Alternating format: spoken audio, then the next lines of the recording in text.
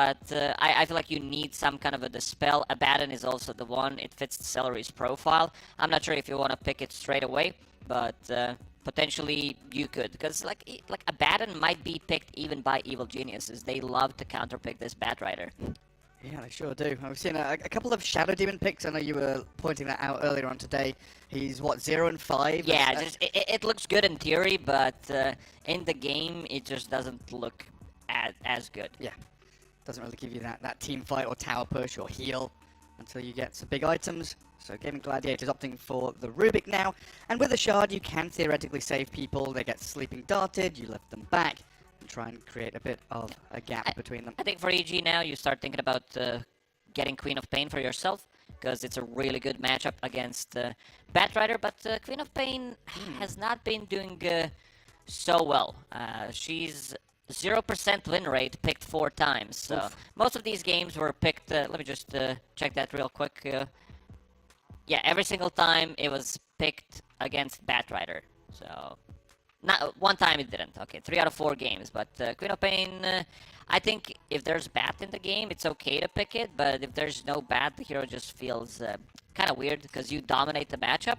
Or the other option for EG, I would say, is if they want to pick some kind of a combo with this Ricky. I mean, there's Mirana still available. Yep. Like, you need to have something that feels relatively strong, like something to combo it off with. Yeah, absolutely. And the fact that this Batrider is also flexible, right? You could chuck it into the offlane for Ace. You're not entirely locked into a Quinn Batrider.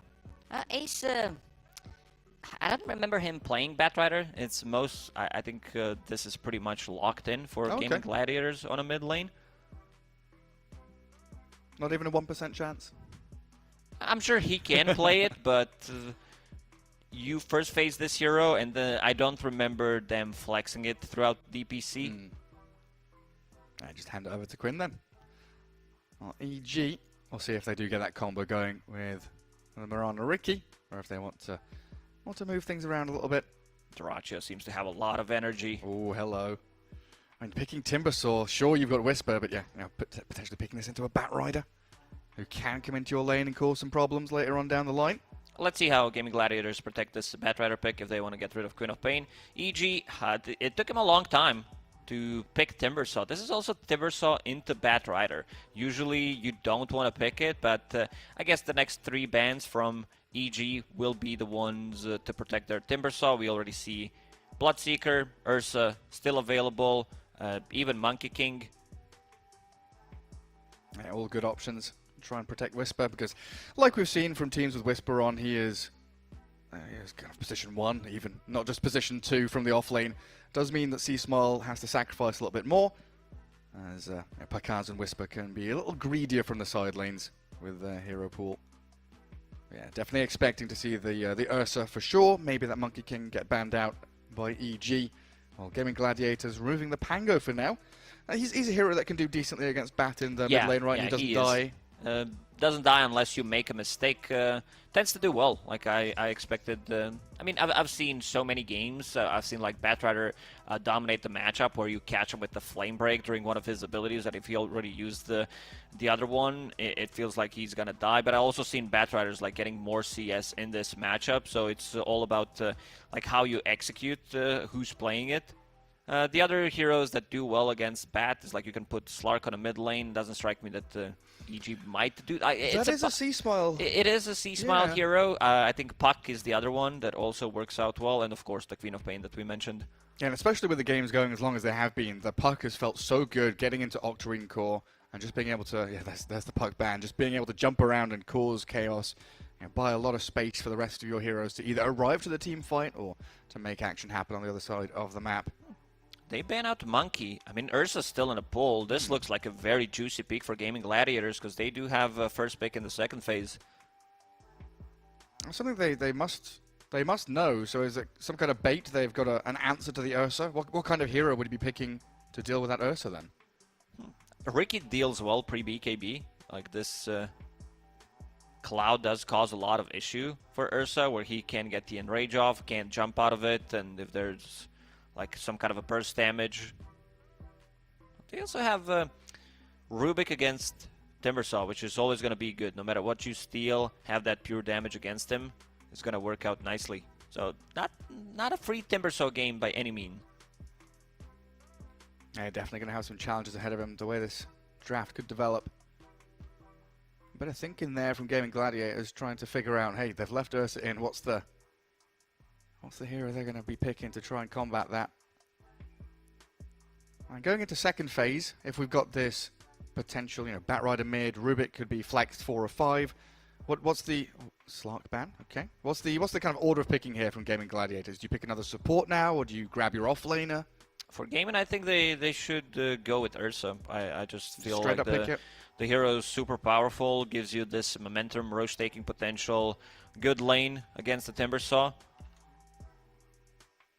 Yeah, because then the potential there is like EG steal it away from them.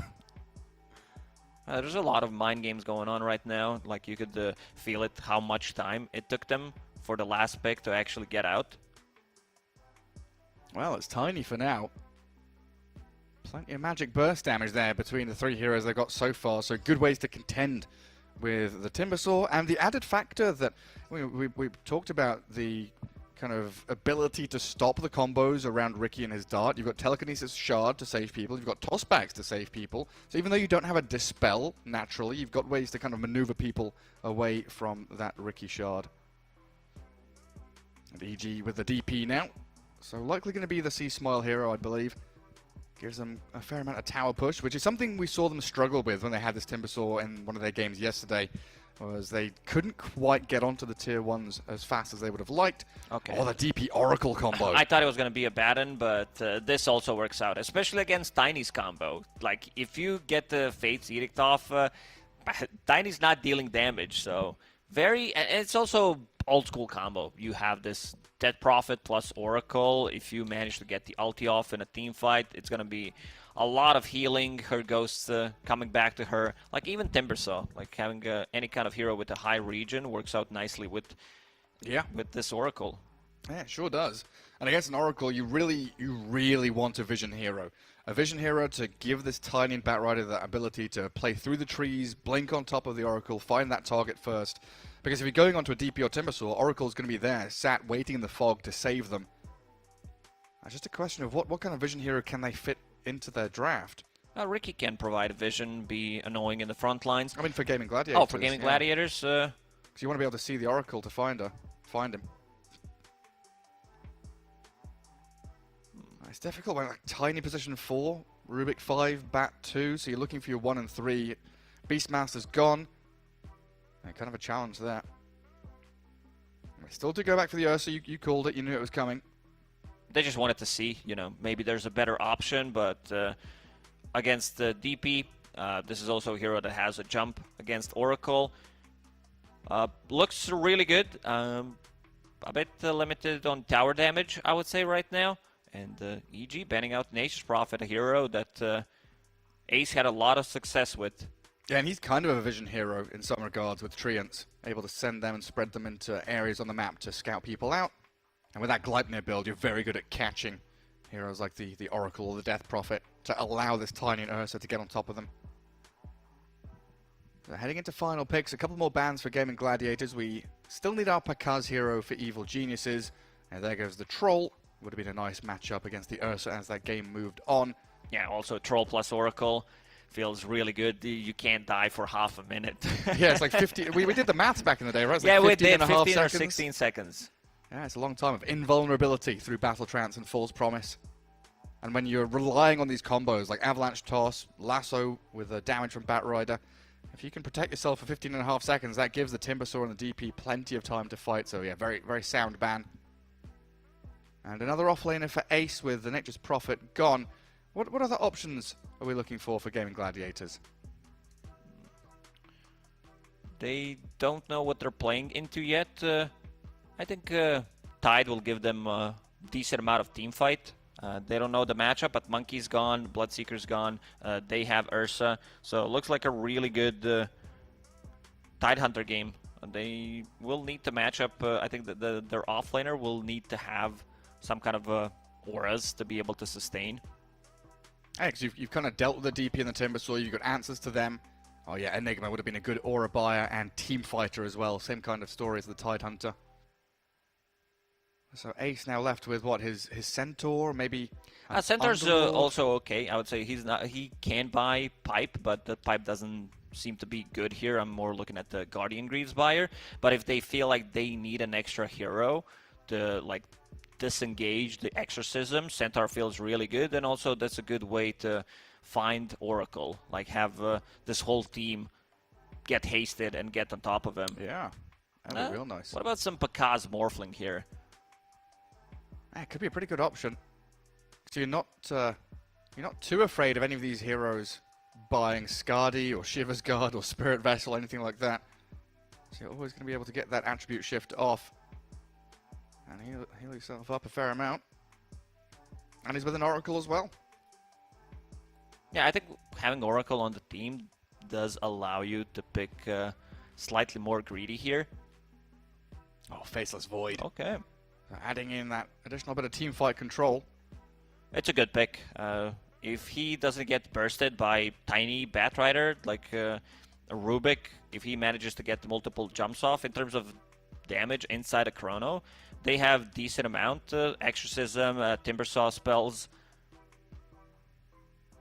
Yeah, I feel like it's a really... I mean, it's a good Tidehunter game. Tidehunter doesn't love to play into, like, Timber Dead Prophet, so that's a bit of, like, even Faceless Void, so... doesn't sound like that good of a pick anymore, but we'll see. Ooh. I think it's the offlane Enchantress. I saw Ace playing it. Oh, that's pretty cool, yeah. I mean, they've tried out these nifty little things like IO Witch Doctor off lane, Enchantress off lane. Yeah, I got a ton of healing, but also she transitions into that right-clicking call very nicely with pure damage against Whisper's Timbersaw and Seasmile's Death Prophet. I think one of the reasons why they decided to pick it is also to be able to dispel Fate's Edict, which is going to be pretty good. And you have, like, the build you go for is, like, you get a Pike, you get Aghanim Scepter, the Sproink, so that's going to be a lot of damage. Like, I saw Ace in pubs carrying the games with this hero. Yeah, and in lane against the Faithless Void, something he often suffers against is that kind of tickling damage, right? You chip away at him little by little. He's good against nuke damage because he time walks it off. But when you've got Ace on his Enchantress just right-clicking you, punching you, Tiny comes in with a toss, Faceless Void could get harassed quite heavily in that laning stage. And it's also a good damage. Like, this hero deals really well with Timbersaw, having early pure damage, something that Timbersaw does not like to play into. So we talked about the Timber. He has some really good counters in this game. Ace is like, what did you guys just pick for me? You picked me Edge? Dyrachyo also No, can't he's believe it. choosing cosmetics, I guarantee it. Like, which little crown do I want? Do I want the golden tiara? Yeah, Why is Dyrachyo so invested into this? He's like, how did you get that item? Like, you spent 1,000 euros on that Edge cosmetic? Celery, you said you're gonna send it to me, bro.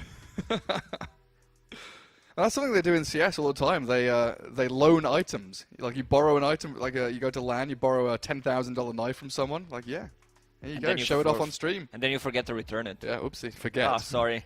Accidentally. But yeah, going into game one, Gaimin Gladiators with a draft that definitely fits their identity. Evil Geniuses feels like they've got heroes on the players and roles, which fits them as well. Maybe a little funky with the Oracle pick, but it all looks solid as well. Gaimin Gladiators, they will play 4 versus 5 because Celery still didn't pick his hero. Come on, Celery, click the Rubik. Oh, he's thinking, do I want to play this game, guys? Do I have to? Yeah, go on then. I'll grab the Rubik if that's what's left for me. That's what's left, pretty much. Doesn't have many options. We'll head into game one here. Everybody's smoked up. And of course, like we've been saying, Gaimin Gladiators looking to continue their solid, strong run in the group stage heading into day 4, while EG do need a couple of wins. Some respect there. Quinn saying, Whisper Chad, good luck, boss. Coming out from Whisper back to Quinn. Oh, yeah, teams placing out the Observer Ward. Seems like EG figured it out that they placed it. We'll see if it gets dewarded. His first phase Timber often needs a bit of good luck, doesn't it? But in the hands of Whisper, we'll see how he does. He's down here with Matthew's Ricky. So what is it going to be, the Timber Ricky lane? Matthew going to play the lane for a little bit? Does he try and rotate to guard runes, or what's the plan for Ricky? They need to pull. Minutes. They need to pull this lane. It's really not playable. You have Rubik plus Ursa playing 2 melee heroes into Ursa. Ricky doesn't provide you with much early on. Like, he can be annoying against supports, but against Ursa, he really doesn't do much. So try to get to, I mean, this is one of the most experienced Timbersaw players on the planet, so, you know, he's not like, oh man, I can't play against Ursa, I can't believe they picked it. Yeah, he knows the matchups, he'll know how to work his way around things. Invading that top jungle, and Celery trying to snipe the rune in front of C-Smile, but 3 runes, you're right.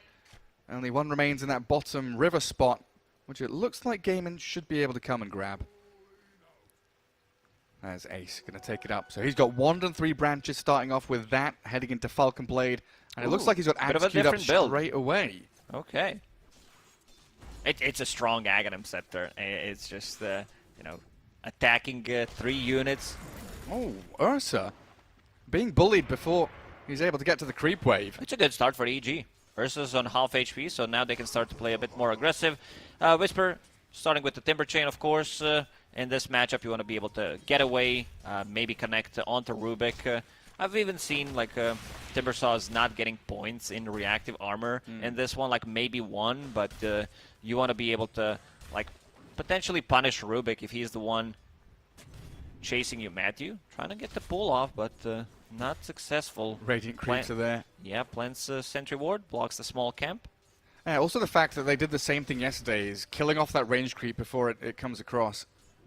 Try and take that down, get a little bit of experience. And Whisper going to drag the remaining creeps back to the lane proper. Bit of damage onto Celery though, has to Fairy Fire, the double Blink Strike, and Whisper with the first blood! Ooh, it starts off well for EG. That's a great start. This is like 2 heroes that don't really do much. Like I don't think Celery should die, but they got a lot of work done early on. Both of the heroes were kind of half HP coming into this lane when the creeps met. Spectacular start in a disadvantageous lane for EG, getting that early first blood. Bottom lane's going to be a lot of harassment. Ace with Impetus, and then you have Tofu starting with the 3-throw.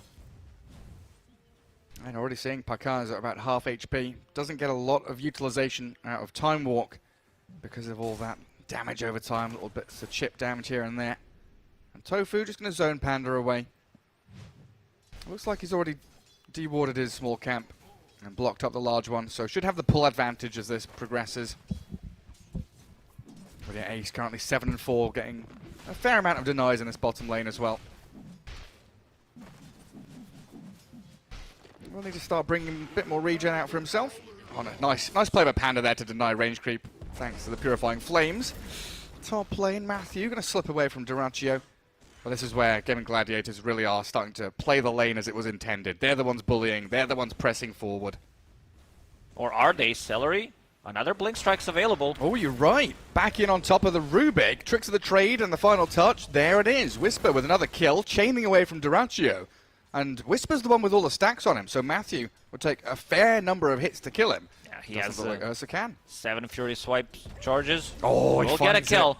Not a bad trade. Ursa getting solo XP, and maybe Oracle can bring some items if he can farm Blades of the Attack. The good thing, like what's important for Ursa is that he is getting the free farm. Sitting at 16 CS, this is their hero that needs to have a good start. Same goes for Quinn, but Quinn, in terms of CS, he's doing well, but getting harassed a lot.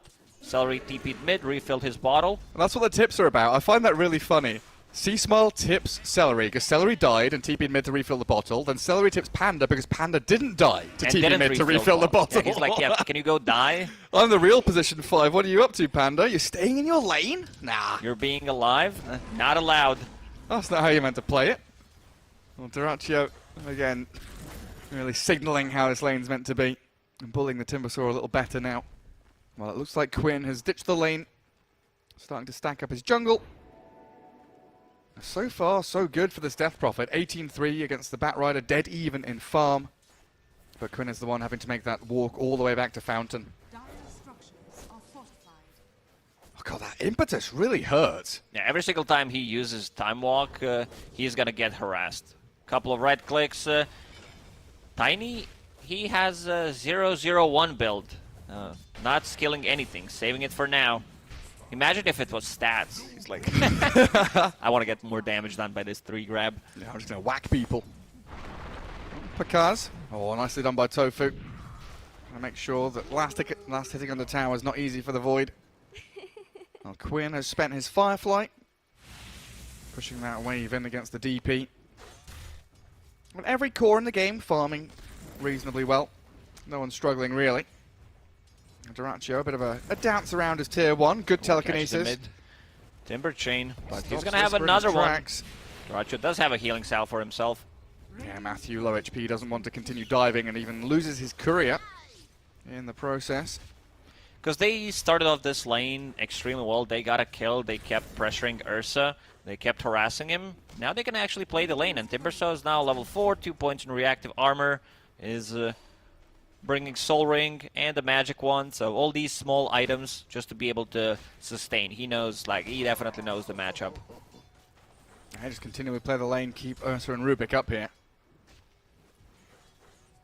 Matthew thinking about his next move. Might consider starting to pull, but it looks like he's not got that large camp available. So instead, watching the clock, nearly 6 minutes in. First active rune of the game needs to be guarded up here.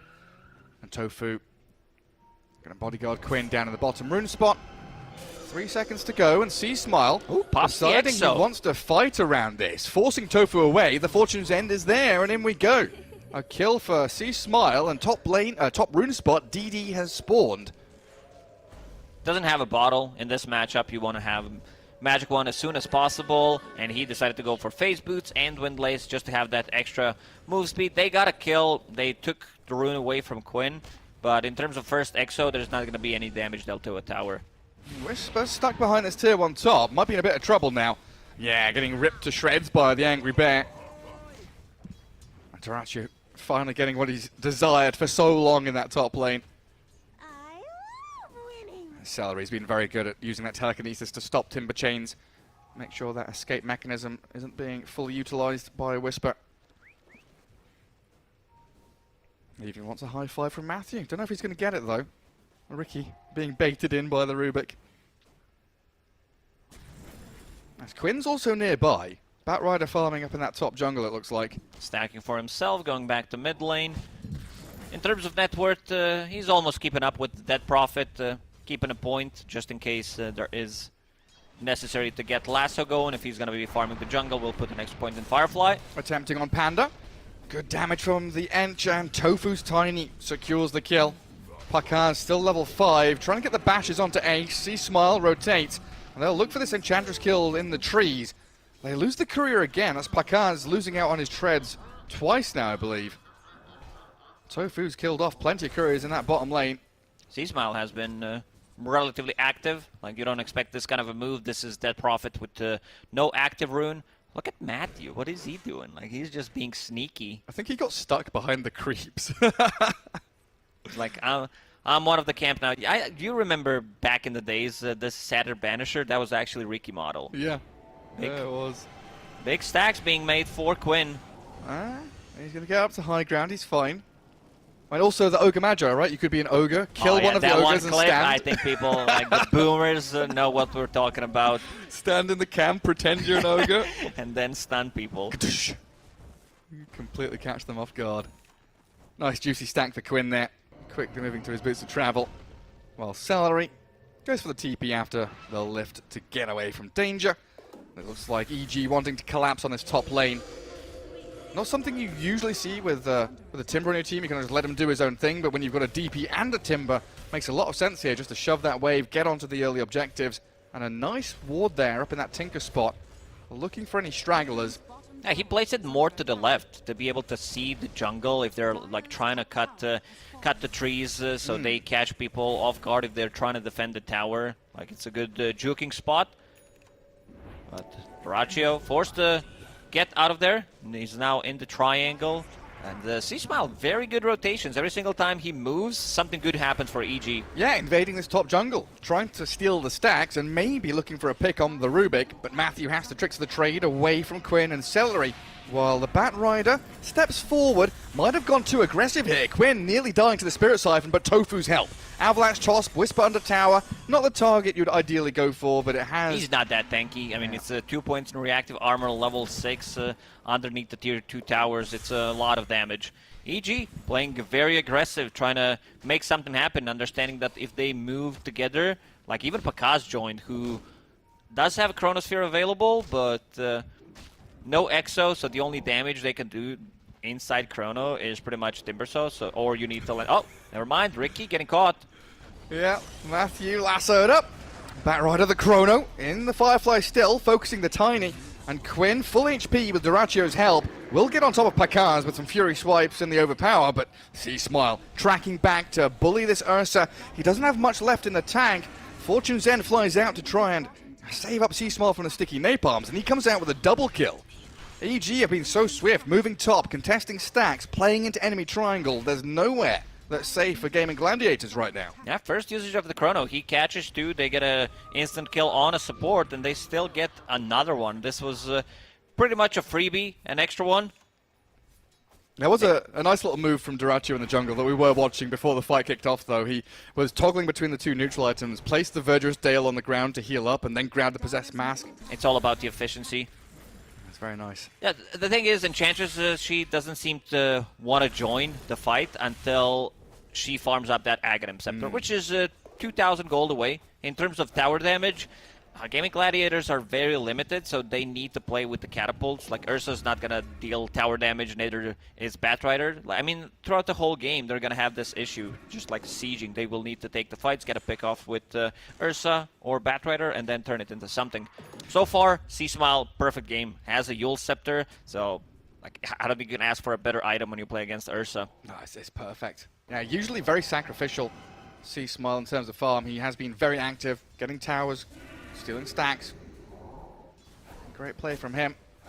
With this Ench Ags, what exactly does it do? So it bounces you back and shoots out projectiles. Does it dodge stuff as well?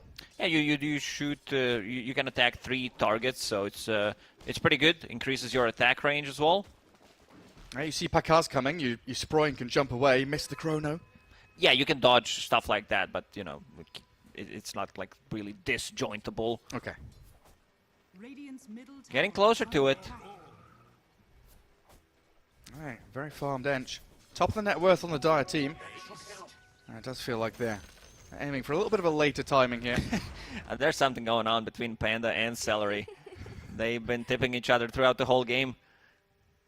Well, they're both, you mentioned it during the draft, right? They're both very similar players in terms of the archetype of hero they play. Yeah. Very sit behind your carry kind of players.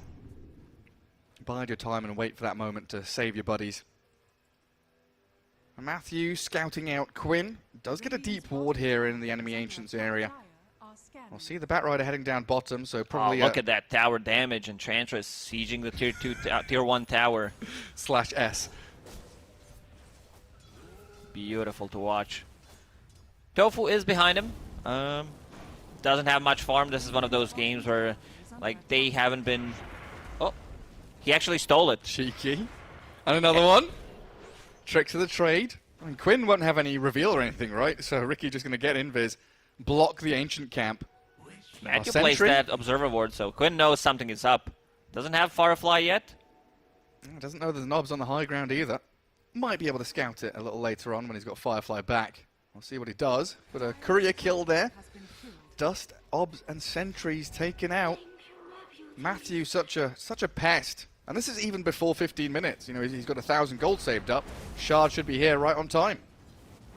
Gaimin Gladiators, they have been stacking the jungle. They understand that they can't really fight right now. They don't have the tools to do so. Batrider is countered. He was supposed to be Chrono. Yeah, straight on the edge. Pakaz needs the backup from DP and Timbersaw, but it's still a difficult target to bring down. The Avalanche looks good, but Ace still going to fall. Now Pakaz moves on the Tiny. Tofu in trouble. And Gaimin Gladiator is going to cut their losses. Try and get Quinn out of danger. Cancel TPs down to bottom. And move away from here, but Whisper wants to keep on diving. Yule Scepter up. C-Smile catches. Whisper helped out by the Death Prophet, and they'll dive behind this tier 2 tower. 3 swift kills and 2 big ones. Ench and Bat. C-Smile teeps Quinn immediately. C-Smile has been having a perfect game so far. Every single rotation has been on point. This Yule Scepter allowing him to get another kill. Celery. Could be in trouble here if they bring another hero, but Ricky, as you said, still doesn't have that shard. We'll have enough gold to buy it at the 15-minute mark after farming this wave. Yeah, he's in a perfect spot for that. And after the laning stage, you know, we're still waiting for Gaimin Gladiators to hit these item timings, so it feels natural that EG should be the ones applying the pressure. But now Ursa has Battle Fury, he's going to be accelerating. You know, Ench, of course. Yeah, you get Battle Fury, you start fighting. You join the battle. Yeah. With all the fury in the world. Radiant's top tower is under attack. We've got Blink queued up next as well. Yeah, it doesn't feel like, you know, Gaimin Gladiators are drastically behind. It's a 1k lead for EG, even with all these, you know, all these plays into the enemy jungle. They haven't taken tier 1 mid or bottom yet. They're waiting for this Aghanim Scepter on Enchantress. It's such a big upgrade in terms of damage, and now they have it. I want to see them smoke. They still have like 50 seconds left on Exo, so I think it's time to try to do something. Tiny's not having a good time. Like, Tiny's Blink Dagger is going to be post 20 minute. Yeah, it's been a rough one for Tofu. Obviously, yeah, 1-3-1. Not too many opportunities for him to fight. All of this doesn't matter because Ricky just bought Shard. Sleeping Dart is available. So combo, like in terms of the combo that they have, like the best one is Timbersaw. Him having this explosive damage where you... Oh, Tofu, gonna be the first point of contact here. Yeah, smoke breaks. Panda knows. Spot the Tiny in the trees. Silence him up. And catch him out. EG bring 5 heroes down there to protect their tier 1. And like you've been saying, they've not really done an awful lot of damage to objectives, Gaimin Gladiators. They don't have the best tower push. Need to get these items online, find a team fight, and then transfer that into towers somehow. Looks like Mage Slayer is next from Ace. But he's getting dived under his tier 1. Matthew spotted him. Timbersaw on top of the Ench, but the Nature's Attendants, tons of heal, and there's the Sproink, the Rainbow Impetus shot, launching out onto Matthew, nearly killing Ricky, but he gets off the tricks of the trade, while C-Smile in behind this tier 1. Diving Ace, the Chrono comes, Tofu and Ace both caught inside, and Whisper with a Chakra will finish off yet another kill. Tofu down, and C-Smile is unstoppable.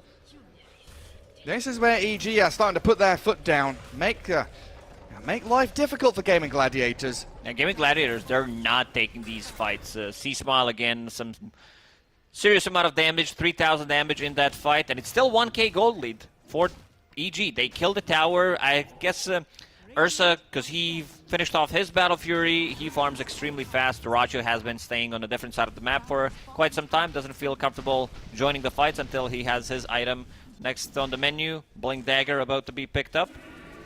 Yeah, similar story for Quinn as well. He's just been stacking and farming camps in these first 17 minutes. I'm definitely looking to extend this game out a little bit longer, knowing that these games have been going 40 to 50 minutes on average. So you've got a pretty good idea when your timing is going to be. And then it comes down to execution, right? Fighting around Roshan, fighting around objectives. That's been the key to victory throughout the group stage here. At EG with Chrono down, don't have that big team fight ulti. No They're Exo. gonna smoke. No Chrono, no Exo. Still going to play forward, sleep up the Batrider, but Matthew's the one to get blown up by Duracho. Does have to use the Enrage to get behind his tower. Quinn wants back in though. C-Smile Sleeping Dart, saved that's big. the false promise. Gets him out of dodge. A little surprised that they decided to smoke and try to take a fight. Like, you have two of the biggest teamfight ultis on your side on cooldown for almost a full minute. But this is going to be huge. Sleeping Dart from Rubik. If you can stop Faceless Void, who doesn't have BKB yet, he decided to go for Hand of Midas, farming with the Maelstrom. So, gonna take some time until he farms that BKB. Do you reckon Faceless Void is still the ultimate late game carry?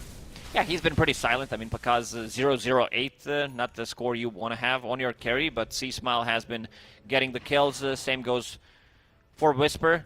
C-Smile has been carrying and does have a BKB available now. Oh, he sure does, yeah. Oh, it's going to protect him nicely against all that magic damage from the Bat, the Tiny. Yeah, I think things can get a little hairy going super late game against the Ursa. He offers so much immediate alpha damage, and when he's got an Abyssal Blade, that Faceless Void could get caught off through the control. Matthew going to start things off with a Sleeping Dart, though.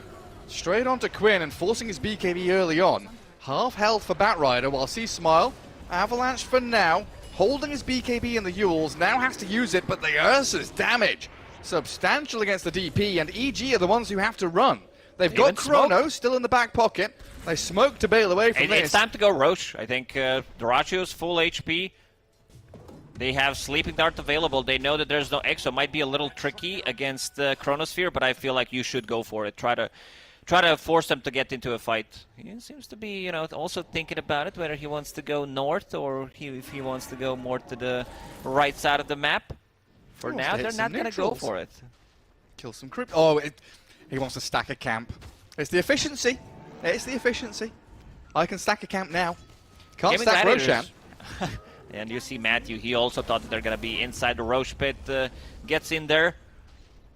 Doesn't find anything. And for the first time, I think Gaimin Gladiators are having a lead in this game.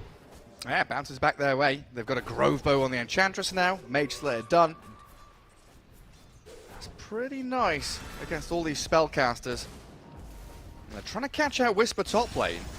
Lasso is there, and the damage from Doraccio trying to kill him off, but a Timber Chain and the arrival of C-Smile slows things down. Wanting to chase Doraccio, and Whisper getting some revenge, but Gaimin Gladiators, they are all here. Avalanche toss, Whisper about to die. The false promise is there, and Panda keeps him alive. A killing spree for him as they dive in. C-Smile falls, but Doraccio dead. Oh, look at this damage from Enchantress. Sprigs them all to death. Getting slept in the end. I want to see how much damage was that. He showed up in the fight and immediately deals, what is that, 1.1k damage with one Sproink. Just one spell.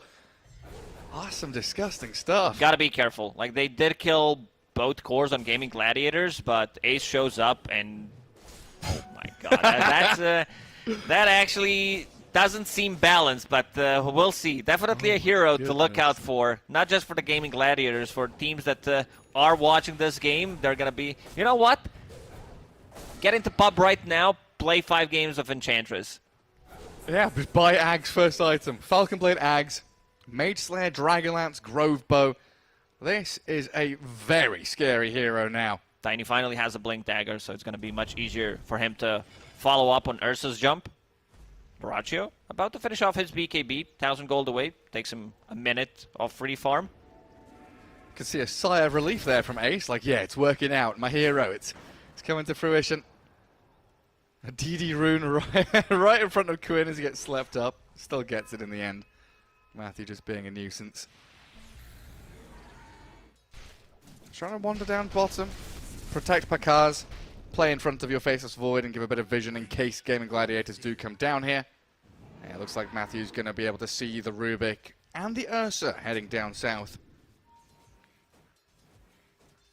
Even sentrying up. I found out where that Ricky is. Considering we have Death Prophet and Ursa in this game, and Roshan didn't die for 22 minutes. I guess whoever kills, whoever engages into a next fight and wins it is going to turn it into Roche. Big timing for both teams. You have Faceless Void that just picked up BKB, so EG will be fight ready. And on the other side, Gaimin Gladiators, right? Yeah, Tiny Blink, and Ursa just finished off his BKB. Needs to use the courier. So both teams kind of want to take a fight right now. Super important. He also needs to reconnect with the rest of his team there. A little further left than the Ursa is. It looks like EG wanting to make the most of this situation though. They've got top lane pushed in. They can connect up there. They Maybe know something is up Roche. because Gaimin Gladiators, they're not smoked anymore, and you see EG using scan, so you should know something is up. Yeah, that scan turned red. They have another one. Yeah, Radiant scanning off to the right. That turns red as well, so everybody knows the direction the opponents are coming from. Ricky starts with a sleeping dart. The jump in from Pakaz, no chrono yet. Tofu trying the Roshan avalanche is toss. so low. Ricky being focused down as Doraccio and Quinn straight onto him. Tofu and Matthew trading lives, and Quinn just trying to chase up here, but C-Smile keeping them at bay while Doraccio trapped in between 3 of EG, down to half health. They've got the bit of save and a buying time from the Yules. Doraccio, BKB, and looking to jump back in the avalanche again, but there's a false promise from the Oracle. Aegis already claimed up as Doraccio. He blinking back to his side of the map, and the two-man chrono there, catching both supports. Quinn and Ace still on the outskirts, though, doing an awful lot of damage here, and Pakaz is struggling to stick on a target. Celery with the Spirit Siphons, trying to roleplay his boxy, but can't quite get the job done. And now Ace trapped in place. Quinn and Duraccio on this high ground, not able to rejoin the fight. EG will come out victorious.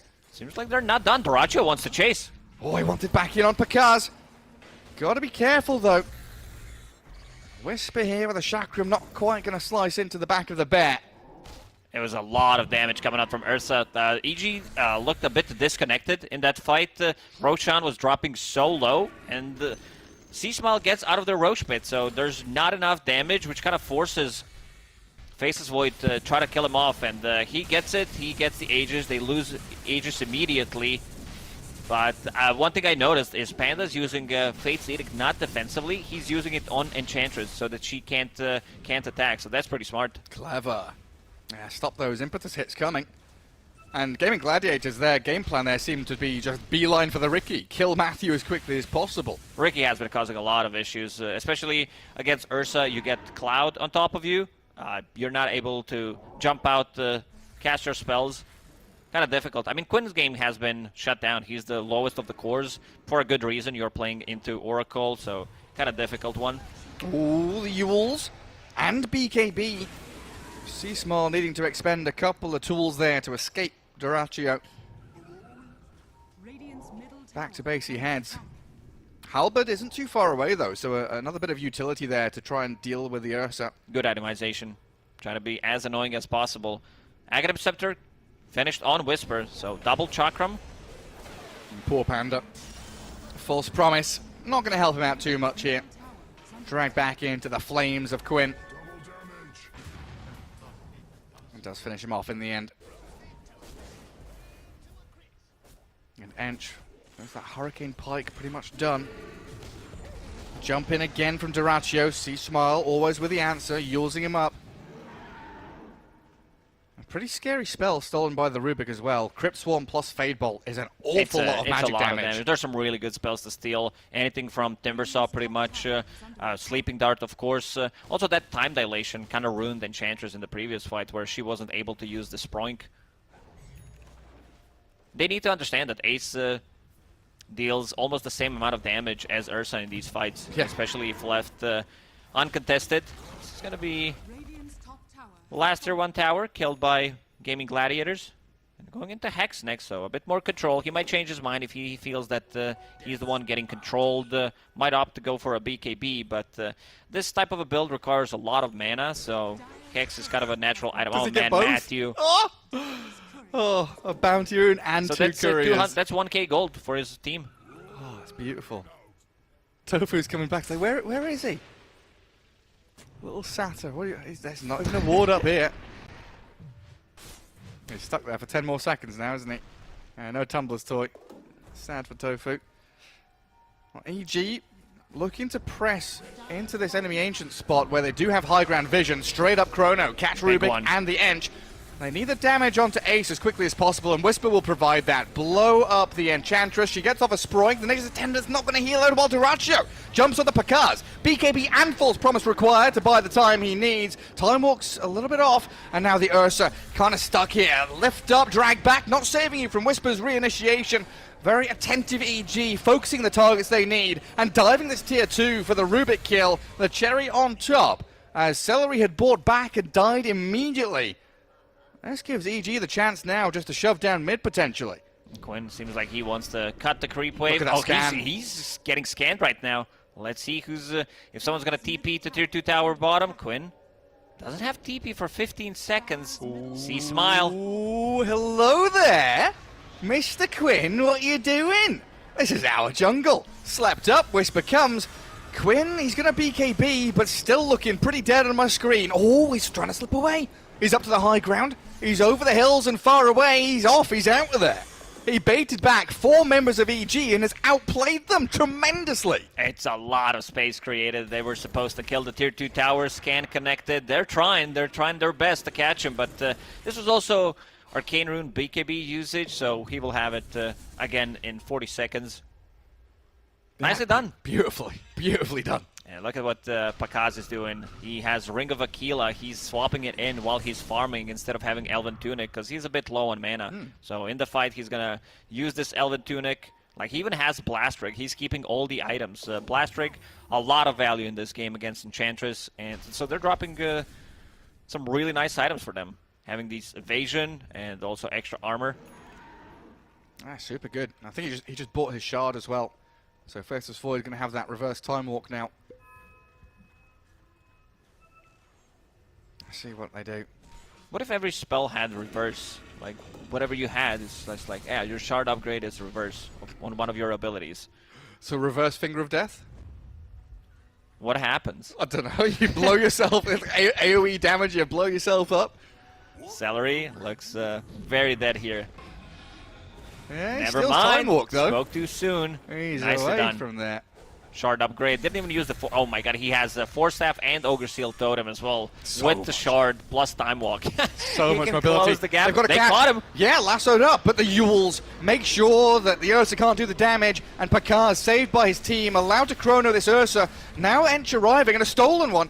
There's the Rubik coming in clutch. Everyone from EG stuck inside. Duracho still dies.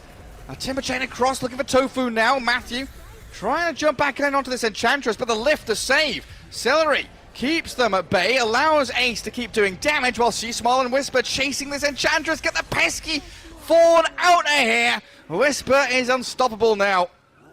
It looked like a really damn good chrono. Like, he landed it on pretty much everyone, but there is no damage on their side. The Enchantress needs to be outside to be able to get the damage done.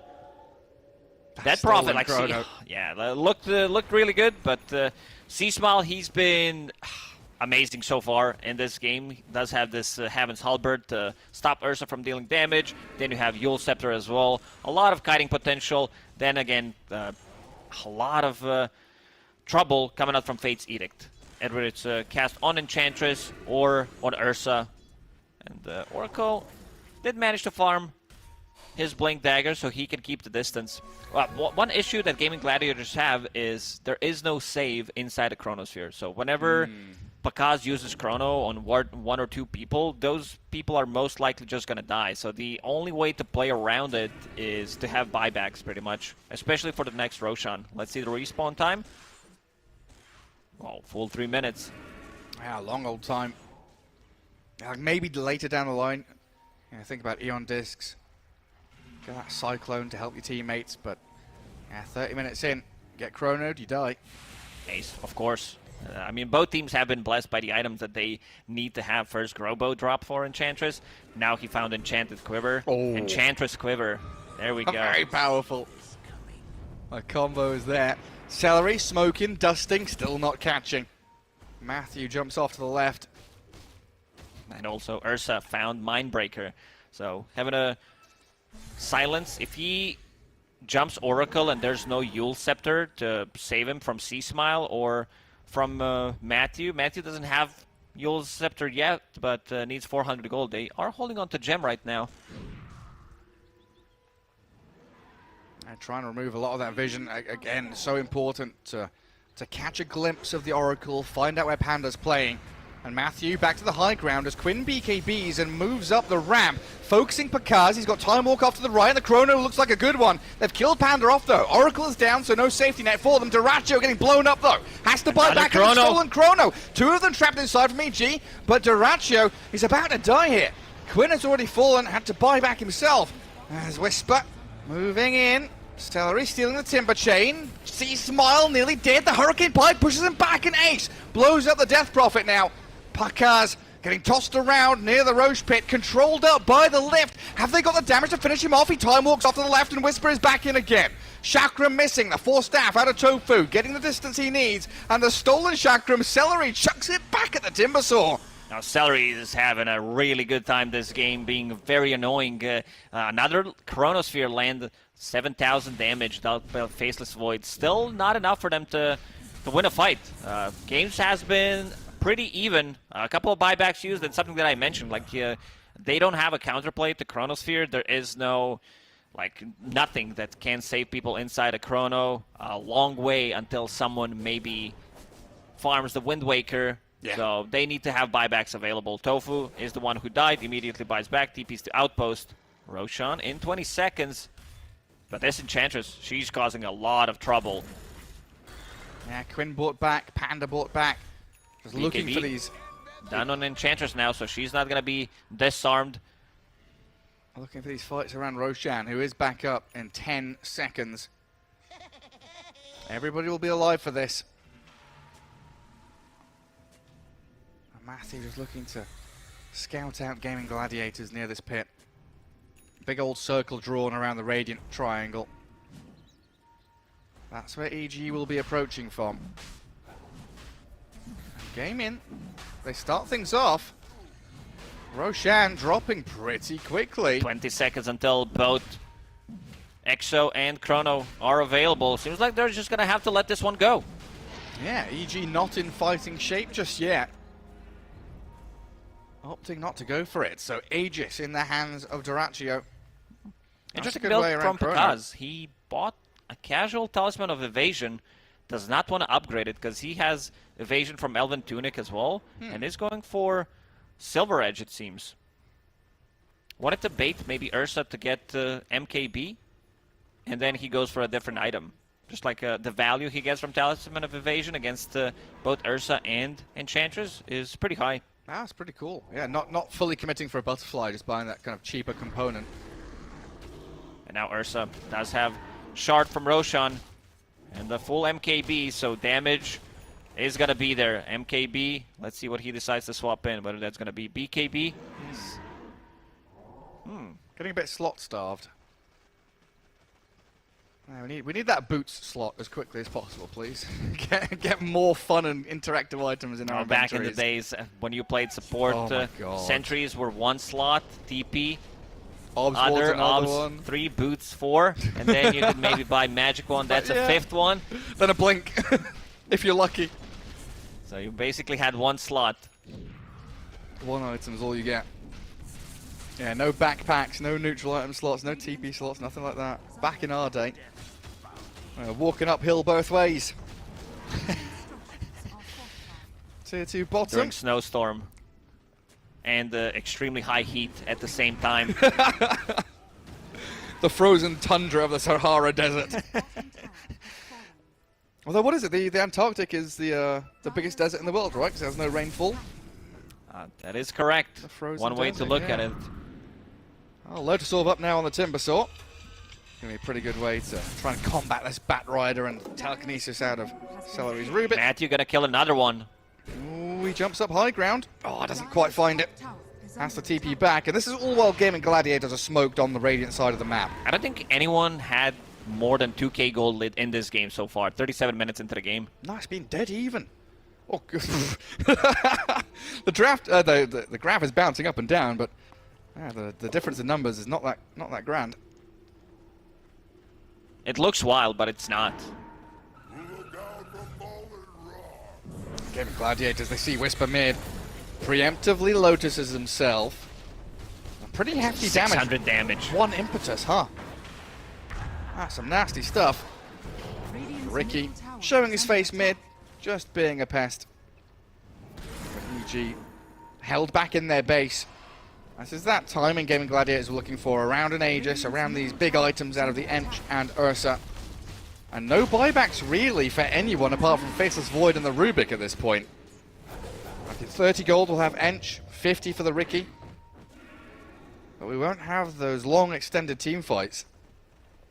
EG needs to get stuff done with this Exo, with Chronosphere, because damage from Faceless Void, like, he doesn't really deal much. He does have this Lincoln's here to protect himself against like Rubik's Lift, and most importantly, Batrider's Lasso. Quinn did manage to recover. Like, he's still, bottom of the cores in terms of net worth, but he does have items. Spell Prism, Octarine Core, and Arcane Rune. So might get the 2 lassos off in a fight. That's the first one. False promises there, though. Panda with a blink. So 80 seconds against 45 seconds now on Batrider. He's going to have 1 more initiation, potentially. That's a good point. Just forcing these abilities out of EG. Yeah, they've got full control. Bottom and mid lane trending towards Radiant base. Flicker found by Doraccio. That's a Huge one. Never mind, sends it back immediately. Now has Witchbane, so good way to dispel things and also deals a lot of damage against Dead Prophet. And the Timber Sword. Let's see who's going to be holding that. The Flicker? Flicker, yeah. It's really good against Ricky's Cloud. You can get out, you can dispel time dilation. Yeah, not sure. Quinn keeping the Spell Prism. And they saw Matthew taking this outpost. They've got the vision through the gem of Quinn. And plenty of damage to bring the Ricky down. The Yule Scepter on 20 HP, just delaying the inevitable, buying time. No way he survives here. Surely no way he survives here, right? He's got Blink Strike, but nothing to blink to. Will die in the end while in the mid lane. Whisper getting gone on by Tofu and Duraccio. EG, they know there's multiple members of Gaimin Gladiators pretty distant away, but they can't make the play onto the Ursa. Knowing he still had that Aegis, it was a difficult prospect. Finally expiring now, and that'll be Gaimin Gladiators just backing up from the Radiant base. And now we're back to farming. Wait until the next Roche respawns in 3 to 6 minutes. A lot of the games have been like that, where I mean, I understand Gaimin Gladiators, they really can siege. Like, even with Aegis, they can't just go on the high ground and try to hit the tower. They don't have the heroes for it. It's not the Leshrac, Terrorblade, or anything, but it's something about this Sproink is so satisfying to watch. Yeah, just keep the camera on the Enchantress the entire time. Prancing on. Sproinking around. This is going to be Bloodthorn in 100 gold. Yeah, such a dainty creature doing just a dangerous amount of damage. Refresher Orb now for the Faceless Void, so double Chronos. Does have enough mana to use it with that Linken's. And also he hits level 25, so backtrack talent is available. Gonna be very difficult to kill. I don't see any Silver Edge. Silver Edge, like break mechanic, does work against level 25 talent on Faceless Void. Nobody going for it. It's a bit of an odd one where you like break the talent. I guess it's like a hidden passive. Yeah. Imagine they break your move speed talent, you like slow down. Oh, please, no, I need that move speed. I want to run fast. Picans with the Ninja Gear, just waiting to see if anybody was near. I'm always sad that you can't break Tiny. It would be so funny if he just shrinks. Double Make him small Abyssal, again, Lotus Orb. Bounces it back. Tofu's in, though, with the Avalanche Toss. EG's alone here. Gladiator is bringing 4 members to kill off Whisper. C-Smile going to go for the BKB TP. Duraccio trying to close the gap to try and bash, but he wasn't fast enough. But a big streak to be taken down there. Wicked Sick Whisper. Plenty of money going into the pockets of Gaimin Gladiators, but also reclaiming control of that map. Seems like EG is slowing down a bit. They're going to be relying on Chronos here to be able to get the damage done. Those Chronos, they need to be on point. Like, there's a big difference between two supports in terms of damage output. Ricky doesn't really do much. He's more about the control. Same goes for Oracle. It's about his positioning and being able to cast a save. On the other side, you have Celery, who's been doing a lot of work, and same goes for Tiny. Yeah, had some really good steals from that Rubik. Multiple Chronos, just having the Crypt Swarm or the Smoke Screen do damage or continue controlling people up. Tofu and Ace here. Kaz thinking about it. Goes straight for the Chrono. Exo as well. They really want to kill Ace here. Gaimin Gladiators rallying around the Enchantress. She's got off the BKB and the Attendants. Enchantress with some more Sproinks could actually play her way out of this one. Tofu going to survive. Dragged away from Picaz. And now they've moved back in onto the Faceless Void. He's going to try and time walk it off thanks to the False Promise, but now Panda, the target of choice for Tofu and Celery, has the Fate's Edict on him, so protected against the magic damage, while Picaz and C-Smile chasing Quinn now. The Bat Rider gets turned on. This fight is dragging out forever as another Chrono from Picaz. Straight onto the Tiny and Ursa. Ench slept up, so the damage is lacking, and EG, they've done it now. Holding their high ground, coming out to play into the southern jungle and finding the Enchantress. A Yules and Matthew finds a bonus target. Celery's Rubik trying to flicker away, but doesn't get any distance, so Whisper and Picaz straight on his head. With some sick Chronospheres. planted by Pakaz. He's been very patient with his second one. But again, C-Smile, his damage output in some of these fights have been amazing. And he's about to crack level 25. Needs another creep wave, and he gets it. So 8 Exorcism Spirits on top of that while the Chrono's running is going to be a massive upgrade. Oh, loads of damage. What is that? Almost a 7k swing in net worth going the way of EG. So, yeah, the 7k lead that GG had has been completely taken out. And a couple of buybacks as well. We can't forget that. Quinn and Tofu bought back to try and continue that fight. So if they get picked off in this next battle, that could be an option for EG to push high ground. Dire's bottom tower is under attack. There is a Roshan alive, of course. So a backup plan is available for EG if they don't want to go too far forward.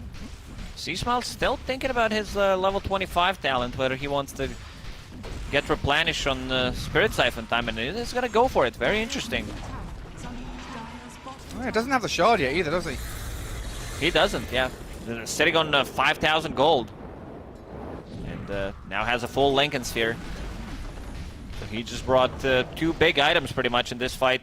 Pakaz also has 6,000 gold saved up. Next Roshan is up, and that's Refresher. What are we watching? What is this? No, it's shenanigans. Yuleses on Yuleses, blinks on blinks. Tiny. Flicker, tricks, blinks. Tofu. He's alright, isn't he?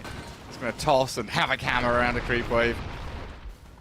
Dire Vision going to see Pakaz coming. While this is happening, there is a Rosh attempt. By attempt, I mean Roshan is dead. This is going to be Refresher. EG would definitely love to get hands on that free Refresher, either for Faceless Void or for Dead Prophet Exo. Oh, Whisper's courier died. I know he was trying to build a Scythe of Vice. I don't believe... He does have it.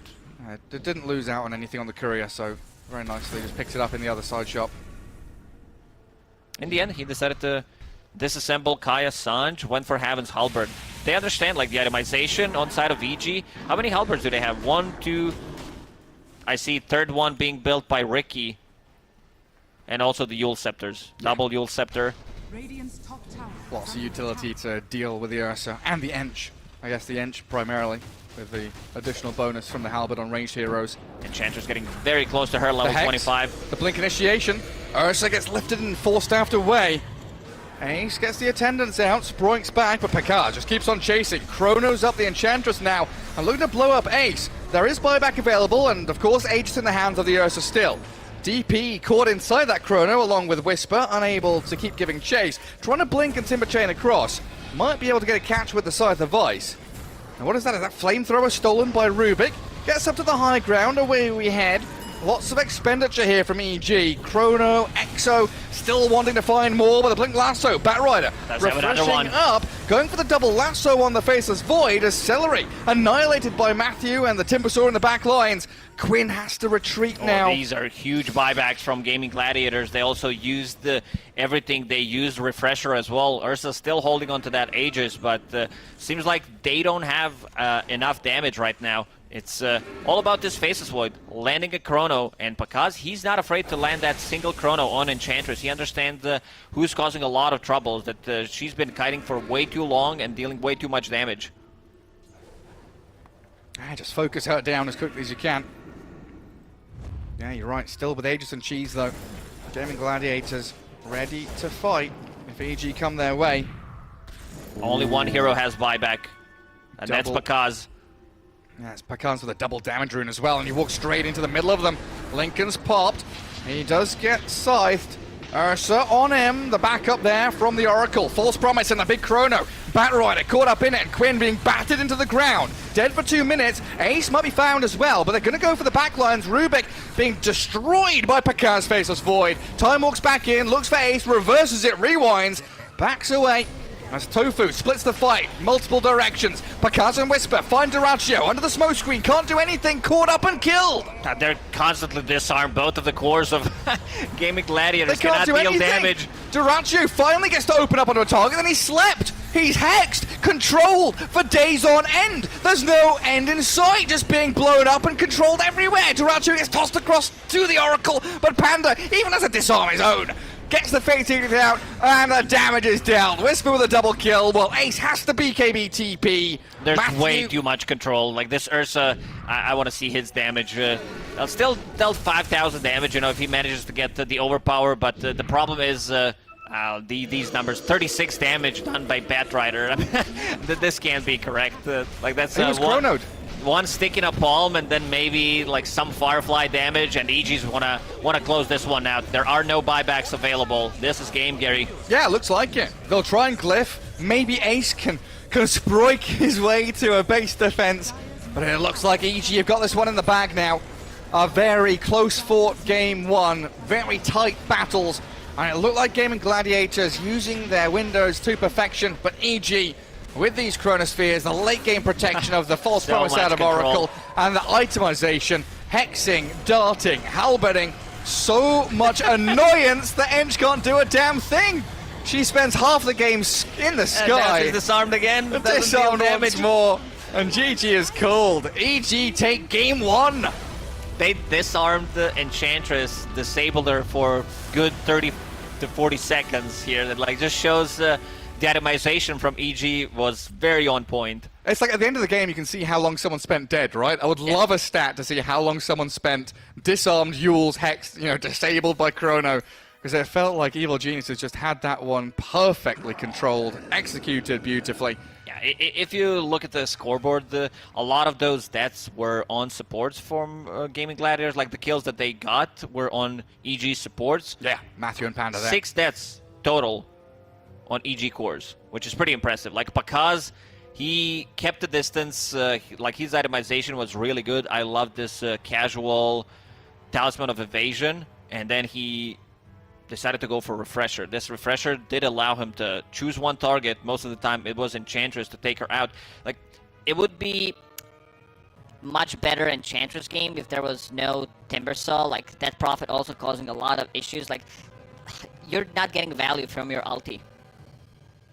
Yeah, it looked fun though, right? It looked fun. That No, Ace, it when he looks got good. his Aghanim I gotta Scepter, say, looked- this Enchantress from the offlane look extremely good. It's just that Exorcism and the double Chakram destroys Enchantress.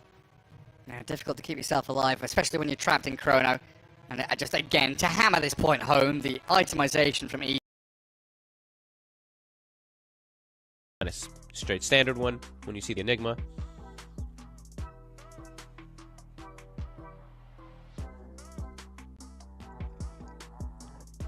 I see Tundra. What else do they want to look towards? Some more of maybe Makoto's heroes. I mean, and I mean the one we're seeing get through in a lot of games, Tusk. See if that that gets ignored here in the bans. If one of the teams is just going to be able to freely pick that, or if they feel it's enough of a threat. I thought Talon might ban out the... I think they might ban Tiny Tusk and Monkey King if they're targeting Saksa. Yeah. If they want to worry about those, if they want to worry just about the lane, because we've seen these Enigma lanes with one of these melee heroes. Not the Monkey King so much, but with Tusk and Tiny just dominate. So it could be something they're looking at. I feel like this game they're probably less fearful of the Monkey King. Like I feel like Rubik and TA, right? They don't care too much about Monkey King. They can handle definitely. Agreed. these kind of heroes in sort of the overall outlook of a game. And Tundra's actually gonna opt toward the Clockwork. That's a bit of an interesting one because, I mean, in the past Talon has played Clockwork, but they haven't played it a single time in the last, like, I don't know, 2 months maybe or something like that. Yeah, we had just one game from Q, which they lost. Which one was that? When did they play it here? No, I couldn't tell you what that was. It was not. Okay. I'm looking within a period of the last 3 months, so it could have been a while ago. That is a really interesting one. I mean, it's to protect the lean in the Enigma. It makes sense, but it's not something that Talon favors. So, okay. They played it. Yeah, they played it 2 months ago, in the league, and they lost that game. But DJ, that's the only time they played it. And Talon, they are targeting. Yeah. What have we got? Do you see something else? No. Oh, okay. And yeah, they are targeting Saksa, so we see those bans. Yep. They're banning those melees. So okay. I'm on the same wavelength of Talon, I think, right now. For Tundra.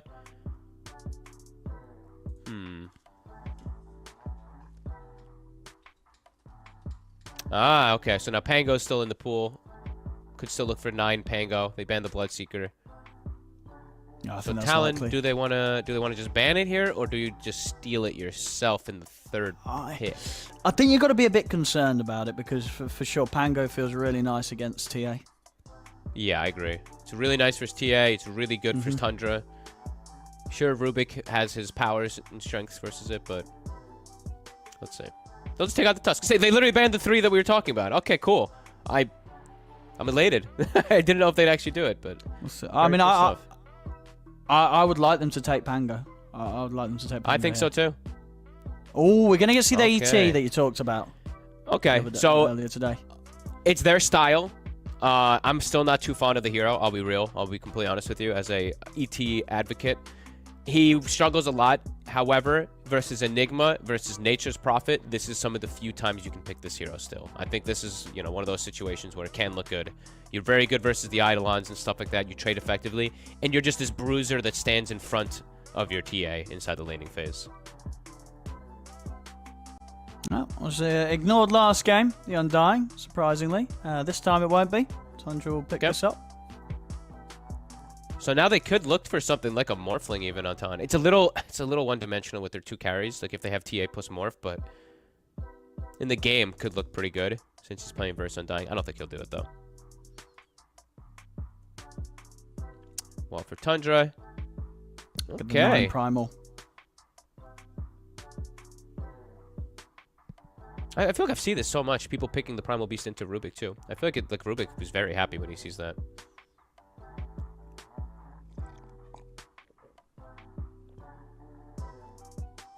I mean, how so? Just because the ults are nice? Because the other spells aren't that great for Rubik, are they?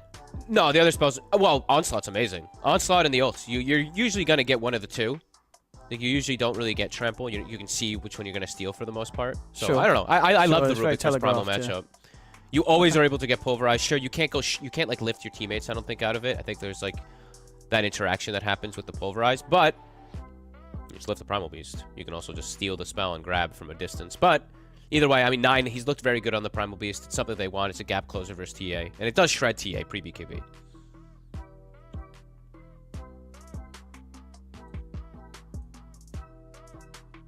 So, looks like it's going to be, like, what, a Saksa last pick, unless this is a 4 Primal Beast. I guess it's still technically a little flexible for this side of Tundra, but cool.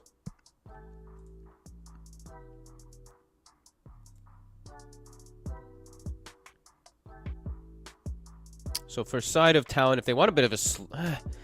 every carry just feels too slow for me, because they have TA right now. Like, Yeah, I'm thinking Void, Morphling. Void and Morphling are the 2 I'm looking at perhaps for Talon, but I'm like... I'm seeing sort of what pairings they've played with TA before in the past. They've run sort of like TAs plus Slark, TA plus Pudge. Yeah, usually it's a faster TA paced plus hero. Night Stalker. Get the Beastmaster in, so still saving that. That's nice.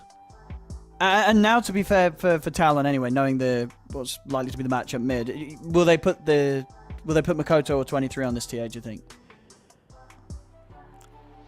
Probably 23, and then they'll pick something else for Makoto in the matchup. Okay. Yeah, I really like this Beast pick. This is really nice. As we've said, I feel like we get to do this matchup more than anything. The Beastmaster versus Undying +1. Lane can definitely be a bit one-sided. We'll see how he's able to do on the side of Jabs, how he's able to recover. If he has a good laning phase, this game could get one-sided. Talon could kind of steamroll through it with his Beastmaster, but it's very difficult to have a good laning phase. So he's probably going to suffer. But their lineup right now looks strong. Their timings, their Beastmaster TA, these 2 together work really well. But Tundra also having a very good response. One of the ones that we do know Makoto likes to play that's still in is of course the Ember Spirit. Would you consider this a good Ember Spirit game? I mean, I'm trying to think, what have we seen from kind of Ember Primal when that's matched up together? Is it rough for the Ember, or is it totally fine? It's kind of fine, right? You got the It's kind of fine. Stop and trampling. It's one of Makoto's strong ones. And it's, honestly, other than that, it's a pretty nice game to be jumping around the fights as an Ember, right? Yeah, definitely. Yeah. I'm looking at that, and honestly, a little bit more of a volatile one. I could see something still like a Queen of Pain. Very limited disables, limited catch. Lane is good. Yeah, you want make to play early with rotations. One of these, you play fast. I could see it. They didn't. I don't think they. I know I have to go back. Did they win the game when they played with Quap?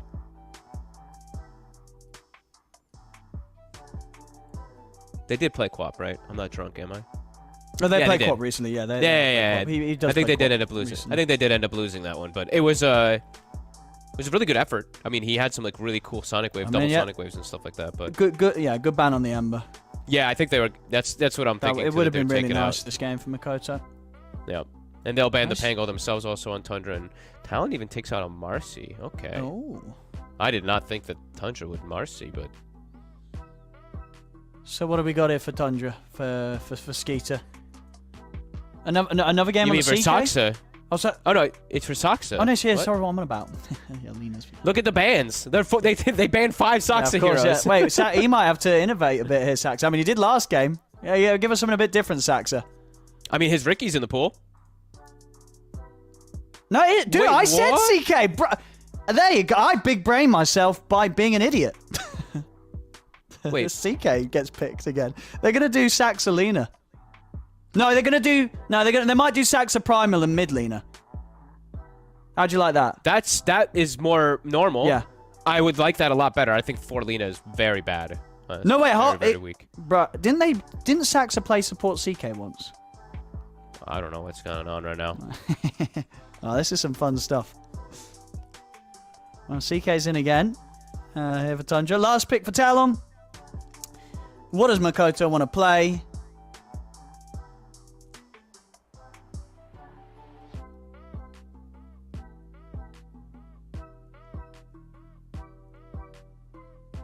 But I mean, I think it's got to be that, right? Support Primal and mid laner. That's what I would think. That looks way more normal. That looks pretty good. I'm fine I mean, with honestly, it could probably just be either way, depending on what Makoto plays mid.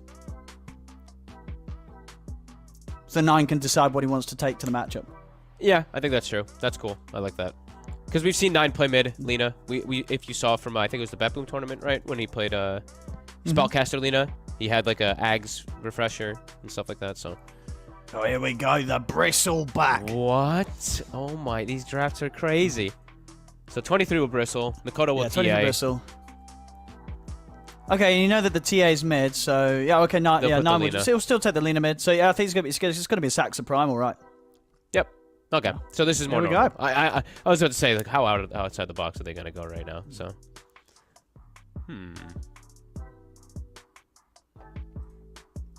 So what do you make of this? What do you make of it? Gotta think for a second here. I mean, I like 23 at least on the bristle. This is a hero that shouldn't die 4 times in the lane, right, Fogged? No, and this is also a really this tough is Enigma safer. game. Like, we saw these Enigmas really suffer. He's now playing in a lane versus Bristleback, which we've seen, you know, the Bristle True. do excellent in it pretty much every time. He's playing versus a Rubik in the game. Always going to make it hard for the Enigma. There's an ET in the game, too, which can make things hard for an Enigma. And there's a Beastmaster in the game, which can make things hard for an Enigma. So, at least for 33, game does look perhaps a little bit difficult. But 9, Skeeter, playing very comfortable heroes. Let's see what they're going to be able to do, if they're going to be able to actually withstand the big collision, the big collision that's going to happen, what I want to call it, I guess, for Talon. Because it's going to be a very early timing that they're looking for hitting with, like, the Beastmaster, Dominator, Overlord, etc. TA plus Bristle, dictating pace, looking for Roche, dictating tempo, and stuff like that. Tundra has good ways of fighting around these type of pushes like that. So, yeah, could be interesting.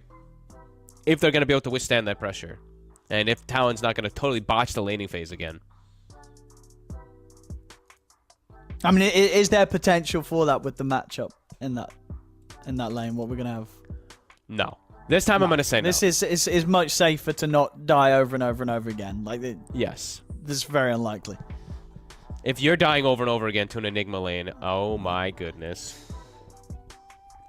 All right, well, here we go, ladies and gentlemen. Game 2 of Tundra Esports versus Talon. And we've got quite, again, some fun stuff. Looking forward to see what 23 can do on the Bristle. Just having a look. They haven't played this for half a year. They played it 6 months ago. They played a bit of Bristle. Yep, this is the... I feel like we just casted this game, right? We saw the Beast Bristle yesterday, right? LGD did it. They did it with Chen. What was it? What was it with?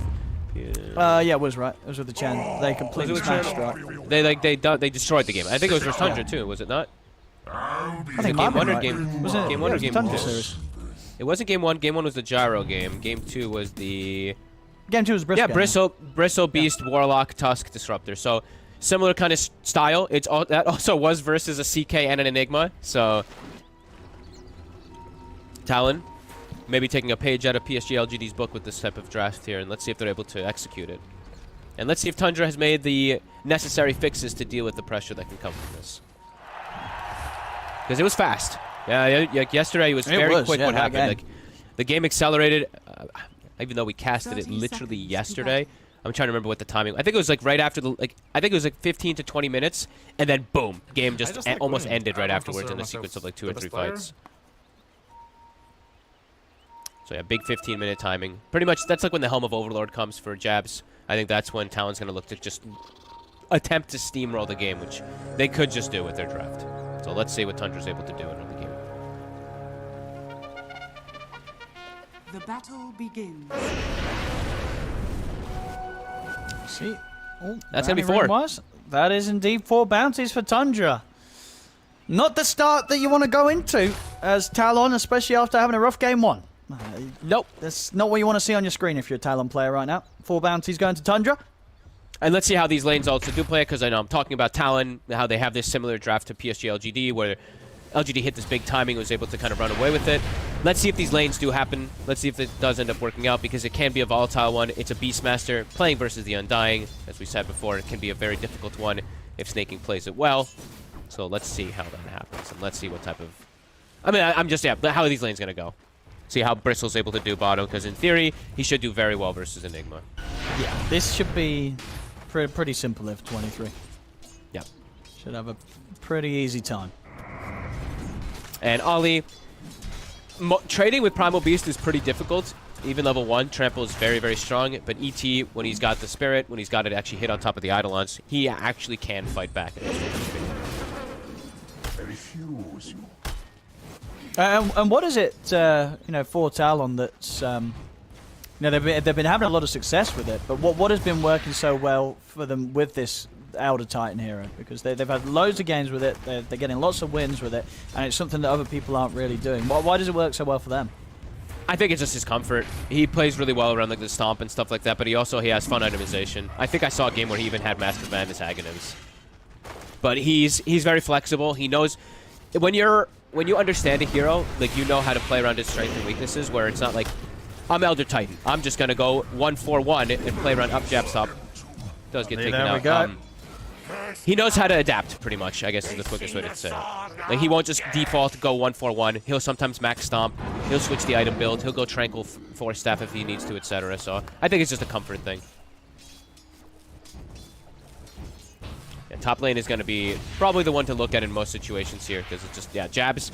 If he dies 2 or 3 times in this game, Talon might get no momentum with their momentum-based draft. Now have to be careful, sort of what, a couple of rounds of decay, and then that can set up for Skeeter to commit in onto him. Yep. It is a tombstone, so it does take a little bit longer. It's 45 seconds before Tundra looks to play aggressive again, so jabs should be able to catch back up.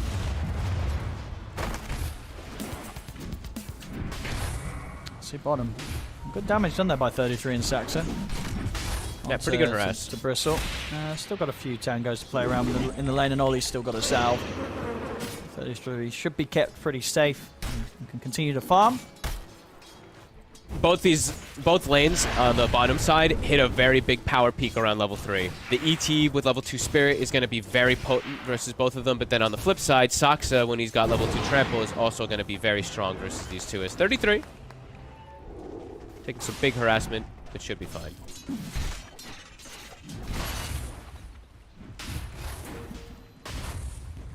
Mid lane matchup so far, 9. Having a bit of an edge here. 18 for 7 against the 14 for 0. Times have changed of where TA used to counter Lina in the mid lane. I mean, it's been a long time since that has been the case. Lina now does excellent in the matchup. At level 5, that's where TA starts to just be a lot easier versus the Lina, but usually just have to go to like top lane. And stuff like that, so. Jabs. Let's see if he can run away from this one. The tombstone's down. And Jabs, he cannot escape this, so a second death in that top lane. Concerns. This top lane, you need to have your Beastmaster have a good game so that you can play around him. Because playing with, you know, Bristle and TA, they're strong heroes, but you need to have that one to enable them. And Beastmaster is literally the perfect one because he gets these auras and he just buffs up not only the defensive but the offensive potential of him. So Jabs off to a slow start. That's going to really hurt Talon.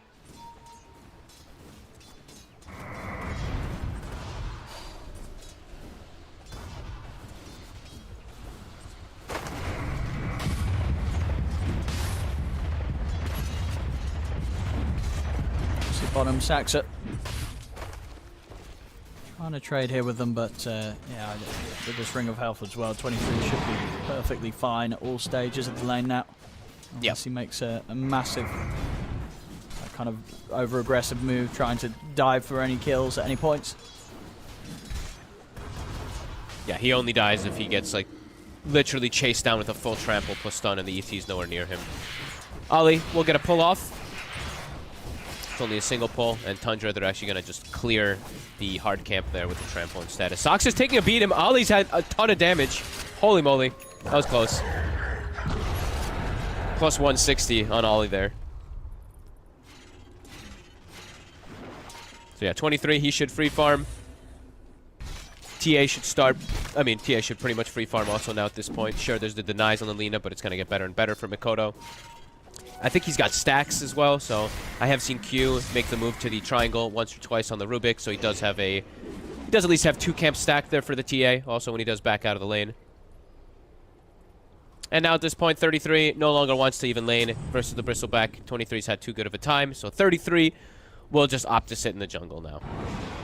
So bottom lane is kind of abandoned versus this Bristleback, which opens up the map now. Ollie, what's he going to look to do? Since there's nobody laning bottom, this ET now has freedom to move around. Mid lane. 9. He's going to eat his set up. Not going to look to try and go for this though. 9's going to be fine. But he does get his TA that rune. Nice little move there from Ollie. Radiant's middle tower is under attack. And imagine, was it with this sort of lineup from Tundra this time round? Is it going to be a bit more of a passive early game from them compared to what we saw game 1? Dire structures are fortified. I don't think so. I think they're still going to look to play pretty aggressive. Lina from the mid lane definitely wants to look to gank at these side lanes a bit more often, so I think they're going to look to be a little more aggressive. And I think they kind of have to be. I don't think you can just like kind of sit back and let Talon do whatever they want in this game. If Talon's able to just dictate pace, their draft does hit some pretty insane timings like we were mentioning before. And Jabs, he is going to start to recover. His lane was pretty rough, but he's got these stacks to at least work on. Does mean he's taking them away from the TA though. And Snay is actually waltzing in to sap some XP and even block some camps perhaps. And probably die. Yeah, Mikoto, he'll head over towards Snake King. Get off another decay, Snake King, and does have 9 backing him up as well. So while Snake King will die, maybe 9 can get some kills in return. And Mosquito's turned up also. Stomp will slow down 9 here, catches him with the sleep, but Mikoto, he'll die for this. So Snake King goes down, but getting a double kill from the grave, with the grave, with that tombstone out that he got before he died. Super worth it. He's pretty much got arcane boots if he wants to get on the Undying. I mean, what a tombstone. I feel like I think it got a couple of the creeps as well too. Great play from Snay. They've fixed their safe lane, it looks like, on Tundra from the last few days. Snay having an excellent game. He's part of 4 kills, Skeeter free farming, and they even now contested the Beastmaster Sep next beat from him. That hurts. Jabs. 33. Slow recovery. He's going to go for the TP out. There's nothing to stop it. 9. Great moves from Snay. Going to get that regen rune. Yeah, Snay, he's going to head over again, see what else is going on around this triangle. The thing is too, like, careful. He also blocked the ancient camp. So when he did waltz in there, he put a sentry down. So one of those stacks was just prevented. So he's kind of done very big economical damage in these last few moments on this Undying, on top of setting up his team for some big kills onto Mikoto. Really well played.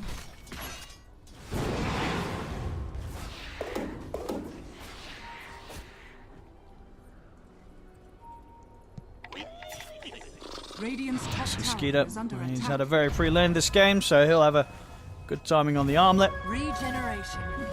Great game for the armlet, playing versus Bristle and TA.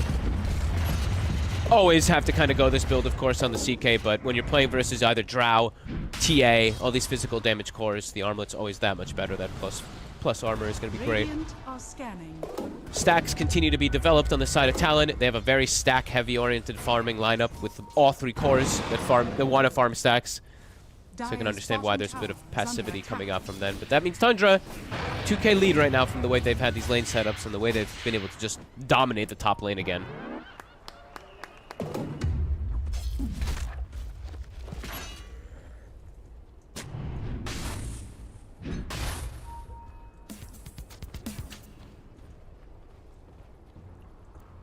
I mean, from both sides, it's kind of slowed down a bit now.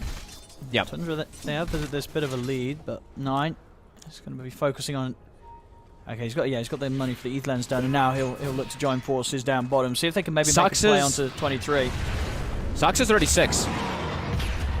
I'll be able to pulverize 9.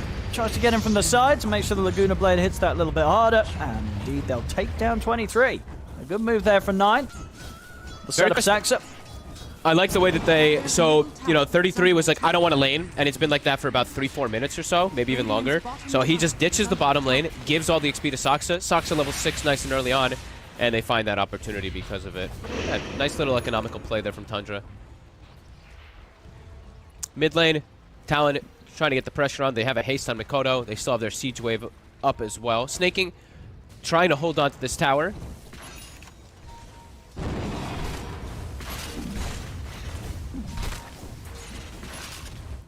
Doesn't look like he's going to be able to hold it entirely, though. Mikoto's committing for it. Tombstone even dropped down. Snaking. He just gave Tombstone for free. He did? Oh, okay, well, Q's happy with that one. Mikoto? Okay. Should be fine here. The top lane, we're going to see them try to go for Jabs. Saxa. Get in with the pulverize. Jabs is going to get actually taken down by the AoE damage. It's a stolen Tombstone. But Q will die, and well, the stolen Tombstone is only just going to end up giving some money here to Tundra, as they'll be able to clean it up. Mikoto's got a haste rune though. He's heading over. See if Sax is able to get away. The side blades bouncing over towards him, bring him low, but won't be enough to kill him. Sax is going to be able to stand back to the side. Skeeter just punching into Mikoto. Sax charges back in. The crits there from Skeeter. They take down Mikoto. They'll take down Ollie as well. I mean, this is just sort of action handed into the hands of Skeeter. 2-0-5 now is the safe lane. CK, and things are just getting better and better from him. It's 9-1, and with that series of events, it's now a 4K lead for Tundra. Soxa being so high level, making the difference there, because he was given that bottom lane. He's level 8. Stands his ground, takes all that extra damage. I thought the Tombstone might be able to finish him off, but then an overcommitment comes out from Talon. Mikoto. This is a good pick, a hero that has a lot of burst, and Pango's not gonna have an easy time during the roll. You're playing into Leshrac, into Edict, if you're sticking close to him and Templar Assassin. Once Templar Assassin gets Deso, you can easily get killed during Rolling Thunder. These abilities are not like the ones that go through like Magic Immunity where you get stunned by Beastmaster and you get shut down. It's just like right-clicked and Diabolic Edict, which could be enough, so gotta be very careful how you roll. I'm sorry, Lacoste, it's EG, so it's Templar Picassin. Well, he was one of the first players that really showed up how to play the safe lane. TA has always looked exceptional on the hero. Yeah, very strong pick for them. Enigma now banned out by Gaimin Gladiators, as they're starting to think, hey, this Lesh is going to be going mid. We want to get rid of some more of these lane control, team fighty heroes from Evil Geniuses for Whisper. Banning out Dead Prophet, you know, still keeping things open for Ace. This could be a potential flex pick. Nature's Prophet, Doraccio didn't play it so far in this major, but he played it during the DPC. Yeah, it's one of those things now where you can know a team in and out, you can think about what they've picked previously through history, but it often feels in Dota now you're just looking for those ideal heroes. What hero fits here specifically? What could they grab that rounds out their draft? Because everything is so flexible. In the past 2 years, Dota has become this game of mind games in the draft almost, trying to figure out exactly where heroes are heading, what lanes they're going to be going into, what items they're going to be buying. Out goes the Slark and the Bloodseeker, so Gaimin Gladiators protect their Pango, and EG trying to protect that Templar Assassin. If they want to go with something different, I think Gaimin Gladiators could pick that Witch Doctor from the off lane, pair it up with Io, and then you have Tusk Nature's Prophet on the safe lane, which is super strong. If they want to do it that way, I don't mind seeing that. It's the cheese. It's a bit of a different one. I think the other option for carry is Sniper or Troll. There is the Troll Warlord, yeah. So yeah, we should have the Ace Prophet, Quinn Pango, Duraccio Troll. Everything slots into place pretty simply for them, while EG's last pick, still not sure what role we're looking at, right? Do you want Lesh against Pango? That's fine for you? Yeah, that's fine. I think Leshrac also into Troll feels okay. Primal Beast. Now select your Was that going to be the Sea Smile hero, or is that going to be the Whisper hero? I don't think they're going to pick until... Never mind. Straight EG, up. they're not afraid. I thought that they're going to, you know, let it go. So, Ace will be playing that Nature's Prophet. Quinn on Pangolier. Whoopsie. So do you want to swap your lanes around a little bit here and have the ranged melee lanes for EG, or are you okay having Whisper and Matthew as this Primal Beast Marcy together? Like, disposing to Trample's pretty good. I'm just worrying about Silencer TA as a lane against this Prophet Tusk. They could swap things around. Play 4 as 5 and 5 as 4 in this game. I wouldn't mind. So then you have, like, range melee range. Yeah. Exactly. It's a good Troll Warlord pick. In terms of damage, like Marcy Silencer, they don't really provide you with much, especially if Marcy's not having a good time. As a 4, like, you don't tend to get a lot of farm. So with the BKB on Troll, with Mech on Io, there's going to be a lot of sustain, and this Pangolier will cause issues against Templar Assassin. First you have Mischance from Troll, then you have a Disarm, Punch from Tusk, Shards block later on, Nature's Prophet, level 20. I think this time around I like more what Gaimin Gladiators have. Yeah, it feels like they've got so many ways to outplay with relocate saves, snowball saves, Quinn's Rolling Thunder. Very important piece of their puzzle, though, in terms of team fight. He's the majority of the control along with Tofu.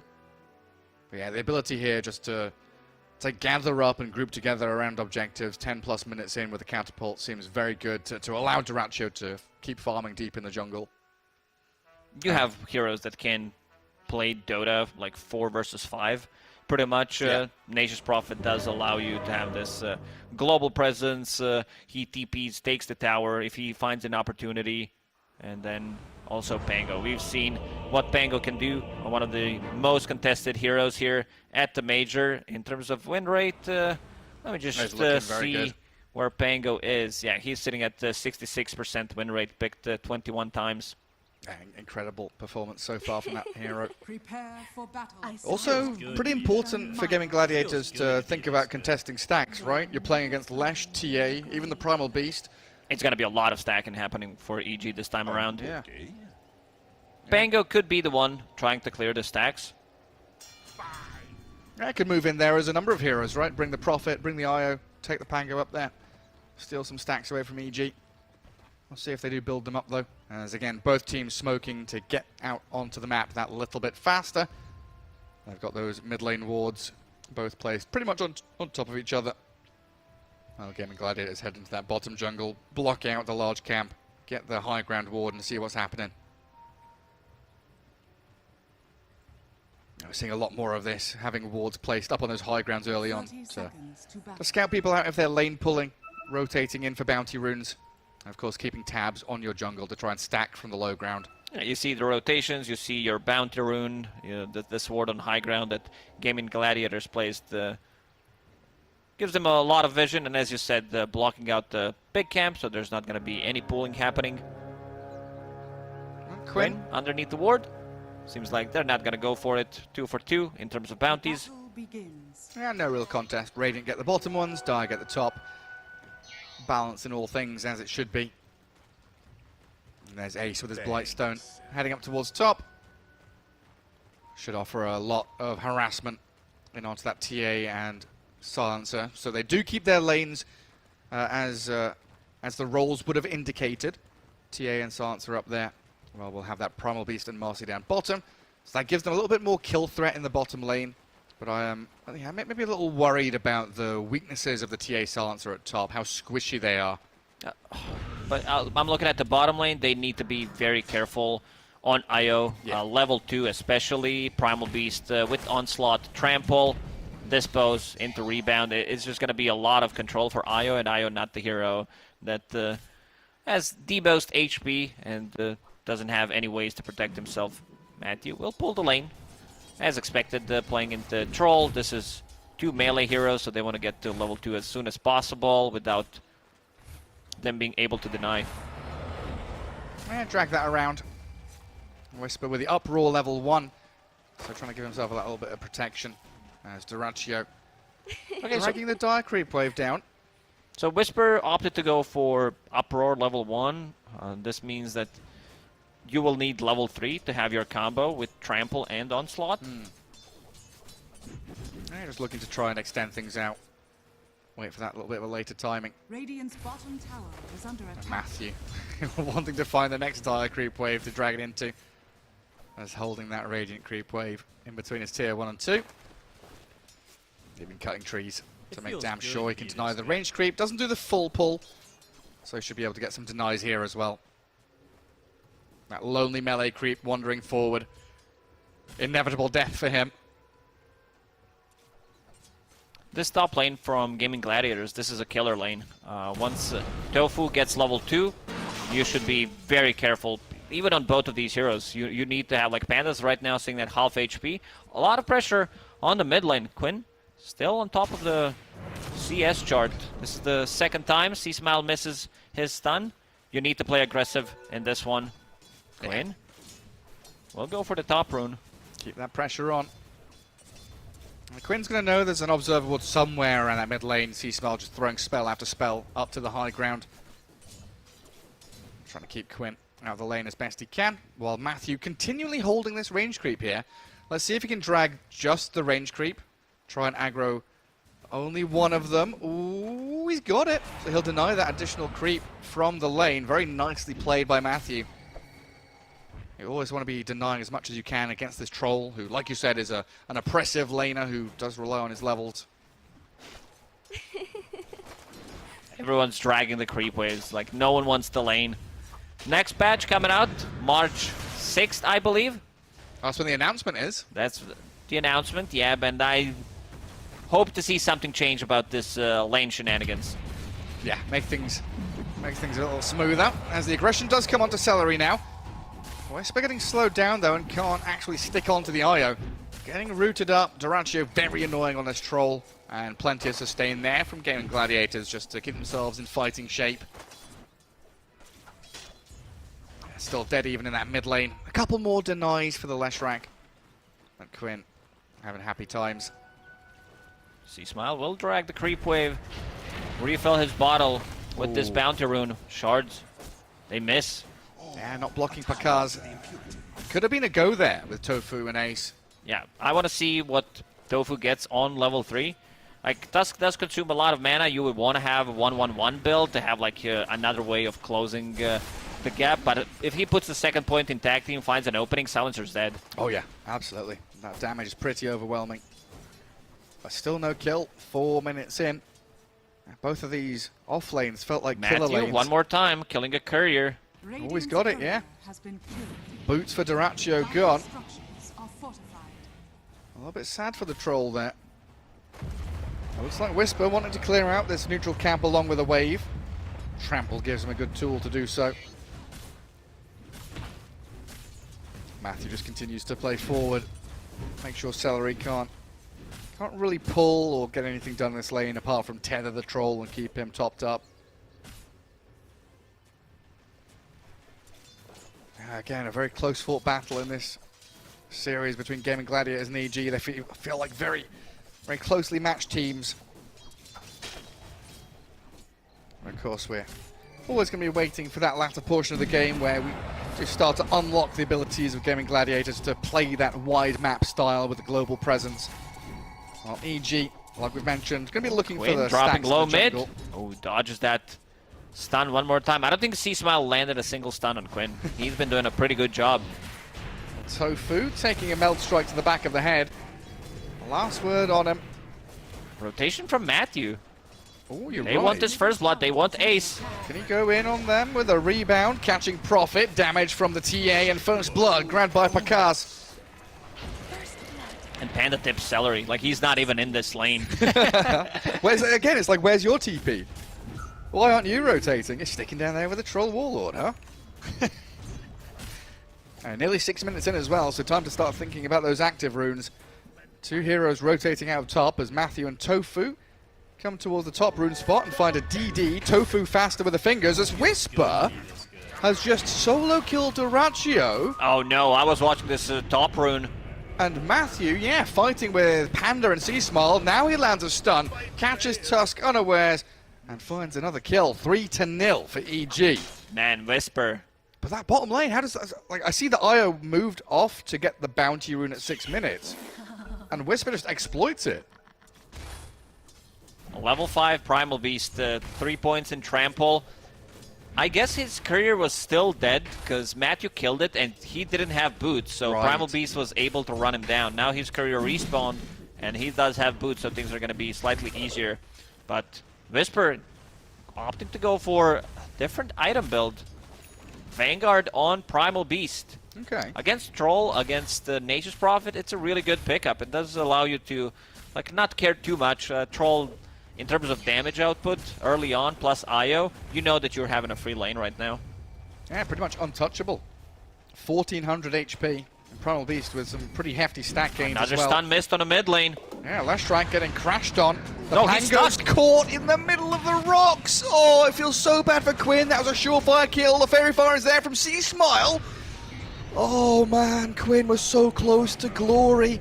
Gonna get disposed around. Panda and Matthew can't kill the Pango, but man, Seasmile thanking his lucky stars. He survived there. What a disastrous spot. Like I'm not sure why you're even stuck there. Whisper?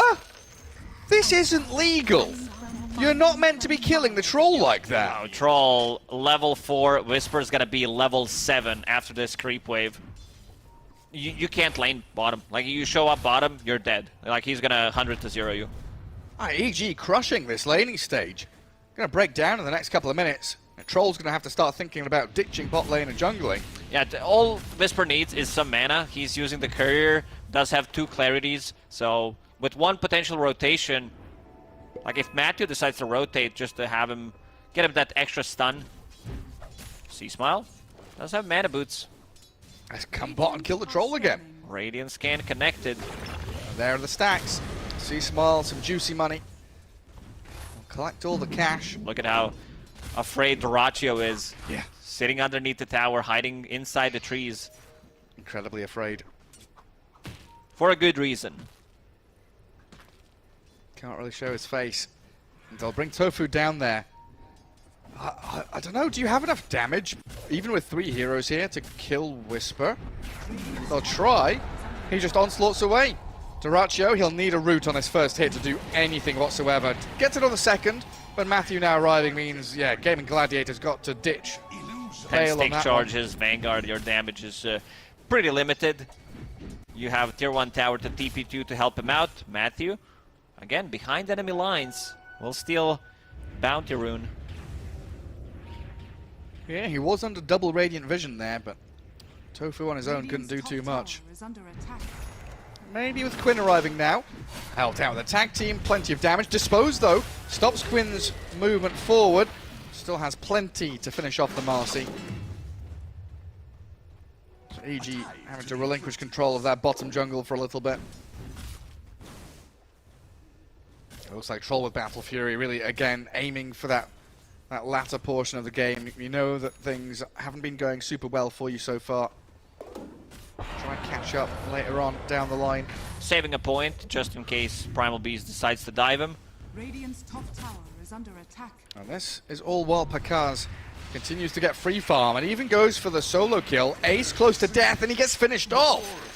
Pakaz takes him out. Just walks straight past tier 1 and finds the profit. Maybe if Ace had that extra branch, he has it in the backpack. I'm not sure why people are doing it. I've seen so many players just like having it in the backpack. It could make the difference because he was about to TP out. I don't know. I guess he made the space. Courier was flying out to him, so... There's branches on the floor here as well. Panda's inventory completely full. And this is a 5,500 net worth TA before we've even seen her go to farm Ancients, before there's any big stacks made for her. And after that, Ace understands that he has been underneath the vision, dewards it on the high ground, gets some extra gold from it. Level 8, first Wrath of Nature, still about to be used.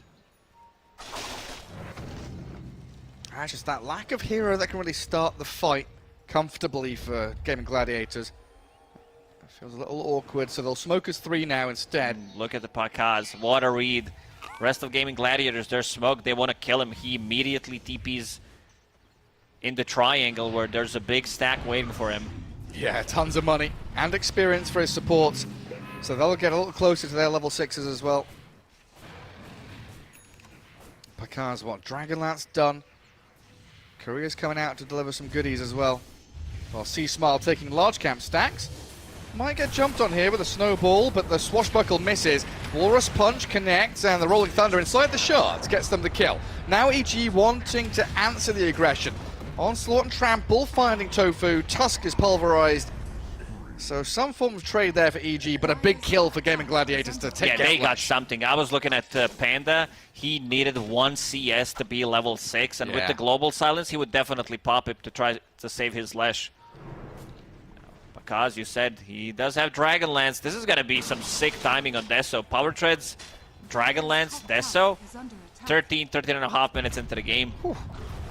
That's going to be nasty. And Whisper is in a 1v2 situation, going straight for Celery. Let's see if he can...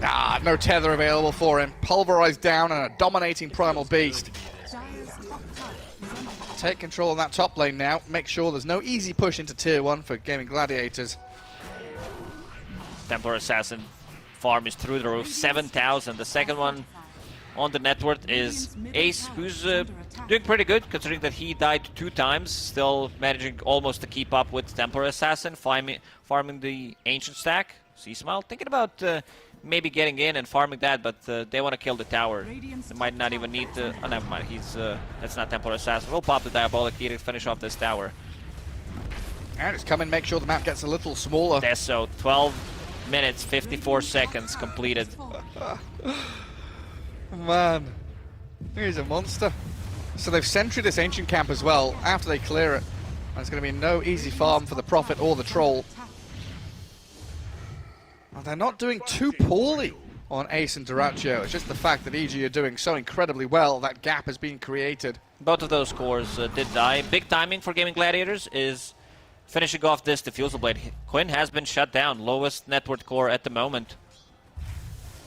Yeah, just under 5k. EG starting to swarm. 3 heroes heading down into that bottom jungle. Matthew is alone for now, and that Wrath of Nature, thanks to Tofu's initiation, clears out the Marcy. So yet again, just holding the staircase, making sure there's no ease of access here for EG. Dire's middle tower They don't mind too much. Let Matthew die, go back to farming Ancients. Get TA into this unstoppable position. As soon as Pango finishes off Diffusal Blade, they're going to try to look for a fight. Nature's Prophet feels relatively strong, does have this Maelstrom, has Mithril Hammer as well in the backpack. That's a lot of right-click damage coming out from him. Duraccio will finish off Battle Fury. Still decent timing on Battle Fury considering that he got solo killed twice by Primal Beast. Just in full catch-up mode. That's where you got to be right now. It doesn't feel like EG are overextending either. Making sure that it's only support death here or there. Get themselves a tier 1 bottom as Lashrak has just finished off his Bloodstone, so item timing's being hit very swiftly here by the South American team.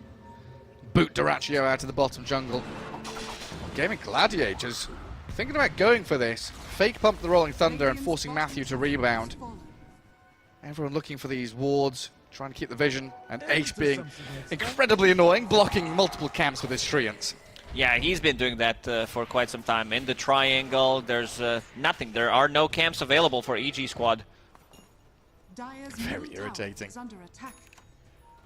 Well, Duraccio, Battle Fury time now. So he'll be able to get some farm up top.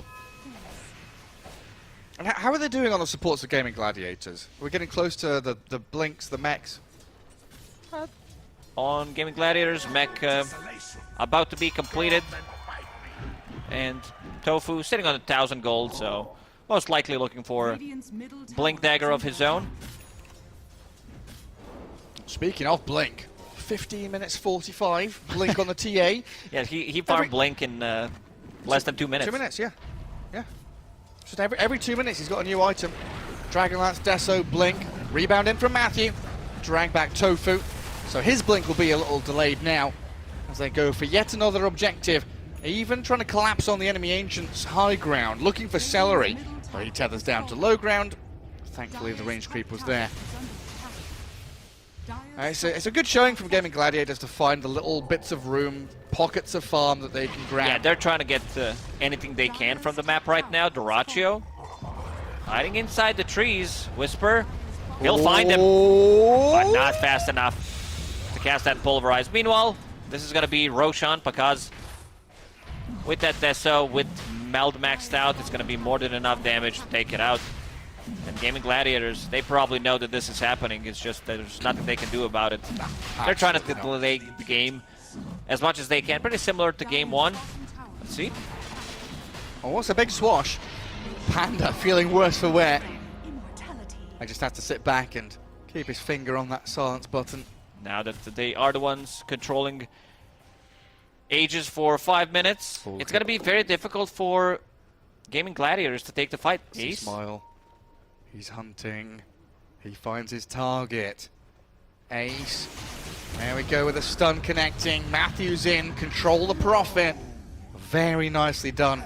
It would have been so easy for EG just to walk up into enemy triangle and try and find a fight there, but instead tracking back to kill the Prophet. While up in the top jungle, Whisper again finds himself in a 1v3 and decides that he's the stronger. Charges forward, wanting Quinn. The global comes. Tofu now the focus for EG. They've got the trample damage.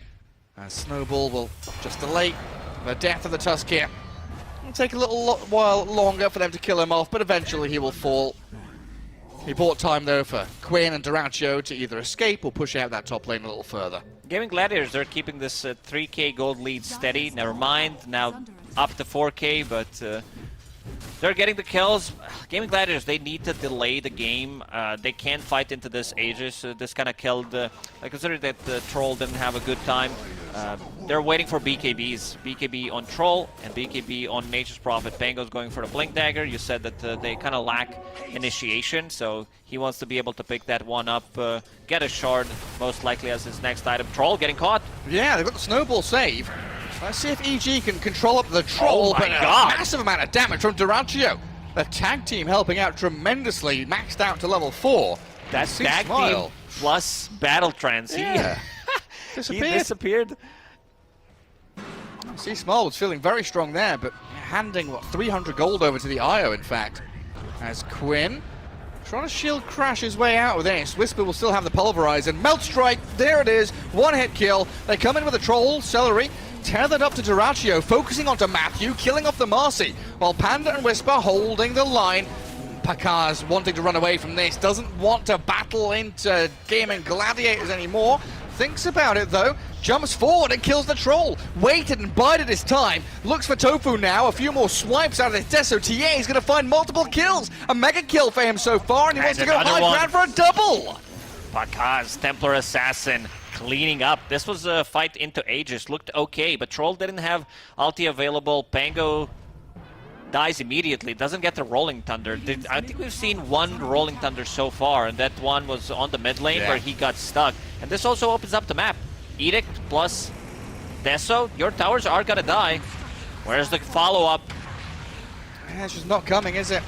See Smile with Whisper. They're on top of this IO, pulverizing Celery, looking to finish him off, and they'll get the job done. And now Quinn, he's got one shield crash, 60. but the damage from Pakaz is just Not enough. so big. They even popped the global just to be able to be sure that he's gonna die there. And yeah, in that previous fight, it looked like Pakaz was running away. But he just disengaged for 2-3 seconds to kill Treant to make sure that his blink wasn't cancelled, refraction was still up, and then re-engaged when he knew the time was right. Whisper, that Vanguard, the build, keeping him alive. If he has a different item, he doesn't die. And now he has a BKB going into Shard, what it seems to be, and Heaven's Halberd. We saw how good Heaven's Halberds were in the previous game against Nature's Prophet and Troll. In this one, they're also going to feel very nice. Like a big difference. Position 5, Silencer. He does have Force Staff, so that's a pretty big item against Nature's Prophet. The Sprout Shards cutting against Troll again. Get your Treants out of here, Ace. Stop blocking our camps. We want a stack. Picard staying in that top left corner of the map, gets his BKB delivered. 14,500 net worth at 21 minutes. Rock throw. Nice attempt from Whisper. Nearly had him, honestly. This has to be one of the most farmed Templar Assassins I've seen. BKB Dragonlance sitting on 1,400 gold, level 17. Whew. And they're going aggressive in the bottom jungle. Aggressive mid. He's going to solo kill him. Tofu dying in the mid lane, straight up to Picard, gets a wicked 6 streak with Matthew in this bottom jungle, found by Duraccio and Celery. Now in comes Whisper though, looking for the control on Duraccio with C-Small chasing forward. Rock throw is there, connects on one of the heroes. Quinn gets stunned and the Split Earth comes. C-Small turned on, Illusion Rune popped, and he's got that protection into the ethereal form thanks to his Ghost Scepter. Force running out in 7 seconds. And now the Battle Trance with the Rolling Thunder connecting. They're going to find C-Smile here. Kill off the Lash and Gaimin Gladiators. Correctly. Going to find Picard. Aegis is gone. He's got BKB though. No mana to play with. They need Whisper to protect the Templar Assassin as quickly as they can, but the root is there and Duraccio with a double kill. Gaimin Gladiators, they are destroying EG in this bottom jungle, and like you said, perfectly timed around the Aegis expiring. I'm surprised that EG decided to take this fight. Whisper. Because you saw Pakaz, like I was watching him, he did kill Tofu. Oh, they're still not done. They want Good Whisper. Sprout. Come back here. Primal Beast, where you going? Matthew jumps off to the left. He's going to get finished off by the Spirits and the hits from Ace, while the punch from Tofu gives him the old left-right. But Whisper onslaughts away. Gaimin Gladiators back in this game now, though. And 1 gold going to EG. They got it. They got the lead. That 1 gold. C-Smile needs to be careful. Ghost Scepter will keep him alive for a while. Got to be, very careful against this Troll. He wants Celery real bad. Forces the mag early on. Whisper coming back in with a rock throw missing, sadly, as Duraccio 7 seconds for Battle Trance and no BKB, so he'll die. And Tips about. Tips just flying between all these players. I thought that the rest of the team might be able to connect. Maybe Nature's Prophet with the TP. But they timed it so perfectly. Pakaz didn't feel comfortable coming into a fight because he was completely out of mana. Yeah. And then there's going to be a bit of a pause. Let's see what's happening. Aegis was expiring. Very well timed by Gaimin Gladiators. And one of my favorite chat wheel lines there. So good and tasty. He disconnected.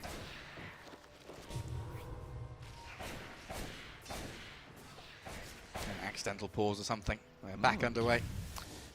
I've seen Trolls picking up Nullifier as their 3rd item when there's a lot of Force Staffs, Ghost Scepter, Glimmer Capes.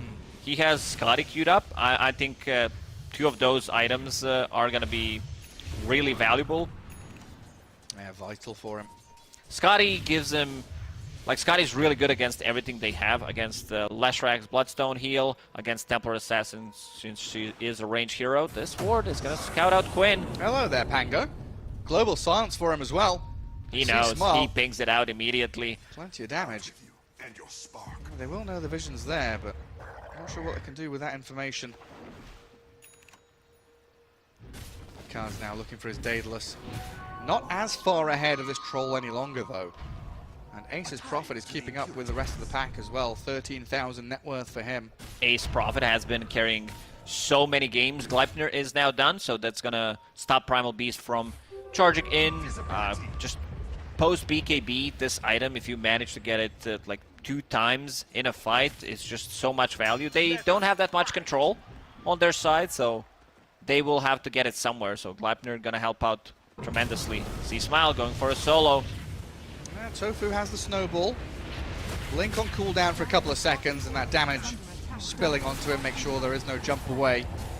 Whisper in the meanwhile, aiming bottom lane, connects the onslaught onto the troll and walks it back. Does take off that Gleipnir. Having that level 15 talent. Uproar dispels. Very handy. We see the power of Troll. If he's tethered, having this attack speed, and also playing with Tusk tag team, considering he has such high attack speed, heroes disappear.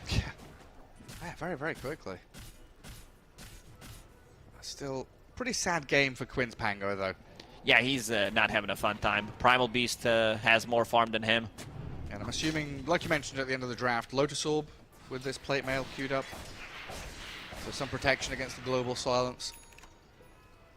You need armor against Leshrac, against not so much against Leshrac, against the Templar Assassin. Yeah. It's just so good. Same goes for Marcy. Smoke.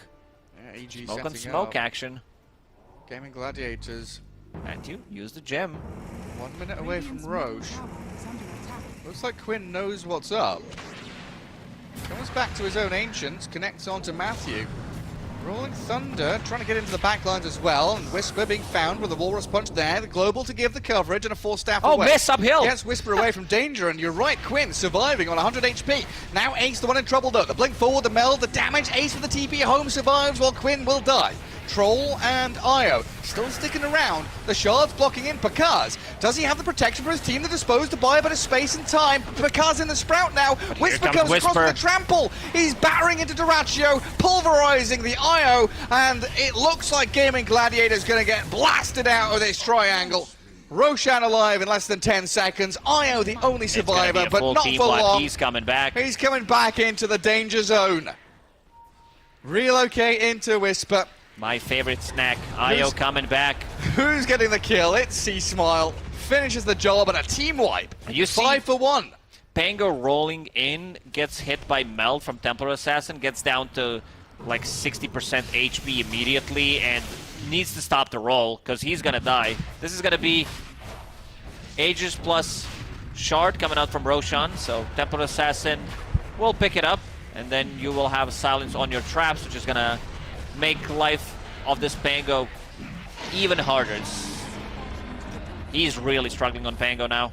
Yeah, it's like so often we talk about Pango counters as being those Bloodseekers, Beastmasters with Rupture and Roar, but having a Drow Ranger or a TA, some hero that can just stand there and hit into him, feels as potent as ever. Ace trying to work on the Assault Cuirass, buff up the armor of him and his team against this Templar Assassin.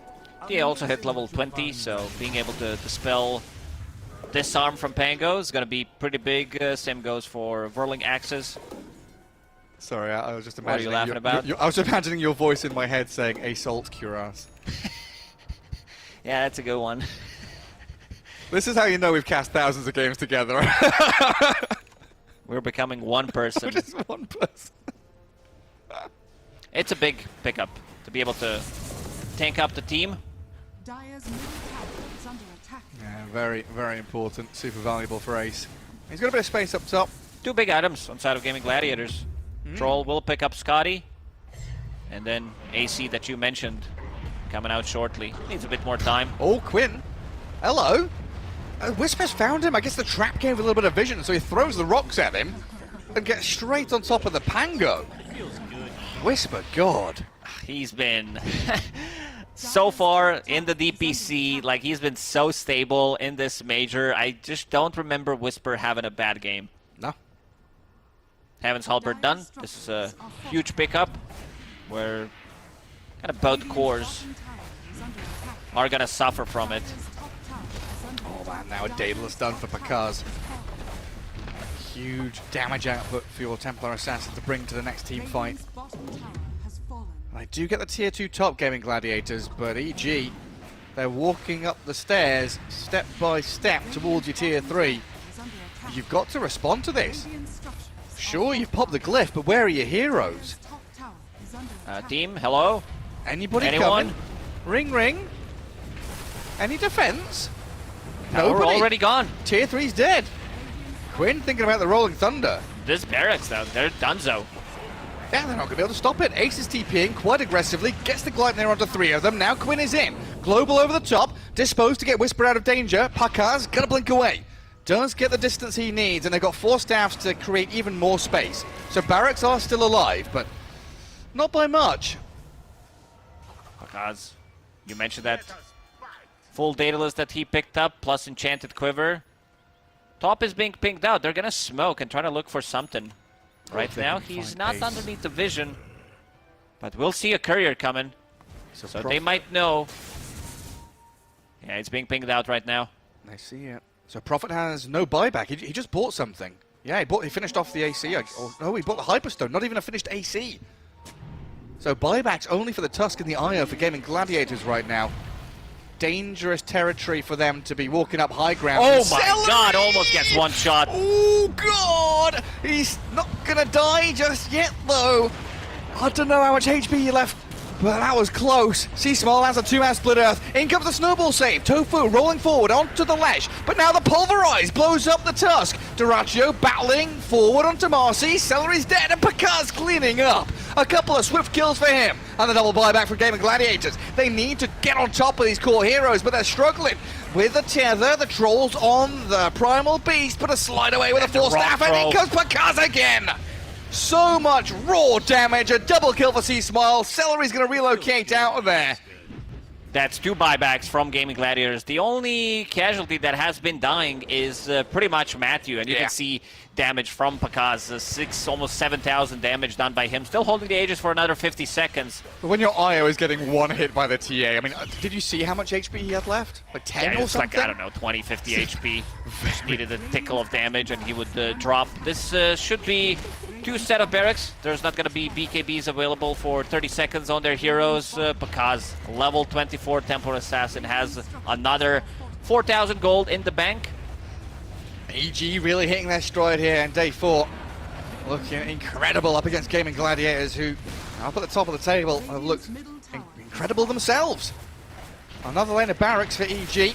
10 seconds for the Troll to respawn. This is it. This is do or die. They lose this fight, they lose this game. Level 24 TA, 32 minutes in, 27,000 net worth. Just every game we see Pakaz and TA, it's record-breaking numbers. Pretty much. Hex also picked up by C-Smile. Aegis this time will run out, replenish his mana, back to full.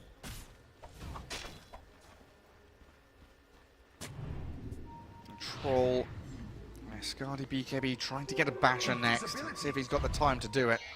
Sidekick Templar Assassin with, like, even if they bring her down, one sidekick, 1 or 2 hits from TA will bring her back to full HP. Yeah, who needs Satanic when you've got Marcy on your team? This is it. The wraparound. Okay, EG smoked. Treants won't see anything. Guys, wrong way, go back. Double Dire Obs Ward, they see a courier going northwards, and yeah, you can see Pakaz signaling. Gaimin Gladiators are doing something a little cheeky. It's a long wraparound. They're migrating halfway across the world, but they've left one hero isolated here. It is Ace. Not going to get picked off. He'll TP to regroup and join the rest of his squad. And some good vision from Gaimin Gladiators. I'm just not sure if this is where EG are going to be playing at all. They're in your base, basically. It's hard to defend the base from the other side of the map. Well, smoke again. They might catch him, let's see. There's the jump. Walrus punch into the control, gets off his BKB though, and Whisper, he's back in, looking for Duraccio. They've saved Pakaz for now, 4 staff up to the high ground and kills off Celery. No buyback on the IO. Quinn trying to get there with a rolling thunder, but the Hex in control with a Pulverize there. Duraccio's down. Buybacks available, but the rest of your team's being crushed. Whisper aiming for Ace, Panda not even dropping. And Ace is just going to have to turn around and fight mano a mano with Whisper, who tramples him down under the boot. And Duraccio, the Deso hits are flying into you. A little worried about chances, and they're still flying. They're still coming. Oh my god, he's nearly dead. This is it, Gary. There is no coming back from this one. Your barracks are gone. You're going to be playing against Mega Creeps. 50 seconds without Nature's Prophet. No buyback on him, and Celery will call it. That's it. It's over. GG comes. I'll go with Doraccio that. didn't even type anything. He just like space or something. Oh, it's on my screen. It doesn't say. Nice, so GG over here. The same thing in the lobby as well when they were asking the players to get ready. It just Oh, had a okay. space Yeah, on my yeah. screen. Some kind of a bug on my screen. There we go, 2-0 for EG, looking real hot, picking up tempo, momentum, and winding their sails, looking good heading into day 4 of Yeah, the group this is stage. the W that they needed to secure the top 4 spot, secure that upper bracket. Man, Whisper, what a player! It's very hard to choose. An MVP. MVP in this game, but Whisper from start to finish, like even in the previous game, this player you cannot ban him out. It's almost impossible because he has a variety of hero pools, the variety of the heroes that he can play, Yeah. and he also does have a couple of heroes that he plays. So good that you need to ban them out in the first phase, and this time he banged out Primal Beast. Gets solo killed 2 times on Troll, dominates the lane completely, and doesn't die a single time in this game. And on the other side, you have like Pakaz, who's been free farming. They've been making a lot of stacks for him, and then he just explodes. 13-minute Deso, 15-minute Blink Dagger. They kill Roche, they keep the momentum. Pango struggled. Really tough game for Quinn. We talked about difficult game for him where he gets in against Edict, against this explosive damage from Temporal Assassin. He never felt too comfortable to connect his Rolling Thunders. Yeah, could we see the graph of player items, watching the timeline of that to see how often he got an item? Because it felt like every time he got an item, well, he got 2 items in the space that Troll was getting 1, basically. It was some, real strong stuff. There, Picard's like, the Dragon Lance, Deso, gets the Aegis just after the Blink Dagger. A lot of dots here, and these are all big items. They're all absolutely huge. And yeah, like you were saying, Whisper, he is the star player of a star-studded roster. Very difficult to pull off, but it rounds things up nicely for EG there. 2-0 victory as we head on forward with our day. Coming up next should be Beast Coast against Team Liquid. So yet again, South America versus Europe. We'll see how they fare as we can have a quick break and return with more group stage action right around the corner.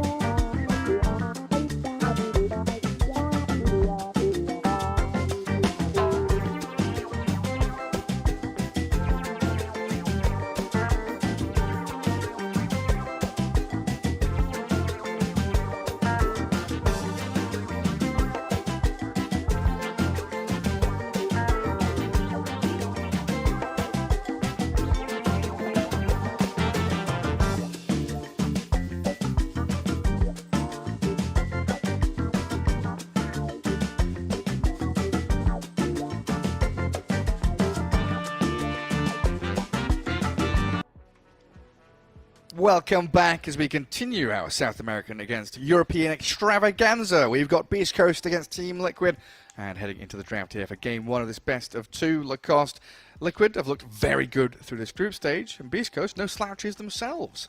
Yeah, Beast Coast always a team that can put up a punch. You know, they can always punch back when it needed. We can see them. See our admin picking up the phones from the players. No memes allowed during the games. It's all about the memes these days. Keep your side J's in check. Yeah. Sprays only. So Team Liquid, team that everybody pretty much thinks that might win this whole thing. It's gonna be a difficult task. You know, it's a major. You can already see which teams are going to be in the top 4 most likely. We saw a lot of upsets as well, but this series is going to be pretty hype, I would say. Beast Coast currently sitting at 4th spot with 6-4 score. Same goes for Geek Slate, and Team Liquid with 8-2 score in the first place. Yeah, looking very good indeed.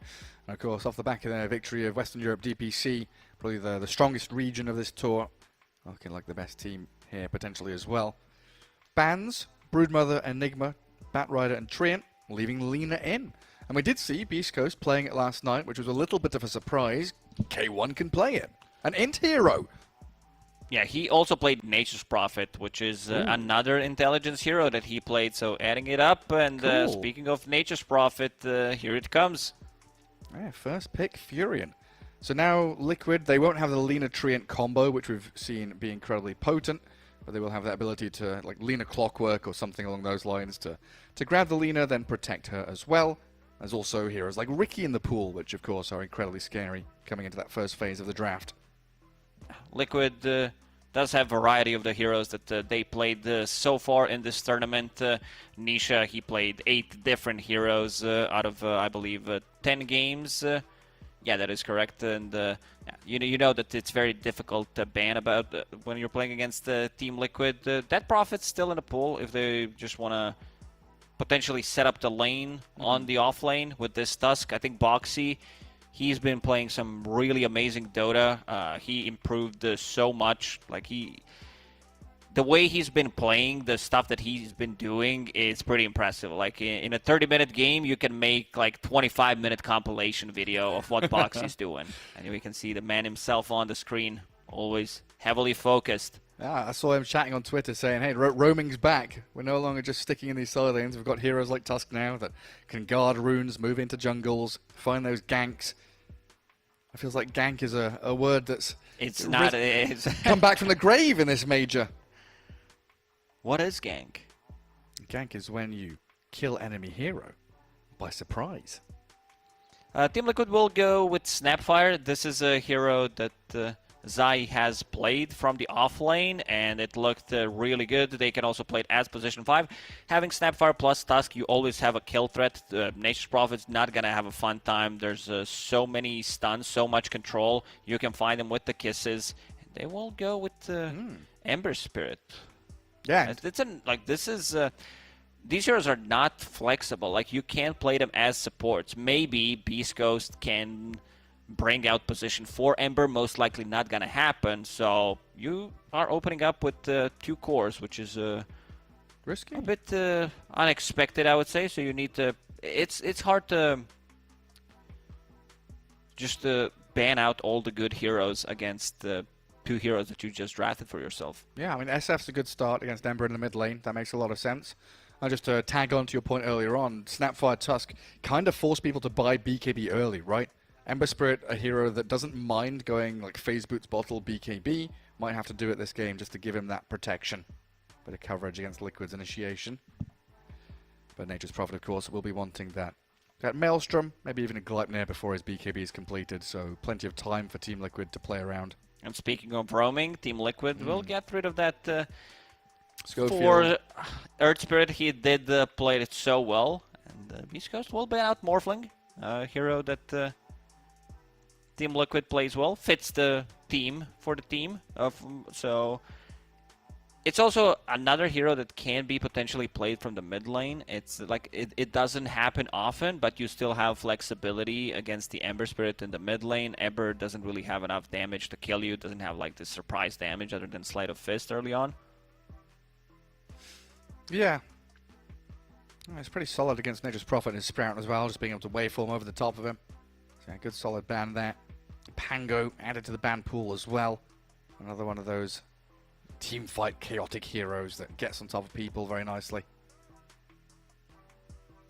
It might be worth banning out something like the Kunkka as well, having the guaranteed X mark against Nature's Prophet and Ember Spirit to give the additional team fight control to Team Liquid. Oh, last time I checked, Kunkka had abysmal win rate. Oh, is it Let not me looking just good? check that again real quick. It's definitely a hero Nisha's been adept on. 14% win rate, so Oof. he won 1 out of 7 games. Please tell me Nisha won that one game. Yeah, he's not looked exceptional then, huh? His Blade Mail build looked decent in Tour 1 of the DPC. Yeah, Blade Mail build on Kunkka has been more popular since the changes to Blade Mail, where you like during the boat you reflect full damage, but you take reduced damage. I might not be able to see him there. It doesn't look like Liquid played it at all. They've played against it once, but not giving it to Nisha so far at the major in this group stage. Undying, their ban of choice. So they banned out some mid laner, safe laner most likely, and the position 5. They don't want to get bullied in the lane by this Undying. Undying has been super popular. Look at K1.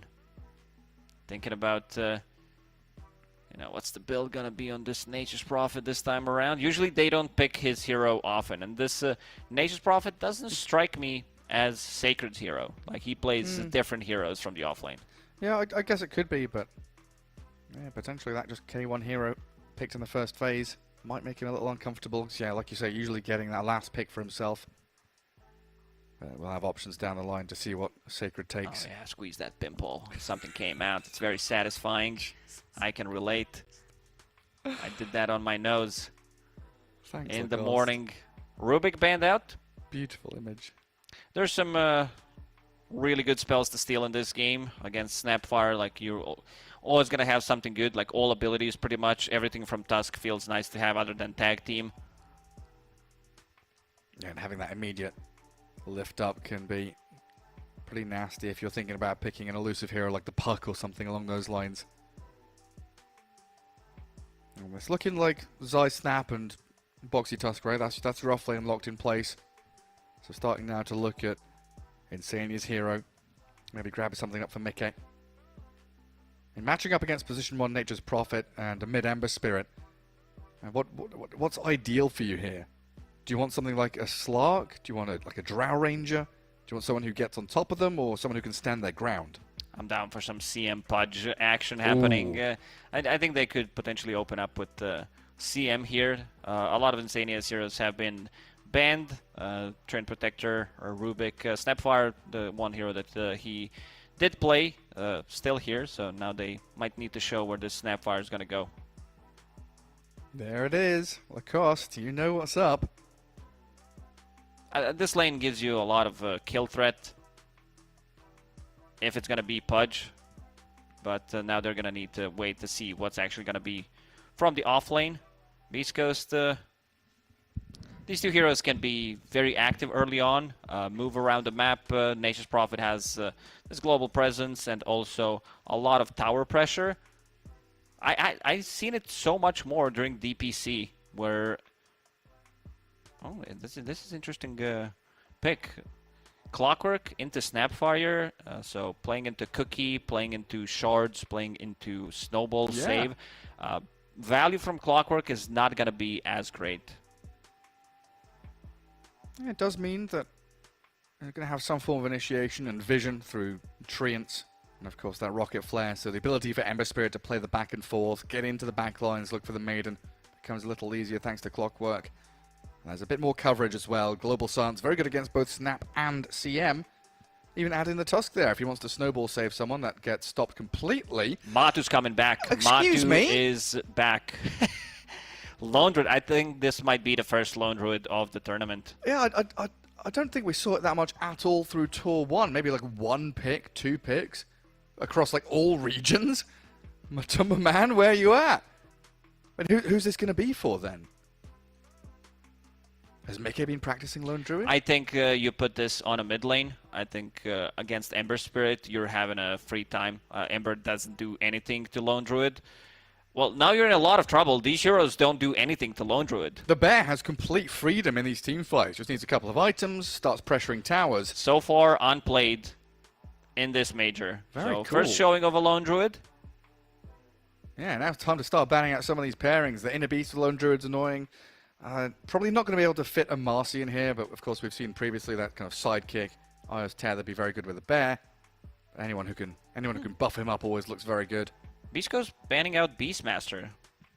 So they don't think this Snapfire or like this could be Tusk on a mid lane as well. There's a lot of flexibility still coming out from Liquid. If you have Lone Druid plus CM, it's also super strong lane in the safe lane.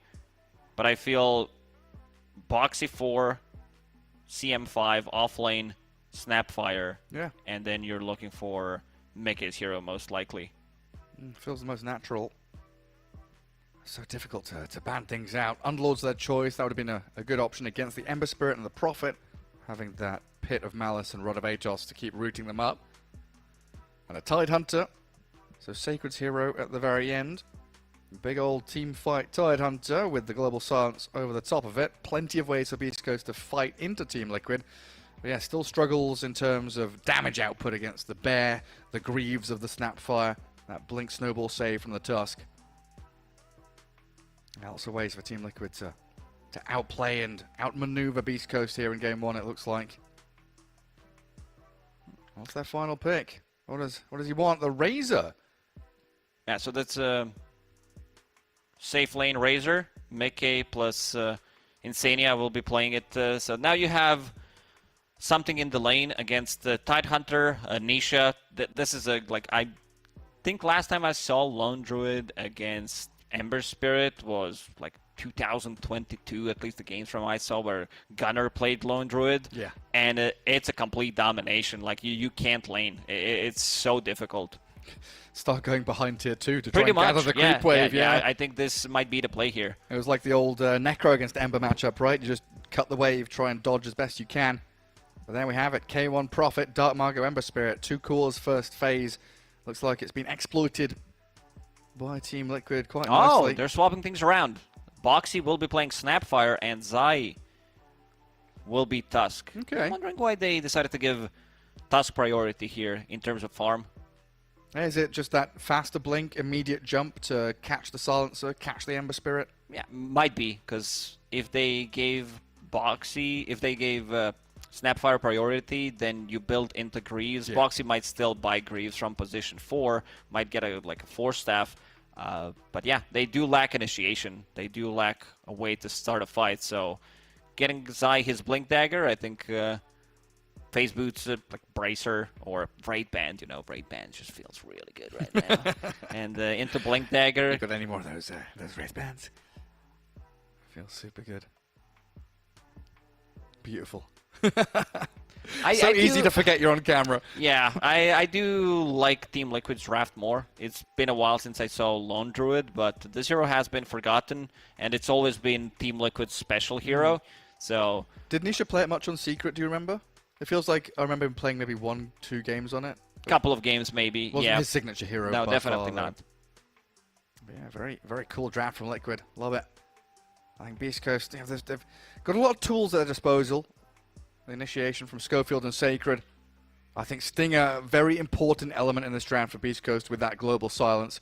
Because Dark Margo and K1, my god, they need it. They need that safety as we head into Game 1 here at this best of 2. Day 4 of the group stage, well underway now. And South America facing off against Europe for the second series in a match as BEASTCOAST take on Team Liquid. Everybody all smokes up. Moseying on across the map and looking for these early ward placements. Schofield gets the obs down. He's pinging it out. Zai wants to go. Nice sidestep from Sacred. Doesn't get shard blocked. Insania does have 2 sentries. Will ping it out. Someone's pinging out the high ground. They have it. Insania needs to be careful. One gush, one curse should be the kill. Yeah, battery assault is there. Schofield's able to wrap around on him. Now he absolutely has to know that ward is there. Still gonna lose. They might de-ward it. They might kill their own ward right now because it's pretty obvious. Insania is pinging it out. Schofield will do the trick. No gold for him. Still keeping it for now, but maybe there's something that's gonna come out. Yeah, see if anybody else comes across. Schofield getting pinged by his own team. Looks like he wants a little bit of help there to grab the bounty rune as Stinger. Shard block. A little off the mark there again from the Tusk. Not able to connect on the silencer as we get a 2-for-2 bounty rune trade out. But first blood for Beast Coast, a good start to their game. As we'll see Liquid try and get themselves up top. One of the difficulties, of course, playing against Clockwork is walking back to the lane. He just goes and battery assaults you, trades regen very effectively. Let's see if he wants them to use Sentry and then try to deny it. Never mind, not gonna do it. Schofield, not quick enough. And Insania double tap it. Synchronizing perfectly, right? Get the 2 projectiles out there, kill the Obs Ward. And the Sentry down to block the camp as well. Good thing for Beast Coast is Sacred got the first blood, so playing into Razor lane does allow him to get some extra gold, which he will buy boots, and then you will have Clockwork with Boots of Speed, who started with that item, which means that you're going to be able to outrun Static Link. Okay, one took a lot of damage down bottom. Up at top, Schofield dragging Wave while Insania tries to make them meet in the river. And they'll connect and make that additional lane. Schofield, though, on top of Insania again. Battery Assault and Gush is an awful amount of damage here, and Crystal Maiden just can't contend with it. Yeah, not a place to be. Very difficult to slow. I mean, Crystal Maiden is a slow hero. And then Clockwork with boots, one gush. There's the kill. Stinger gets it. Great start for Beast Coast. 3-0. And they're playing on a knife's edge. K1 has been sat 200 HP for the majority of this laning stage, but able to get a couple of kills. Liquid again just being chased out by this top lane. Level 2 clock means cogs are here. Mickey getting pushed around by them. He'll survive, but losing half of his life to do so. No way. This means Tide Hunter getting a fair amount of farm up top. 7-1 in a Razor lane. Feels very good. How's mid lane doing? 10-5 against 5-2. Yeah. As expected. Things are going to get more difficult. Thing about this is you sometimes don't get to pick up water runes. If Nisha wants to go on the one side with a hero and then denies one with the bear. So this time around, lane was pushing in, so good play from Dark Mago to be able to pick up the water rune, refill his bottle. Level 3 right now, but kind of difficult to get close. Nisha's bear placement, just staying up on that high ground, waiting for Dark Mago to try and get back to the creep wave. Is it going to be the same kind of Lone Druid build we've seen time and time again? This kind of Mom Deso, push towers? Yeah, they definitely need to keep the momentum. Down at bottom again. Tusk and Snapfire on top of K1. A snowball comes and he'll get the kill on the position 1. Nothing Stinger could do there to help his buddy. Might be dying himself, in fact. Shards blocking his retreat a little, but it's Iron Boxy focusing just on the creeps and the treants rather than a kill on the silencer this time. Good kill from Liquid. They have a lot of kill potential. The double a lot of root. stuns. Go on, get a third root. You got 2 in a row there, Nisha. Fortunately timed. Dark Mago got 2 CS in the last minute and a half. Very difficult. And then they move again. Aggressive Bottom move lane. again. A cookie and a scatter blast. Looks so easy for Liquid in this bottom lane to find kill after kill. Both position 5s needs to be careful about their positioning. If they're out of like slightly out of position, they connect with the Gush on top lane. Clockwork gets close. He is level 3, so that's a big power spike for Clock. I'm wondering what the plan is here for Schofield now. Looks like he wants to guard the top water rune for Dark Mago. He's going to be very low on resources as the Clockwork, though. Might have to make the wander back home. Yeah, 9 CS on the Ember Spirit, looking a little worse for wear, while Nisha is 26 and 12. 2 CS per minute on average. Oh, it's not great, is it? What's that, like 80 GPM?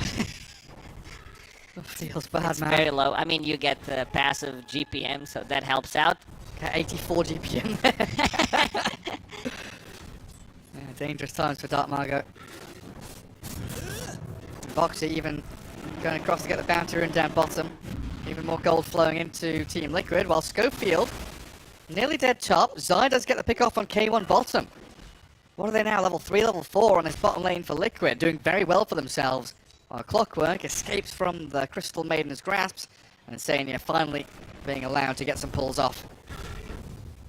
Looking at the pull on the bottom, they did stack the small camp, but the Liquid managed to kill it. They used both Shards, Snowball, and the Scatter Blast to clear it out, and now they're gonna keep pulling closer to the tower. Unfortunately, in this lane, I wish it works that way. Tag team plus Little Shredder, that would be amazing. And Boxy will deny himself to neutral creeps. Did buy a sentry, and Obs backpacks his item so he dies faster. Nice. Yeah, very well done. Kind of incredible though. You were leaning towards Team Liquid at the end of the draft, and seeing how well things went for BEASTCOAST in the first 2 minutes, Liquid have more than recovered. They're demolishing all 3 lanes They now. killed K1 2 times. The one who has a lot of farm, like decent amount of farm, is Tide Hunter with the Ring of Health. Ember Spirit's supposed to be that one guy. Never mind, holding that thought. Yeah. CM. It's a kill on Insania again, potentially. Under tower, Schofield goes. Look like Liquid wanted to try and TP someone up there to defend, but instead they'll stick in their lanes and keep playing elsewhere. Boxy has making rotated, a move. ganking mid. Gets an Observer Ward down. I thought it was a sentry at first, it's all blue. But it is an Obs Ward giving vision in behind the tower. It's called Sentry Ward. They renamed it. It's a sneaky move. Who was it? Was it Snaking? The It was first one snaking, to, yeah. to be doing And that? now everybody's doing it. That's very cheeky. Insania, Frostbite's ready, but some good cogs from Schofield there. Make sure that he'll survive, but he's constantly playing on very low HP. Not able to do too much apart from give this sacred title a little bit of extra farm. But there we can see from the net worth, top 3 all Dire heroes doing very well. Now Dark Ember. Margot, one route would have done the trick there, it felt like. Does have a remnant in the lane, so TP's home to refill everything. Crystal Insania's Maiden. lurking around the mid lane. First it was Boxy, now Insania. Zai's gonna crack level 6 pretty soon. Then this is like a guaranteed kill. He needs to have HP, however. Brought the healing salve, mid lane. Insania will drop. Yeah, Schofield comes in. I don't think there was vision there, just Schofield reading the map very well, and the bear gets the route there onto Dark Margot, close to death. Nisha trying to protect it, gets it off to the right-hand side. Turns into Druid Resummons form, in. resummons, comes in, looks for the route. Dark Margot slipping away from danger, barely with his life. And they'll move on to the Clockwork instead. Nisha, 1v2 situation, finding a kill, trades out. And in the meantime, Boxy does die down bottom. They're trying to play onto K1. Every single time I see Lone Druid using True Form, I get surprised by the amount of HP that he gets from it. It's like, oh, Incredibly tanky. never mind, we're not killing him. Impossible. So what's he got up now? Phase Boots on the bear. Orb of Corrosion. They'll bring in a hero mid to bottle refill. Oh, just the Blightstone and the Gloves of Haste, in fact. Zai finding the pick off on Stinger, who, yeah, stuck around in that bottom lane. Not where he wants to be, while K1 has evacuated the area. Nisha getting gone on. Remnant forward and That's the a battery difficult assault kill to cogs. get. Schofield There's just Ravage. gets turned on. They've got the Ravage onto Nisha. Insania coming in but can't save his life. Okay, wanting the trade out here, and there are no remnants left for the Ember Spirit. So even though they lose the Lone Druid, it's still a decent defense of that mid lane, and Ravage on cooldown means a big window for Liquid to exploit as they chase out Sacred with a cookie. Lacking a bit of damage here. Mickey didn't follow through on this, so a turnaround on Insania should find him thanks to Stinger's Silencer. Wrath of Nature and Stinger with their Cane Curse will finish off Crystal Maiden. That was a good move from BEASTCOAST. But they gotta take care of this Lone Druid. He's been getting way too much farm. Doesn't have a bear for 15 seconds. But he will have Deso soon.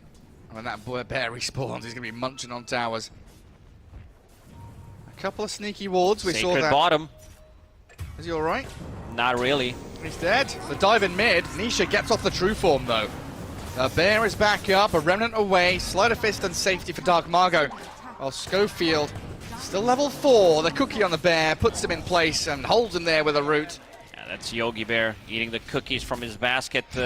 Team Liquid getting kills in 2 different lanes, and finally we get to see it. J spray dropped on a mid lane. It's been 9 minutes. First usage of it. Been waiting for it.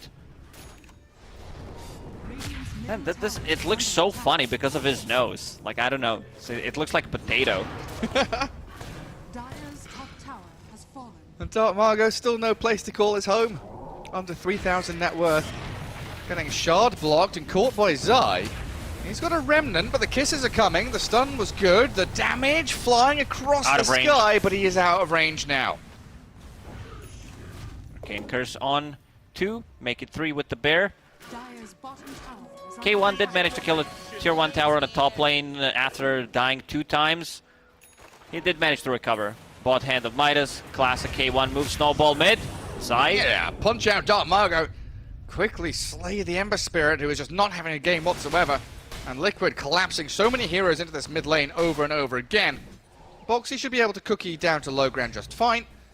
And the rest of Liquid invading that enemy triangle to see if anybody's nearby. K1 was there, but he'll realize there's that vacuum of space down in the bottom lane for him to take up now.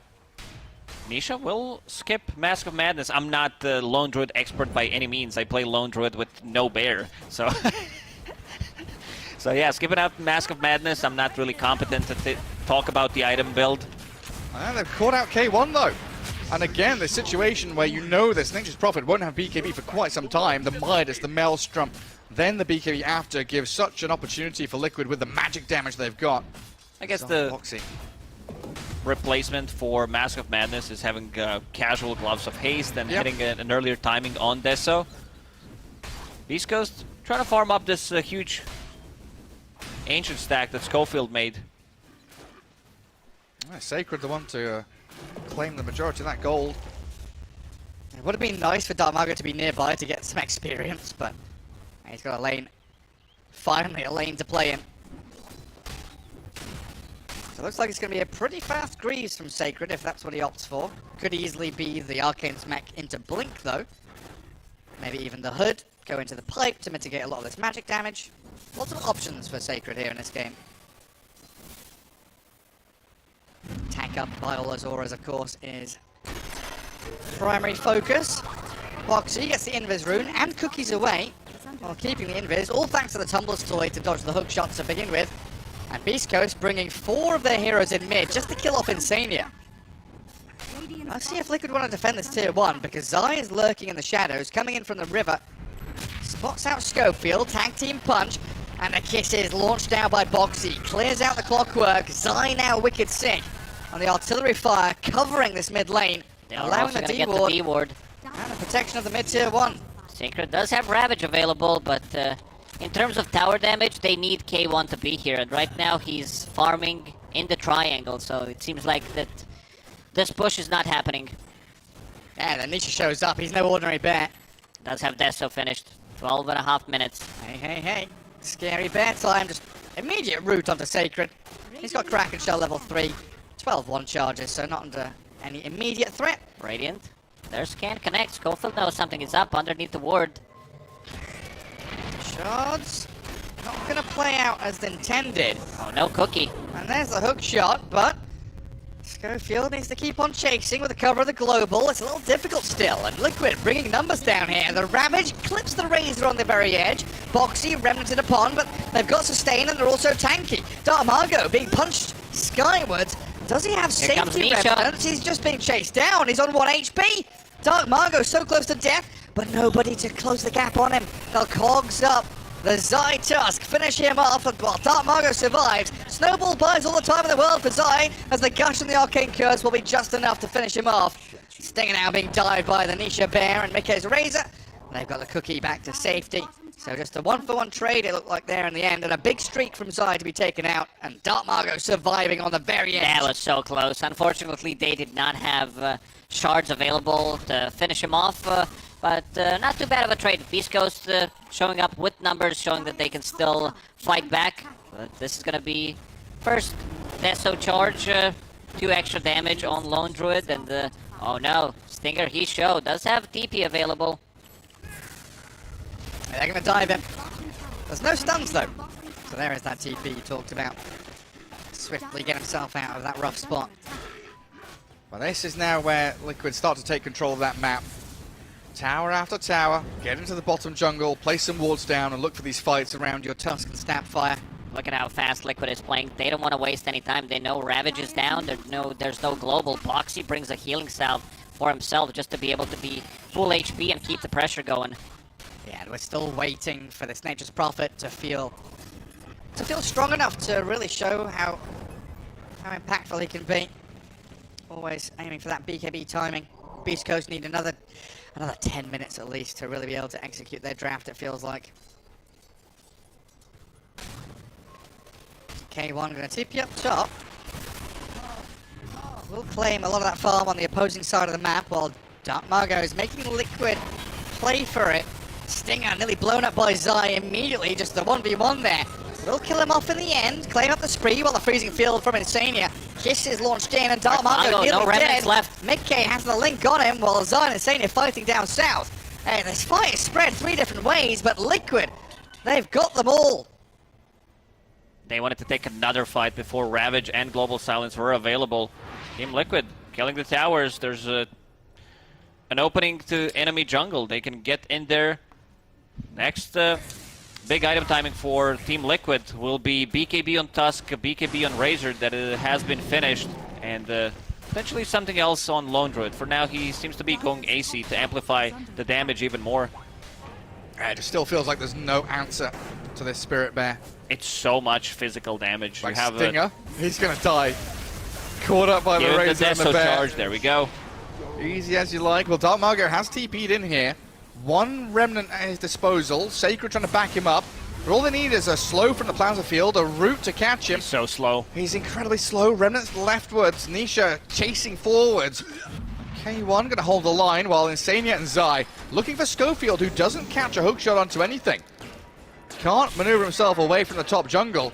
So Zai just patiently biding his time, waiting for the cogs to wear out and finish him off with a frostbite and a punch. And now that's a BKB. Beast Dark Mago getting in, has haste rune. Catches the chains on Zai. Gush in with Sacred. Chasing this Tusk. He's pretty damn tanky and he BKB's up. The Ravage is wasted, completely whiffed by Sacred. And Dark Margo, chain disabled. Global might give him a bit of safety here. He's speedy on the Ember Spirit while Sacred's gone in far too deep. Surrounded by 4 members of Liquid. The Bear is back again. And Mickey hunting the Ember on the left-hand side while Sacred pops his Greaves. He wants anything he can. Dark Margo's dead to Mickey and Sacred. It's going to take him a while into the ground. to kill Tidehunter with the Greaves, but yeah, the price has been paid. Way too aggressive. It all starts with Clockwork. I guess Tide didn't click on Tusk to see if he has BKB there. If BKB is not there, they maybe get a kill on him. It's still a very difficult kill to get. This opens up the map so much. Like, they just popped the Ravage, they use the Global Silence. I think it's time for Team Liquid to go inside the Roche Pit and take it. With Lone Druid, with 3 points in tag team, you have more than enough damage. Yeah, BKB so powerful for the Tusk. And opting to not go for that Blink Rush. The initiation is not really required here. Feels like BEASTCOAST are playing into the hands of Liquid.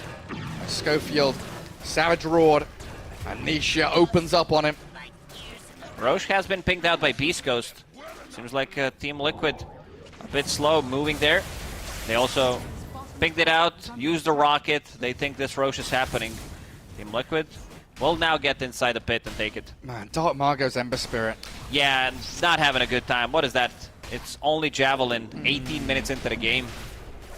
Oh, this is one of the It's fears. so good when you have players that can play pretty much any hero, so you can pick it for them. It's like, yeah, you know what? This is a good lane counter. Yeah, Nisha. I mean, you know, we were wondering. Schofield, he's looking for an angle. Let's see if someone decides to block it. Yes, Mickey. Your carry is blocking Clockwork from getting in. Well, he's the position too, right? Nisha's the real carry in this team, in this game. Schofield trying to cogs and hookshot away. Nothing. Mickey. There is no creeps. Creeps just spawn. He used the hook shot, try to get out of the trouble, but 1 second too early. No room to breathe for Beast Coast whatsoever. 5k lead now for Liquid as they come bottom and force Dark Margo away from the tier 2. K1, yeah, he's got BKB now on top of that Maelstrom. And as Scrift pointed out, some cool talents on Razor. Oh yeah? Plus 12 agility, plus 14 strength. So cool. So good. Very unique and interesting. Well, we got rid of the move speed talent on level 10 I think he had. We moved it to level 20, so some extra move speed as well. Looks juicy. And what's next for the Razor? He's going SNY. Ooh. A bit more status resistance, a bit more tankiness. Even move speed. Like Lone Druid did pick up a shard, so he's going to be able to dispel things and also grant some attack speed and movement speed for his allies. Nice, yeah, with the Savage Raw buffs. Now an Ember buying the tome for himself. Yeah, you want to look good on the end game screen. First BKB defensive, and the Walrus Punch pierces it. Straight forward they go. Liquid finding yet another core kill. Liquid so quick. Moving around the map, getting multiple kills. K1, he does not feel comfortable just standing. Like, even when he gets a BKB, there's going to be BKB piercing abilities with the static link, like Walrus Punch. So much physical. They need to get some kind of armor, like just buy a buckler, whatever. There's Deso, all 3 cores on Liquid deal physical damage, and they also synergize nicely. You have Razor reducing the armor from Eye of the Storm, Deso, and then one punch from Tusk could one-shot people. Yeah, I mean, Dark Margo, 70% of his HP they gone, were and they so ready for this. The Remnant, they absolutely were. He's saying they've got the physical, they've got the mental as well. Mind gaming Beast Coast every step of the way. Who cares about losing 3 or 4 heroes in the first minute of the game when you're able to outplay every lane, hit your item timings, take down a tier 2, and move forward onto Stinger. Straight into the base. Zaya looking for the solo kill. Stinger down to low ground. Sacred, he's popped the Greaves already. And Nisha sprinting forward with his bear. The kisses are there. Savage Roar and Zai. That's Insania with a finishing touch. This game might just be over. If they misuse Ravage, if they misuse Global Silence, Lone Druid does have another bear, and the bottom lane and mid lane are pushing at the same time. I mean, your +4, your Snapfire has Guardian Greaves. Higher net worth than the Ember Spirit. There are buybacks for Ember and Clockwork. They stopped the bear from TPing. Nisha. AC completed. They're going to bring it back to safety. This map is just incredibly small now for Beast Coast. Yes, you've got a Nature's Prophet who can kind of spread his wings and split push lanes. It's incredibly scary to do so. Sacred might have overstepped here. Good force staff to get away from the shards. The snowballs deep from Zai, forced to BKB, but with Walrus Punch and the chase from Mickey, considering the high ground dive, but opting not to go for it. They got the BKB. Beast Coast playing this split push game. Dark Mago trying to buy time as much as he can. K1 underneath the ward. This is going to be a kill. Does have a BKB, so they need Tusk Punch to be available. And Zai thinking about it. Tag team Here it punch. comes. Cancel a TP. Snowballs there. K1 going to glide near the bear. Very nicely done. And will have to BKB himself to escape. Early punch. I think he needed to save the punch, initiate with the snowball, and just try to buy time. But good Gleipnir usage. Keep this Lone Druid away. Boxy, maybe stuck around bottom a little too long. Taken out by K1 and Schofield. Okay, Beast Coast, they're getting the things out of map that they wanted. Stinger, can he get a D ward on the high ground? There's a lot of wards in their jungle. It's just going to be that big question of just smoked underneath the ward. Can the Nature's Prophet outcarry not just a lone Druid, but a Razor and a Tusk as well? He is one against the world. It's a great scaling lineup from Liquid. Even a Snapfire, yeah. Offering a lot of damage. Beast Coast, like you said, they did smoke. Not really making an aggressive play, just repositioning themselves on the map. Try and find these little pockets of farm where Liquid aren't being as attentive. Dire Vision spotting Sacred coming in though. Tries to tumble himself and force to low ground, successfully so, away from Mickey, while in that right-hand jungle, Schofield. And he's turned back onto Zai with the help of Stinger, hookshotting and cogging and finding another kill. K1 getting involved, finding these pickoffs incredibly important for Beast Coast. Yes, I was there alone. No one around him. Needs to be a bit more careful. Now they caught Mickey. Or did they? Mickey caught them. 1v1 against Dark Margo. As soon as he pops that Eye of the Storm, bye-bye. The rest of the team falls back. But BEASTCOAST have been playing the last couple of minutes really well. Delaying as much as they can. They need another set of items. I see Nasus Prophet going for AC. I talked about the importance of any extra armor they can buy on their heroes. This is going to be a big one. Well, they've realized it's no longer a game of Dota. After Liquid had such a dominant mid-game, they're starting to play the game of tennis. Try and push them from one side of the map to the other, dragging them here, dragging them there, and it can be quite tiresome. Now, Liquid feeling like this game should be in the bag, not quite finished just yet, having to really work for every inch of the map. As BEASTCOAST will start to think about that next Roshan, that next objective, what the next team fight's going to look like, especially when BKB start wearing down. Stinger and Schofield being hunted, but the kisses too far away. The last couple of minutes have not been great for Team Liquid. Using spells, dying, getting the BKBs, now Snapfire using ulti, which does allow rest of the BEASTCOAST. Like, look where Sacred is. He's pushing a tier 2 tower. They know that they can't be everywhere on the map. Even if they get one kill and K1's getting the farm, if Ember's trying to recover, Dark Mago, their catch is pretty limited. Unless they wait at a Remnant with the entangling claws. That seems to be the play. Find the Remnants, force the Ember to jump to them. That's really nicely done by Liquid yet again. Schofield eyeing up the next creep wave in behind Zai. So yeah, just cutting out these waves, making sure they can't approach the high ground. Don't let them push the tier 3s with the Spirit Bear. And Liquid, they're trying to find K1 up at top, but he's already put himself back in the fountain.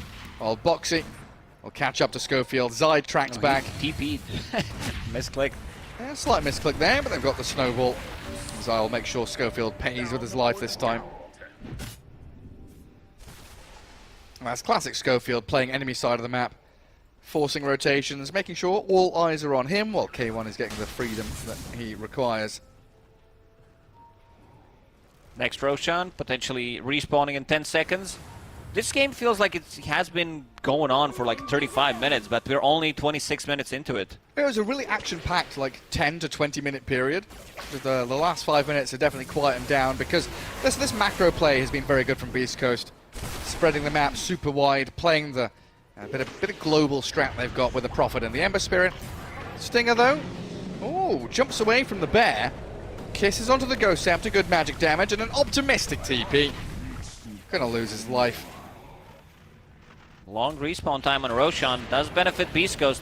All they want to do is drag out this game, maybe get a pick off. And now Zai, one more time. Let's see where he's going. Onto the creep. Hookshot comes. Cookie Does tries have to BKB. bail him away, and he does, you're right. Have that BKB to play with.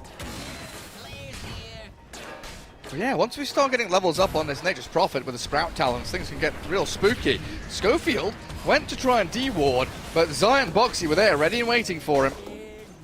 Oh, they know. Oh, it's a Radiant scan, never mind. I think at this point you might want to place some vision in inside your triangle. Career will scout him out. Here comes the TP. Oh, guesses incorrectly. Zai with a nice try, but K1 outmaneuvers them. Slips into the tree line and TP's away. And it really is very tiresome, because you're constantly thinking, right, where are they? How do I have to keep coming back and deal with them? Can't even kill Dark Margo at this point. He's 1-6-6. Starting to catch up with the rest of them. Yeah, he's, you know, not the most farm hero in the game, of course, considering he was laning into Lone Druid. But K1, he's about to crack level 20. So that leash talent gonna cause some serious issues. Any big items coming out? I see Tidehunter with Heaven's Halberd, so that's gonna be a big one. Against Razor, against the Bear. Super Roshan important. in 45 seconds. Zai spotted by the creeps. Looks like he'll still be able to get in on top of Stinger though. Ghost Scepter protects him from the Razor and the Druid, but not from the magic damage that everybody else brings to the table. No, the bear takes 20 hits to kill an obstacle. Yeah, I was like, why is it taking so long? So right now, inside the triangle, Team Liquid did place their own observer ward to see this Nature's Prophet, who's been there a couple of times already. Is Schofield going to de-ward it? Doesn't have a sentry. That's unfortunate. He's here to bodyguard, though, at the very Boxy's least. pretending nothing's happening. Yeah, just pushing bottom wave. I don't see anything.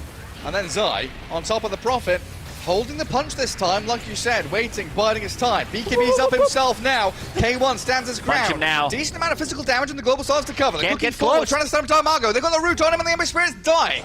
They got the Nature's Prophet out of there, along with Schofield's Clockwork.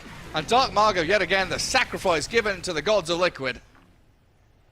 Not close enough. He got sprouted. He couldn't get close to punch Nature's Prophet. He faked it a couple of times. Tidehunter on a different side of the map, but it's time to go inside the Roche pit and finish off this second Roche. K1. K1.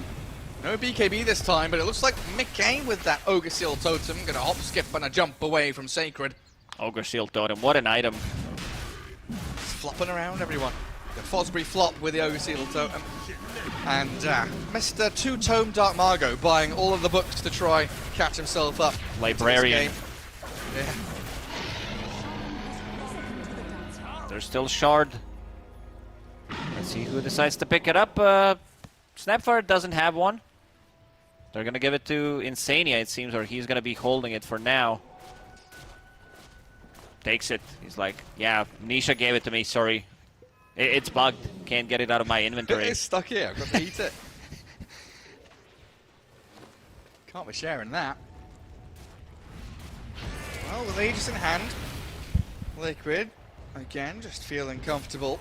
Bolster their efforts to push across the river. This is a big item. Pick up Boxy with the Aghanim Scepter, so he can... It's mostly going to be used for aggressive purposes. Gobble up, spit out Tusk. Find this Nature's Prophet who's been hiding in the trees. They have very limited amount of stuns. Maybe even gobble up Insania, send him forward with that freezing field. He's upgraded with the shard. Look at that. Ogre Seal Totem onto Sacred, has the tendrils of the deep. Keep Mickey at bay for a little bit. He's going to drain all this damage away from the Tide. Kisses are coming. I didn't think Sacred would die here, but it looks like Mickey and Boxy have enough damage to bring him down, and the dive continues. Mickey just keeps on going. Stinger has to go Scepter. Now Mickey with his BKB inside the Sprout. Will Dark Margo in the mid lane. BKB's up. The Remnant left and right. Jumps and dives. One more hit will do the trick, but Boxy can't see him. He's on the high ground while back in the base. Mickey has disengaged. Killed the Tide and backed away. Tide invested all of his gold. He bought that shard. Schofield being punched around by Zai. There's fights everywhere you look. He hook shots to the creeps. This time he's successful. What a weird fight. Like Team Liquid being aggressive on 3 different fronts. It's like 3 different 1v1s. I also didn't expect Tidehunter to die. Very nice kisses coming out from Boxy. Yeah, really well done. A denial Ember. of the tower. Alright, that's the highlight of the Ember so far in this game. It's been sad times for Dark Margo. Can't It's really like- blame him. It's a very difficult game, like considering the start that he had. And they caught him so many times on Remnant. Yeah, Liquid have outplayed him several times so far. Now, tier 3 down means that top lane is open now for potential Lone Druid plays. Just shove up to barracks. DD Rune has spawned a top as well. Oh, this is a big one. Zai, just 700 gold away from Aghanim Scepter. Oh, is he? Then he can kick people out, kick people in. Does have Ether Lance on top of it. This hero consumes a lot of mana. Falcon Blade, Ether Lance, and also Arcane Aura from Crystal Maiden. Yeah, really helping out. And there it is. Ags complete. K1 looking pretty stacked on this Nature's Prophet, though.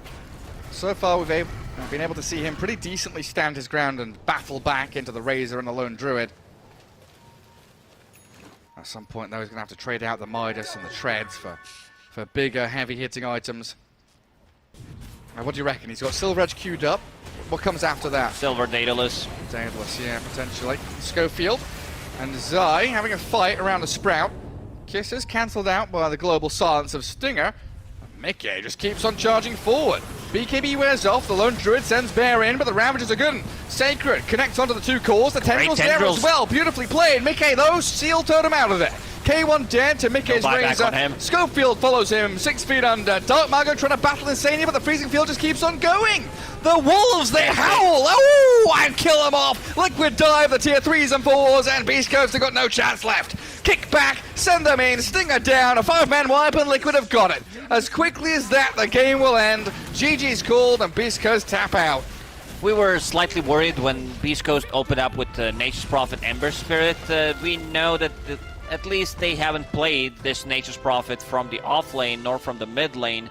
And I mean, you already picked Ember, so that means that you are kind of locked in 2 cores. So it gave Team Liquid a lot of room to think how to counter it. And first lone druid of the tournament, first W, Chef's kiss. For a good reason. Like Nisha played it perfectly, only died once.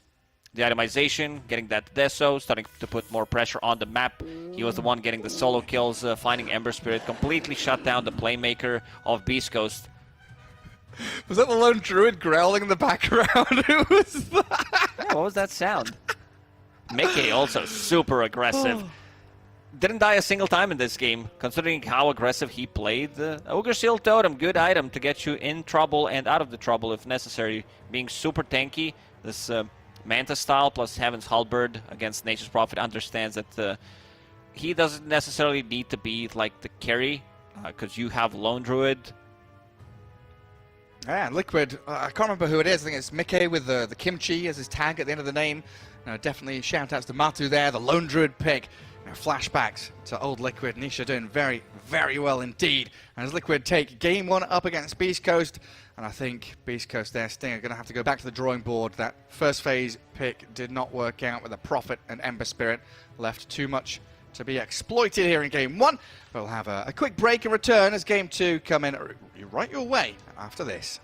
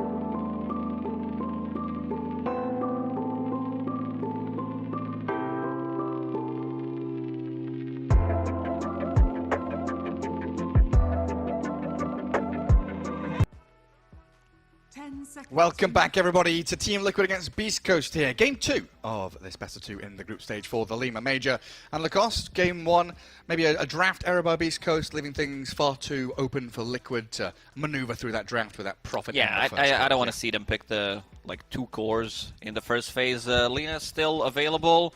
K1 did play it the other day. They got the W. Couple of mistakes, if I remember correctly.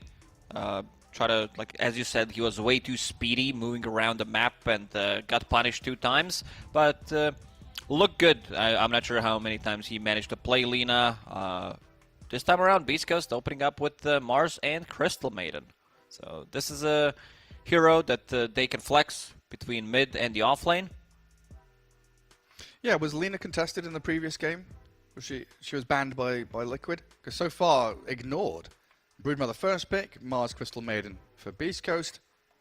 Definitely curious to see if Lina rears her head again in this draft. Something both teams can obviously play very, very well. So Broodmother for Zai. See what direction they go with. What kind of support hero do you want to be paired up with a Broodmother usually? In the hands of Boxy. Tusk is fine. Snapfire is also good. Snapfire is banned. Rubik, of course, doesn't. Feels like this hero doesn't have a weakness pretty much. Strong laner, scales really well. Some good spells to steal. Anything from Crystal Maiden, Spear from Mars, Arena, of course, if you can get it.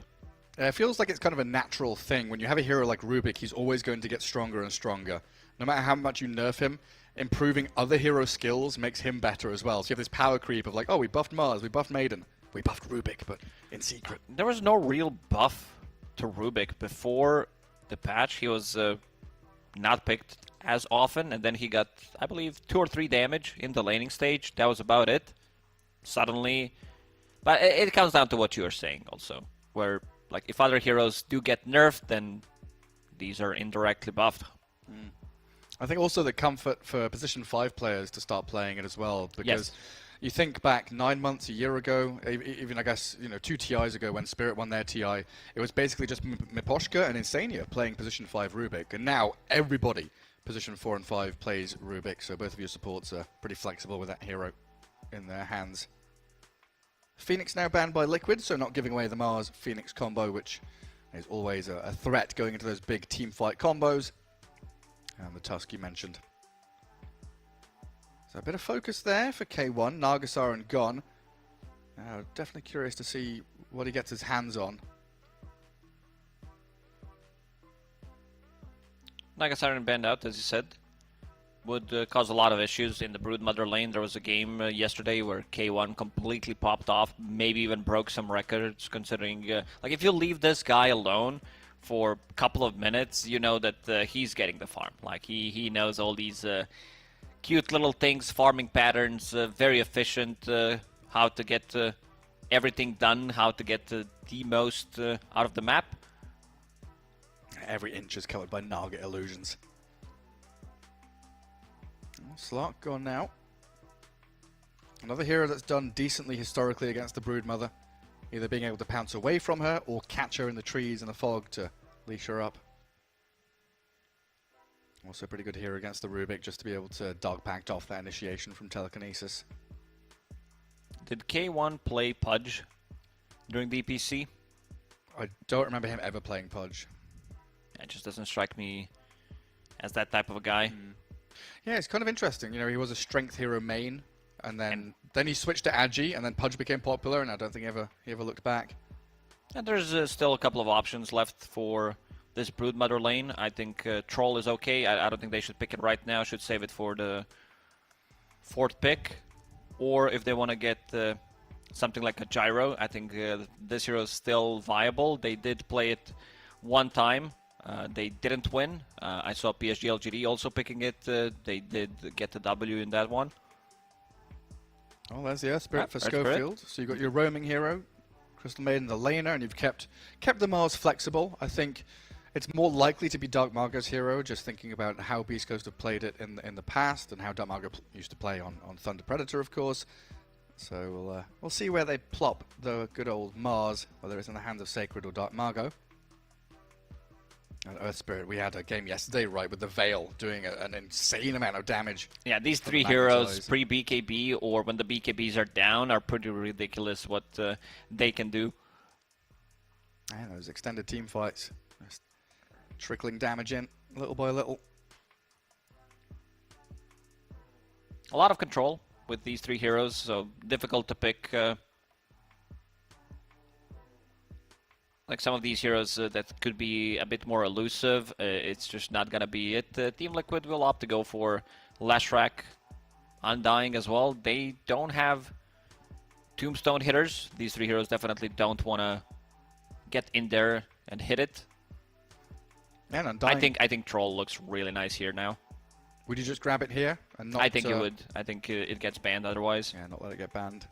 Undying pretty good against the Earth Spirit lane. Not only being a strength hero, Earth Spirit getting spammed by Decay, but Undying very good at following heroes who pull waves. Earth Spirit loves doing that, dragging waves around. Undying likes to follow them, get some denies and last hits, just keep them on their toes. Time to start to decide where this Mars is going. I mean, there's still Lina in the pool if they want to There go is. for it. I think anything with the attack speed, like Gyro, Troll, or Lina, these three heroes definitely work against the lineup that Team Liquid has right now. With Crystal Maiden, she stabilizes a lot of lanes and does give you a kill threat. Does give you like a trade. A lot of the situations, Crystal Maiden will die, and then you get the solo XP, and then she comes back with the full HP, full mana. Does possess a kill threat one more time. Now, there's also the option to pick up like a Sacred Pango or something like that here as well. Add even more to your team fight. Give Sacred one of his signature heroes, a Greaves Buyer, to be able to kind of withstand this damage from the Lesh, Rubik, Undying. Okay. It's not like they don't know what he's playing into, so this is a bit awkward. Blind pick, yeah. Yeah, I think you gotta ban something like a Life Stealer from BEASTCOAST. It's great against all of these heroes. Gives you have this like Deso builder. A bit surprised they decided to go with Veno here. Yeah. There was one Veno, I believe. It was either BEASTCOAST Whisper. or EG who played it. It was Whisper in a loss, I believe. Because I was looking at this the other day. It's like one Veno game, and it lost. Well, I don't know if that's changed at all. Wow, Veno 75% win rate Oh, out so of 4 games. So he lost one game, then won 3 in a row. Interesting. Well, he's a natural Greaves buyer, very good at buying utility, Force Staff, Spirit Vessel, whatever you need, which of course is going to be very useful against the Lesh. Pipe comes to mind as well. And now we're looking for that K1 hero as the final pick for BEASTCOAST. Well, Team Liquid, flexible with the Lesh, right? We've seen Mickey play it from the safe lane. Nisha can throw it mid. Most likely going to be a mid laner because you already know the matchup. They banned out Bloodseeker. It's a good Bloodseeker game because like you would most likely use it on Leshrac to stop him from maneuvering in a team fight, and decent amount of things you can dispose them with. Spear, kick from the Earth Spirit, amplify that damage. And all of the damage over time, right? You've got Magnetize, Poison Nova. Yeah. Everyone in a team fight, everyone's going to be sub 20% HP, which makes Bloodseeker's life very, very fun. This time on Broodmother, you need to go for Greaves plus Pipe. Sometimes we see one of those, but against all this overwhelming magical damage that BEASTCOAST has, I think you need to buy both. Yeah, go full auras and utility. And you're talking about Dispose. Marcy gets banned out there. Potential carry hero that Mickey could have picked up. He was one of the guys playing the Marcy with the Battle Fury. Looking pretty powerful on it. So you're still looking towards, I think you mentioned Lifestealer, right? Someone with magic immunity? Yeah, looks really good. During Rage, like having Undying with you and also the Greaves from Broodmother. Kind of difficult to kill. Pango. Okay, now this Bloodseeker ban makes even more sense. So you mentioned the flexibility of Leshrac on side of Liquid, where both Nisha and Mickey can play it. So this is going to be mid Pango, safe lane Leshrac. I like Troll. I still like Troll. Yeah, it could still work out very nicely. Able to hit the Pango during the roll from the ranged form. Get that early BKB. Try and fight into the Broodmother with the whirling axes too. Not much time left for BEASTCOAST to think about it though.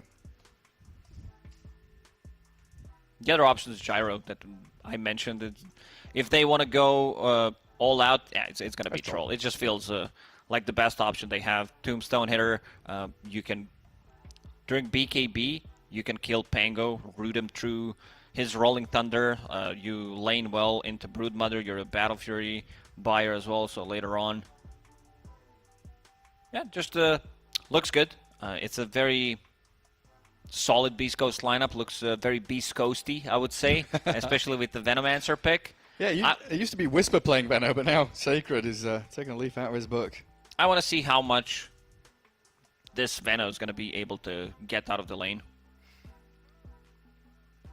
Yeah, do you swap things and put Rubik with the Lesh, and then you've got more kill threat on the Veno? Because it often feels like if you kill Veno 2 or 3 times in the lane, his game is over. I mean, his game's almost always over. He's in the triangle. I feel like the hero doesn't put as much pressure. Like certain heroes that he was countering before, like considering that Ursa is super popular these days, we don't see Veno picks being picked against Ursa. Because he goes jungle, he recovers, someone else soaks up the XP. So it's not that much about the lane. It's what this hero brings to the game. One good thing about Veno is he can build any item, and it feels good to have it on him, whether that's Greaves, Force Staff, Heaven's Halberd, Pipe, whatever you want to buy. I think Veno is the perfect hero. He's one of those guys that skill set isn't super diverse, but his itemization can be. And there's the man of the hour, the man of the tournament potentially, Nisha. Going to be grabbing up that Pangolier as we can head ourselves into game 2 of this best of 2. My mind is melting with all the action we've been having. BEASTCOAST taking on Team Liquid, and Team Liquid, of course, have already taken game 1 as we smoke ourselves across the map to get these early wards down and see if we can scout out any potential targets. Nisha doesn't have an Obs ward with him. He's trying to bait it. Yeah, look at him putting a branch in. That's a very clever move. It's like, oh yeah, I just did something. Trying to bait a sentry out of BEASTCOAST. Clever guy. While his teammate, the Rubik, went further north, placed the Observer ward on the other side. That's very sneaky. And Dark Margo still holding his Obs ward. It looks like BEASTCOAST trying to invade down bottom jungle. Radiant have already got a ward inside the outpost range, so they'll see them moving around. Now, this could be a disaster for BEASTCOAST. They're getting outnumbered. Bringing all the numbers. Gale does connect on 2 of them. Nisha with a shield crash, trying to catch up to Sacred. Stinger's made and stunned up, though. Split Earth into the decays of Insania. And Stinger's Maiden here. Should be taken down eventually. Oh, nice kick. Good kick on from the low ground. Field. Not an ideal spell to level up at 1, but Mickey getting body blocked now. Stinger going to be able to walk this one off, hide in the trees and maybe TP. 7 seconds. Still a little bit of time to wait, cutting through TP. them. Like, he could just get out now. I don't think he needs to TP. Oh, never mind. He's not in this lane, so we'll TP out. The problem is you don't have much mana to work with. You do have 6 mangoes, however. Good attempt from Schofield there. Nearly lands the stone onto the Nisha Pango. But yeah, all this fighting has led to a bit of an awkward setup for the lanes. Dark Margo taking a lot of damage early on, so he's up against the Nisha Pango. While we do still have Sacred being chased by Insania's Undying. Classic Veno. Does absolutely nothing. Look at this pathetic hero. Worthless. Slithering around. Please, let me get back to lane. What's Insania's base damage is pretty hefty there, 69. Not gonna go for it. Mickey gets a deny here. This bottom lane already off to a bad start. Not looking too hot. Needs Schofield to drag the creep wave. Only gets half of it though, as the dire wave is already being pulled by Insania to meet it. So both supports have somewhere to play. But there's Mickey with his just raw right-click damage. Denying creeps, pressuring Sacred. Not an easy start from BEASTCOAST whatsoever. Insania with plenty of mangoes as well, just to continue spamming decays. While Schofield's courier dies to Mickey as well, so it goes from bad to worse.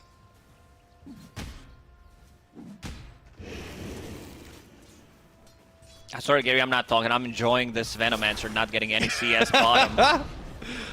Oh, Mickey doesn't land the stun, sadly for Liquid fans. It could have been the first blood there.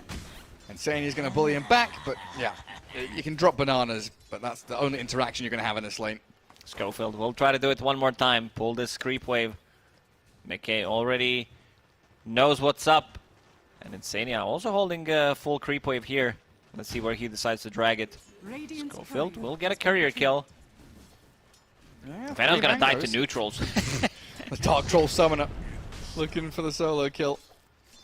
So Mickey has pocketed back behind his tier 1 with a full creep wave there for him. And Insania has pulled Dire creep wave into the large camp, it looks like, in the end.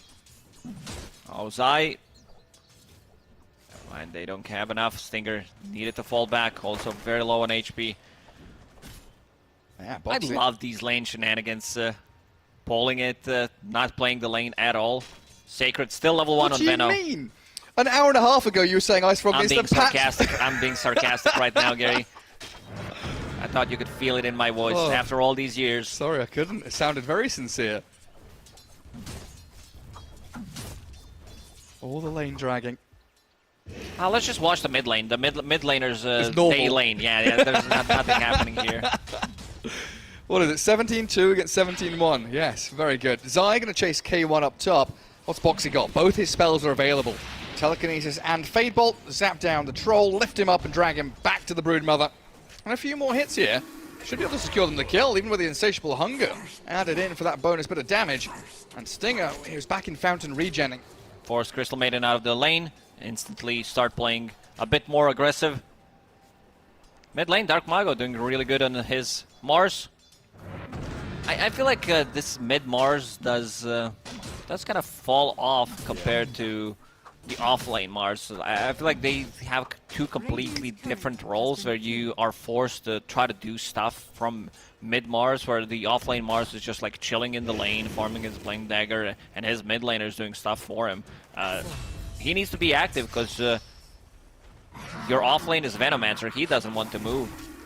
Yeah, he doesn't. You're going to have to play into the side lanes. So trade up top, Stinger for Boxy. K1 and Zai pretty happy with how things are going. And K1 facing off this duel, the battle to the end. Got the further stacks up, so Zai will disengage and just disconnect from the troll fight. Stop replying to him. I blocked him on social media.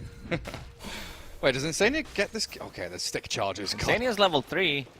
Yeah. So is Venomancer. Tombstone's ready. He's going to throw it down here, isn't he? Tombstone next to the tower. Pressure Schofield and Sacred. He's 1v2 bullying these offlaners out of the lane. Schofield, all the zombies were chasing. Insania demolishing them in this lane. Kick back under the tier 2. A tower hit will land, but the decay is there. Gets the kill. Might survive as well. Sacred, the Lightning Storm, the Split Earth, not going to come. Mickey going to try and turn and focus on the buildings instead, while Insania does die in the end to the Venomous Gale. Dire's bottom tower is under attack.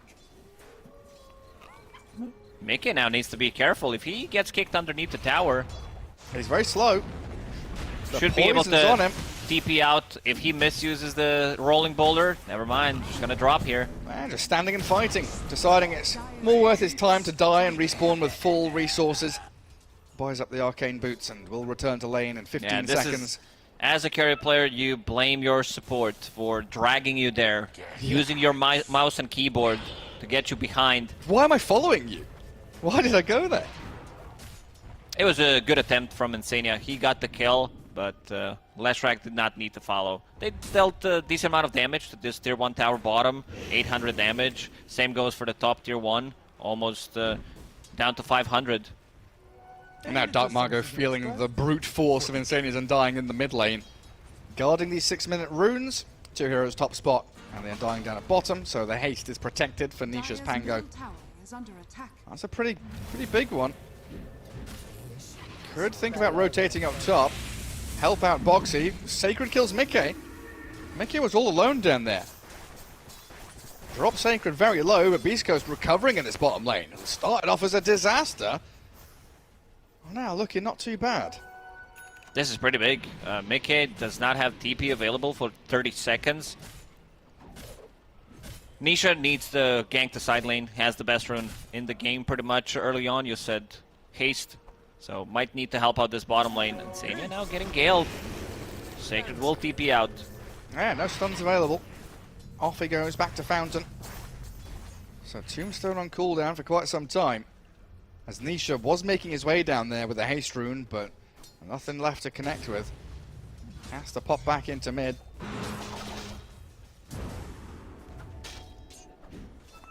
Curious to see what Dark Margot's first move is. Because it feels like if Dark Margot moves, Nisha's going to follow.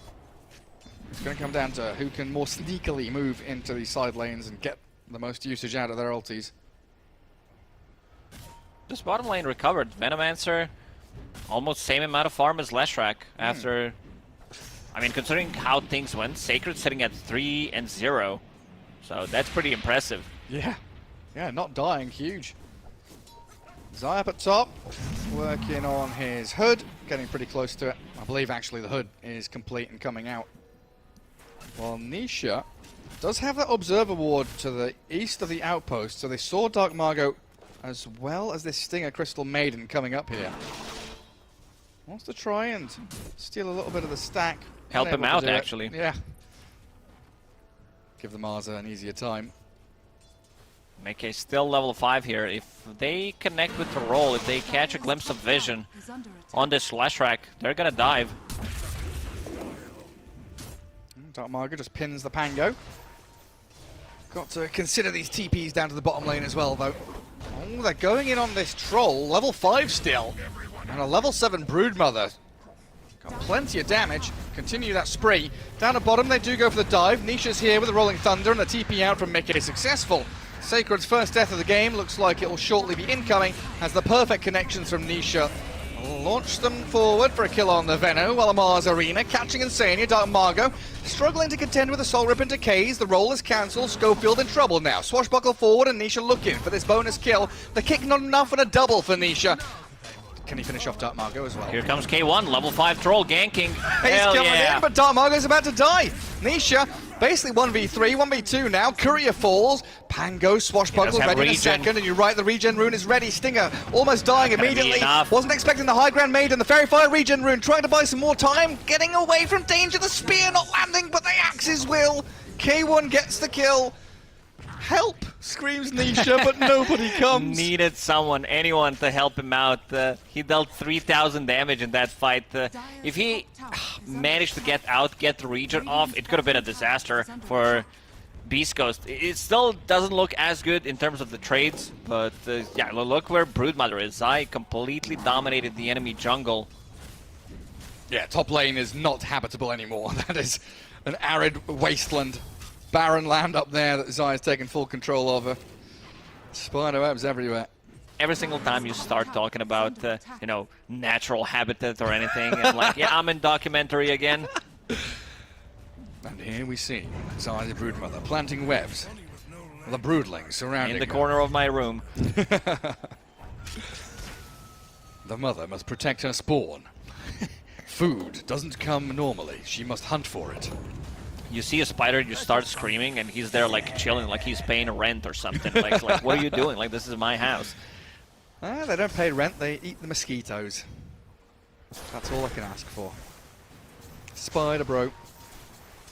Eat the bugs. Oh, Nisha back to mid lane. And Team Liquid, they've managed to get themselves a 3k lead. It feels like it's been kind of uncomfortable for Mekkei, but he's got 4,200 net worth on this Lash. He bailed. He left the lane and now is getting the farm somewhere else, while the rest of the team is fighting. Nisha bought a lot of time in the previous fight. And he's got an Arcane Rune bottled on the Pango. Stolen Plague Wards for Rubik. That feels really nice. And Dark Margot now kind of relegated to deal with the Broodmother up top. He's the one that has to contend with her. Does he have a point held for Battle Trance? It doesn't look like it. So K1 getting chased down by the Pango and the Undying. He's just dead. Down you go. Well, up at top lane, looks like the arena whiffed, and Zai scuttering away. Gets through the webs and back to the high ground. This is also a role that Nisha used with Arcane Rune, and now they want to hunt more. Yeah, Stinger. Crystal Noah. We'll get a solo kill here. There it is from Boxy. Nicely done by Boxy. Should also be a tier 1 tower bottom. I don't think they have the heroes to defend this with. Troll, like, he doesn't really provide you with much. Wants to get his Battle Fury online. That feels like a difficult game for K1. Needs another solid 10 minutes of farming before he's really going to show how impactful he can be. Yeah, it's a good my god, this damage, the the poke stack from distance. being stolen. The poison is there onto Insania and Boxy. But Nisha with this Rolling Thunder crashing up atop the high ground. Connects on the Venom. The Schofield Earth Spirit in trouble as well. Nisha, he wants multiple kills here, but the sidestepping from Sacred, beautifully done. Stinger into the little pocket, hiding away in the swashbuckle. Doesn't finish him off. Stinger still survives. Nisha now the one in danger. 17 wand and a shield crash to come. The kick and the roll, it's not going to land. Nisha swashes, but still dead to the troll. He needs, like, in every single fight, Nisha needs just a little bit more. And also, he thought that the rest of the team might be able to clean up Dark Mago with the Invis. Let's see where the follow-up is. Nowhere. Well, not on this spear. No one wants to follow. Still 4k gold lead for Team Liquid. Bango, again, dealing some serious amount of damage, but so is Venomancer, getting the poison. I had to check what the spell is called because I Poison Nova. yeah, I didn't see Venomancer in action for quite some time. I just said the poison. I mean, Mika has been absent from a lot of these fights, right? He was battling early on, had a couple of deaths. He wants to recover. Zai's on a different side of the map, so he doesn't want to join. I talked about his itemization, that he needs to get both of these items. You're playing into Veno, Earth Spirit. He decided to opt to go for Pipe of Insight as his first item, which makes him more tanky, considering what they have. He just needs to be there. I mean, the one way to get the fights going is join where Zai is. Start putting pressure on that side of the map. That's the line being drawn. 3 heroes from Liquid moving from mid, northwards, into the jungle. And it'll coincide with the Bloodstone of Lesh, as it looks like BEASTCOAST just initiating on Insania. Very tanky and dying, and Sacred takes the brunt of the damage initially. Finally getting a kill there, BEASTCOAST. The Stinger push to the high ground, well done with the freezing field, trying to zone out the Brood, while Dark Margot being focused by Nisha, chased out. Schofield rolls away with that rollout. And Nisha unable to track back. Swashbuckle will finish him off. Looks like it. Good silence, another roll. He's out there for now. Can he line up the vector targeting? No. He can't find Schofield. Nicely done. Gets the silence off. He was a bit low on mana. Every single fight, Nisha needs one extra hero just to give him some kind of damage. Leshrac now with the Bloodstone. I think he's going to be joining, and Zai going into Guardian Greaves next. Don't kill the Kobold. I just love that Scriff has the Kobold selected. Like, chase me. Come here. I'm just sad the Kobold doesn't belong to you. I want that GPM, man. So what's the reason Nisha's not killing it? Is it just not worth his time to hit it 3 times to get, I the think gold Swashbuckle Kobold, please. Boxy spots out Stinger. Freezing Field is there from the Rubik. Not enough to finish the Maiden off, but the rest of Liquid will arrive. Mika and Zai pairing up beautifully, and all 5 of them in that northern jungle trying to get in on top of Schofield now. It's a 3-man magnetize after his roll, but there's no follow-up. Yet again, Dark Margo and K1 unavailable, but the spear from Dark Margo, long-range cast, they pinned him up against the side, and now he's stuck. Dark Margo can't escape from this. Nisha and Insania chase him forward, Spiderlings are there, and a triple for Zai. This is exactly the fight Team Liquid needed. Now we see the full potential of their draft. They bring the fight close to Broodmother. He pops the pipe on the Spiderlings as well. There's not enough damage to kill it. And, Nisha does have crystals to bounce off. He does, and the spear! Oh, that magic damage from Boxy. Fadebolt, spear, both maxed out. Shredding through that Troll Warlord. This is the best spell you can steal in this game. One of the reasons why I'm not a big fan of this Flex Mars is I feel like the hero just doesn't do anything. It requires so much farm, and if you misuse your abilities compared to some others, like Primal Beast. Like, honestly, to me, mid-Mars, I would rather have Primal Beast in 9 out of 10 games. Pretty much. Dire are scanning. Feels like they do very similar things from the mid lane. Oh, an Arcane Rune for Nisha. Another one. It's glorious. Sacred sat about 40% HP. The spear into Fade Bolt. Where's the swash? Nearly soloed out by Boxy. Surviving though in the Freezing Field Arena, going to get the supports of Liquid. They were over eager. Sacred baited them in. Nisha kept the distance. Underneath the ward has Arcane Rune. They're gonna go on him. And Please try. and catch him.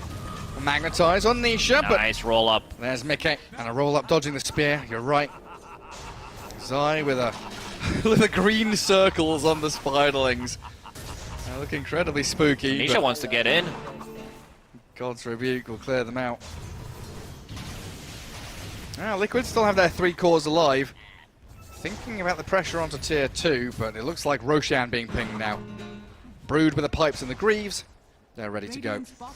There's way too much damage mitigation. All they have is magical damage for now, and fighting into Greaves pipe 17 minutes into the game is just way too difficult. There is Veil available on Earth Spirit. Let's see if he wants to try something here. They can't get there in They time. can't get there. It's dropping way too quickly. BEASTCOAST nowhere nearby, so this 6k lead going to develop even further for Liquid. 18 minutes in. Troll still trying to keep up with the Broodmother's farm. Zai has had a free game with his first pick Brood. Seems completely unanswered. Even with the Mars and the Troll. Zai and Boxy had a cracking lane up top. Blink for Rubik now as well, so more ease of access to the spells he wants to steal. We have Aegis on Mickey. So protected, allowed to play even more aggressively towards objectives. Again, BEASTCOAST, they're forced to play this type of a split push game where they don't want to take a fight. Your Troll wants to farm up his BKB, maybe even get another item. There's still tier 1 tower available on bottom. Like, if they didn't kill a single tier 1 tower in this game. You have Venomancer, you have Troll, which is not a space where you want to be in. The smoke from Team Liquid. All the way through the Ancients area. Oh, two-man stun. Connects on both of them. Stinger just dead to the Pulse Nova, and it looks like K1 attempting the TP, but Boxy with a lift gets him with the telekinesis. Oh, it's gorgeous from Liquid, finding the catches they need. K1 will try with a Battle Trance now, but he's being chain disabled. Get on top of him with the Pango. The root, the ensnare, it's there, but Mickey with a double kill. Makes short work of BEASTCOAST bottom lane. And in the meantime, Zai continuing just to shove out mid. He's all over the enemy jungle. It's very hard to get in there. So many heroes to close the gap with, and Boxy picked up that Blink Dagger. We saw it in the action on Troll. They roll on Insania, and then a roll back from Nisha. Sacred getting collapsed on by the Pango. Schofield's dead. This one feels like it might be over soon. Liquid too powerful as they group up as 5, playing around this Aegis timing. Is it too early for high ground?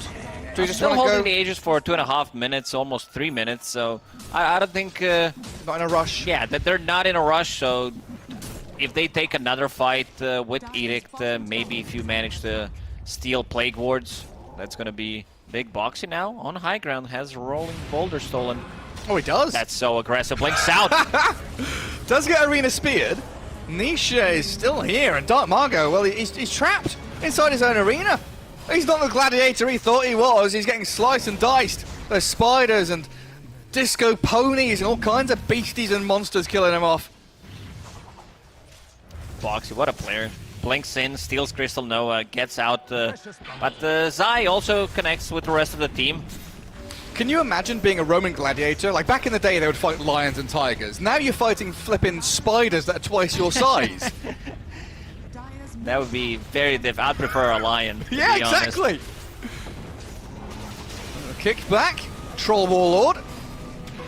K1 trying to spin back to safety as they continue their beyond godlike streak on Zai. This looks like it's over. The dive in behind tier 4s, getting them 2 more kills. Rolling Thunder there onto the Troll Warlord as well, crashing and slaying. Does get the root in onto Nisha now. Has he got the saves with the swashbuckle and the heals coming? He will stay alive, and K1 dies. Barracks cracked wide open. Complete freedom here for Team Liquid as Dark Mar goes Mars. Another round, a flurry of disables, takes down the Mars, and GG's called. Liquid continue to assert their dominance here in the group stage of the Lima Major. What a clean game from Team Liquid. And I was told that Earth Spirit, or Rubik against Earth Spirit is a bad hero. I just saw a kick, I just saw a roll from Rubik with the Blink Dagger pickup.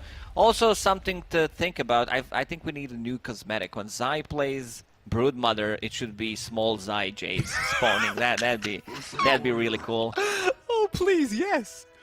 Oh yeah, Team Liquid, social media team director, whoever's listening, please get your designers on that right now. Get ourselves a Zai J Brood set. But there we have it, Team Liquid with a pretty straightforward 2-0 victory against BEASTCOAST, and yeah, BEASTCOAST looking much different to what we've seen in previous days, drafting wise, it's one of those days for them. But one thing I'm happy about is watching Venomancer lose, and I don't know, it gives me great satisfaction for some reason. So now he's like 66% win rate or something? Yeah, I'm surprised with the amount of the times that this hero got picked. This was the last pick Venomancer, right? No, it was Troll. Yeah, it was fourth pick. So, yeah, it didn't really look like a good Venomancer game to start with, where like you didn't know what you're laning into anyway. Sacred got a decent amount of farm in the lane, didn't die. It's just that there was no real influence from mid-Mars. I feel like that was the big issue. They lost the top lane. Zai having a perfect game, getting Greaves, getting Pipe as well, and then joining the team. This game could have ended like 3 or 4 minutes ago if there was one extra swashbuckle available where Nisha lives, where he cleans up. Yeah, it happened like 2 or 3 times. Yeah, it was a great game for Nisha's Panga. But there we have it, rounding things up. Halfway through the day here for the group stage of the Lima Major, and we'll be swapping out casters. As you can see, Lacosta's already left the party. He's ready to bail. We'll take a break and return with with a new set of casters and continue the matches. So. You're a snitch, Gary. Well, it's on the stream. We'll see you guys later. Thanks for watching, and stick around for the next games.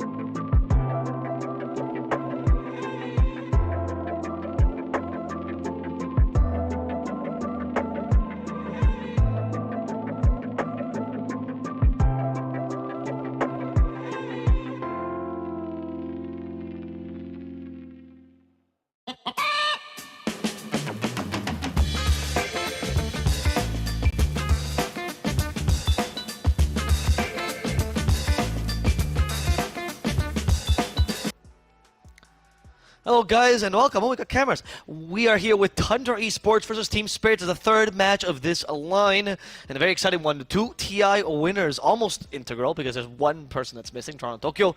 He is being replaced by Laurel, of course, from Team Spirit, their new mid laner. And Team Spirit are pretty happy. They're currently right.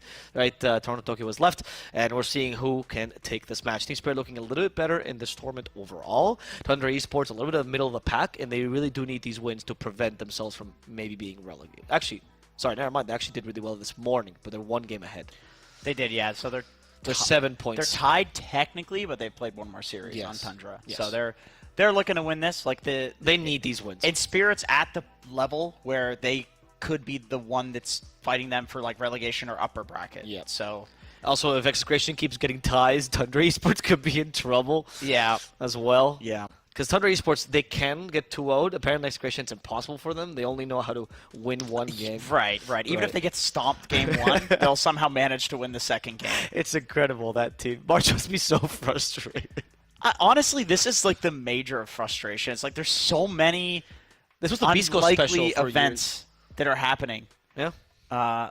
Yeah, it is the BEASTCOAST special for years. A very South American way to have a major is to have all of these ties and just crazy games happening. And when you can't really tell, are you supposed to be better or worse than them? You're like, Who the hell knows? Exactly. Who the hell knows? All right, so we're looking at the draft right now, Jenkins.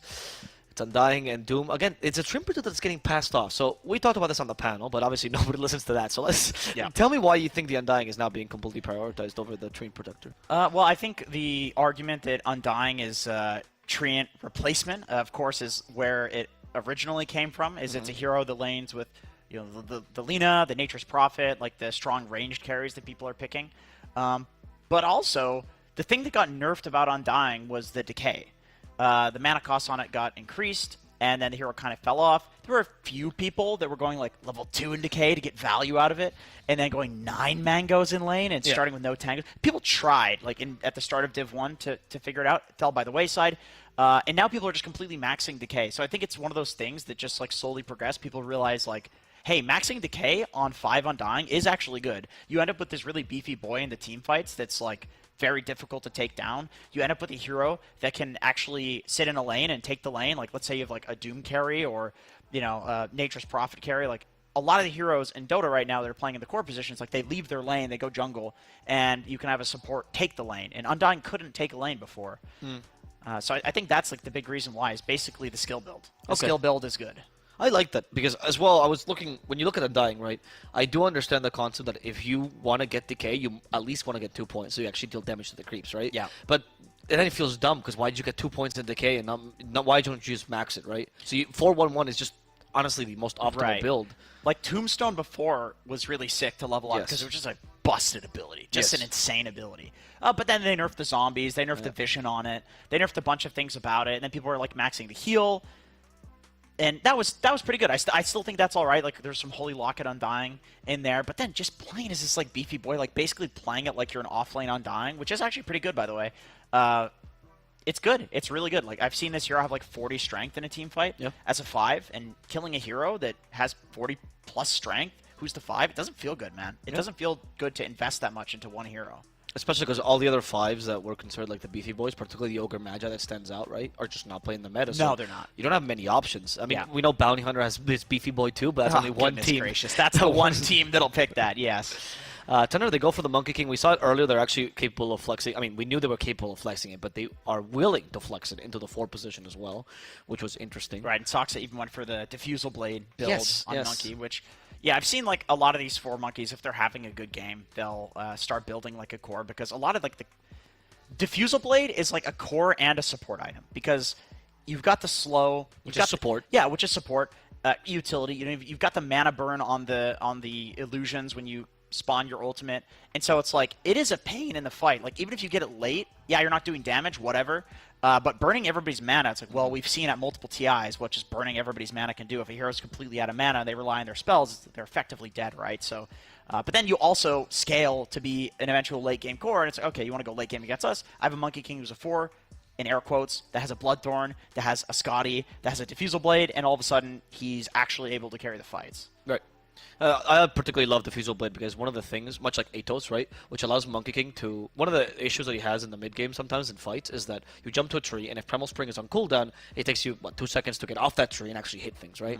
But if you defuse a blade as soon as you jump to that tree, and even if Primal Spring is on cooldown, that gives you the time to actually go down and keep on hitting the person. That's an interesting perspective. Yeah, I could totally see that. And that way you don't have to waste the stun at all, right? Which is an important issue with Monkey King. It's a funny little interaction. Like, I also think just Diffusal Blade to build up the Jingu stacks, that way you don't have to use your stun. Which is super valuable. Yeah. So there's all these little interactions where you get an item and all of a sudden there's like a few extra things that you can do. And Aoi 69,000 said it, the more options you have in a game of Dota, the more likely you are to win. Like, Dota is all about just having paths that you can go down to win the game, and if you have more options than the enemy team, and you're good at like actually following which the right one is, then you win the game.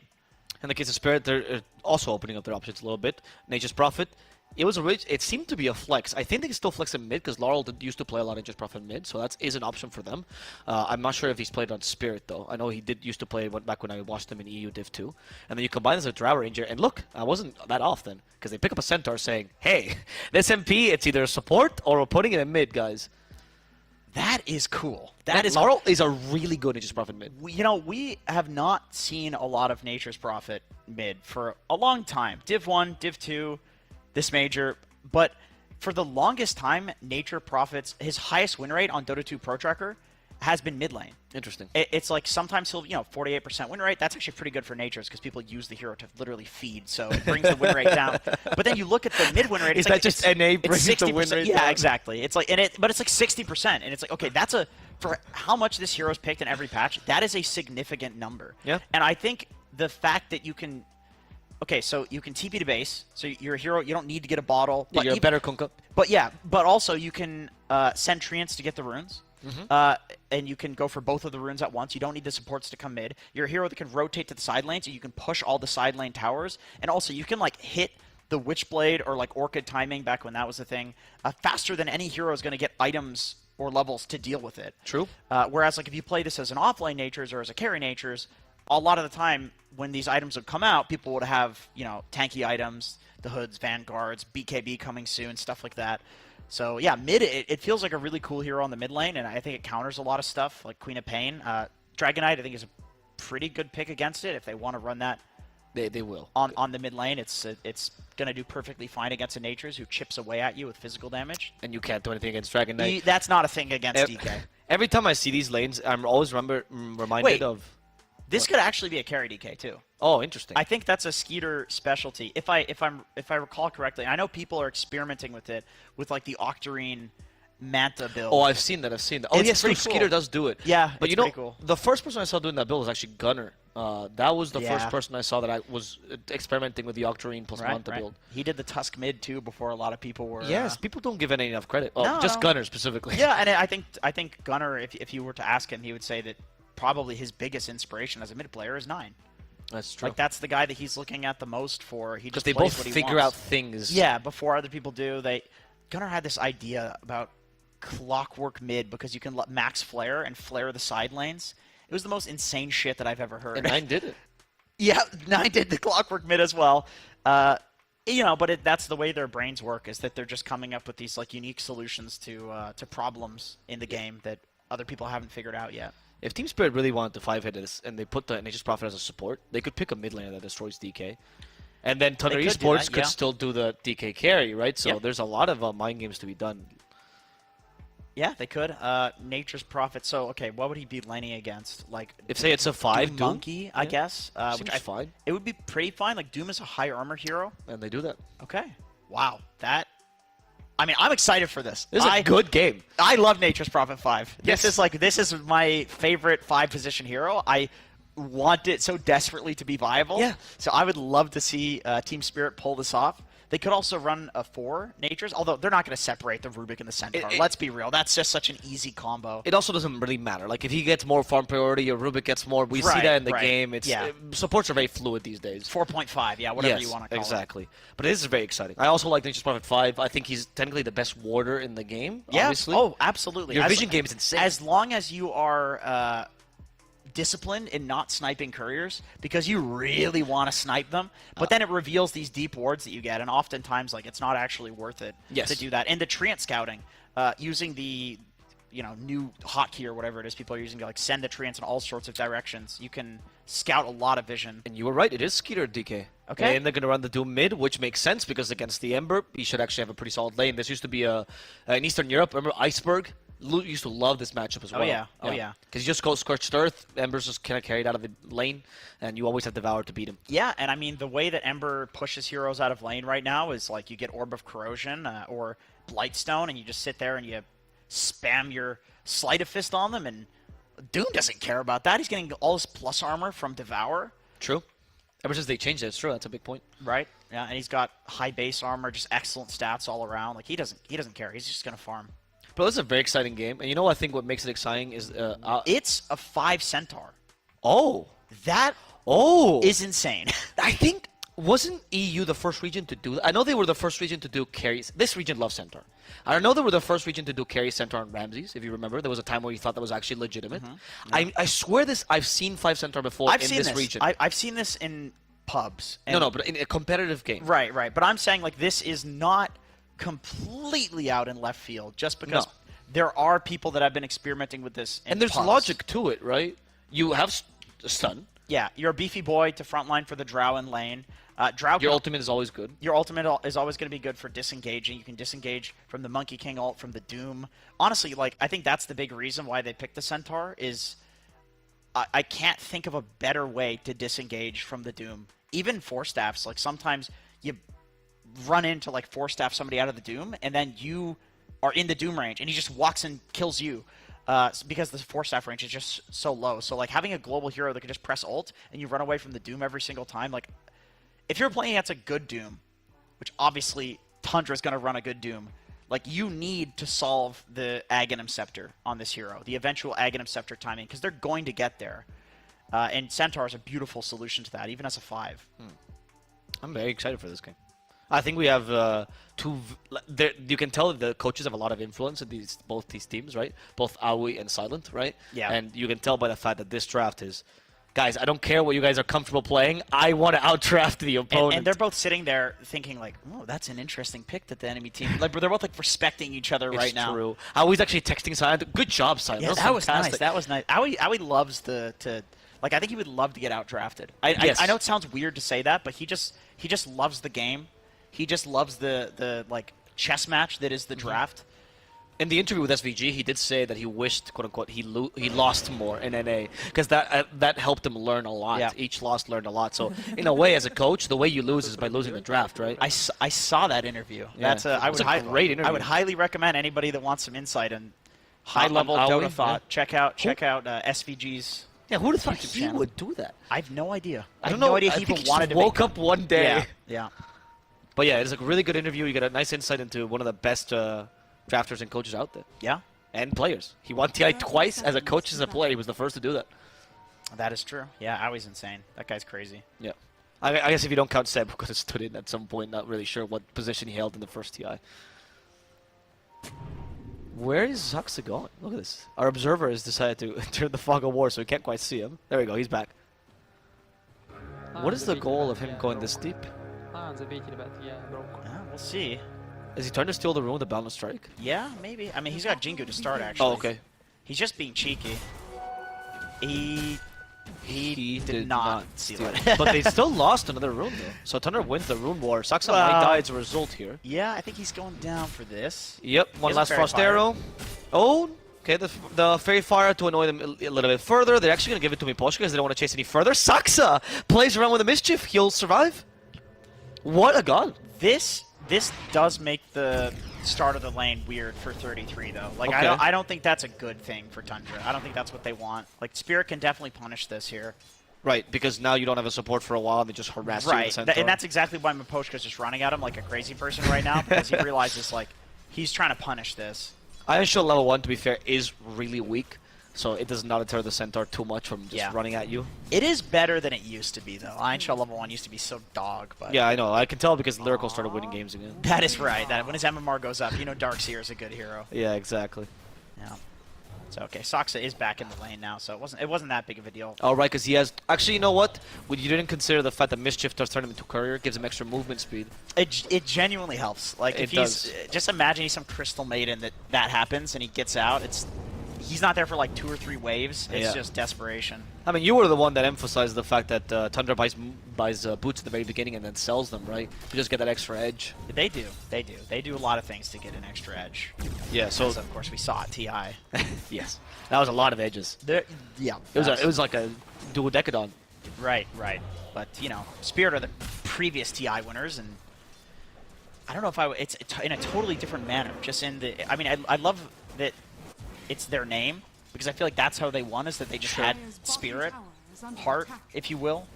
I think one aspect of Spirit that always gets mentioned, I think is fair, is their vision game was kind of insane. I think this is one of the best vision teams in the game, or it used to be at least. Just speaking of vision, what do you make of this bullshit that's happening right now? This is the most 2023 laning. It's true. Like, just a bunch of people trying to avoid laning. The supports are in the actual lane fighting for last hits. Well, the cores are fighting outside in the the lane. jungle for some reason. Both the camps, of course, have been blocked. Yeah, just such weird shenanigans going on. It is fascinating that he cut the lane with the Treants, right? He used the Treants to cut the lane there. So not to cut the lane, to drag the wave, right? I think that's what happened, because I saw Treants there. Must have been... That seems to be the logical act. Oh, Surge level 2, huh, for 3-3. He doesn't feel like it's a strong lane, then. Usually Darkseer's Vacuum level 2 is like the kill potential for the lane. kill threat, yeah. Especially on Drow Ranger. Yeah, exactly. So they're really respecting... The Centaur. the Centaur's ability to, like, body for Drow. Okay. This makes me feel like they've either played against this in scrims, or, I mean... It's cool to see them respecting a weird hero. Yeah. Because you know that either they're just like, they've just figured it out in the moment, or they have scrimmed against this, which I would imagine they probably actually have. I mean, to be honest, if there's one player I don't think would ever disrespect the pick, I think would never disrespect the pick, would be 3-3. That man really takes Dota seriously. Yeah, it's true. And he respects any innovative ideas. I mean, as I think he himself had a lot of innovative ideas, and they always criticized him for them. So I don't think he ever underestimates a team. Yeah, I agree. Skeeter, he is not doing well down here. Yeah, he's struggling. I mean, so is Collapse though, 13-2, 10-5. I mean, when you compare it to the Doom's 23-4, yeah, I mean, this is what happens when you do this weird lane shenanigans. Is kind of nobody farms that well, and even the supports are getting a few last hits. Like, this is an Undying with 4 last hits, dude. That's not exactly normal here. Why does Undying have farm? He's yeah, 10 minutes, oh my god. This hero should not farm. I mean, Sox is also doing weird lane shenanigans. He's actually single stacking the enemy waves, so then they pull together. Collapse will die, though, in the bottom. Sorry, we'll get a kill in the bottom lane against Snaking. Yeah, they tramp blocked him. They lifted him back. But our Observer, he's a high-level Observer, which is why I want to watch this incredible play, right? That's why. Exactly. He doesn't care about kills. Yeah. He's above that. That's right. And so 33 pulls the creeps. So effectively, that was just like a creep pull top. And sure. But they got a extra jungle camp. Man, seeing Nature's Prophet have all those trees. What he did was a single pull. Yeah. He single pulled the wave, so they stacked together, which it's a very interesting way of playing. So he pulled 2 waves? No, so he... Okay, well, that Observer, maybe we should catch some of these. But he pulls a single wave, right? And if you do a single pull and you hit the creeps, then the waves just stack together, right? So Oh, yeah. But no, he took the creeps from the pull afterwards. Oh, he did. So he basically just used it to farm the enemy jungle camp. And then also the ultimate efficiency. Yeah. I see. Yeah, right, exactly. It was greedy support play is what I'll call that. That's pretty clever. I like that. Bot lane. Now mid. Let's see, how's this? 30-5 to 27-3, so... I have high hopes the next kill is going to be on camped. Well, we'll get it. We'll get it. This is not bad for Laurel. I don't think that's where the kill is going to happen. Oh, well, the Tombstone is actually level 2. You were wrong. Observer is right. Look, Collapse. He's the target. Telekinesis. They'll stun him. The zombies after him. They break the Tombstone. Breathe fire onto him. The body blocks from Mira. Is that going to be enough? Collapse. Or some more treants, but it's a little bit too late. He goes down. We caught it. It's pretty good. I mean, Tundra, they're playing a dual melee lane versus dual range. Like, I feel like that's just supposed to be hard, almost no matter what the melee heroes are. That's, you know, Dota's just like that. Very simple when you break it down. Sure. So getting a kill there is yeah, very good for them. It is. They need to stabilize that lane a little bit, considering the double kill earlier. But now, in comes Collapse with a Vengeance. His goal is snaking. He is going for the Tombstone builds. He's a little bit weak in general when that is on cooldown, and thanks to Telekinesis, he is going to be a useless corpse. Yeah, that's such an easy hero to body block. I mean, Nature's Prophet might be the best offlaner in the game against Undying. Think? Yeah, it's really good, man. Like, the guy wants to trade with you and own you at level 1, and that's like precisely when Nature's Prophet is the strongest with the treants. So why go Tombstone build then if you're Snake? What's the idea behind that as opposed to Decay? Because it seems like Decay would be infinitely better than Nature's Prophet. Yeah, you're right. It is interesting because also there's the Stampede to run away from the Tombstone, so you think that he wouldn't commit to it as much. Oh no! If they kill him again this time, he just TP'd to the lane. This would be pretty bad actually for the lane. He has a quelling, but he does. It's on cooldown, and he drops the Tombstone towards the end, which is going to be free gold for them.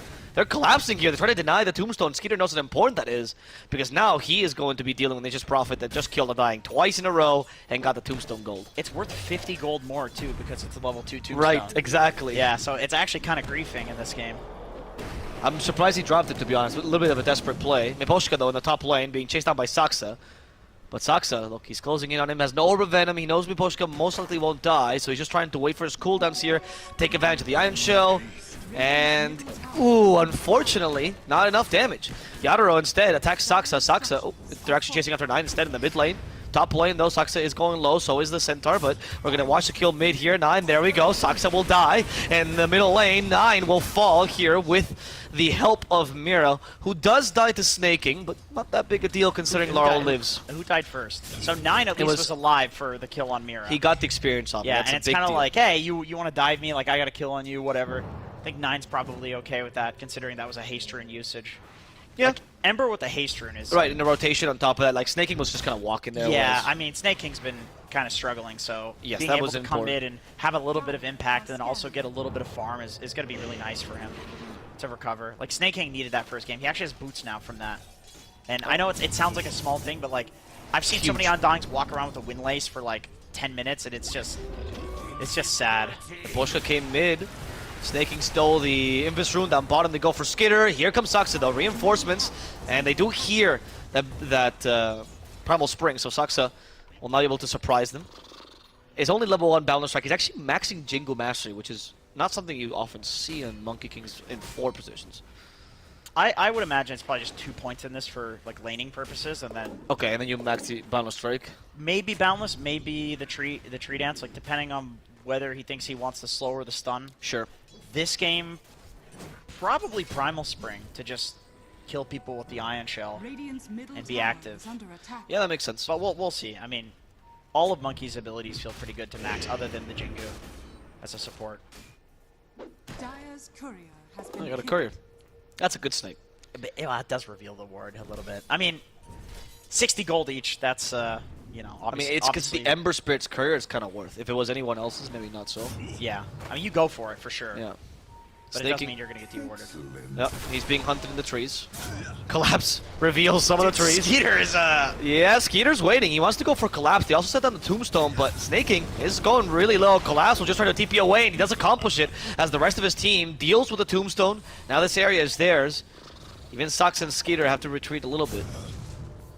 The Sleight of Fist is actually tickling him. It does nothing here. It doesn't do anything, no. It's even with just level 2 in Dragon Blood. That's the right way to play, I think. If you go far too much Dragon Blood, you have no farming ability early. Yeah, I agree. As a carry Dragon Knight. Well, looks like they're going to die. I hear a Wrath of Nature, though. Yeah. And they got him with a last tick, I believe. That was a lot of damage for Skitter. Going for Snaking next. Mira advanced to give vision, but I might condemn him as 9 joins as well. 9 comes in with a Doom. There's a Balanced Strike. Telekinesis might have just saved Laurel's life, as Mira will make sure he doesn't get doomed just in time. They do get the Jingu Mastery, but it's okay. Team Spirit avoided this fight. They just ran away from the Doom. And I sent Skeeter mid to go and defend against Miposhka. Yeah, Miposhka is actually getting a little bit of free farm mid. I mean, that's what the issue of the Centaur 5 is. You still need the Blink Dagger, right? He does, Even more so, I would say, yeah. than normal. I mean, they have the Rubik and the Ember to set up for him, so like I like the way that they've drafted it, where it doesn't feel like he relies as much on the Blink Dagger. He's also playing into like a bunch of melee, like literally 5 melee heroes. I mean, Monkey's like pseudo 5, Doom is a spellcaster. I get it, like Dragon Knight turns into a dragon, but he is against 5 melee heroes. So if there's any Centaur 5 game that's good, it is this one. Yeah, that's true. The Stampede is incredibly useful in this game as well. Oh yeah, and he's very close to it. If He they is. go on him right now, it's not so good for him, and they are doing exactly that. Yeah, he's tanking the tower as well, which didn't help him. No Vanguard, no Retaliate either. Yeah. He has to be careful with that tower. Radiant's bottom Centaur has really low base armor. And really bad agi gain. Yeah, So he tower has- hurts. Yeah, he has 1.0 agi gain. Yeah, it's That the is- lowest in the game. That is pathetic. You'd think like he's Centaur, so he's stupid, but his int gain's better than his agi gain. No, it's because somehow. Centaurs are not agile, right? We've seen horses when like freak out. They're not like very graceful. No, they aren't. They kick things when they get angry. And then imagine you combine that with a rather stupid man as well, and then the agility goes down to 0. It's quite pathetic, yeah. Yeah. Ah, they're looking for Skeeter here. Breathe fire. Okay, caught him with the Searing Chance. The potion's coming in. We have a Stampede. Oh, that was a great use of the Tumbler's Toy. And thanks to the Breathe fire they stole, they're capable of finishing off Skitter. tower has fallen. Yeah, exactly. There's where we see the combo. You know, easy setup. He's playing with both of the setup heroes. Like, Oh, snaking. Yeah, that was an immediate Quelling Blade. He was ready for that. He knew the trains were going to block him, but the Stampede is committed, and they guarantee the kill on snaking. good lord, Collapse already has a Maelstrom, has a 3 Nature's Prophet. That's just how many kills he's gotten. Meposhka's 4, 1, doing and a 1. lot, though. This support Centaur is actually very Yeah, he's impactful. owning. That Tumbler's Toy, though, is a Gaimin's gift. It really is, yeah. That's the one way you can make these, like, Blink heroes work as 5. Like, Tiny 5 getting a Tumbler's Toy, too, is like, Yes. okay, guys, Tiny's a good 5. It's like, no, you got Tumbler's Toy. Yeah. And same when you pick a really greedy 5 or 4, like a Zeus, for example, but you get Philosopher's Stone, you're like, guys, it's so easy to farm You with can this get hero. farmed, yeah, of course. Of course Radiant's supports get middle farmed. tower is under attack. Okay. That's why Insania, I think the first game of Rubik he played as a 5, he got Philosopher's Stone. And And then this, ever since... this works. Yeah, this works as a 5, guys. So Tundra, they even up the safe lane towers. It is going to be hard Oh, for they them to didn't go catch mid. the ward, huh? That's a good ward placement. That's not the most common ward placement. Yeah, that is a nice Now one. he found it. There we go. Dire's courier has been That Tumbler's Toy, man. 9 will die in the mid lane. That was a pretty major kill, but our observer's a big fan of Meposhka, so he's just following around the map. Meposhka takes a little bit of a bath in the Monkey King statues. Yeah, he didn't seem to care that much about that. He's showing his dominance. I mean, horses do traditionally beat monkeys. Dire I are would scanning. disagree with that. I've seen videos of monkeys riding horses, and so I feel like that's a kind of dominant Yeah, but situation. Oh, I see. Yeah, I guess if you ride him, that's more of a friendship thing. And he is maxing the Primal Spring, by the way. As Oh, he's so he going- wants about to walk ride into- Meposhka. That And- Tumbler's Toy and is he's not out that of there. strong. Wait. Nature's Prophet's still around. Oh, He wants to wait for Sucks to get onto a Oh, tree. he's get gotta be onto a tree. careful. Oh, the Boundless Strike to prevent him from actually summoning the Treants. He even got him the second time, but Sucks is a little bit too fast. that is some serious space creation right there. That was incredible. They do have an idea, though. Thanks to Tumbler's Toy, they catch up to 3-3. 3-3's dead. Suxa, though, still agile. They want to break his trees, but they're 1 tree away. Sleight of Fist to detect his position. Mirror nearby as well. That's the second remnant. Not enough to break the trees. Suxa, too fast, too agile, too quick. And he's out. Is under attack. Leaving his core to die, mind you. I was gonna say it's like it is such great space creation, but then when your core walks in and it just dies anyway, it's kind of like, oh no, Hey, Suxa, what you doing? Oh my god! space for what? But you know, bottom lane 9 is free farming, and Doom with items is. I mean, you can't let this hero farm. Like, it feels like at some point Doom just wins the game. But I don't think that's as true against Centaur. Oh, Skitter. Okay, his initiation seems good. In fact, Sox is still here. He has the Boundless Strike. He'll surprise the Ember, trying to get away with a remnant, and He's he'll just taking barely down. succeed. Oh, There's the gust. And Poshka nearby wants to protect Toro's life. Doesn't get the hoof stomping. A Skitter also has a Tumbler's Toy. Walks right away. And now they come up to the Drow. Yadaro in the trees has been surrounded and killed.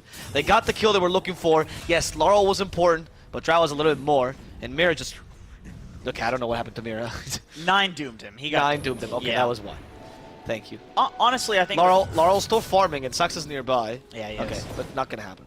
Very low Radiant's HP. middle tower is under attack. I think using a Doom for a support like that and this early on in the game, like you have BKB, without Blink, it feels hard to get a good Doom off. Yeah. It really does. Like you're totally fine just using it for whatever. It's like Enigma's using the Black Hole for kind of whatever in the early game, pre-Blink. Also, the only good Doom target of the cores is really the Ember. The other two are kind of fine. for the Yeah, most they part. feel pretty bad. They both feel pretty bad to Doom. Especially the MP, actually. I actually think you're better off at least getting rid of Gust than NP not being able to sprout you. Or... Yeah, it's not like, let's be real, NP's one spell is the TPN. Yes. And it's on cooldown when And he's already Wrath of Natured before he went in, Of so... course. It's just not a good Doom target. So what position do you think the Tundra finds themselves in? They seem capable of winning team fights. Well, if this doesn't happen to them. whatever. Snake, dude, this is a classic Snaking, just like farming a lane until he dies. This is the... I will defend though that he was actually blocking a smoke from Skitter. Skitter was farming that lane. Snaking stayed a little bit longer. Yeah. So. Yep. I mean, that's what pushing a lane does when you're playing on a support. It's like it gives your team this like area that they can farm in behind you. So. Yep. It's you know what won them TI to do that. That's true. The information game, right? That was the whole idea behind their. That's what they called the Tundra playstyle. Yeah. I do wonder though, like, okay, yeah, Tundra is doing a really good job being at a kill deficit and still like keeping their farm decent, but they've got a Doom, and then I also think like, is Doom late game against Centaur who counters it, and then two heroes, two cores that don't care about getting doomed, can it carry? And I'm not sure. We'll see how OP Doom is in this game. This will be a Yatoro. Yep. Nearby, blink in. There's the ion shells. Also, the wall replica. They keep him stunned. The damage is not sufficient. Yatoro is trying to run away. Help him with a force staff, a Gleipnir as well, but he'll take down to the poison for the dragon, right? Yes. Goodbye to the carry. And they continue this fight, Tundra. They feel confident. Saksa might have felt a little bit too confident. Sets up the Wukong's command. Now with the extra armor, they need more magic damage. Flame Guard will take him down. Oh, that was And nice the back. vacuum resets it. Miposhka now in trouble. He's the target apparently with Inferno Blade. He's an easy kill. Gleipnir from Collapse together with some damage from Laurel. They're poking and prodding from far away. That allows them to get the support kills, but they need a core. Try to put him in the high ground. Mira, cheeky little Rubik. A hero teleportation, but it's a little bit too far. Conservative teleport. Spirit will not get the cores they were looking for. Yep, so 1 for 1, but Spirit loses their carry. I think, you know, Tundra's probably okay with that. I like how Spirit is chipping in these fights. That is absolutely the play with these cores that they have, and it could have gone really disastrously for Tundra if that fight panned out a little bit differently. Bottom tower is under attack. Maybe once Collapse gets some more items, he's got the Gleipnir, so he can like chip away, but he doesn't really want to TP right in there until he's got the BKB. Oh, he has the Curse of the Old Growth, I believe. He does, yeah. That's why he saw 9. And now with the Gleipnir, he forces the BKB from 9. They still do have... They do not have Stampede. He doesn't have TP. He doesn't, but he's close to a tier 1. They're happy enough to... If they TP there, they would just lose Collapse, and that's not something they can afford right now. Yeah. He is actually their carry. Yatoro is their bait. That is true. I feel like that's how Nature's Prophet in the offlane kind of is these days. But okay, that means that Spirit recognizes the value of that BKB on Doom, and it's enough that they can go take Roshan. And they see Saksa bot too, so if there's any hero that's going to be scouting this, it's the Monkey King. So they know that Tundra's not looking to contest. Okay. How major is this for Spirit?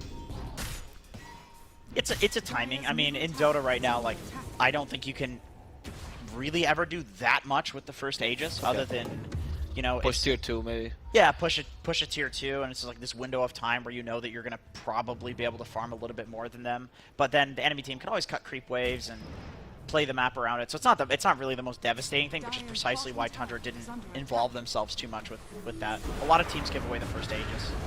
Okay, Dragon Tail to begin with. Skitter already took a fair amount of damage, but that's going to be the first life for the Drow Ranger. Will Team Spirit play around this? We'll see. Collapse did join the fray, but they set up the Wukong's command. They have a Force Staff and a Stampede. The Drow Ranger's safe for now.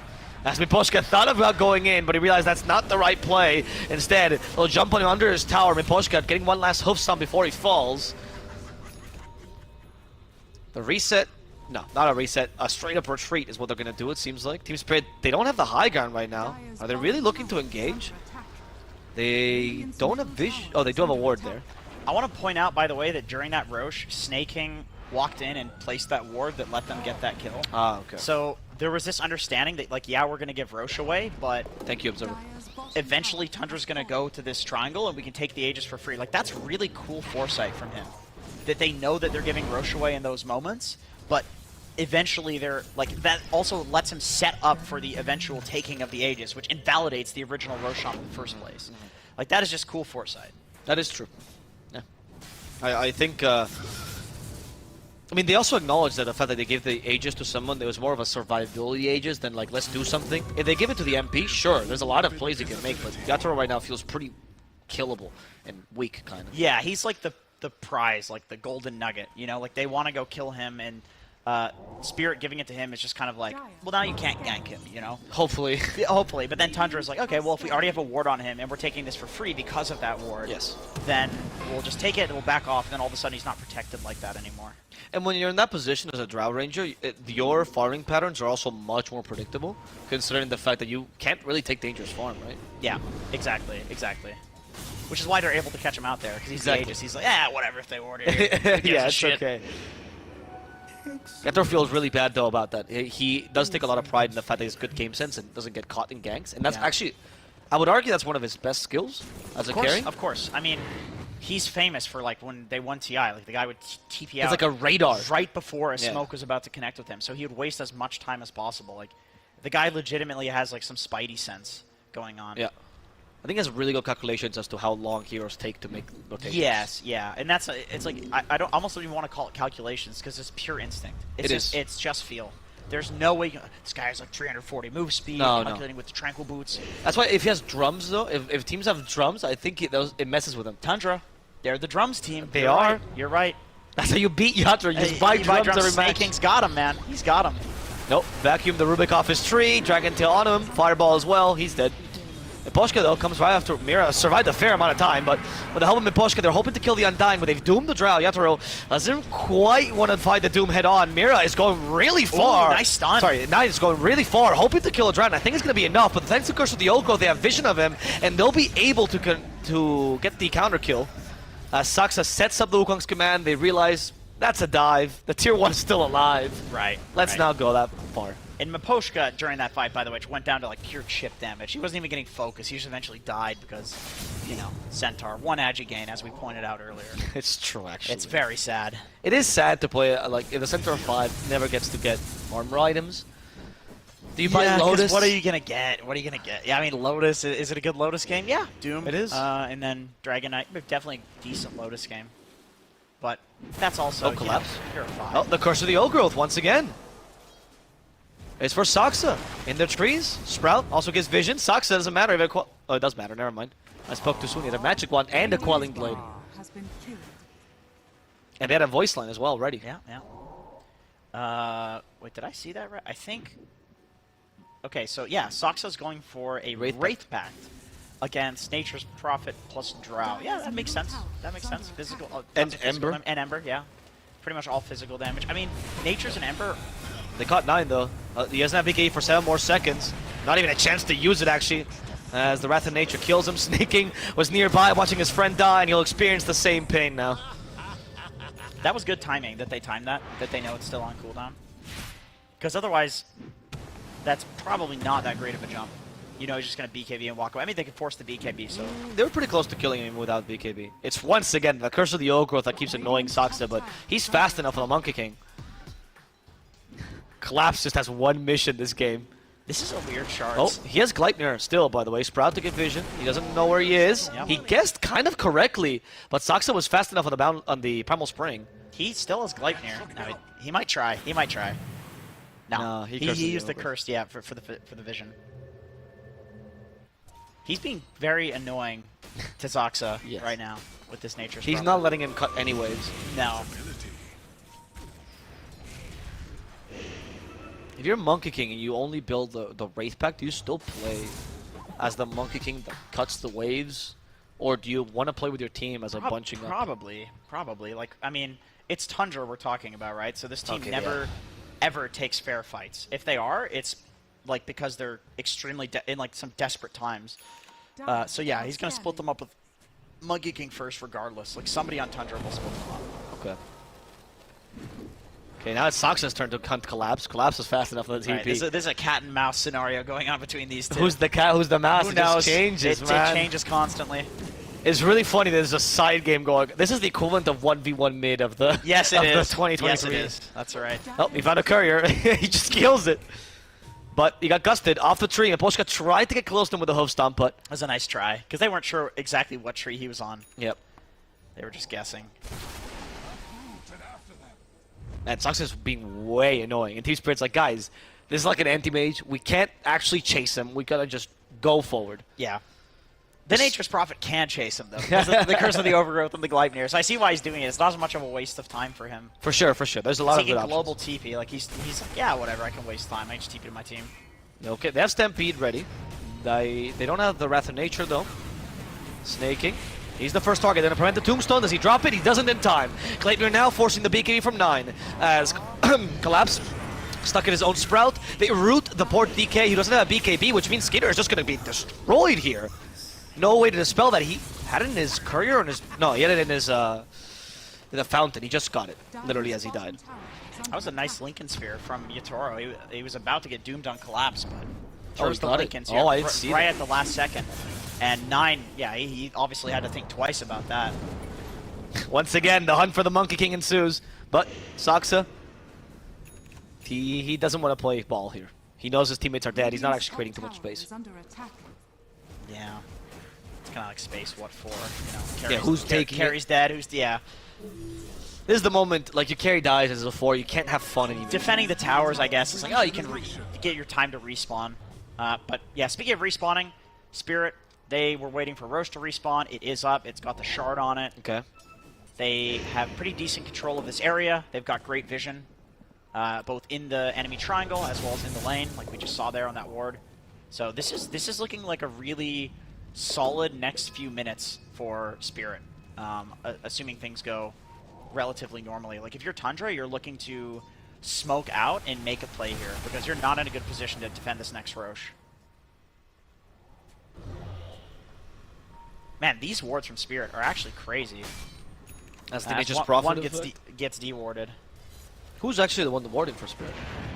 I would assume it's Miposhka. Oh, they Like- found 9. He Yeah, is just dead instantly. Doesn't have a chance to use the BKB. Vacuum Wall, though, to follow up. A 3-3, stuck in the Sprouts, forced to search himself to safety. They stole the Tombstone dropped. Snaking is not that valuable a kill. They gotta deal with the Tombstone. Saksa from behind comes in. Dragon Tail as well for the Ember. He's stuck in the Fireball. You slide a fist to prevent some of the damage. Does he have a Remnant? He doesn't for now. He's just going to die. Laurel's down. Yatoro in the middle of Wukong's command. He needs to run away. Does he have the Force Staff? He doesn't Hurricane Pike. And with thanks to this, he'll gain some space. And now the reinitiation is here. They force Skitter to use his BKB. Now they know he has it.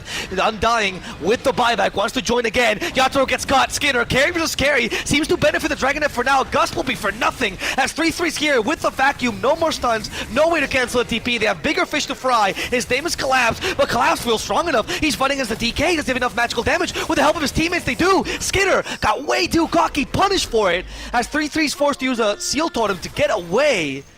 And in the end, Team Spirit do manage to bring this team fight in their favor.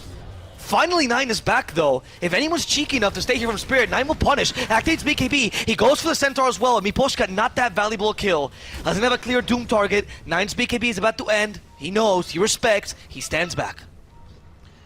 You're right. This Nature's Prophet, this is the real carry. 33 even pings it. You can see there. They're saying, like, we need to value this guy higher. We need to take him out in these fights. Oh, yeah, I see. He's doing way too much damage. You know, this hero, as we've seen many times in this tournament, is being played as a carry. He's got a lot of items. I mean, it definitely helps that he has the Brigand's Blade. Like, yes. He's doing so What a much stupid damage. item. Even to a DK, you know, this hero that has plus 13 armor from the Dragon's Blood passive, he's able to just tear through him between the Gleipnir and his neutral item. That Collapses just shitting out damage, man. And now he's level 20 from all those kills in that fight. 20k net worth almost. He's got the Silver Edge too, so he can break the DK passive and He just got that now. be even more effective.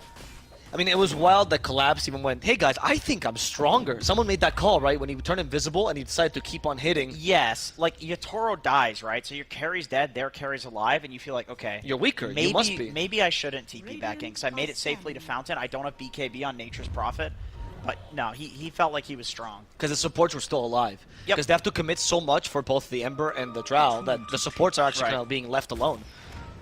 I can't tell if in that fight Laurel like screwed up by overcommitting like that, or if that was Like good planned. good space creation. Yeah, it's hard to say exactly what his intentions were. The lack of Remnant does make it a little bit sus, of course, because You could theorize like he always remnant out after making that space. Yeah. Sure.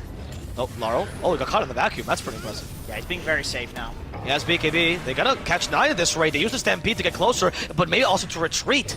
They want to disengage first and only poke and prod. Waiting for Skeeter. That's the next target. They need a little bit better initiation. They got the Dragon Tail. Forced half aggressively. Now the Gust. Now everyone's here. They can join against Skitter. Activates the BKB. He knows he's not safe any longer. Wraithpack, though, keeping him alive as a normal punch. Keeps Laurel stunned. The damage is lacking a little bit from behind. In comes Collapse, the real carry with a Silver Edge. He wants to get 9. 9 in trouble. Sorry, he wants to get Skitter. Skitter will fall. Skitter's dead in the Wukong's command. Monkey King is no longer strong. Saksa turns into a tree. He's confusing them. Turn them into trees. He can't. It worked. The mischief. What a play. But 3-3 can turn into anything but a pin-headed small dwarf, and he's gonna get killed like that. I don't think I've ever seen the mischief. The tree, the trickery. Nobody knows that there's not a tree in that individual spot, but it doesn't matter. The important Tundra heroes are dead. That's the 3 cores that went down in that fight. Collapse is just 1v1ing Roche right now. He doesn't even need help. Laurel was a lot safer in that fight. He was very quick on the BKB press. He had the Remnant out. He didn't push as much as he did in the previous fight because I think he realizes he doesn't have to. Like, his off-lane Nature's Prophet is so strong right now that as long as they just play like relatively normal Dota, they're gonna win. Like, this hero's gonna carry them. It literally is being played as a carry. It is. I also like that the ability for Laurel to learn literally from team fight to team fight is always very impressive to me. Yeah, like, these young players and understanding where the line is. It could be also like, you know, Collapse making a call like, hey guys, I'm strong, I can carry this. True. Like, let's just do X in the fight. But it is something teams obviously talk about in games, how to take these fights. Oh, Collapse. He's back on Monkey King hunting duty. Can he find him? Now he has the leash, but we still have a Quelling Blade on Saksa. Active Silver Edge, he wants to get closer. There's the Wraith Pact activated. Saksa just prevented the damage. He gets the free gold, not that bad. Collapse is not too sad about this. They also got snaking in the meantime, by the way. Yeah, he was, another Curse of the Old Growth. Gleipnir a second time. He has nothing to dispel this. No longer a Wraith Pact. Saksa's dead. Collapse. He just stood around and waited for something to happen, and he's like, oh, there he is. He knows Saksa wants to cut that lane. He doesn't want to let him. Yeah.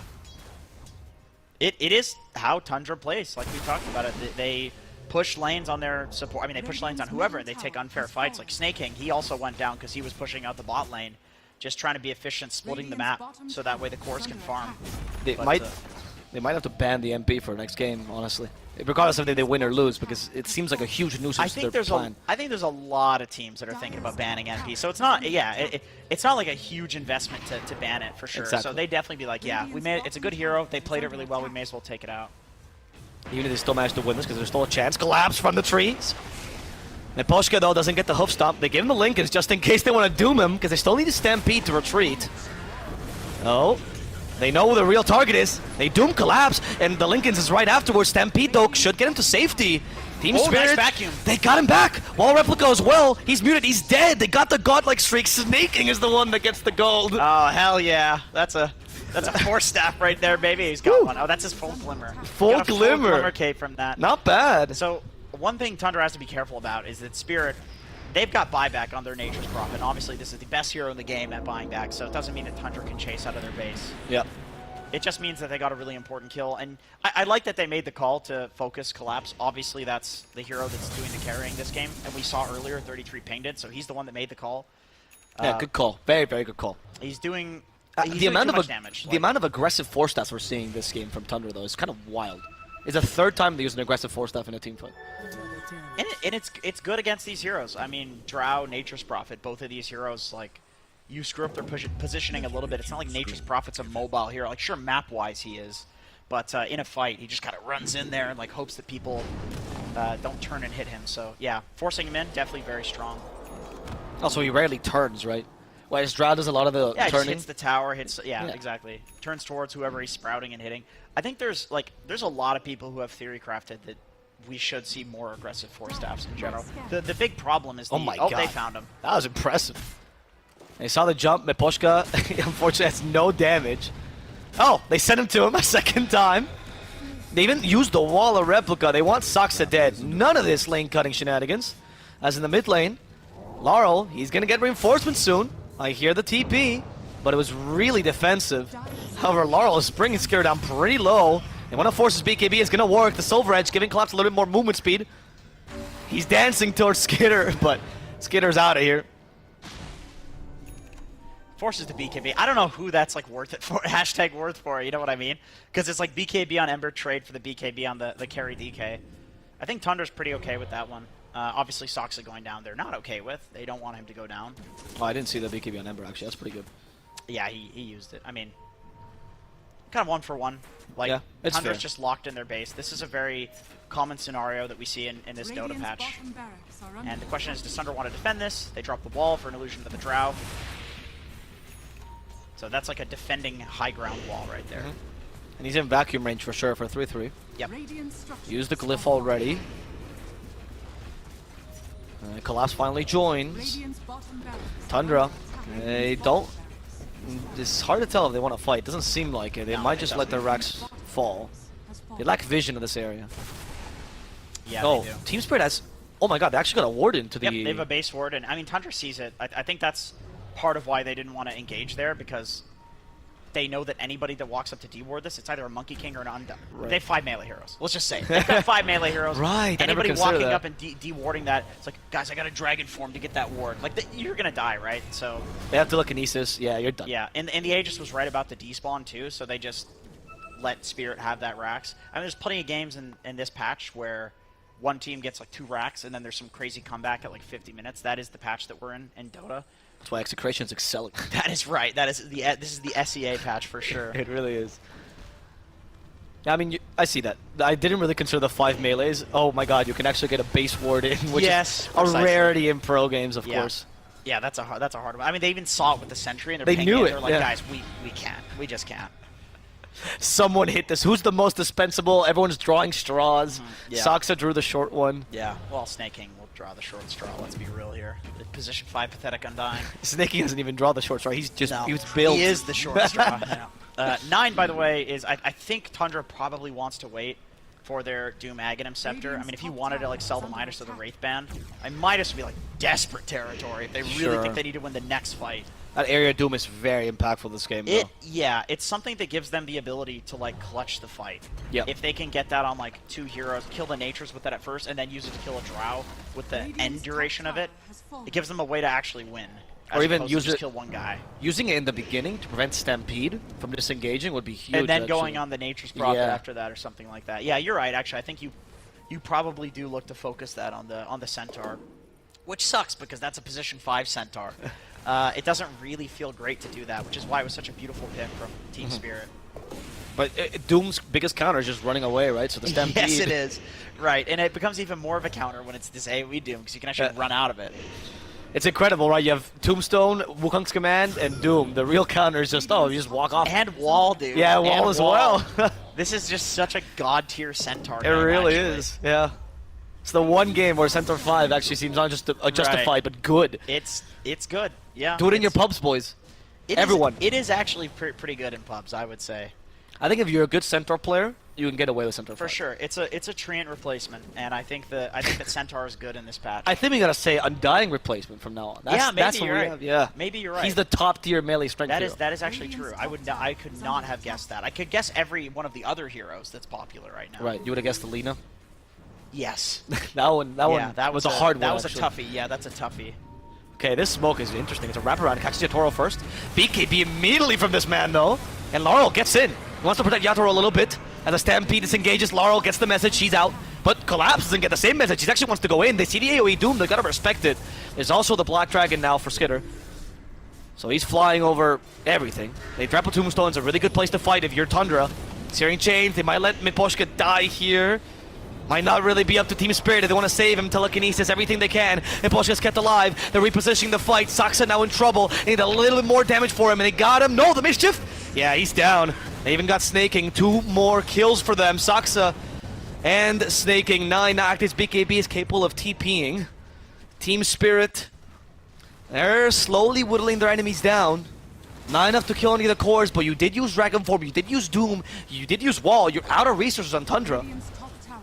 Team Spirit knows this. Yeah, and I think Tundra, they're going to give this Rax up and kind of hope that the next Rax push is just slow enough that they can have their heroes respawn in time, or that, you know, Spirit goes back and looks to go for the Roche, which by the way is a pretty late spawn. But nope, they're going to go for the Megas. Nope. Another vacuum. Attempt to go for the Drow here, but the telekinesis from the Rubik saves her. Now the Sprout puts Skitter in trouble. He doesn't have BKB any longer, nor the Black Dragon form. He's down. He doesn't have a BK buyback either. 70 seconds without your carry. Doesn't seem like it's going to work out. Spirit took the last set of racks. Mega Creeps are going to pour into the maze soon. One last ditch attempt at this smoke. Who's the real carrier in Tundra? Who will be dealing the damage? Is it going to be the Doom? I'm going to have to find out soon, as Wraithback has already been dropped. They could break it kind of easily, but they don't want to commit to it. It's just, Spirit seems unreachable right now. The Rubikstein is so far behind, you can always still look in East. Saksa, he's the one to go in. The Doom, AoE, that might turn around this team fight as they're keeping Yatoro stunned. Stampede's been committed though. BKB, Yatoro gets it off, and now he heals back up. He can't be stopped. Nine just doesn't have the damage, fighting head on. He's down. They also get rid of Saksa, both on the sidelines. Snaking falls almost as collateral damage a second time. 3-3. They even walled his base. This is over. Team Spirit will take game number 1. Beautiful. Just amazing. Amazing Dota. What a Spirit. great draft. Yeah, this is such a LAN team, man. Like, I felt that going to this tournament. Like, everybody was, you know, talking about BETBOOM for the Eastern European region. It's like, you can never count out Spirit. Like, this team is so good under pressure.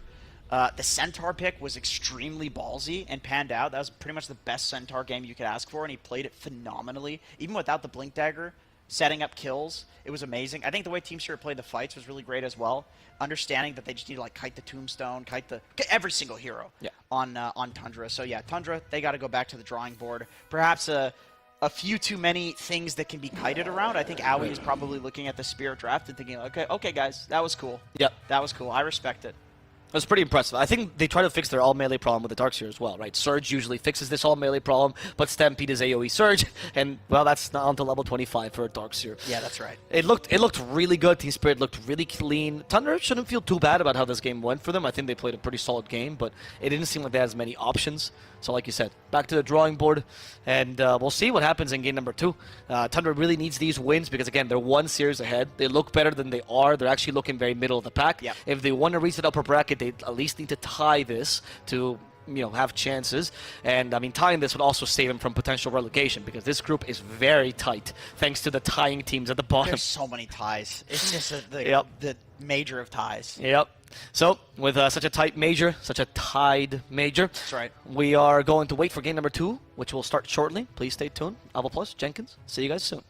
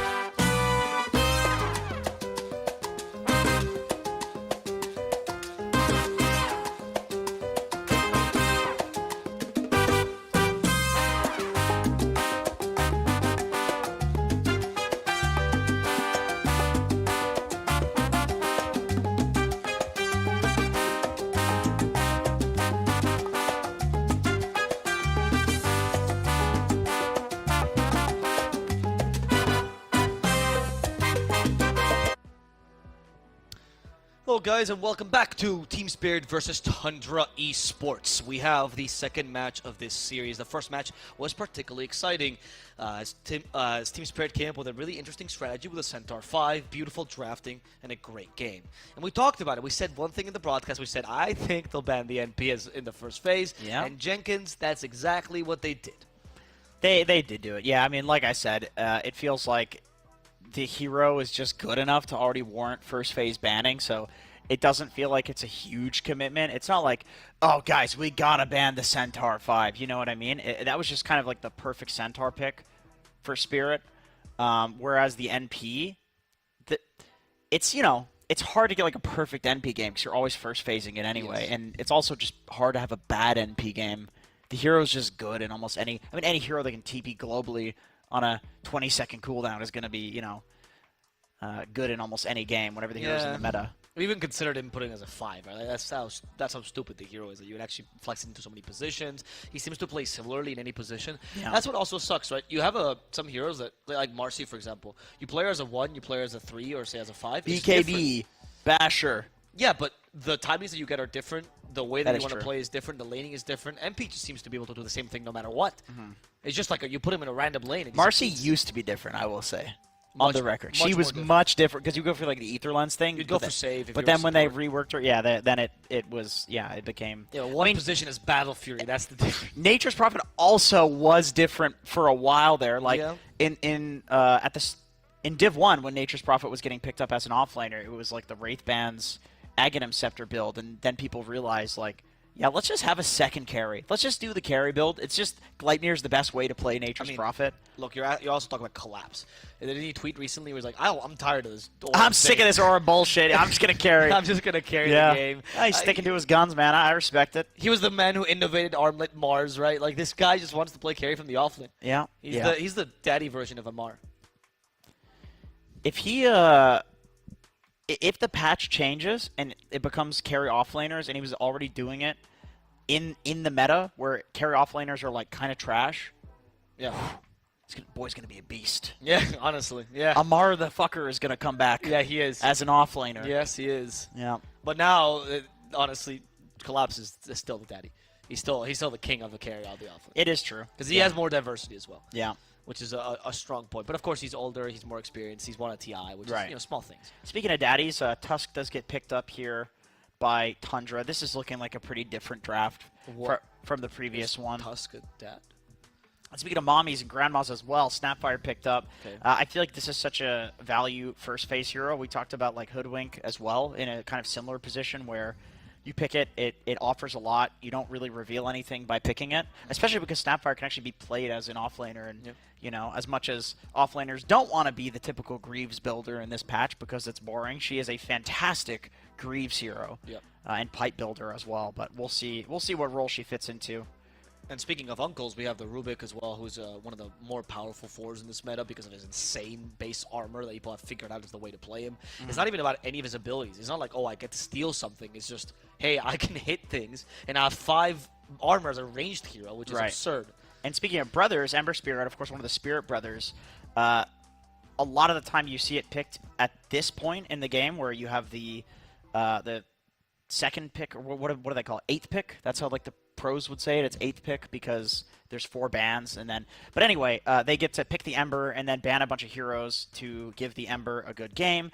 They didn't actually have to do that in this game because I don't know. It looks like maybe they suspect it's going to be the Tusk mid because it's Tundra, and of course this is a 9 specialty. But we'll see if they ban some anti-Ember heroes. Speaking of wacky neighbors, Bloodseeker did get banned here by Tundra, and I'm surprised by this pick. It's not, I mean, it's a pick that we've seen a little bit in the meta, but at the same time, this hero doesn't seem to really counter anything you have right now. They did protect the Ember with this one ban, by the way. I suspected at least one because that's why you 8-picked the Ember. So I want to see what Tundra is actually thinking. Is this, I mean, Morphling, sure, Yatoro hero. I guess Bloodseeker is a little bit of that hero, but I do think they have something in mind to prevent that. Perhaps even the Naga Siren was actually what they had in mind, which is why they banned it right afterwards.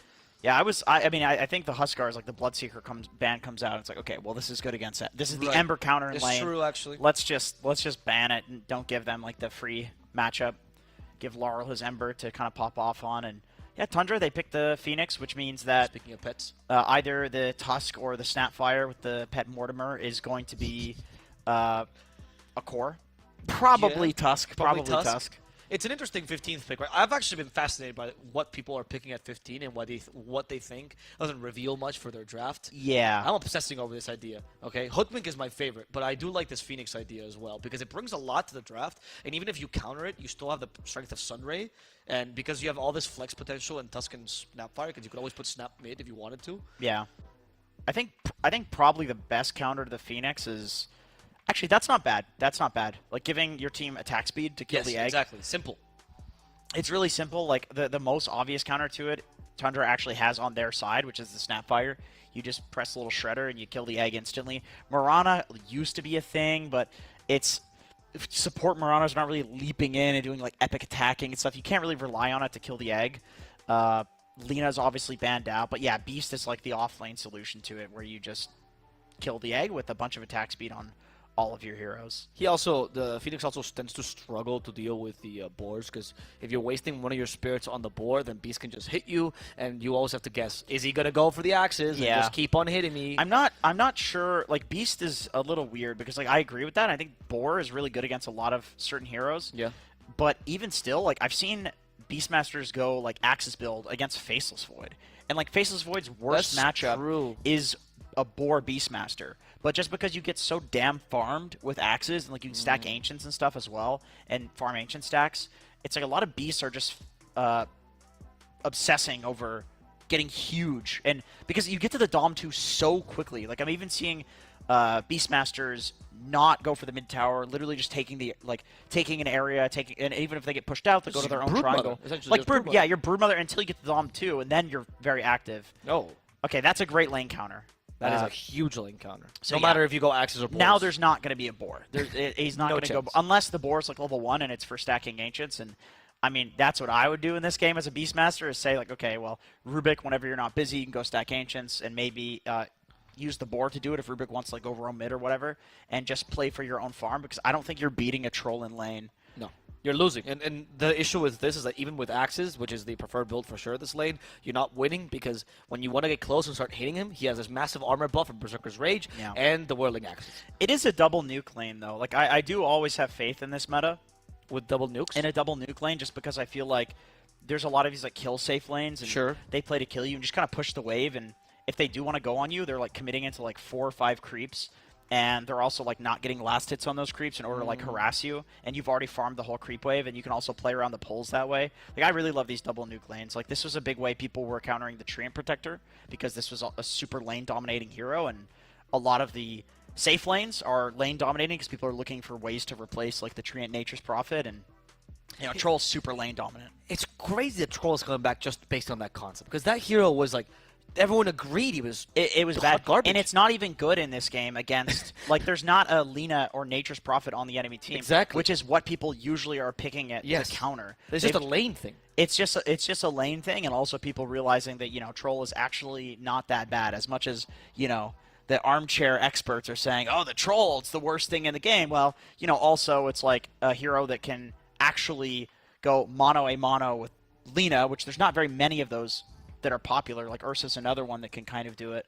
Every time they pick it, though, Yatoro literally stands up to his team and goes, I told you guys, this hero is good. He's always been good. He's the only one that vouched for this hero for years. And Team Spirit was the only one that actually picked it for him. Yeah. Not good success rate, though. Like, it actually has a really poor win rate in DPC. And it is also pretty bad, I would say, against Beast in the game. I feel like because of roar? You just roar the guy when he inevitably, like, BKBs or ults, and also, it's easy to disengage off of that. With Hawks, because Troll struggles at initiating, he just runs at you, and Hawks, you can always tell where he's running from. Yeah. It does feel like, I mean, I guess this is one of the games where Troll might have to consider a Swift Blink.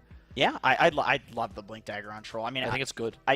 And they actually go for... you need the Swift Blink now. Yeah, they go for a sniper, so even though the Troll is usually a counter to this, like, archetype of hero, still, it's just, these range carries are just so powerful in this patch, especially with the Beastmaster. Like, having a Lina or a sniper, and you have a Beast who's giving vision, giving auras. Like, a sniper can turn and man fight most carries, not a Troll, but most carries.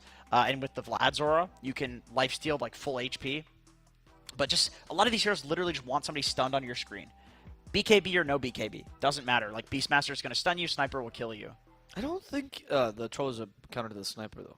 Like, I understand conceptually getting on the range hero is important, but because of concussive grenade on the sniper, particularly, which gives you a blind, which equalizes a little bit more, and the fact that headshot has true shot as well, or true strike or whatever. It doesn't have true strike anymore. Oh, they took that out. Yeah, okay, they took that out. So that's not a point. I'm sorry about that. But the concussive grenade point Maelstrom stands. is True strike. True. So when it procs and sniper is 25%. a lot Thank of you the for time, saving me. Appreciate yeah, that. Good. I got you. Oh, and a last pick Bat Rider on this patch. What the hell? How did That's we forget wild. about that? How did they ban Lycan over the bat? Wow. Or it's actually Tide. Tide is the weird ban over the bat. And it's a 33 bat too.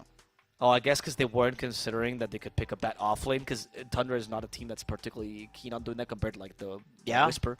I think Bat should do pretty fine in lane against an Undying plus Sniper. Like, they just have slows for him. He can cut waves. He can, like, they can pull the waves as well. I think they can probably kill a Sniper once they get like to the level 3 timing. With Bat Rider 2 points in Napalm and Soxa having Cookie. Okay, you still have the Telekinesis though and the Primal Aurora from the mid game though. Plus the Searing Chains as well. Like Side of Fist Searing. Like, they have a lot of ways until he gets BKB, and then you still have Roar, where you can stop Bat's initiation. It's not like it's a free Bat Rider game. Yeah. But the hero is really strong. Yeah, it's not completely free, but I don't know, man. I always got to go with the last pick Bat in this patch. I feel like it's such a strong hero. We're seeing it overall first picked. It's like, I just don't care if you even counter me, because the counters are just bad. And they got this last pick. That's a good point. That is pretty crazy, man. That is nuts. What do you think then? It looks like a good game for Tundra this time. I mean, it's again a nice little drafting game they play here, but I think so. Yeah, I'm feeling this Tundra draft, man. This looks good. I also like it. But the thing is with Bat is, like, this hero is a really garbage laner. The only person that can make it work, of course, is Whisper. So it's like Timbersaw. He gets the worst lane in the world. He wins it. And so, I mean, I have no doubt that 33 is a Whisper level off laner. Like, when you're talking off laners, like, who's the best in the world? Like, both of these players are going to be in the conversation. I mean, he won TI. If he's not, of course. But, you know, 33 is more known for, like, his tech, and Whisper is known for, like, extreme individual skill, where, like, he can make this stuff work because he's just doing some insane shit. That's wild, because 33, when his NIP era, right, he was known. He's known for individual skill, yeah, right? like his micro hero. It's just the crazy tech that he comes up with is so crazy that I think it overrides. But yeah, people do forget that. But it is definitely something to, like, look out for. Bat can be punished in the lane. Yep. We'll see if it happens or not in this one, because they did last pick. That means they're very confident that they're going to get through the laning stage. Otherwise, why would they pick it? Sure. I mean, you do have a couple of tools to help you get through the laning stage, right? Troll should have a good lane no matter what, and Tusk is I love that line. Tusk is one of the best Tusk, mid laners. he also has a good lane no matter what, too. You just shove out the mid lane. He is the new Coddle, man. He really is. You just ignore the laning stage as much as possible, shove it out, rotate as soon as possible. Mira is going to try to deny to Roche. Very slow auto attack. It's not working. The Tusk tanked it, and I knew what was happening. That was cool. Yeah. And they gave it to Snaking. That's why the Observer is counting on Snaking right now. Snake God. He's actually a player that does very well with some early farm. Like, he basically plays like a core no matter what. He was always a 4, then they moved him into 5. It's like, okay, I'll resign, I'll be 5. But it's actually a 4.5 player. Yes, that is and absolutely not the case. so much intentionally as much as he just naturally plays that way. Yeah. I mean, they pick heroes so that he can do that too. Like Phoenix, like, you want a Phoenix to get farmed. So. He's a win condition to a degree, right? He's always relevant. Yeah. Phoenix is definitely a win condition. Yeah, the heroes he plays are win condition heroes for the most part. And they're good at scaling with items. Yeah, I agree. I guess the Undying is the one exception these days. Yeah, that is a bit weird. Whereas Snaking, I mean, that's why he died so much last game. That's right. That's not a good hero for him. Get him on something else. Get him on the Mirana 5. He loves that. Soxa. He's getting his ass beat, dude. They have headshot level 1. Quack, quack. Dude, he is getting a lot of procs. A lot of quacks, man. But Soxa, he is a strength hero. Doesn't look like it, but this grandma is stronger than you, Jenkins. Oh, yeah. She can lift more than you can. She's very tanky. She is. Is it Mortimer that's the strength guy, or No, it's the grandma. Mortimer is actually intelligence. Oh, he's a smart. He's an intelligence. That's not Mortimer. That's some other thing. No, that's Mortimer. He's just wearing a suit. Oh, all right. It's a costume. That's fair. Well, it's Halloween Mortimer. No, that's fair. That's a good point, right? I would like to know the name of each of the mounts that the heroes have, like Sagat. Oh, look what 33 is doing on the bot lane. This is cool. He went boots and level 1 Firefly. He Fireflyed the first wave, and now he's going to cut the second one. And he's probably going to block both camps as he's doing this. Actually, running to the left. Did he make a path through the tree so he can go right through it and ignore the lane? I think that's what he did. Yes, he did. Yes, That's he did. very clever. Oh, he ran to the left because Miposhka's connecting the wave. Yeah, this is what you Yeah. want to do as a 5. You want to grab the next wave and then connect it. Who'd you say you saw do this first? The connecting the wave was Insania you talked It was about? Insania. Yeah, it was Insania. And they connected the waves on the mid lane. It was Wait. so goofy. Where is he go? Oh, they are. He is actually- actually going mid, but he's walking like the long way around. Yeah, they're doing the connection bullshit here. And 33 is going to avoid this as well. So is he going to bring it to the mid wave? They're trying.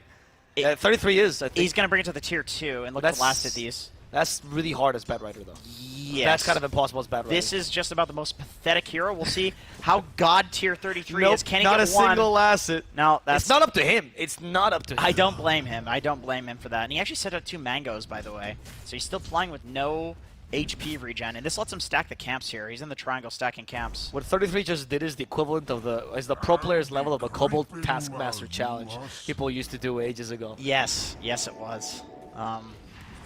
I like this Bat Rider off lane. I think people are looking at Whisper and seeing like, okay, the way that they play this is like just not laning, right? Yeah. Like 33 is jungling right now. Yeah, with, he's trying with to Miposhka. He's trying to drag another wave here. They're both jungling. Okay, he wants to get the hit. He did it with a stake and napalm. He got it. And now he tries to drag the wave again. Has the extra movement speed from Firefly. That's going to work in his favor. Miposhka, with 3 sticky napalm stacks, has to be a little bit careful.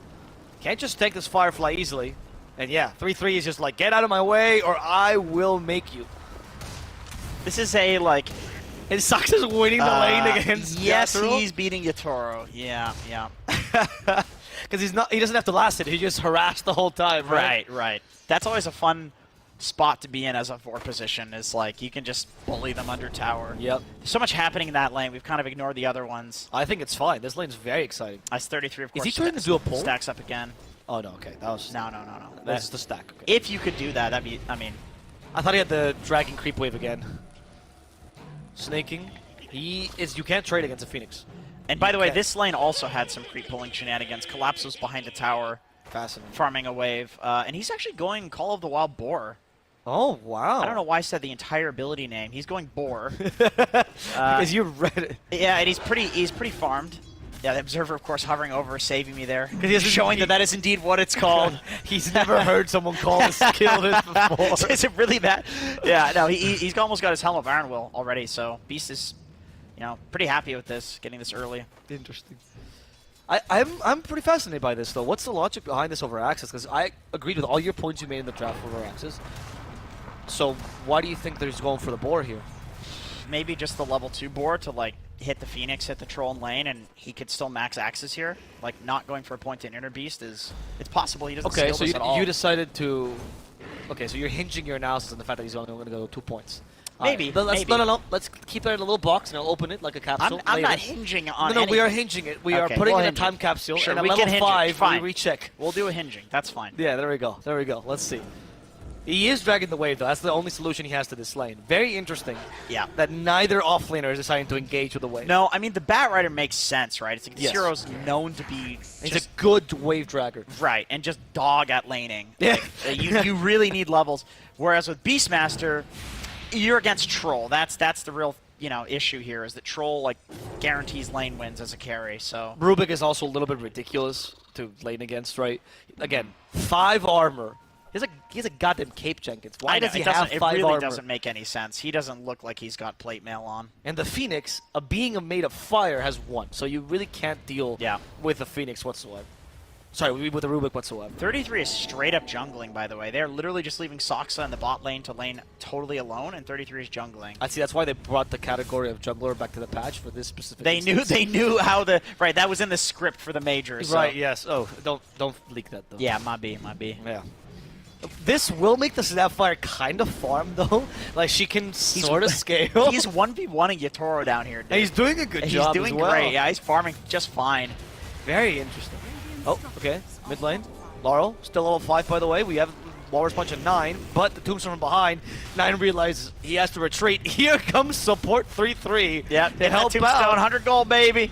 Yeah, that's huge. Nice deny. Nice deny. Very, very important deny. Yeah. Although, what the fuck is going on in this game right now? I have no idea. What is even a lane? Look, dude, 33 he's going to take the enemy stacks. Is he really... Oh, top Mira's lane? going to die. Mira is going to die at this rate. Snaking might might as well. fall as well. But Skitter gets the kill first. Now he's going for Collapse. He has only 1 point Berserker's Rage. With those 2 points, the Whirling Axe, it makes it difficult for Collapse to deal with him. He tries to finish him out with the Wild Axes, but Troll has the stronger axes. No! Undying has the stronger axes of them all. Hands! Hands are the strongest axes, they say, Avo. Just slapped him once, killed him, man. Yep. This is a crazy game. And while this is happening, by the way, 33 stacked the enemy triangle and then is jungling it. He is desperate to find a place to live here. I don't know if he is. I think he's just a jungler. Like, okay. Nine might just die here. Walrus Punch, the help from the Fate Bolt. One last remnant. Will just barely get him. Yeah, Laurel, getting that kill there. Just slowly whittled him down. Okay, nope. We opened your time capsule. He went for 3 points in boars. Jenkins, but time to backpedal. But he skipped Inner Beast, is what I said. Okay.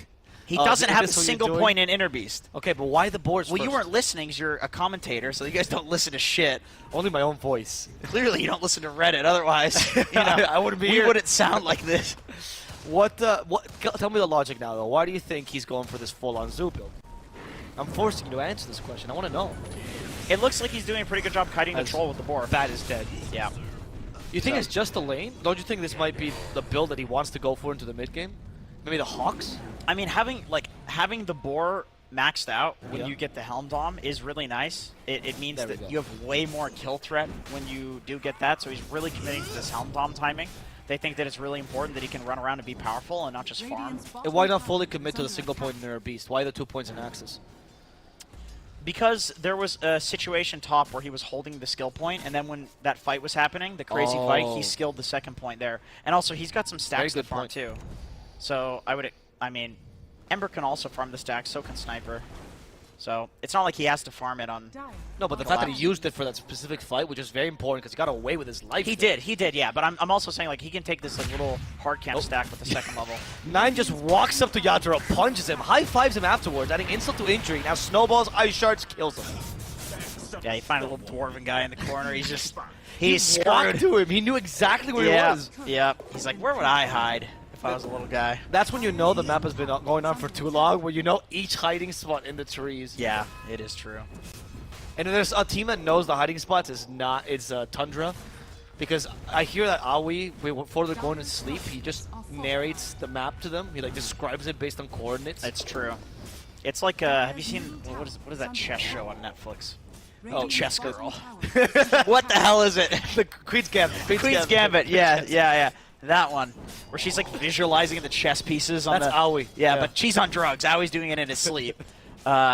Yeah, and he's except sober. the Dota map. Yeah, Yeah. of course he's. Well, I mean that guy. I feel like he acts like he's high all the time, but he's not. He creates that in his own mind. He does, right? Full boards. I mean, to be fair, another point to add to this build is that getting full Hawks is the best way to take over the enemy jungle. This is the ability that Beastmaster allows him to kill anything. So the fact that Skater can stay in this lane is a huge win for him. We will see if maxing Boar actually lets Collapse like push Skeeter out of this lane. It's not looking good, yeah, you're right. It's not looking like Skeeter really cares that much about him being here, but also maybe Collapse doesn't care about being pushed out of here either. Possibly he's just fine with this. He can be up here on his own. Sure. I mean, they've pushed the mid tower without his help, so it looks pretty good. Snaking sent back thanks to the telekinesis. They don't even need the snowball. Sorry, the snowball won't reach him in time. Wrong team. And Snaking will just die. 9 says hi, 9 leaves. Has the broom handle though, which allows him to Walrus Punch from further. Yep. The hell has 33 been doing this whole time? He has been all over the map. My man has got travels, by the way, at 10 minutes in as an offlane Bat Rider. That's a jungling Bat Rider. Yeah, sorry, offlane Bat Rider. I misspoke, ladies and gentlemen. Jungle Bat Rider. That's 10 incredible. minutes in. Boots of Travel fully completed now. And the fact that Snapfire actually is pretty farmed just because of the lane. Yes. What is she trying to buy here? He's getting a Veil, which I think is great in this game. It's a bunch of magical damage. The Phoenix, the Snap, the Bat, these heroes love the Veil. Even Tusk with this max nuke build. Yeah. Troll adds the whirling axes to it. Yeah, let's not get, too excited. It's not as strong as the hand axes that Undying has. But Right. they're The hand axes, the very well-known hand axes. As the stacks are going to be farmed by Team Yatoro. Spirit. Yeah, this was this was supposed to be for 33, but also 33 was farming spirit stacks earlier, so They're it's just kind exchanging. of it's retaliation. Yeah, it's like trading between different countries. It's like it's Fair like exchange. both teams had a Clinks in their team essentially. 9. Okay, sent back to Telekinesis. The snowball. They know where he's going. I like that he ran at Mira. Like, you're going to be the one that kills me here. But I will try to kill you before it has collapsed. They used the Mortimer's Kisses. That didn't work in their favor, but the Scatter Blast hits. That's going to slow him. Perfect. Koki Saksa. God, he's so good. Hits both of his spells, just the tip, the very tip. And because he was solo laning, he's level 8 already. He's the same level as the Ember Spirit. Yeah. Saksa, the true core, activates Low Shredder. Careful with him. And Rubik steals it. Absolutely useless spell for Rubik unless he wants to D-ward. Well, you can kill the egg with it, actually. This game, it's not useless. Oh my god, that's a very good point. I swear to God, Mira's legitimately calling, like, guys, let's take a fight. I can kill the Phoenix. Like, Rubik players... They won't think about it. They won't think about it. Rubik players fiend this shit, though. They love when these little fringe interactions. I found a use for a spell that I never thought would be useful. I tried to get that ability. Yeah, sure you did. Poshka's like, someone mute Mira, please. Yeah, they're not taking a fight. I think Mira's trying to convince him. He's in the river. They want to be Poshka's posturing aggressively. Snaking just helping the two supports farming jungle camps together. It's a weird game. It's a very weird game. It's just a bit of a farm fest. People finding farm in like the goofiest ways and trying to stop each other from farming in also the goofiest ways. Because the way both of these teams actually play the map is like very, very top tier. They're very good at playing the map, so they understand where to find farm. They know the counter to how the other one is finding farm too, and they know how each other thinks as well. Which it results in the other countering that, and then you end up with this thing that. If you ever try to emulate this in your pubs, you're getting 9 reports, maybe even 10. You might report yourself yes, after the game. You should. And you should. But this is the high-level Dota that only exists when... What is Snake doing TPing in the middle? Okay, they don't want to waste Primal Roar, apparently. That could have been a free kill, but I guess Phoenix is not that worthwhile. They want another kill instead as Bat Rider. 3-3 really wants to bait that Roar. But don't worry, Laurel's here, making sure that a Searing Chains will be enough. He just TPs down bottom. The way they're playing the map is actually kind of confusing. Our Observer's doing a great job of catching all this. It's actually very impressive. Yeah. Of course, he's got the Remnant down, so this is just a... I'm going down here to push this out. Unless 9 surprises him. He did see the Remnant duration, so... Skater's nearby as well. I mean, if you get a lucky route here, now Laurel's just going to play in the trees and leave. Speaking of in the trees on the top lane, 33 is trying to farm the... Oh, actually not trying to farm, he's trying to kill Collapse. They have Veil as well. Scatterblast on top, the cookie, and they break the Tombstone immediately, so not much defense for Collapse, who's forced to use the Primal Roar. He saved this for earlier. There's the Sun Ray. Collapse a little bit too fast. Finally, the Primal Roar movement speed buff is down, which means they can catch up to him and kill him. Snaking will die. He's okay with this. He got the kill on the enemy offlaner. While the rest of Team Spirit, they want to avenge their teammate. They're going for 33. Even the little Centaur, look at him. His master died in front of his eyes. He's traumatized, but he will avenge him. He will do it. Leo Stomp, that's all they needed. The creep proved who's the true Beastmaster. It ends up being a 2-for-2. Fair trade, actually. These games literally are equal trade. Yeah, these games are always so weird when there's an equal trade like that. Offlaner for offlaner. How does that happen as well? Yeah, I mean, I think you're always pretty happy to push a Beastmaster out of his like farming pattern. Sure. This hero's supposed to take over an area. Are they going to force the egg? They know the egg is there. They don't have the resources to take it. So they're going to respect snaking. Yeah, they need that little shredder on Mira. Then they're confident that when the egg told you drops, guys. Yep. You guys said no. We don't need you here. Go farm, Mira.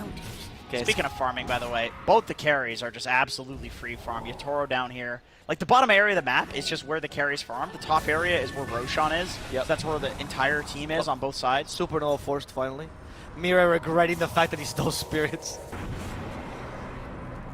Yeah, to be fair, you can just instantly fire Spirit right after the egg, and it is super hard to steal the egg. So he's like, yeah, well, I would have gotten this shit. No, anyway. I meant that he wishes he just had little shredders still. Oh, yeah. That's what he's thinking the whole time. The one time that thought ever went through somebody's head, I wish I had little shredder on Rubik. Okay. Is that the shard on the Snapfire? I think she already got it. Yeah, he's very farmed. Wow, Veil shard already. you kill the creep wave with the cookie now, right? Yeah. Oh, for sure. It Just is a single cookie with Veil? Yeah, yeah. I think without Veil, you kill the whole creep wave. No, yeah, but because it's level 3, that's why I'm asking. Yeah, maybe. Maybe it even still would, just because the Mortimer's Kiss does so much damage. It's so good. I'm not sure, because usually by the time they have the Ags, they have 4 in Snapfire cookies, because... Yes, because they usually take this... Because it's not this early, yeah. It's right at the 16-minute mark, on top of a Veil. Yeah, it's very impressive. Like, she's actually a core on this team, and 33... He took the lane, dude. This was a core. But he's going to deviate into support items now. The 4-staff is next. He's going with 9 for a kill. This is usually a good combo. Little Shredder into the Walrus Punch. Always very good early. Yeah, it looks like Tundra was looking for the sniper here. Yeah, they're going to go for the long way around behind the back of the Tier 2 tower. Good movement. The Tier 1 tower. It's a great movement. They're not going to snipe the couriers. Makes it a little too obvious. Yeah, this is good discipline. They're going to run into Collapse, but... Just the creeps. They see the creeps first. Yeah, Collapse this is great positioning from him. Yep. This is beautiful smoke breaking. Good positioning of the creeps. Yeah. That is a buzzkill situation right there. He's doing a very good job. And the funny thing is, he's just waiting for the ancient creeps to spawn. That's all he was doing. He has the Dom too. Okay, wait, they're going on him again, maybe? No, because he knows the triangle is currently a death zone right now. Yes, he does. He's pinging it. He's like, guys, there's some shit happening here, all right? Yeah. I mean, nobody's defending this Tier 2 other than Snaking pathetically just, you know, throwing some spirits. Yeah, but that's when you know. Oh, he did it. He might be pathetic, but he accomplished it. Yeah, he did. That and the cliff. Fortification coming out too doesn't help. Okay, they can still take this mid-tier 2. Oh. It's a lot of damage, actually. It killed the boar completely. Wow. Yeah. It does feel like boar just kind of dies these days. Yeah, they don't feel as strong as they used to be. The talent, the damage talent, like I think it's level 20, feels so bad these days. Yeah, nobody goes for that one. People always go for the max health on creeps. Yep. Radiant's bottom tower is I mean, it also gives you 250 max health, which is obviously great. Exactly. Dire's top 9. tower has fallen. Okay, they want to make sure he doesn't get the double damage rune, but 9 really wants a double damage rune. He activated it. No. Yeah, just in the backpack. It's just in the bottom. The bottle he has in his backpack. Yeah, he was moving it from the backpack, so right, it looked genius. on cooldown. Yes, yes, yes. So I can catch these things as I'm not like you. Of course. A god at Dota. Yeah, naturally. Team Fart Studios. Team Fart Studios. Yeah. Div Shoutouts to NA Div 2. Yeah, top 4 team in NA Div 2. So Yatoro, Collapse, these heroes are very good at taking Roche on. Miposhka doesn't even pop Flesh Golem for Roche, which is rare. Shows how confident they are. And he buys a gem, by the way. Like, wow. In an even game, he buys the gem. That is very ballsy. I'm telling you, this team is obsessed with vision. They are. Whereas Tundra's obsessed with the idea of shoving waves for vision, this team just wants vision straight up. Their warding is insane. I get that. If there's a team that would buy an early gem, I would imagine it's Spirit. I'm going to guess that they hit their sentry limit or something like that. I don't think we can see that as spectators.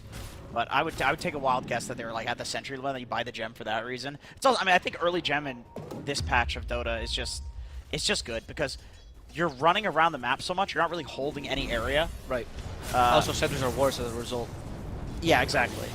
Saksa, there's a Searing Chains, a couple more hits. Now you go into the Mortimer's Kiss Fire, but it should be okay. He turns into a pig. That's not going to help him. They got the axes. He's dead. Even though he might look like core, he is still a support, so it's not that big a deal for Team Spirit. 33 does have BKB, but you kind of want to pop that on like a good fight, you know, the BKB reveal. You don't want to just use that to like save your Snapfire. That, you know, like, I gave you the lane earlier, okay? I jungled for you. You can go you die now, yeah. This is your punishment. Dire's bottom tower is Yeah, of course. A core is always spiteful when their supports do well. Absolutely. There's always spite. They're breaking the hierarchy of Dota. Right. The hierarchy is very important. All of a sudden, Dota players are like lobsters in their hierarchy. It's true. You actually turn over and Sox is reading the Das Kapital, right? Yeah. Behind his desk. Yeah. I know what that is, but for the viewers, could you tell them what that is? Marx's book. It's a Marx's book, I see. Okay, yeah, of course, for the viewers. All right, yeah, just for the viewers. Yeah, anyway, like Marxist, there's a revolution here happening, it looks like. Nice. He's going to go down. He's been caught. There is the help from the sniper, though, and they got to get 9. just destroyed. Mortimer's Kisses did hit Yatoro, but not enough damage. And the Supernova is just being ignored for now as they get rid of the Tombstone. They caught Mira with a stun from the Supernova, but it's time for Team Spirit to re-engage. Yatoro's still on the low ground, but confident because he has an Aegis. They're going to just show Skitter the way out. And the way to his grave as well. Immediately killed, as Snaking also gets killed by a single hit from Yatoro. This sniper is doing work, my friend. He's peeping him, dude. He's peeping him hard. Is peeping is the headshot? Yeah, that's right. Peep, peep, peep. So, unfortunately, though, Miposhka went down and immediately lost the gem, which is now sitting in the Tundra Fountain. So I'm not even sure. I mean, of course you're going to feel pretty good about that. Not about that, though. Yeah, that doesn't feel too great. No. And he even forced the BKB from the bat right. That's a complete and utter solo kill right there, too. And 9 in the middle lane, he also snowballed. I don't know if they're going on him. 9 Yeah, in the middle lane, he's dead. dying. He's just dying. As Laurel goes for another solo kill on the 2 cores that joined in the off lane, both dead. Laurel just solo killed a whole lane. That's the Dota equivalent of murdering a family. 2 lanes, the jungle and the off. It's true. Those are 2 lanes now. I've seen the patch. Brutal. Team Spirit living no prisoners, now Tundras. Their map is actually small. They can no longer do the shenanigans they were doing before. Yeah. Like these 2 kills and obviously 9's death in the mid lane are massive. That honestly was just pretty uncharacteristic of Tundra, I would say. I don't know, like the fight, 33 death particularly. The original fight didn't go that bad because they secured the gem at least, and it was a 2 for 3. Like it could have gone so much worse for them, and then they just kind of bleed right afterwards. Obviously, that's good foresight also from Team Spirit to run around the map and punish Tundra for their split pushing.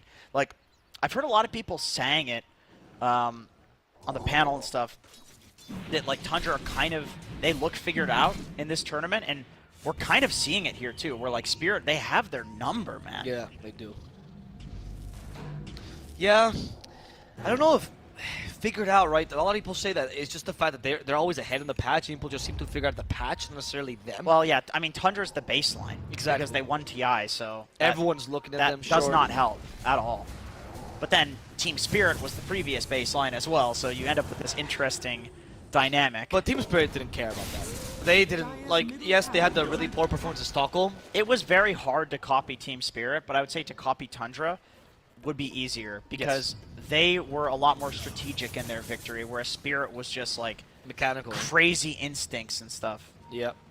Something like Yatoro's, for example, mechanical. How the hell can you copy that? Seriously. Like seriously, he made Envy retire. That's how. That's he how did. Good he Yeah, is. that's tough. Dota players are really full of themselves. They will not retire unless somebody NA like has Yatoro been comes trying around. for years to retire this man, and it Yes. was Yatoro that did it. Yep. Our OTK was even wanted to take a shot at that. Yep. So this is the high ground. They're gonna. Yeah, they just walked through it. It's 24 minutes in. Jenkins is Tundra is like an SCA team, but without the victory. Yep. Now they're seeing chains. They're not even bothering to defend this on Tundra. No. Okay, now they're TPing in. They've got the fort. They've got to engage like right now. They're waiting for Snaking to be about to respawn. Yeah, they're gonna find the Bad Rider, the BKB. They kill collapse immediately. The Troll's looking a little bit scary, but he can't quite direct his target, so Skinner goes the He's wrong hitting the way. Ancient, He's dude. hitting the Oh Ancient my creep. God. 9 is now in trouble because he doesn't have a carry to help him out, and now it's also Skinner who's dying. They use the Supernova towards the end, but Yatoro has enough attack speed to break the egg at the expense of his own life, I believe. So he committed to that egg. He stood in the did. Sun Ray, and he dies for it. Skinner also gets chased down. That was not the fight they were looking for. Now it's Searing Chains. Sure, Laurel could just push the solo. 3-3 can at least cut the lane. Technically, there are 2 cores still alive on sorry, no. I keep forgetting Snapfire is not one of them. Yeah. Well, there's 2 cores alive. Of course. The of course. jungler and the off From the 2 out of the 4 of the lanes. I wasn't even trying to make a joke there. It's just my mind actually can't tell the net worth difference between the 2. It's true. It's true. It actually feels like 9 is more of a support actually than Saxa. Yeah, I would agree. I mean, even Snaking in that fight killed Yatoro solo with the double Sunray that came And the out. spirits, right, they sent out was really good spirit placement. Yeah.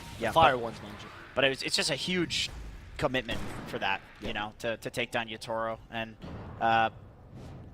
if Yatoro went for a BKB, that's like never going to happen again, but he doesn't even consider going for one because it's like he can just kill the other heroes with the Scotty. Like Troll, dude, Troll in that fight, he wanted the damn dragon. That was a great clip for why Troll ulti sucks right now. So comical. Watching him. Oh no! Oh, he lost Skinner. He's onto the dragon. Yeah, Yatoro was just sitting there like, running. Oh no, a troll's going on me! And then he just starts hitting the dragon. Yatoro just turns around, starts hitting the troll. Like, all right, I guess this idiot's hitting a dragon. I don't know if Collapse did that intentionally or just happened in the team fight. It's kind of hard to tell at one point. Yeah, that is a good question, honestly. Like, I mean, after that, you're definitely doing that intentionally again, just like throwing the summons in to bait the troll, because like if there's not a hero in range, it will go on the summons. You just throw a Hawk while they have the gem, and he just chases the Hawk. Okay, to be fair, the Hawk will instantly die. If they had like a 500 he has to go raid Hawk. Yeah, okay. But the dragon actually took quite a while to kill there. It's just got too much HP. Dire's top tower is under attack. I like killing the Beastmaster, by the way. I think Tundra made the right call in like jumping Collapse. Sure. Like, he's the one who's gonna peel people off of Yatoro, which we saw in that fight. Like they're able to commit to Yatoro once the Beastmaster is dead. Obviously, the question is at what cost. Right, I guess if you have to force the battle trance is what you're saying. Because the battle trance was used partially for the Beastmaster. Yeah.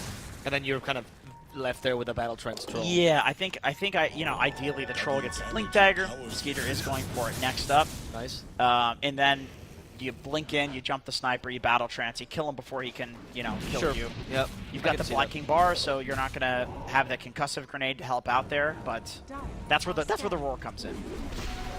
Radiant's bottom tower is under attack. Skeeter, by the way, went for an extra Wraith Band for this fight precisely. Like Dire's top tower he's building just these value items, knowing that the next fight is make or break. Even though he wants a blink, he's not holding an empty slot. They know that this could make the game right now. That's a really good point, actually. Full efficiency for Tundra. Yeah. Trying to make a tombstone. Oh, they heal it, and Saksa might just die to the sniper. Quack, quack, quack, mate. Skinner's in the same position. He literally cannot get close to the sniper. No. Even with 2 Wraith Bands, Jenkins. No, that's, Not helping. not efficient enough, unfortunately. Oh, Snaking almost died to that, dude. That would have been... He does have buyback, but... That's fine. Yeah. I mean, he still has preserves the supernova, which is good. They didn't force it out. He could have smoked, too, by the way. He just figured, like, it's not going to do I'll enough just damage. tank it, yeah. Yeah. Showing his mathematical ability in the middle of the game. He made the calculation. That is right. 12 more seconds, I believe, to Roche. Oh, no, 30. 30 more seconds, sorry. That is probably Team Spirit's next objective. I mean, they can keep pushing, right? But why? Okay. Which is what Tundra's counting on. Collapse. He sends the creeps in. He's got an idea of what's happening here. Snaking does have the egg. He wants to use an aggressive one, but instead his Team Spirit is going to smoke, hoping to kill Snaking from afar, so his egg can't be impactful, forcing it from afar. They know how strong that can be. Assassinate! He didn't egg in time. Because he wants to buy back, come back in. Here's the counter initiation, but Collapse has an Aeon Fist the whole time. So he'll survive his first onslaught now. They scream at the troll, keep him stunned, going for the dragon first, so they can't do the same thing again. But they did kill 3-3 almost by accident here, and Tundra's forced to retreat. They didn't even commit resources, just Sniper A clicks the ground and hits the first thing they see. Second thing they see is Saksa, luckily has some healing. But it's time for Team Spirit to just go high ground. Yeah, they don't need to chase up into this other high ground. They can just go to the high ground that matters, which is the Exactly. base. Interesting item choices from Spirit. Another attempt though, but Laurel's gonna break the smoke here. Laurel, do they have any stuns for him? Troll gets close, there's the E-Blade saving him. Who has the E-Blade? Is it Azul? It's Laurel. It's Laurel. Oh, wow. It's nice pickup. So, 9 is dead. Yep. Saksa is very Almost lucky. dead. Yeah. They have Assassinate. Oh, the Spirit. Not so lucky. Sleight of Fist is gonna be enough. Dragon for the towers. They're gonna ignore the racks here. All they want is to finish the game. Who cares, Megas, if you can just end it? And it doesn't seem like Tundra has many resources to stop this. They don't have enough stuns. 33 does not have lasso. Like a fountain lasso would be the play right now with 4 staffs, but even that is a little bit desperate. 30 One last seconds. bliss. We have Scotty now, Yatoro. Good luck. Skinner getting close to him. Dire's middle tower is under Yeah, it's over. It doesn't seem like they can defend this. One last hurrah for the boys, though. 9's back. Or he's bought back. middle tower Yeah. has fallen. Dire's There's the smoke. They Yatoro can't seem to do much here. They're trying to figure out what to do. They're gonna go in. Oh, Yeah. the 4-step in time. They just got lasso, I believe. No, it was just trying to threaten him with a flame break. Snaking though is stuck together with 3-3, and 3-3 will just die. And now the Mira! the supernova has been scrambled. They're going for poor Skitter. Mira did steal the low shredder, which is why they got the supernova so quickly. Skitter does get the kill on the enemy Undying as Collapse fights him head on, but it's an Aeon Disc the whole time, and against the quacking sniper, it's gonna be game. Tundra can't get close to him, and Team Spirit will 2-0 them. Not only putting them in a really good position on upper bracket, but also putting Tundra in a dangerous position. They're now 7-9 in the group stages, which means upper bracket is probably out of their reach, and elimination is within their reach. Yeah, I mean, that is crazy. I don't think a lot of people would have expected that, but for Tundra, but for Spirit, they are looking very on point. They are. I think people would definitely have expected that. This is a LAN team. They always dominate on LAN, regardless of how they're doing regionally. The itemization And they from did them in well this game- regionally, too, let's be honest. Yeah, and they did, of course. But they weren't like the top seed in their region by any means, so... That was BETBOOM. Yeah, but the itemization from them was interesting and very good in this game and different from the meta, like Collapse going for Ether Lens on the Beast just to always get the roar off on the Troll. That's what he wanted to do. He's going for Octarine Core as well. Going for the Eon Disc, realizing... Great pickup. Because he's the one that counters the Troll, then Tundra needs to lasso him, which means he just needs to get this item to protect himself so that way he can do his job. And then Laurel as well. Getting the Ethereal Blade, we saw Snaking get just insta-bursted by it, not expecting it to come out. And it's not even for the damage. It is to protect from the Troll ult. Yes. You Ethereal Blade the guy that Troll goes on, he switches to a fucking dragon, and it just looks so stupid. But it's because of the itemization and the way that Team Spirit played. Like, these guys are just playing absolutely on point. Did Yatoro even die that game? Oh, he did. 6-2, okay. Yeah. Actually, not that crazy of a scoreline, but he was huge in that game. Yeah, because at the end of the game, like you start to question, should Skitter have just gone second item Blink Dagger? That feels so bad. Honestly, he went for SNY, which it seems justified this game, but he just couldn't get on top of the sniper. Laurel actually didn't die once. Laurel, so that's that instant MVP when you don't die. We didn't touch on this, but Tundra Esports, they don't really have many stuns. Like, they have Lasso, that's a great stun. Yeah. But they don't really have many basic stuns, which they could use on the Ember, which is why it was so free. It's, big, high-commitment stuff to get Exactly. We can see the standings now. We were talking about it briefly, but now we can see how the group stages are advancing here. So, with what we just talked about, Tundra Esports, they are 7-9. Which is a little bit dangerous, execution, because they continue to tie against every single team. You can tell how many teams they've played against because of how many points they have.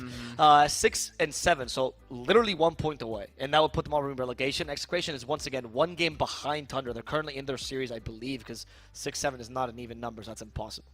And TSM is also in a position where they can get close to Tundra. EHOM is mathematically relegated already from Group A, but both Evil Genius and Tundra in difficult positions, especially Tundra, because Evil Geniuses, as they say every time we meet them in lobby, they've woken up. They're on a stroll.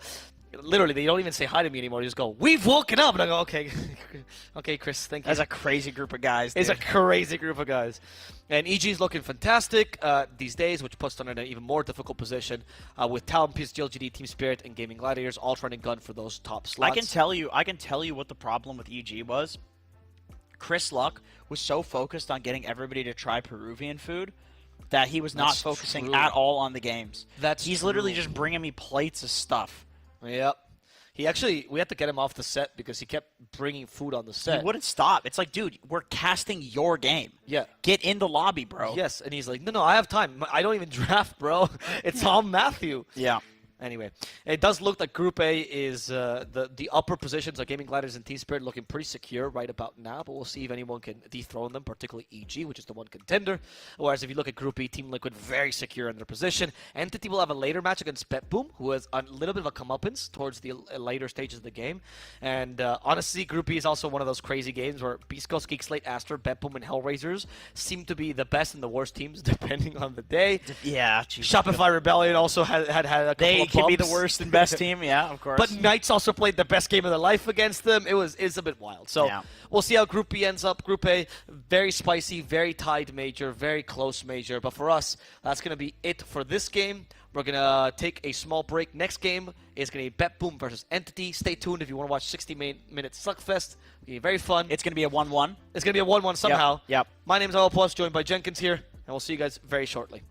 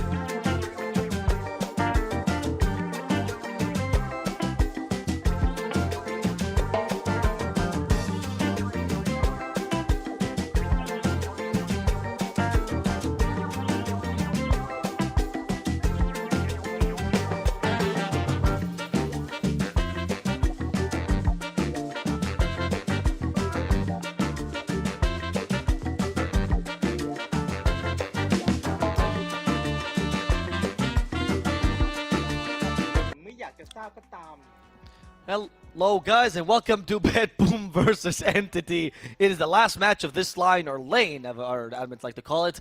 My name is Plus. I'm joined here by the one and only Jenkins. We have a match in front of us. A 60-minute match, as I can tell. The triple is already being picked. We're going late game. Here we go. Treant into Terrorblade. That's the picks, mate. Treant into Terrorblade. Yeah. First pick Treant, 8th pick Terrorblade. Oh, you're predicting the Terrorblade. Okay. Oh, fourth pick Treant. All right. Terrorblade. Okay. So the Rubik comes out. Yeah, that's the typical response. Yeah, because he's good against Treant. Yeah, let's get a Magnus. Let's get Magnus Rubik. Nope, they're going to go with the Death Prophet, double ranged hero off lane versus the Treant. Good. That's good. Yeah, Greaves hero, great against the... All right. That makes sense. Why would you pick a Terrorblade when you can pick a better hero? Yeah, that is right. Bad Rider. Bat has basically just been making his way up the pick order for this entire tournament. It seems like, it's a great answer to... I wonder how they'll nerf him next time. Ice Frog is just racking his head. How can I ruin this hero anymore, guys? You have to pretty much delete it from the game. Competitively, the fact that you can drag someone, like the fact that it's a not skilled, a not skill-based way to drag someone out of a You're fight. saying it's not Pudge, is what you're saying. It's not Pudge Hook, but No, you're doing the same thing as the Pudge Hook or Tiny Toss without having to. Yeah, like you watch Gojira, you watch Schofield. Sorry, that's the same person. You watch Schofield or Matthew, right? Well, you could watch either of them because they are the same person. Yeah. You watch Matthew, you watch Schofield, and you watch him toss people out, and you need years of experience to be able to do that consistently in a fight, right? Yeah. Bad Rider, I can do that. You just click on the right hero. It is true. It is true. And I think like the main issue with the hero that people find is like, how the hell do we get this hero through the laning stage? And mid lane, like there's not a lot that counters the bat that's actually good in the current patch of Dota. So that's how you get through the laning stage on the mid lane, is through just not having the counters being strong. But in the off lane, we saw in the previous game, and honestly in like a lot of the series that you and I have casted, Bat Riders can just stack the Ancient, stack the jungle, and take the triangle. And it's funny that it's still called the triangle because it's, particularly the reason that it's no longer a triangle is why carries don't want to farm there anymore. And so that's been kind of like relegated to, okay, now the offlane can farm this area because the carries want the primary jungle, which means heroes like Bat Rider, who could farm Ancients, are much more viable in the offlane. A lot of people are copying Whisper from, this was originally kind of his thing, and then people realized, like, okay, well, like Whisper was the first one to if he can do this, if he can do this, then we can do it. No, I mean in terms of taking over the area, like 33 did that a lot at TI. I just mean like play greedy on the Bat Rider in the offlane and play for farm rather than like playing to lane normally. Sure. Because you can't unless you have a very specific lane that you're up against that's quite weak. Now they're just banning Watson, by the way. Morphling, Terrorblade, Lina, just getting rid of everything that this guy plays. He was the inventor, as Effie told us on the panel, of the Lina carry. And he's also a very well-known Morphling spammer and Terrorblade spammer. Yep. Entity ban out Slark, Naga, and Queen. And so Queen... Protect Bat. Yeah, and so Queen can actually be a carry from what we've seen, or played in the safe lane role to make lane you against lose. the Bat. This makes me think it's an off-lane Bat Rider just because they're protecting it, or at least they're protecting the possibility of the off-lane Bat Rider, because these are all Bat counters, including the Naga. Couldn't it be that they're just protecting the potential flex of the Bat Rider? Yeah, they are. I mean, it's Stormstormer. Like, this guy's a bad fiend. Yes. He loves this hero. He was the first person that I saw do the Max Firefly build, which, is... That's like kind of unheard of for Bat Rider. It's like everything is built around the napalm and doing damage, but he would go for the Firefly because of the cooldown reduction and just farm. Like, he would use it off cooldown and farm. And I thought that was a really interesting way to play the hero. He would consistently get these like crazy Boots of Travel BKB timings that other people were not able to get because he just played it differently. And I still honestly, I don't see anybody maxing Firefly other than him. It's still just him. Interesting. I think I asked him about it. We just saw 3-3 do it in the last game, and I suppose that's just to farm. I think he maxed Napalm, though. You sure? Still, I'm not entirely sure, but offlane Bat Rider. I could swear we clicked on him. It was like 2 points in Napalm only. I could see 33 doing it if anybody's going to do it. Especially because also if you're relegated from your lane to farm creeps, Napalm is just worse. It's just straight up worse than the Firefly. Yeah, that's why it's always such a bait to level the Napalm, is because like it empowers the Firefly to do more damage.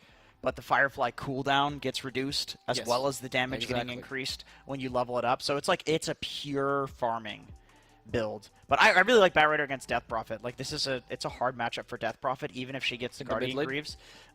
In game, you throw a couple of napalms on her. It's one of the few heroes that can burst her through the her Spirit Siphons. And this is the one hero that BETBOOM was kind of obsessed with, is the Toronto Tokyo Clockwork.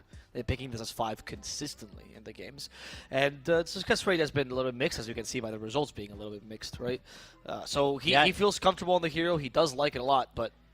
They've picked it 5 times. You are right. They are obsessed with this. Yeah, I don't even have a website for it. Yeah, Trian is their second most picked hero with 2 picks. Yeah, Clock is actually... Trade is just the worst Clock for them. That's how they see it. Yeah. And I mean, it makes sense. You're a mid laner. You were a mid laner. You utilize these like flashier heroes. Clock is probably the flashiest 5 I can think of, honestly. Yeah, sure. Unless you're a Rubik player. So it does suit his style a lot. It's very sacrificial. I mean, I think Clock is also like a good matchup versus Tree. Sure, he can walk through the trees, but he can't walk through cogs. And that's a thing, yeah. It is a thing. It's one of the few heroes that Tree can't trade with either. Battery Assault is just better trading than 100 damage right clicks. So yeah, it's a good pick. Makes it through to the second phase because nobody really feels like banning Clock is worth it. He's great against NP for the similar reason as well. Actually, he's a good 15 pick. That's a weird matchup because you can also sprout the Clockwork and consistently knock whoever is in the cogs out of the cogs by doing that. It pushes them out because of, I don't know. But you think physics? You think that the Clock is still good because of the scouting, right? Like you just catch it. Yeah, it's good. It's good. It's good because of the scouting. But that one is definitely a double-edged sword because it is hard to like kill the Nature's Prophet in a fight, and Nature's can also protect people from the cogs. Okay. Sure. They go for the puck, by the way, which is going to be their answer to the Batrider mid. A lot of teams have been going for the puck against Batrider. It seems like an okay matchup. Like you do deal with well against Batrider before he gets his BKB. So that's definitely a favorite of theirs. Dude, this is where like there's the huge debate for Entity where it's like, okay, if we ran the Bat as an offlane and we ran Tiny mid, you get that absolute counterpick matchup, right? Sure. And then I think Bat is fine versus these other heroes in side lane, but it's like it's Storm or Bat. You know, but he's also a crazy good Tiny player. He's a crazy good Tiny. But, you know, then it's forcing Toby to go Bat, which is forcing the Nature's Prophet to be on Watson. Watson has not played it in this tournament yet.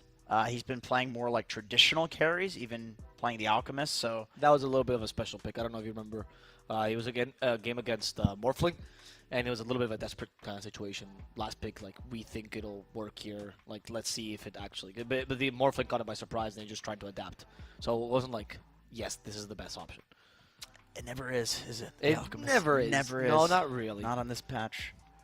Regardless, we do have an interesting idea by Entity. Like, they still have the option of NP maybe 5 or 4. I mean, Kataomi plays anything. You just give him some garbage and he goes, yeah, I'll play it.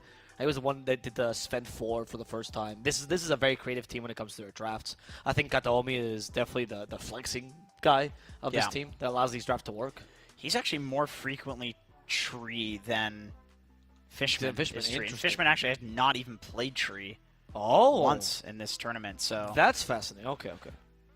So, I mean, he must be able to. He must be able to play it. What's going on here? Is it a Bat Tree lane and Nature's carry, and then they're looking for like a 5 here on the last pick? Who knows? I mean, BETBOOM's questioning the exact same thing, right? Yeah, exactly. Because obviously you can read lips in Russian. Yeah, naturally. Exactly. I see exactly what they're saying there. Yeah, they're actually not talking at all. Pure is talking. Is he? Yeah, not only are you a bad lip reader, but you can't I can't see his lips moving. I mean, not now, right now. Okay. Toronto Tokyo is also eating a hotel card right now. That's going to cause some serious indigestion. Yeah, it is. Have you done that before? Eaten a hotel card? Yeah, I've only eaten 3 this tournament, and they're not bad. I would highly recommend against doing that, actually. I would say that a doctor would have issue with that. Oh, because I can't go into my hotel room and then I can't sleep at night? No, that's not the reason. That's why No, that's not the reason. Yeah, I've already gone to doctor for that. Don't worry. Yeah, I would see a therapist as well at this point. The hotel tells me it's fine. Yeah, they're good to trust for that. They're good people. Yeah, they only keep asking for money for more hotel cards. It's a bit of an addiction. Yeah, speaking of an addiction, I'm not sure how to segue this. Speaking of addiction, entities addicted to flexing their drafts. What are they gonna They flex really are. here? It is so hard to tell what the hell they want to, like, where they want to put their heroes. Yeah, I don't especially think with the puck stats pick coming prove. out. I don't think stats prove anything in this for this team. I think they're really willing to experiment on new roles all Yeah, the time. they are. I mean, what's their standings looking like? Silencer. That's the Fishman hero. Okay, so they're not gonna experiment anything. I'm assuming Batrider offlane, NP carry, tiny mid, Temperature for 4, and Silencer for Fishman. It's pretty experimental. I mean, I guess the Silencers. bad offlane. I mean, today we look at bad offlane. It's like, yes, of course, the bad offlane. We knew this, but no. I mean, other than today, it's just Whisper that plays this offlane, and consistently. And yeah, today people have started realizing, like looking at his replays or whatever, and how it's working out for them. That they can, it's Stormstorm actually. It's gonna be. Oh, okay. Toby Silencer.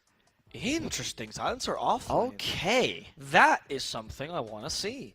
I mean, okay, they picked a Bloodseeker offlane carry, which does kind of deny the Batrider offlane pick by a lot, because that lane is kind of hell for the Batrider. You don't really do anything against Bloodseeker. Yeah, well, he doesn't. Batrider offlane doesn't really do anything against anyone. You just That's true. You That's just true. farm and pull the wave. Like, I do worry for Entity here that, I mean, Bloodseeker plus Rubik seems pretty good at catching a Silencer out of position and taking him down. And, you know, Tiny can offer a little bit to protect from that. You know, we've got the stun and the toss back, but it's Silencer. Like, it's not like this hero has any sort of mobility or way of getting away when, you know, Pure on the Bloodseeker is on top of him. I mean, So you have toss. it's going to be, yeah, that's it. But that's pretty scuffed, because, like, if Bloodseeker's moving at fast move speed, he just runs back into. Sure. So that's going to be a really volatile lane that I'd like to keep an eye on there. Yes. Is how does the Silencer do in the offlane? Because this is like a very feast or famine sort of hero when it's Yes. played in the offlane. I'm ashamed to admit, after all these years, I've seen quite a lot of Silencer offlane. People actually do pick it. It is a thing, and yeah, he can dumpster lanes or he feeds. That's pretty much it. When you see it, have you seen the build that is with glaives, or do you go full nuke damage? 'Cause the nuke damage is better. The glaives, I think, used to be the build on the offlane. But Yeah, with Witchblade. Right, with before Witchblade even. But with how powerful Arcane Curse is as a spell, I would say, like, yeah, you probably want to play around the nukes early on. I feel like, I know Gunnar added this theory. This obviously Silencer mid, but it's still the same idea. Yeah. And if you go Last Word plus Arcane Curse, then you just get like an early access to farming tool, and you're just gonna become a monster of nuking, right? And even like the build itself, it doesn't even need to be an axe. You could just go for whatever, 4-staff Blink Dagger. The amount of nuking damage this hero has is pretty high. Yeah. Whisper is actually the one that was known for bringing Silencer off. Yes, he was. Yes, of course he was. I mean, look, it's true, right? I'm sorry I keep mentioning him, but he's a god. So. Yeah. I do recall, I think, Toby doing this before, though. I don't think this is the first time they've picked. No, I don't think Silencer so. off. I don't think so either. Not in this tournament, mind you, but Yeah. in general. I think this lane might be one of those lanes where you just kind of stand your ground, Lina style, and you just go, okay, hit me. Because if you don't get the kill on Silencer in time, you're banking on him not having enough damage before you can actually heal off your thirst. Yeah. And it might not be good enough. It's going to be volatile. Like, somebody's dying in this lane or just getting completely zoned out. I would be impressed if nobody dies down there. You know what also sucks? When you're a Bloodseeker against a Silencer, right? You essentially have 6 seconds to kill him, because that's how long Blood Rage lasts, or 8. 8. 30 seconds. Okay. 8 seconds to kill him. Yep. If that doesn't happen those 8 seconds, you barely deal any damage to this hero anymore. Like, it doesn't matter how much you chase him. If he stands his ground and fights you, your stats are decent, but not decent enough to deal with a Silencer. Oh, you mean in the game? Yeah, in the game. If those 8 seconds... I'm no, not... sorry, in the lane. In the lane. In the lane, okay. Well, I don't think he's going to be blood raging too much in the lane, but I feel like Silencer offlane is probably going to be forced to play like more of a utility hero, where Really? like the Bloodseeker, he's going to get Wraith Bands, Phase Boots, stuff like that. I don't know if we're going to see Toby being able to like stand his ground, but this is it is a very snowbally hero. I get what you're saying. Like, I have seen Silencers do that, but it's just such an absurd concept that it's hard to like make that. It's hard to be confident in that prediction, you know. So what do you like? You like it for like Greaves, perhaps? Is that the idea you're thinking? Like, after the basic utility items, what do you build on him? Man, I mean, you could go for the Veil. Like, you could just copy like the 5 Silencer build and get it earlier. Like Veil 4-staff. That's probably pretty good. That seems like a good idea. But I also, the idea of Greaves is not that bad either.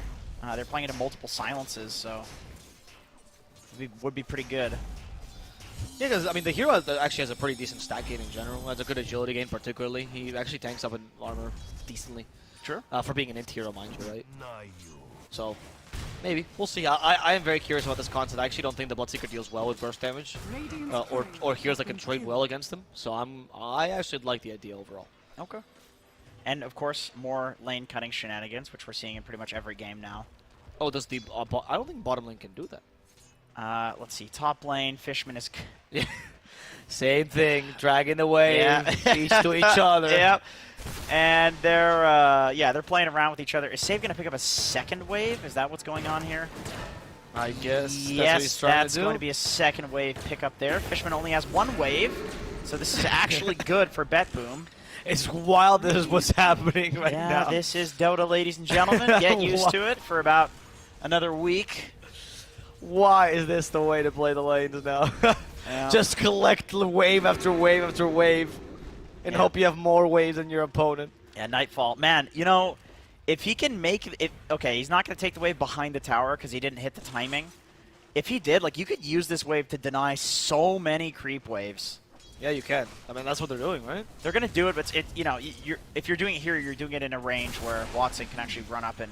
Oh, and hit the creeps. CS, sure. Yeah. If you're doing behind the tower, it's like, geez, what is he going to TP in, you know? Look at this. Arcane Curse. There's the last word.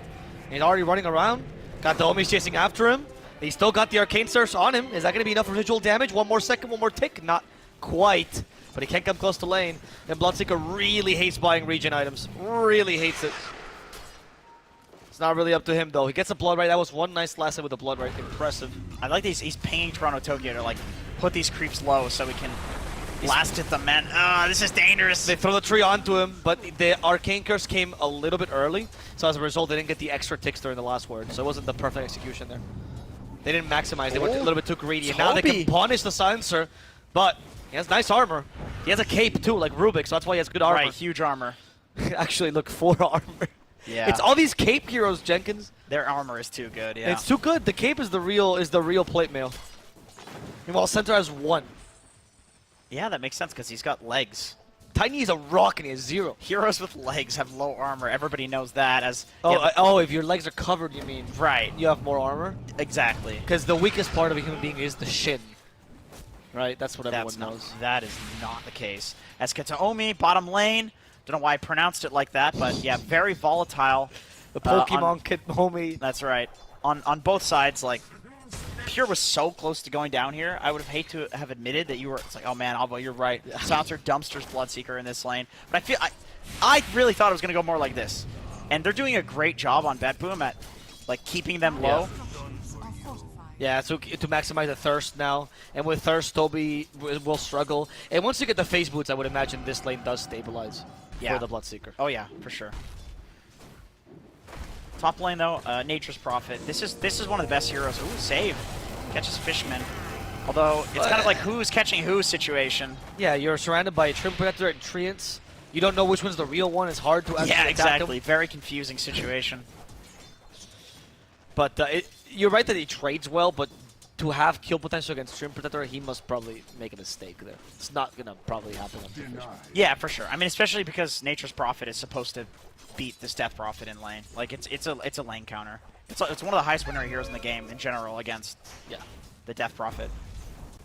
As mid lane, how's this lane going? Seems about even. What would you say is the matchup usually favored towards? We've seen this matchup a couple of times. Oh, wait, bottom?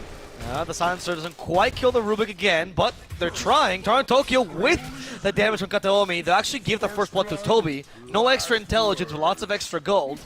But Pure is not going to chase him down. Toby just going back to his tower. He'll have to swallow that Blood Right. The Infused Raindrops won't help him against it, but he has a Magic Wand, so he'll live. Now they go on for more lane dragging shenanigans. And yeah, Pure's going to try to connect it. Unfortunately, the creeps don't run as quickly as he does. He does get the ranged creep. Once again, another double wave somehow spawned down here. I will say, even if the damage they're dealing is pretty high, the trading is going well for Entity, Toby's last hits are pathetic right now. 9 last hits to 20 in the Bloodseeker. Yeah, they focused on killing, and that, yeah, they committed a lot to those kills early. BETBOOM played the lane really well and got Pure back up to healthy HP as Stormer. Yeah, the typical Clockwork going mid, but there's no runes, so that wasn't for any like rune rotation. He's just got nothing to do top. Now he realized, okay, the rune's spawning. I'm just gonna stay here, guys. This is a very classic wasting time support where you're right. You can't do anything top, so you might as well go mid. Yeah. Whereas Kataomi has a much stronger rotation here because he refills the bottle. Coiled. I think it's fine. Look at this. They can break the coil now with the telekinesis, perhaps. Now he's not fine because the Rubik's nearby. Stormstormer eats the Fairy Fire. That won't be sufficient. He dies to the Cogs actually there, or GPK's auto attacks. And that will give Russian Harry Potter another kill. That's right. Very good. Very good at laning, just like Harry Potter is excellent at casting spells with his wand. GPK is the Harry Potter of the Dota universe. Yeah, he was fantastic in the school of magic, of laning magic. That's right. That's true. That's why he's playing Puck. That's right. What the hell is Save doing all the way back there, bro? Save is trying to find a meaning to his existence right now. This is okay, that's a deep ward. Gets a deep ward down. Yeah, that's nice. It's a better use of his time than nothing. That's true. And Stormstormer, he actually TP top. Oh, that's good Cogs. He's gonna find Save. This should. Yeah, but you have to commit the lasso to it if you want him. Yeah, the the Firefly can't get on top of him. Now the lasso's gonna be forced unless he thinks he has enough damage, and he does. Stormer, good calculation. Yeah. Save tried to be cheeky, didn't work out.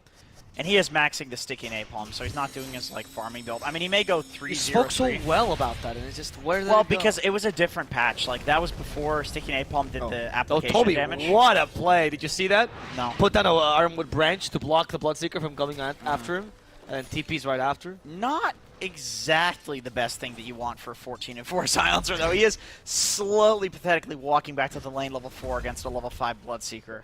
Yes, he's struggling. Yeah, this is a last pick hero too, so yeah, you usually want your last pick hero to be some like trump card, and it is not looking like that so far. But we'll see when he gets his levels, if he can manage to get them before the game ends.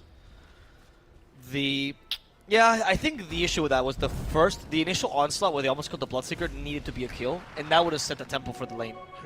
But because they committed so many spells and they committed so much time and they didn't get the kill, it felt like a waste of time. That 2 minutes where they were zoned out at like 10% HP was absolutely disastrous for the lane. It was. Against a Bloodseeker, you just can't afford to do that. People are so good at laning right now in Dota too. Like it just feels like one bad dive like that, it just ruins the entire lane, which makes the last pick silencer feel really shitty. It ruins the entire game. Like, yeah, it's looking rough for Entity. We'll see what they can do with their other heroes that are doing well. Stormstormer's trying to make stuff happen. So is BETBOOM on the top lane, though. They're looking to go for the dive. GPK has coil. This is the illusory orb. To go in, the exorcism is coming as well. Watson can no longer TP here. He's just going to accept death as he constantly tries to TP. Finally hit safe a little bit. Kataomi's nearby. They have Dream Coil. The Batrider trying to get the silence, but the Waning Rift, can't get the lasso out. As Fishman falls as well. Stormstormer finally catches up to the Death Prophet with the Firefly. They guarantee the skill on Nightfall, but they can't quite finish off GPK, saving the similar position. And Toby with a 1-point Enclaves. He just doesn't want to die here, but Torontoka has vision of him. He has the infused raindrops. We have the telekinesis as well, it seems like, but at least Toby will hug the tower, and with the help of Watson, they're able to turn this around as Pure's the target, but he's just so low. Pure's way too fast right now. Yep, so still volatile in the bot lane. Obviously favoring the hero who has 21 denies here, though, so Pure will eventually heal up. Toby might be in a little bit of danger down here. Toronto Tokyo looks for him in the trees. Yeah, he's pinging. He's like, dude, he's in here, man. Yeah, what is the use of a silencer that lost his lane, though? How do you turn this? You just go support full on? He is doing that. He's going for the mana boots here, so he's going to play Greaves? Like a spellcaster. It could be Greaves. Maybe it's just mana boots because mana boots are OP, and then, you know, he plays with like the Veil and the Force Staff still. You can do either. But he's not going for this like Dragonlance silencer build. No, I don't think physical silencers are even worth it, honestly. Fishman?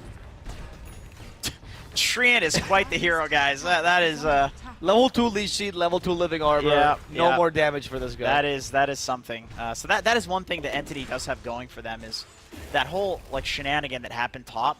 The tower did not go down because the dive from BETBOOM came out. It wasn't just for the tower. They didn't focus the tower. They focused on getting kills. So Fishman can sit up here and defend this for as long as he likes. Oh my god, by the way, look at Nightfall's build. Max Crypt Swarm, not Spirit Siphon. Really? Yep, so sticking to his like farming playstyle. Yep. It I mean, mean, it that's means what he's way BETBOOM less likes. safe. It is, yeah. But the thing is, like, when you go for the max Siphon, it means like you can push up farther. And like I think in the last fight, if he had 3 levels of Siphon, he maybe gets a kill on Stormstormer and survives. It's one of those weird things. Like this does feel good. Oh, they got a kill, of course, with the help of Watson, but Watson's actually ganking his off laner in this lane. We might just still have a TP from Watson. The Lost Word will give Vision of Toronto Tokyo, and they'll get 2 kills for Toby. And because he's appointing Glaives, he's actually getting intelligence off these. That's a Look at +4. Toby, he's finally enrolled in preschool. 4 intelligence. Thank goodness. He is. He needed that, man, desperately. And he's actually he's going back for the Falcon Blade. Picks up the Possessed Mask too. Oh, so no. we might actually see him do a physical silencer build. After getting a kill like that, he's feeling like a Chad. This is not good. It's the moment. It's the fake confidence, right? Yeah. This is when the ego rises a little bit too much. Right. And then 20 minutes in, you still only have Falcon Blade in your inventory. Oh no. I mean, it's a great 4-staff game. It is. I mean, any game against Clockwork, but forcing away from the DP ult, you want to disengage from that. You can force out of the Rubik Lift. Even forcing out of the coil is not that bad. Even though it snaps it does get you out of the fight. You snap, like, your teammate snaps the coil, and then you force him out of it, right? That's the optimal play against the coil. Sure, yeah. The only thing is, like, Bloodseeker, obviously, 4-staff is not that great against him. But Yeah, it does deal damage when you force it out does, against but the you can Bloodseeker. force out of his silence, too. So it's really, it's not the worst thing. But we'll see if he goes for 4-staff. You can go for, like, a casual Falcon Blade and still not build into a right-click silencer. Like, that doesn't... It doesn't necessarily mean anything, but perhaps I'm just coping here. No, you're right. It's a good item, regardless, right? See an attempt at Fishman's life. There's the silence to try to save Fishman. Fishman in the trees. The ghosts are after him. There's an overgrowth. They're attempting to use it, but the poor Toby TP to die as Fishman in a similar position just gets destroyed. Very confident TP from Toby. Yep, there's the confidence that you talked about there, the ego. Yeah, and now they catch up to the batter, perhaps. They toss back the Clockwork. Kataomi wants to sacrifice himself so Stormstormer can live. Maybe even re-engage here. We do have a lasso, so Stormstormer can try to fight this with Watson, but Stormstormer's falling a little bit too low here. Kataomi's already dead. Save utilizing the cogs, pushing Stormstormer away, and he'll have to desist here as Watson TPs. Oh, GPK? Did he just get baited by that TP? I didn't have a way to cancel it, and now GPK is getting hunted down by Fishman. Or no, he's doing the hunting. He's in the trees. He wants Fishman. The Virgulent Green has been utilized, and GPK, he's done. He wants to just leave, go back home, TP, let this tower fall to another hero. Yeah, so this entire time, I mean, Entity is just hard committing to defending the tower. And then BETBOOM are hard committing to, like, okay, you want to defend the tower with a bunch of heroes? Well, we'll just kill them, and eventually we'll get the tower. Okay. It's shenanigans happening all over this top lane as Toby gets caught by Save. He tries to fight back, but Save might just be stronger than Toby right now. The healing from Leechy will help him. They're trying to spread out the battery assault as well. Toby finally gets close to the tower. Extra armor helping him as well with a little bit more regen. And Save, they need a slow. Arcane Curse will do it and might just take him down. As we go to the other side, it's Nightfall who's being chased after by 2 heroes, but the damage is a little bit lacking. The Treants might get Vision for the Wrath of Nature to finish him off. Will they reach him? Will they have Vision in time? It hits all the creeps, but not Nightfall, who's too fast. Avalanche instead fighting the carry. Oh, it's he a little has some pig Bloodseeker boil. who turns into a pig and now into a ham. Dude, Pure. he couldn't quelling himself out because he pig pulled there. I think he panicked. He I think he panicked, pressed all the maybe buttons. he tried to press the quelling blade and it was on the, like, he was Yeah, the scratching his close. face or something and then he put his hand left Oh, on the this keyboard. actually happens a lot to me. It does happen a lot, yeah. We're terrible, though. Yeah, that's true. But pro players, so I hear this thing, I don't know if it's true, but they're humans and we are humans too? I'm not sure about that. I don't know if Pure is. I don't know. I've never asked him. I mean, one of your teammates is not a human, so that's maybe why we're doubting it a little bit more. There's a lot of unhumans in the casting scene. Yeah? I'm Who do you pretty think sure is the biggest one? I'm pretty sure Cinderin is the prior version of ChatGPT. It's true. Because I've had more emotional conversations with ChatGPT than I have with Cinderin. And the future version is Fear, when he actually develops emotions. That's right. But there's something just uncanny. As smoking across the map, of course, also an uncanny act. Yeah, that's very uncanny, very uncommon these days. Really unnerving when you see this. That's why Watson is into the trees. He beat the Uncanny Valley, went back to his tower, decided to go to the triangle to be safer. He sniffed it out. He knew something. He knew something Toby, was up there. He is going to go for creeps, by the way. I see mech cute. But Toby, you don't have mech yet, so you are very squishy. If they go on him, he could just die. A lot of harassment towards the Bloodseeker, but guys, it's a Bloodseeker. Guess what? He has thirst. He's fine. He doesn't care. Oh, Fishman gets the deny top, man. After blocking them from taking this tower for so long, getting the deny. That feels like the perfect way. Emotional damage. To end the story of the tower defense on Tree and Protector. God, that feels good. But then you're Tree and you don't have a tier 1. You're like, what is my purpose now? Yep. It's like Matumba after winning a TI. He's like, what am I supposed to do now? Yeah, that's true. So now Fishman, he'll have to find a new purpose. He's defending tier 2. Doesn't feel the same. Doesn't feel right. No. So that's why he's putting his living armor in the tier 1. Oh, the hook shot. Stop the silencer once again is Save versus Toby, and we know how this goes. Toby just can't deal with Save, especially with the help of the puck. As the Blood Right cover Save's escape, the rest of them go for GPK, but they kill his courier instead.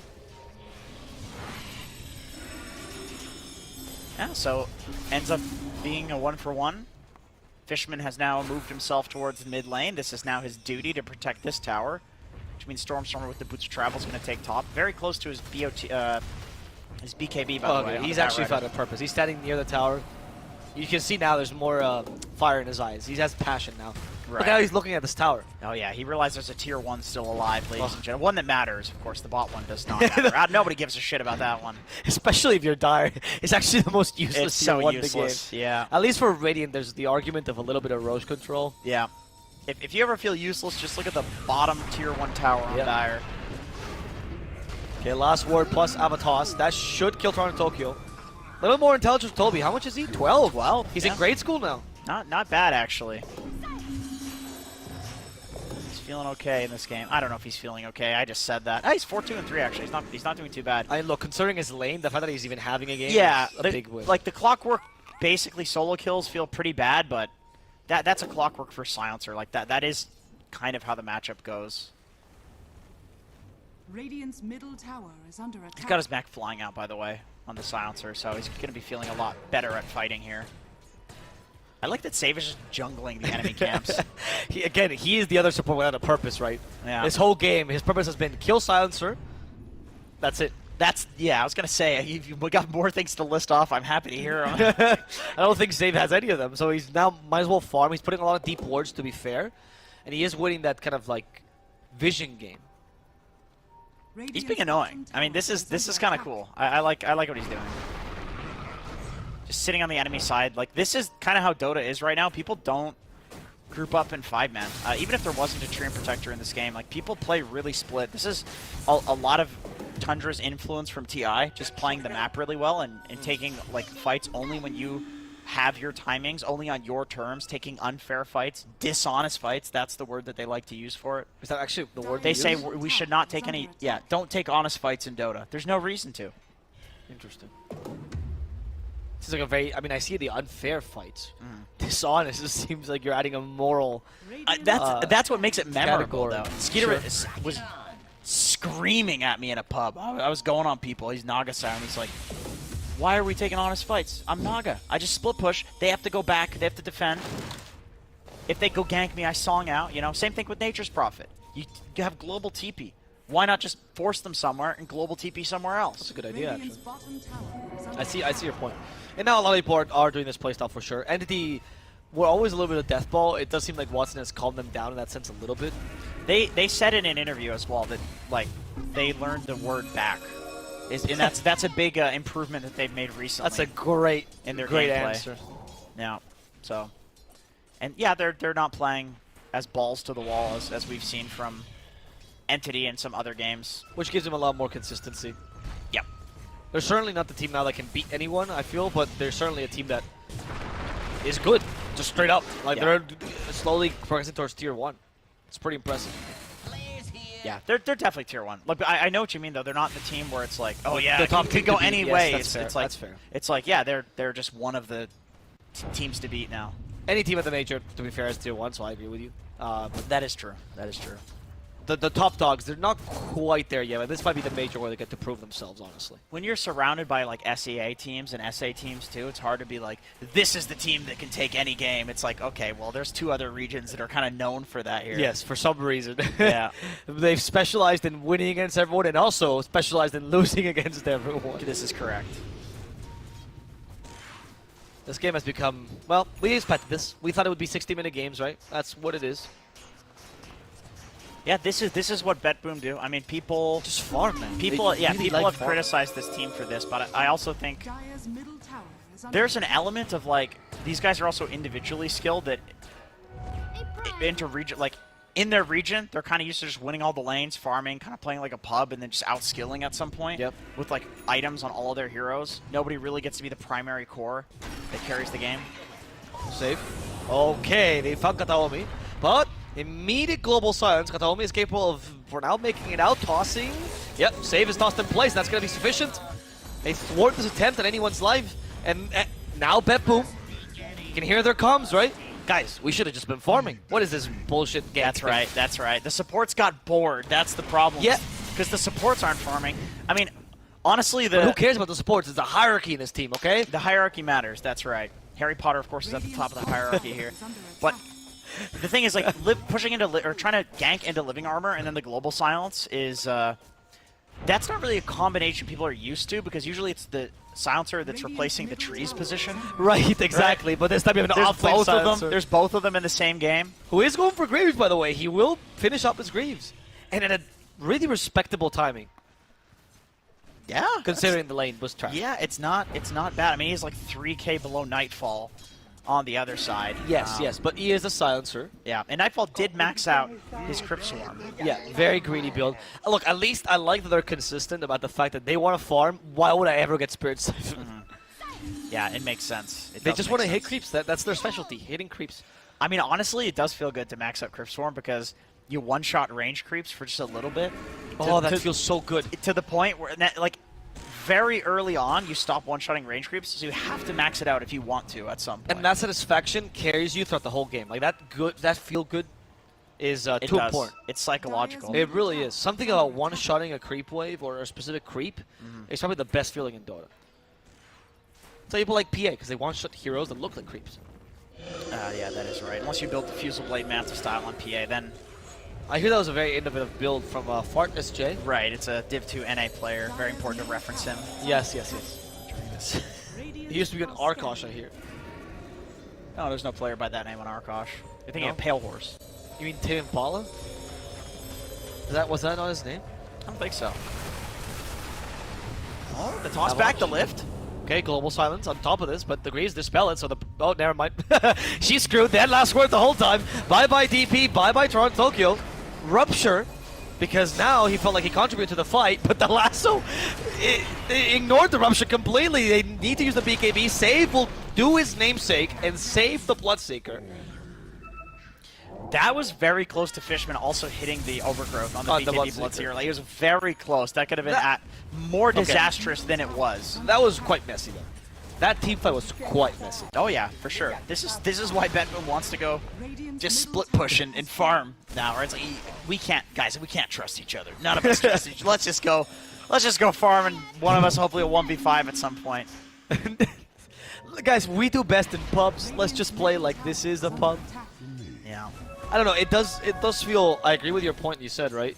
You have 2 counter initiation sources. How do you deal with this?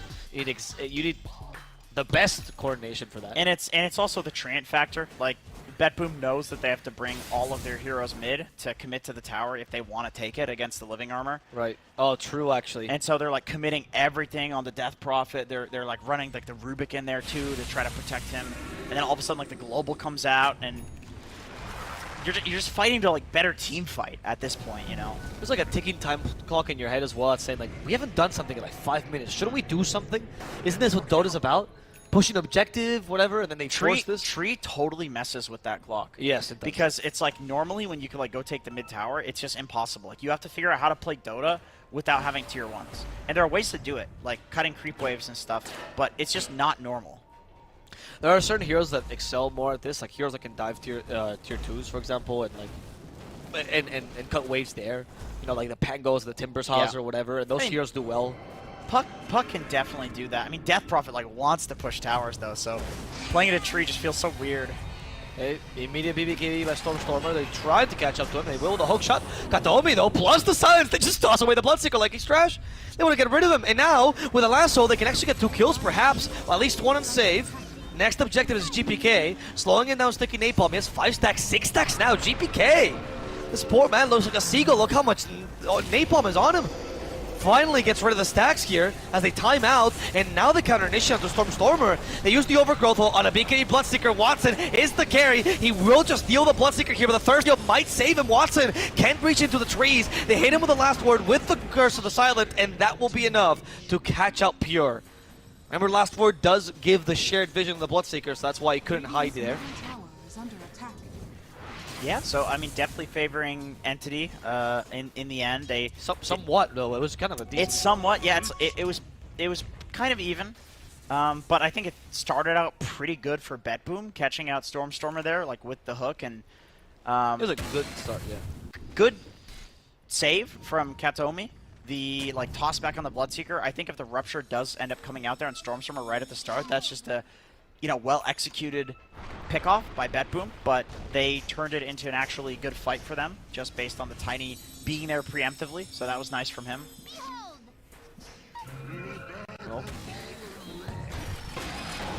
Oh, there's the hook. They know there's no toss back, or there's no toss like this, and they even try to do a cheeky play where they break the coil with the cogs. Not going to work out.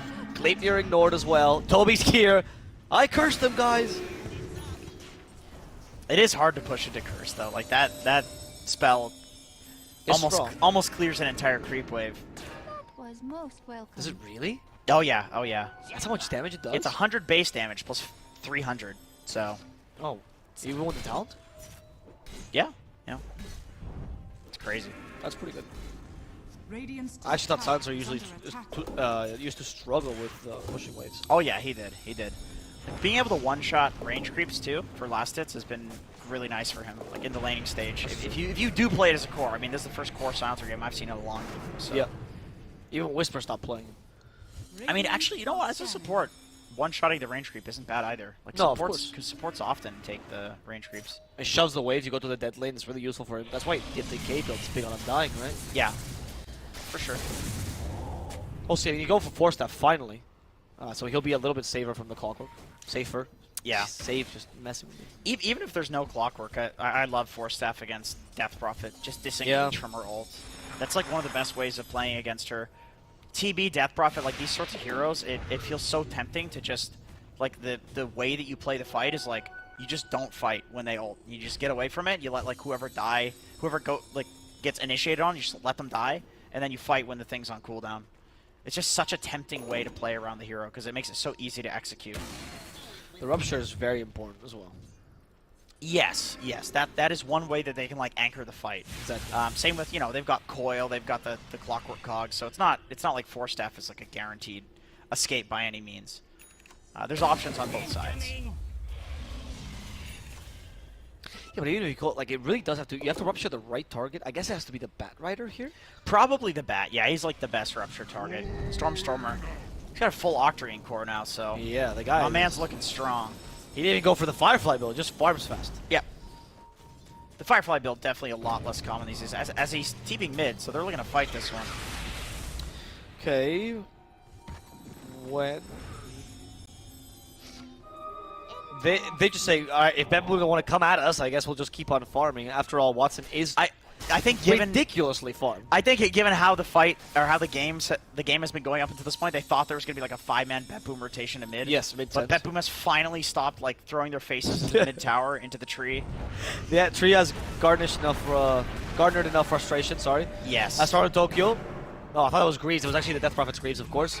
Toby gets a little bit more intelligence. 26. Okay, now he's at university, so he's graduating. Yeah. This kid's, he's going places. He's in PhD level, so he can he can submit the application at this point. Yeah. They'll consider him maybe. If he's friends with like a professor or something. Of course, the double damage directly in front of the Roche pit is classic, but Nature's Prophet not exactly. You know, it's not like a Morphling DD or something like that. It's, you know, you'd rather him not have that. But Yes, but this Nature's Prophet right now is bling bling Mr. Bunny Bags, right? He's that is true. He's full a on big boy. 5K above the enemy carry. It is hard to Roche against a Clockwork, like even winning. Yeah, even if you have a hero dead, like you still don't want him to potentially steal it, and like the puck can orb in and stuff. So BETBOOM actually has really good Roche poke. Sometimes you have lineups that like can't throw stuff into the Roche pit, but every single one of the BETBOOM heroes has something that they can throw in there.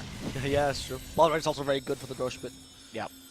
Okay, we'll see what they decide their next event is, as BETBOOM is just gonna smoke up, right? It looks like they're grouped up for a smoke.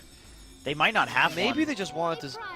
Yeah, it doesn't look like they have one. There's a little bit of friendship hug you do sometimes. Yeah, they're just sticking together as 5. They're afraid. I mean, they're right. Entity is S5 as well. It's just they're not, you know, they're not on the move. They're not looking for any kills right now. No, I think they're waiting for the next item on the MP or Roche, of course. Jeez, do they really wait? Oh, looks like save is okay. Not Flame quite. break does send him back. Lotus Orb did not reflect the tree. It does not reflect the tree. No, it's like an auto. It's like an instant attack. That's a But weird it's a one. targeted thing, right? Yeah, it's weird because you like if you throw the tree, and then Rubik steals a spell, you get tree grab. Right, exactly. So yeah, it is. What if you? I mean, clock would make sense if you throw a wrench back. That would make like sense. each You just hero give him throws their own thing. another hook shot, like because that's what he would throw, right? Is the hook. Oh, right, and then he hook shots. Yeah, that would be the so, biggest counter yeah. to Tiny. Imagine programming such an interaction. What a waste of time. I mean, in an ability arena, doesn't it that when you get Glades of Wisdom, you just throw whatever stick you have? Yes, that is true. And Huskar throws himself for some reason. I don't know why. I didn't know that. It's also, yeah, it's weird. It's weird. So in ability draft, if you get Glaives on Huskar, he throws himself. And also, like, I think Rubik... Oh, because the spears are actually a part of himself, right? Because they're imbued with his blood. That's why. It's actually accurate towards It's lore. a lore thing. It's yeah, a the lore model guy at Valve. It's just a big lore. geek, man. Right, because Valve is known to really care about the lore in Dota. They're very well known for that. Right. Don't you get the usual package every Christmas as a Dota caster where they tell you the updated lore? Of course, yeah. You can find an art Dota 2. That's where you. I don't know what that is. That's where you find the best. I have no idea what that is. Okay. So what do we got? Speaking of smut, I don't know. Transition off that one. I don't know how to segue that. It's like Toby's getting fucked in that. What? Please. No, he's doing fine. I mean, he's actually. He was in the laning phase, but he's perfectly recovering. fine now. Yeah. He's doing perfectly fine. As the Force staff now, Okay, Lasso as well. They caught GPK. Goodbye. Dude, he took so much damage so quickly there. It's like he was taking pure damage. Yeah, you could say that he took so much damage that his screen lit up. Yeah, you could say that. Oh, I'm serious. Look at the camera next time he goes to him. It's just one blinding white light in his face. He like smashed his computer, just goes white. He's looking at how many. He's looking at Wikipedia, the stats of Shadow Amulet. That's how he does it for these Oh, tournaments. good lord. Oh, the Shadow Amulet. No, I mean, BETBOOM seems to be pretty. Once they stopped throwing themselves at the tier 1 tower, they seem pretty composed now. Yeah, they're they're farming, but that means Entity they've gotten bored, so they're like running around and smoking themselves. It's like, well, if you're not gonna push the tower, well, yeah, we'll take some kills on you here. Okay, BETBOOM sees this. They had a sentry and a ward on the high ground, so yeah, they know what's up. So this secures Entity the Roche pit though. It does. Does BETBOOM have a smoke? Because they go for like a full wraparound here if they want it. They don't have a smoke. They're gonna try anyway, just going in. It seems like Nightfall leading the fray. Their smoke's on the courier, so I think what they want to do is Rocket Flare constantly, make sure they're not finishing the Roche. and then go for a wraparound play here. see. If they're gonna fight in the pit or around the pit. Okay, first 2D ward to ensure that the smoke actually works. Oh, this is very disciplined from BETBOOM. And the trants are being a little annoying. Like it is projected, right? It's pretty obvious what's about to happen here. Yes. So, I mean, it's just impossible for them to smoke. And now, it's taken so long that maybe how obvious it is, it's dangerous. I like this from Entity, by the way. Like keeping Stormstormer bot, and they've got Fishman in the pit, but they're farming on the other side of the map. Storm? I don't know, it's a gem as well, so he's also on the dewarding duty. They're looking for a play here between Watson and Stormstormer. Yeah, but they can't find anyone. This bot area just feels so bad to like make any plays in because it's so far away from Roche Pit. Super dangerous if you screw it up. Now a wraparound, hopefully a surprise, because obviously Bloodseeker, they just saw him TP. Or, well, they did, I don't think they caught him because it was nighttime, actually. So this is going to come as a surprise to Watson. This is perfect. Can they catch up to him? Global Silence immediately. No rupture now. And it's available because we have a Manta style on Pure, and there's a BKB TP from Watson. The illusions blocked the hook shot, and now they even get the Bloodseeker. Goodbye to Pure. They have an overgrowth. They want to continue this. Fishman's happy to die for this, as long as they can get some kills off it. The buybacks are immediate. Pure also wants to join the second time. Save with a rocket flare. They get a little bit of residual damage on the save as they do finish after onto Tokyo. Kataomi is quite tanky. Is he tanky enough to survive this though? It doesn't seem likely. He is just going to tank the exorcism for his teammates as they all wail on this Death Prophet that tries to TP it and accomplishes it in time. BETBOOM will only lose supports here. But that was a pure buyback. Like, that is probably the biggest deal there. Now you kill the Bloodseeker in the next fight by doing the exact same thing, and all of a sudden the game just instantly ends right there. I mean, this should be Roshan for Entity. The supports, I think, for BETBOOM are pretty important to defend the Roche Pit. Yeah, they're pinging it now. They're going to go for it. It's also pretty low. But yeah, pure not having buyback, that's a really... They're on thin ice here on BETBOOM. Yeah, those team fights are... The more chaotic the team fights go, the harder it is for BETBOOM to seemingly play, especially if the Bloodseeker gets killed like that so early. He's the only hero that thrives in chaos in this team. It's a little weird, like, being against a Train Protector is so annoying as a carry, because you have to get a Manta, which means he doesn't have the Basher, which means when Watson BKB TP's out, and then of course there was the beautiful illusion block that happened there. I mean, it wasn't a beautiful, it was his own illusion. For Watson, it was very, very beautiful. Yeah, as he watched the Bloodseeker block his team. So it's actually doing the opposite effect to have the Manta style there. He could have had the Basher, and then he bashes the TP, right? Sure. I just feel like that is one of those plays where, depending on the team, it tilts. Oh, that's a tilt hard. play for sure. Oh yeah, that's. I mean, then again, it is save. I don't know. I feel like save is probably one of the. He's the calmest one. He's the calm one. Yeah, it seems like it. But he also did say he was, sitting out the seasons in Dota, waiting for like a good opportunity to play a team, and finally he's got this one. And if there's like mode tilt happening, then he's like, oh, what the hell did I do here, guys? I mean, he does have Edo Tensei on his name, right? Mm-hmm. Which is the Naruto thing where they revive. It's the Naruto technique where they revive people, right? So it's like he's back alive. Yeah. That's the joke he's making. So I think he's he's a little bit tongue-in-cheek. All right. Okay. Let's analyze each name from each pro player to see what mood they're feeling right now. Sure. Does anybody else have a Toby's typical girlfriend? Jenny? Lenny. Oh, that's Lenny. So boyfriend. Lenny? No, I think it's from Of Mice and Men, right? You know Lenny? No. He's George's brother, so that means that Toby's planning to sacrifice himself at the end of the tournament. Someone will shoot him in the back of the head. Oh God, that's just Abe Lincoln him. I mean, that's what happens in the book. I can't imagine. Okay. Either that, or he's ready to kill mice, because that's something else Lenny does in the book. I've never read this book. I read Lord of the Flies instead. Of Mice and Men is really good, and just because they both have animals does not mean they're even remotely similar.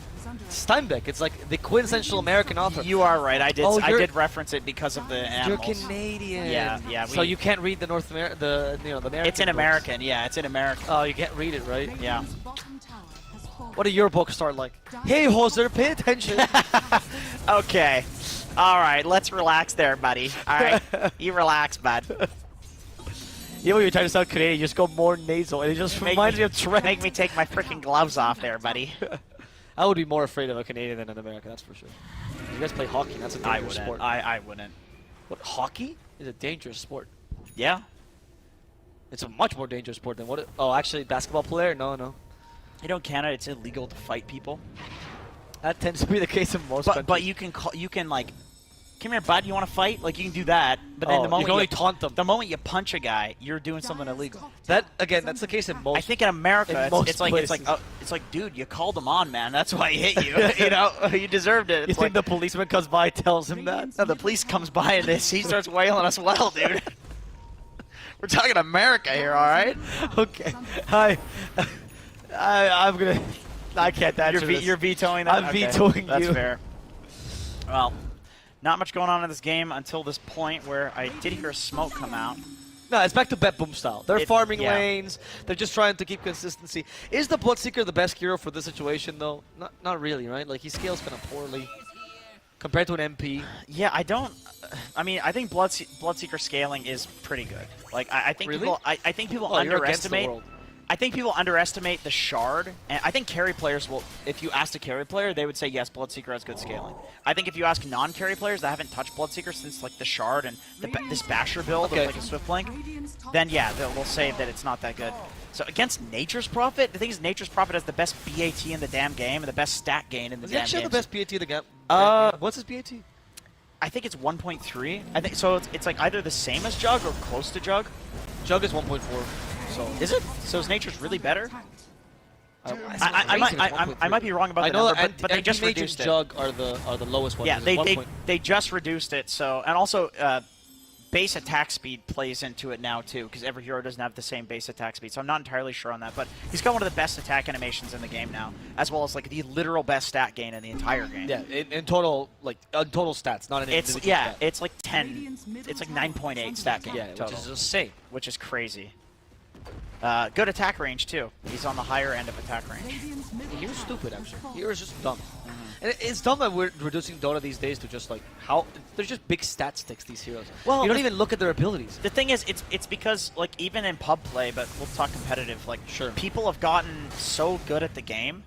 Like every team. Even in pub play. Yeah, even every your heralds. Yeah, seriously, people do all sorts of stuff that didn't exist in even like legend or ancient pubs. Wow. 5 years ago. And in competitive play, it's the same thing. You ask any of the players about how like tier 2 is, and like the big difference between tier 2 and tier 1 is not what people know. It's like it's discipline, it's attitude, it's they have a coach. Like it's these sorts of things. You know what I mean? It's not like oh only this one team knows what cutting creep waves is. You know, it's like think about that. Like you could cut creep waves. You could cut the first creep wave in Dota. It's not hard to do. For 10 years before it got nerfed, and nobody did it. People didn't pull, for God's sakes. Bad Rider? That's true, actually. There's a BKB activated immediately to get rid of the Dream Coil. They get the lasso. They want to maximize that time. Well done. He should be fine. Oh, is that why he was doubting on it? Ooh, the hook shot! He tried to cox him back. Turns into a pig, though. Something inside the Vice here as Avalanche, plus the tree. They throw onto it, and look at Watson. He's just fighting back. Now with the 4 steps, he's capable of getting away. We do hear a rupture, and it was onto Watson, who's now forced to BKB so he can complete that TP. They get the Abyssal Blade proc, though, with the Overgrowth. Immediately spelled by the Manta style. Watson's dead inside his own trees. Another little piglet is the puck. But he can survive here. And poor Kataomi, he gets overgrowth by the Rubik, which means he's stuck. He might get the kill in exchange for his own life, as Fishman does get detected thanks to the Shivas. Ghosts are after him, but Fishman is a tree, and Ghosts cannot possess trees. Until they go back. So 2 for 2. Losing Watson is definitely worse for Entity there. I think, by the way, the reason that Katomi jumped in to kill the Rubik is specifically to stop the overgrowth. Yeah, yes. like he needed to kill the hero. It's probably worth that trade as Nightfall TPs out successfully here. Oh, Scythe is a Stormstormer. I was surprised. I saw the Scythe in this fight. Stormstormer went for Scythe. Yeah, I thought, I clicked on Watson. I was like, oh, surely Watson's got a Scythe. Nope, yeah. all you know, carry items. He is building a Scythe next. I actually thought it was Toby. I mean, it seemed crazy because it could he's be so Toby. poor. Yeah. But what else do you build? Apparently, Hurricane Pike BKB, yeah. Shard, man. Chad items. It is Chad items. The Shard is great. I mean, just stealing 4 int per kill is like just crazy. I mean, that alone could probably be the Shard. And now as an offlaner, like the utility that it provides an extra silence, that's kind of a surprise to the enemy team as well. Because what are they like Archer? They count your glaives to know when the silence is coming. Yeah. Let's be realistic. In the middle of a fight, you're not really counting them. No. Stormstormer did press his BKB there. Some scuffle with GPK. Yeah, just make sure that he doesn't get caught. And GPK's after him though. He actually, yeah, he's looking for him. And we just say 60 minutes, and we're at 45, so our prediction's pretty accurate. We're getting there. Yeah, we're getting there. And it doesn't. Once again, going back to the Bloodseeker scaling, I'm not 100% sure how that interacts with Nature's Prophet, because Nature's is pretty insane when it comes to scaling. But we saw that last fight. Like, he's doing a lot of damage, man. 2 Rupture charges to work with now, too. I will give you one thing that I think does improve the Bloodseeker scaling a lot. His not talents? just his damage. Yeah, his talents and this new refresher build people discovered. The fact that you get 4 Ruptures. I mean, it's not very new. It's like, I don't know, 1 or 2 patches old. Well, because before you had to go for the Aghanim Scepter to get this. And now you just get it by being a carry, by having levels. And so you get the refresher, you already get the double the Black King Bar, the double Abyssal Blade, double everything. and then 4 ruptures. Like, That was insane. excuse me? What the hell? Good luck to your 4-staffs. Well, who are you 4-staffing? I guess the Train, because he's the only one not ruptured. Right, entire enemy team gets ruptured. Yeah. Yeah, it's pretty insane. I mean, yeah, I think going back to Bloodseeker scaling, looking at it more, he's insane. Oh, they now have some tools to silence. That's another issue with Silencer, which the game hasn't really addressed, which is neutrals, right? Tons of neutrals, as you get especially into Tier 4, do have the spells, and that makes the global silence not feel as impactful. Yeah, for He sure. has the mini cyclone. I always forget what it's called. Stormcrafter, thank you. I think, like, a big reason that the Silencer 5 fell off a bit is Was the neutrals. The neutrals help out, but then also, like, Greaves becoming more popular. Okay. Lotus becoming more popular as well. Like, you're playing into Tree, so, like, Lotus is good as well. Batrider's very popular. Lotus is good against that, so... Sure, that's true. Dispels really destroy the Silencer. You're 100% right about that. And then, once these later neutrals come out, it's like so many of them dispel. Yeah, which is sad, because Silencer used to be that hero, at least the 5, that was like great for late game team fights. Because a 6-second global silence was so meaningful. He could force out BKBs. I will say, I do think late game Silencer, not as a core, is still great in team fights, because you can't dispel their Arcane Curse with the 20 talent. But he didn't go for that. He's playing around the Glaives of Wisdom because he's a core. What, So what did he get? 10% Glaives of Wisdom damage. No way that's worth over the Arcane Curse being undispellable, just because you're a core. He's How much more damage is that per hit? He's a Giga Chad, dude. He's a No, Giga that's Chad. 16 more damage a glaive. Yeah, pure damage, bro. Hell yeah, dog. So, how much damage is Arcane Curse? Can we just calculate this for a second? Okay, go ahead. It's what? 52, right? So let's say it's undispellable. Let's say you get the full duration. Otherwise, you would get half, right? Let's say 6 seconds, so you only get 3. So to just deal 150 damage, you would need to hit with around 10 glaives. But on each glaive, you're stealing int. No, I guess each glaive is a little... So, okay, You're stealing a little bit more. yes, but this 10% means that on the 10th glaive, you get 1 more damage off this talent. That is... If you put it like that, when you put it like that... It's pretty pathetic, man. Yeah. Oh, wait, no, the insta went up because the shard. No, I'm wrong, right? Because the shard goes up to 5. So every second glaive, you get 1 damage off this talent. That actually doesn't feel that bad. That's pretty good. That's pretty good. I forgot the shard also increases the insta. I don't think he's thinking about it that much. No, not at all. But, you know, now we're starting with an actual team fight. They caught the Bloodseeker. Pure's dead. And we managed to save all this downtime until Pure died again. So now let's find another weird interaction, Jenkins, that we can talk about for 5 minutes. Okay. I'm joking. There's a Roche fight, you fool. What are you doing? Okay, I was really looking Are for you one. serious? As Watson, by the way, he has the remove teleportation, so he's going to see that all of BETBOOM's heading over to the Remove Roche pit. teleportation cooldown, yeah. He's going to hit Oh, some... they caught Stormer. Cogs. Yeah, does he have BKB? He does not. It's on cooldown, which means they kill, potentially, Cryptstorm. Everything for him. There's too many 4-staffs. And they didn't rupture him in time because, of course, the Bloodseeker's dead. So now is the TP who's in trouble. You also have the Rubik just dying because he got tossed back. Massive the leash. toss back. The leash? And because of the leash, the puck can't can't get get out. The Aeon doesn't help him. Nothing can help this puck. This little mischievous fairy has laid his last bit of dust. Now that is a fantastic talent, the leash, against the late game puck, man. I mean, no status resistance, no dispel. No, he just put it right on the phase shift, and he knows as soon as he comes out of that, he's going to be stuck. That's only the second Roshan in a 50-minute game. That's kind of crazy. The train just got a shard off this Roche. No, he had it. I think he's bringing, Oh, he's just bringing it. He's Okay. couriering it. I was surprised by that. Wait, is it because everybody has their shard? No, because No, Nature's doesn't. Katomi does not have their shard. Neither does Nature's Bro. And neither does Nature's. Okay, surely Watson takes it, right? It must be Watson, yeah. Okay, there's the leash. Not like Death Prophet can get out anyway. No, but she's dead. He's And just look, dead. Watson is just... He just TP'd in the middle of the base as What Daedalus. the- Goodbye, Rubik. That's the one shot.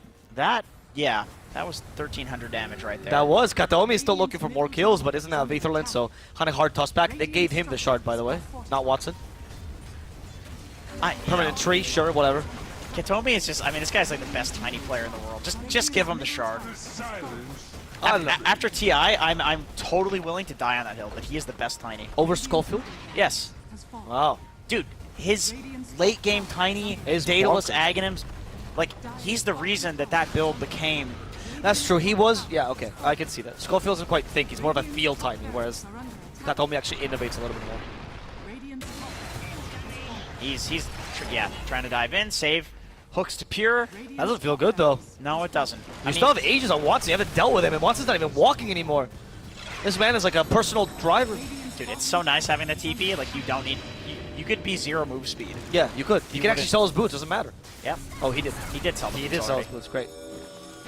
He knows. He knows how to deal with his hero. Okay. Ruptured, though. 4 ruptures to work with, by It's the way. okay. He has no boots, so he can't really go that far. That is true. He can Just TP? He can Oh. TP Fountain and then TP immediately back. So it's kind of a rupture counter. Yeah, actually, he's Tinker. It's definitely a rupture counter. He's not even going to TP to Fountain. He's going to TP to Ancients. To farm as he lifesteals as well. Well, the what do true you- carry wave, man. What do you need gold for? He's 14,000 gold, bro. 15,000 gold. For refresher. He's going to buy stuff. That's what he's doing, yeah. That'll be a refresher pickup. You might as well buy Ags as well. Honestly, get a Moon Shard at this point. You don't want the Ags? An extra root? It feels pretty good. He can have both, dude. He can get both, and I still have buyback. I mean, I like the refresher first, for sure. He sold his Midas. Yeah, because the thing is, he can TP back to Fountain, refresh, and then TP back into the fight. He's doing a thing where he just wants to be really rich, to just say he's the richest man in the game. Yeah, that He's is. not using that money on anything. Usually when you see a He's hero... the Warren Buffett of this game. Oh yeah, Warren Buffett for sure. When you see a hero with 42,000 net worth, there's usually like a free Roshan item that they got. He didn't take one. Watson, stop eating McDonald's. Please, just go buy your Ags. It's fine. Or your Moonchart. That is the biggest lie, by the way, that this guy eats. Nobody lives to 80 eating that. He does. Fast food. Bullshit. Yeah, he does. I don't believe it. Yeah, he does. That's another one of those billionaire lies. I've served him for years. He used to come to mine all the time. He's like, I like your voice. That's how I got started casting. Got scouted by Warren Buffett. Yeah, he's a huge Dota fan. He's a huge Dota fan. Plays with Gabe Newell. They just have this like billionaire 5-stack. It's true, actually. 5-stack worth like $1 trillion. Bill Gates is in there as well. I've heard. Hey, the winners of TI get to fight against them in a 5v5. Right, and they've never won. Only team that got close was Tundra. Right. In a real life fight. You know? Yeah, which of course the billionaires are going to win because they have those like mech suits. Right, like Iron Man. That's true. That's a little known fact about billionaires. So they always lose. They always lose. They all have a against mech the suit. big- Yeah. Why do you think OpenAI, that must go into, they went into Dota first, man? That's They've right. always been part of this. That is absolutely right. They're the final DPC boss. Okay, actually buy something though, Watson. This joke is running its course. It really is. I want to see him buy something. Buy something. He bought a Moon Shard. Okay. He's not going to go for the eyes. Imagine having this much gold and not wanting to buy the shard. What does that say about the ability? And he had a free shard that he could have taken, and Katomi took it. So I think that's fine. You have enough gold. You don't need free stuff. Stop giving him handouts. fair. Yeah, that's actually that is a good argument. He doesn't need handouts. Yeah. He's made his own fortune. Watson doesn't come across to me as like the greedy type carry player. I know like gameplay wise he Right. is. He only plays things like Terrorblade. But as a person, he doesn't come across as like, yeah, give me the items. Give me the. He's like, freak carry players. I did hear that he let you in front of him in the elevator, which was very cordial of him. He did, yeah. I'm a huge Watson fan. Yeah. I've been preaching this guy for He is a long very time. talented, extremely talented. You know what's weird is that the person who scouted him was Dendi of all people. Yeah, yeah. Dendi was the first person to Dendi scout has been Watson. a great talent scout He has. recently, actually. No, in general. Dendi has had a really good eye for Eastern European talent. A lot of young talent comes from his team. Just in general, like in NA, he's got Moose on his team. I think Moose is probably, like, he's one of the most underrated Pause 4 players. I told him that, so that's not. Did you? Really? He's a great player. He's a great player. I think I value him very Everybody highly. that knows about him thinks he's amazing. He's amazing. And It's just that people don't know about him. His understanding of the game is also really high. So it's very, like, the way he talks to the game is very satisfying. He's a very mature individual. Yeah. Interviews with him are very satisfying. He's a future Tier 1 player. I'm pretty confident in that. Yeah. In that. He just needs a team that makes him shine. Yeah. But anyway, Bait has a talent that they've scouted tons of Eastern European talent. Like a lot of the Hawk stack that was there on BETBOOM last season, a couple of players now that are coming into Division 1 from Division 2, like all those started out on Bait. And that team is incredible. The only time they didn't scout any talent is when they had a Brazilian Bait. That was the one mess up. Oh, yeah, Listening to Astini, who's one of our analysts. Oh yeah, he doesn't know shit. That's why he's here. Like the only. There's a lot of Bait iterations. They have. There's It's been a lot. 6th or 7th. Yeah. Can't hate on that team, man. That team is composed of passion and passion alone. Yeah. As Save is passionately just shooting rockets off cooldown. Okay, he bought Butterfly. All right, that's just sure. Oh, this bro. Is this the thing where he just changes items in the middle of a fight? Nah, or what? dude, I've done this on Nature's Prophet. So what's you the point? think this is gonna be sick? Oh, it's a big regret. What is it? What is the logic? The butterfly, it's just you're like, okay, it gives me attack speed. It gives me armor. Like it's a way for you to like win the 1v1 carry matchup. Sure. Oh, it doesn't work. But he's got so much gold to work with. Like he can he can sell it and just buy the next item anyway. It's like Is it better than Gleipnir though? Probably not. I don't know. I guess he puts Gleipnir in place of Refresher, I suppose. Like, this is like first world problems he's experiencing. He's got so many items. Like, what is my 8th item here, guys? Like, oh, whatever. I'll go Butterfly. And he goes Ags next. Yeah. Still no shard, though. I do feel vindicated by this, though, that he has a Butterfly, because I did this in open qualifiers for Card Studios, and we lost horribly. And Barton's Chase shouted at you for doing that? No, actually, I did not get flamed for that one. Oh. He was very respectful. I think he was also feeding, so... That tends to humble people if everyone's doing badly. Yeah, it does. What you want in a team is actually for everyone to do well or badly, but to lose or win together, right? Yeah. What really breaks unity if you have one or two good One players. guy owning, and then, yeah. That's not good. So, I don't want to jinx it. It's 56-36. So we got a few minutes left. Oh, We're at GPK 60-minute items. You said I don't want to jinx it, and GPK just did a crazy play. He almost went there. Nah, he's got Eon. Like, Sorry. he's super... Well, no, because he gets sprouted. Oh, you're right, actually. You're right. No, that was crazy. He does have to be careful. Get a Quelling Blade for this late game. What the hell does he do, actually? I mean, 3 minutes, he can get Force Boots. Sure, that's true. He has Lincolns. Lincolns will help. Yep. That does Brock Sprout. Actually, it doesn't proc, though, if you're in phase shift, right? Yeah, that's right. Sprout the It's actually area. like a counter to you if you phase shift, because then he can sprout you. Wow. That's going to very mess with weird. his muscle memory a bunch. That is so weird. Okay. So they just got a bunch of vision off Rocket Flare, so they go for smoke. What is the timing here? 57 minutes, 26 seconds. Okay, that makes sense. Yeah, perfect time to go for smoke. And they're going for like a long wraparound. My God, they don't have the tier 1 tower, I'm realizing, at 57 minutes into the game. And 38 seconds. Which means this is kind of an unexpected wraparound. This is the ultimate stream protector. Never mind. Toronto Tokyo broke his smoke. That is not unexpected. They know exactly where they are. How did he break it? Did he walk too close to the tower? I think so. Yeah, I think and he's just TP. That was a shame TP right there. Oh, yeah. He was the first to TP. It's like, guys, I'm showing anyway. It's like, yes, you are, bro. Okay, we are getting a 60-minute game. Thanks to Toronto Tokyo breaking a smoke too early. It is actually insane that the tier 1 tower is still alive. Trim Protector is dumb, Jenkins. He's just a dumb... Why is it full HP? Why? He's the repair kit of the current meta. I will say, Fishman, I'm looking at you. This tower's not full HP.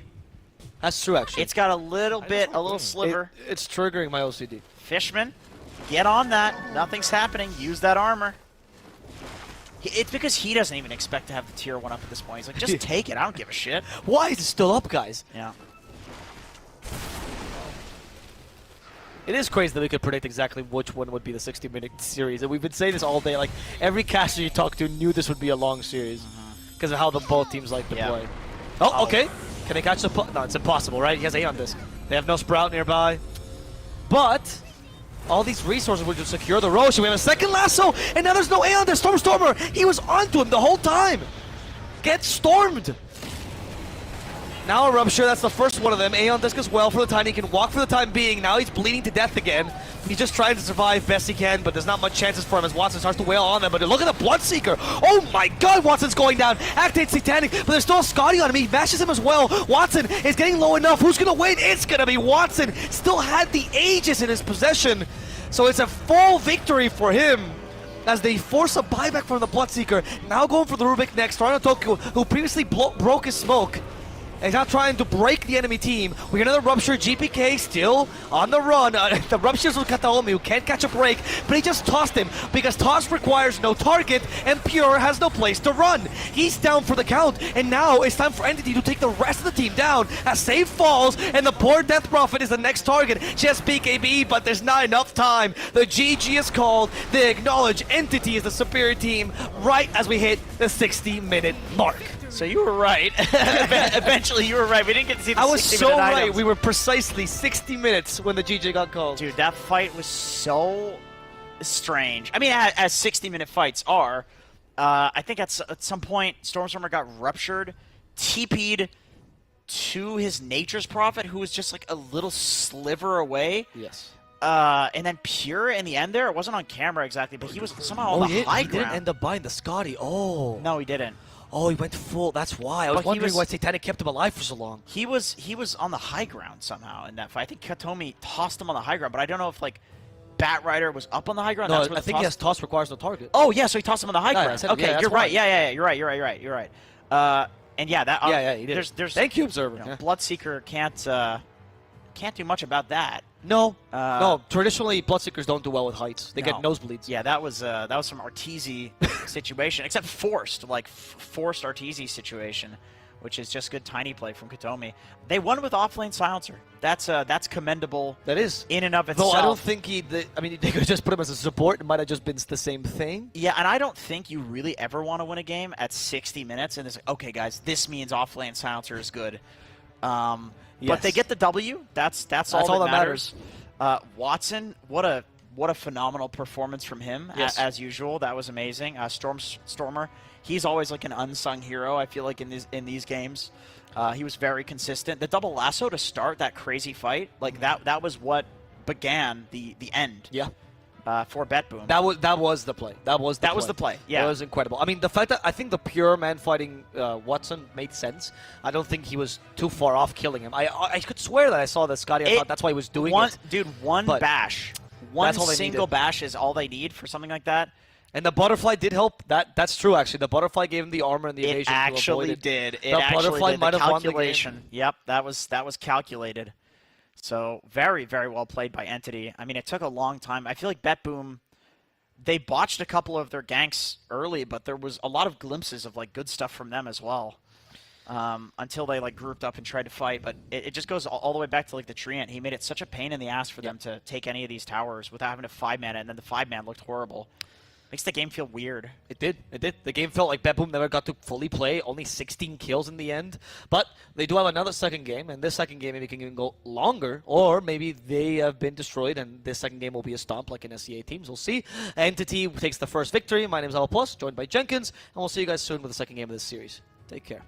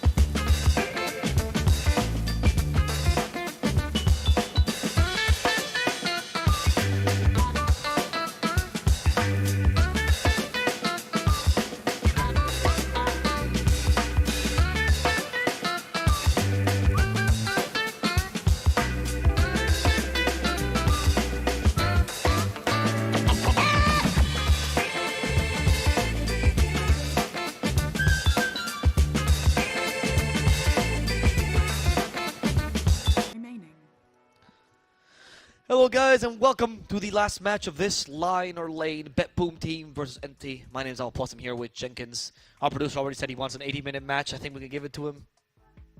I'm down for that. I'm down. I'm honestly always down for some crazy late game Dota. No matter how many I can cast 10 games in a row, and no matter how tired and delirious I am, because nobody expects you to not be delirious at that point. You know what I mean? And you When specifically. you're in the 80-minute games, nobody. You specifically. Because I would never expect to not be delirious in general. Because late game Dota, ignoring the bullshit that you're saying right now, is just fanatical, crazy stuff happening. There is no matter something what. about the journey you take, right? With it feels like when you cast the game, it's like a lifetime, right? And as the game ends, you're nearing the end of a lifetime. Yeah. And when it's 60 minutes, of course they have dementia. They're 60. It makes sense. That's 80, true. they must have Alzheimer's by then. Right, and that's like 6 types of cancer. 600 in dog years too. When you take the one, I carry the one. Yeah. You know, it's a little bit less. It's a little bit less. That's why you keep putting down dogs before they're meant to be put down. That is right. That is right. or setting them on fire, apparently. Right. That's the the house two fire. things. I told you that in private. About the house fire. I was a very young boy. I didn't realize that would cause such pain. Yeah, but when you lock the door for the dog, Well, that I knew was that. the I knew what I was weird doing there. part. Yeah, I knew Oh, what I was okay. doing there. That dog was not a nice dog, right? No. We have dogs. not- Leshrac gets picked up, another four-legged creature. That is a goat, which is the second animal that is capable of Oh, forming good the Lord. I hate- strongest bond of the human. Stop saying that. It's true. Goats Stop saying are the human's second best friend. They're your wingman. It doesn't surprise me that that's true over cats. Cats are because not- cats are Yep. malevolent creatures. Yeah, but you can have real bonds with the goats, which is why BETBOOM picks Leshrac, because they need a real bond. Because this team is crumbling. They've loved this hero and relied on it a lot, and Yes. I feel like you have this 60-minute slugfest game. There's probably some tilt going on as we've seen in the other games, of course, in this tournament. This is a pub hero. This is a pub 1v5 from the mid lane type hero. Throw a living armor on it and just let him go crazy with the bloodstone, and I think that's probably where they're going with this. Maybe pick some more solo carry the game heroes like a Slark or something like that and see how that goes.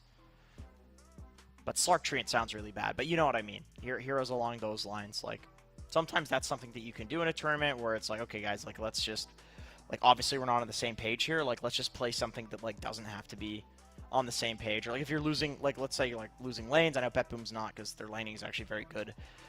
You can be okay, well, let's pick heroes that guaranteed to win the lanes, and then we can at least play a mid game. Yeah. So yeah, I see that. Oh, the OD ban. So that determines to me that yes, they want to go Lesh mid, right? That's the kind of idea. No matter what, I know they can play Lesh carry as well for pure, but with the OD ban, I'm thinking most likely mid.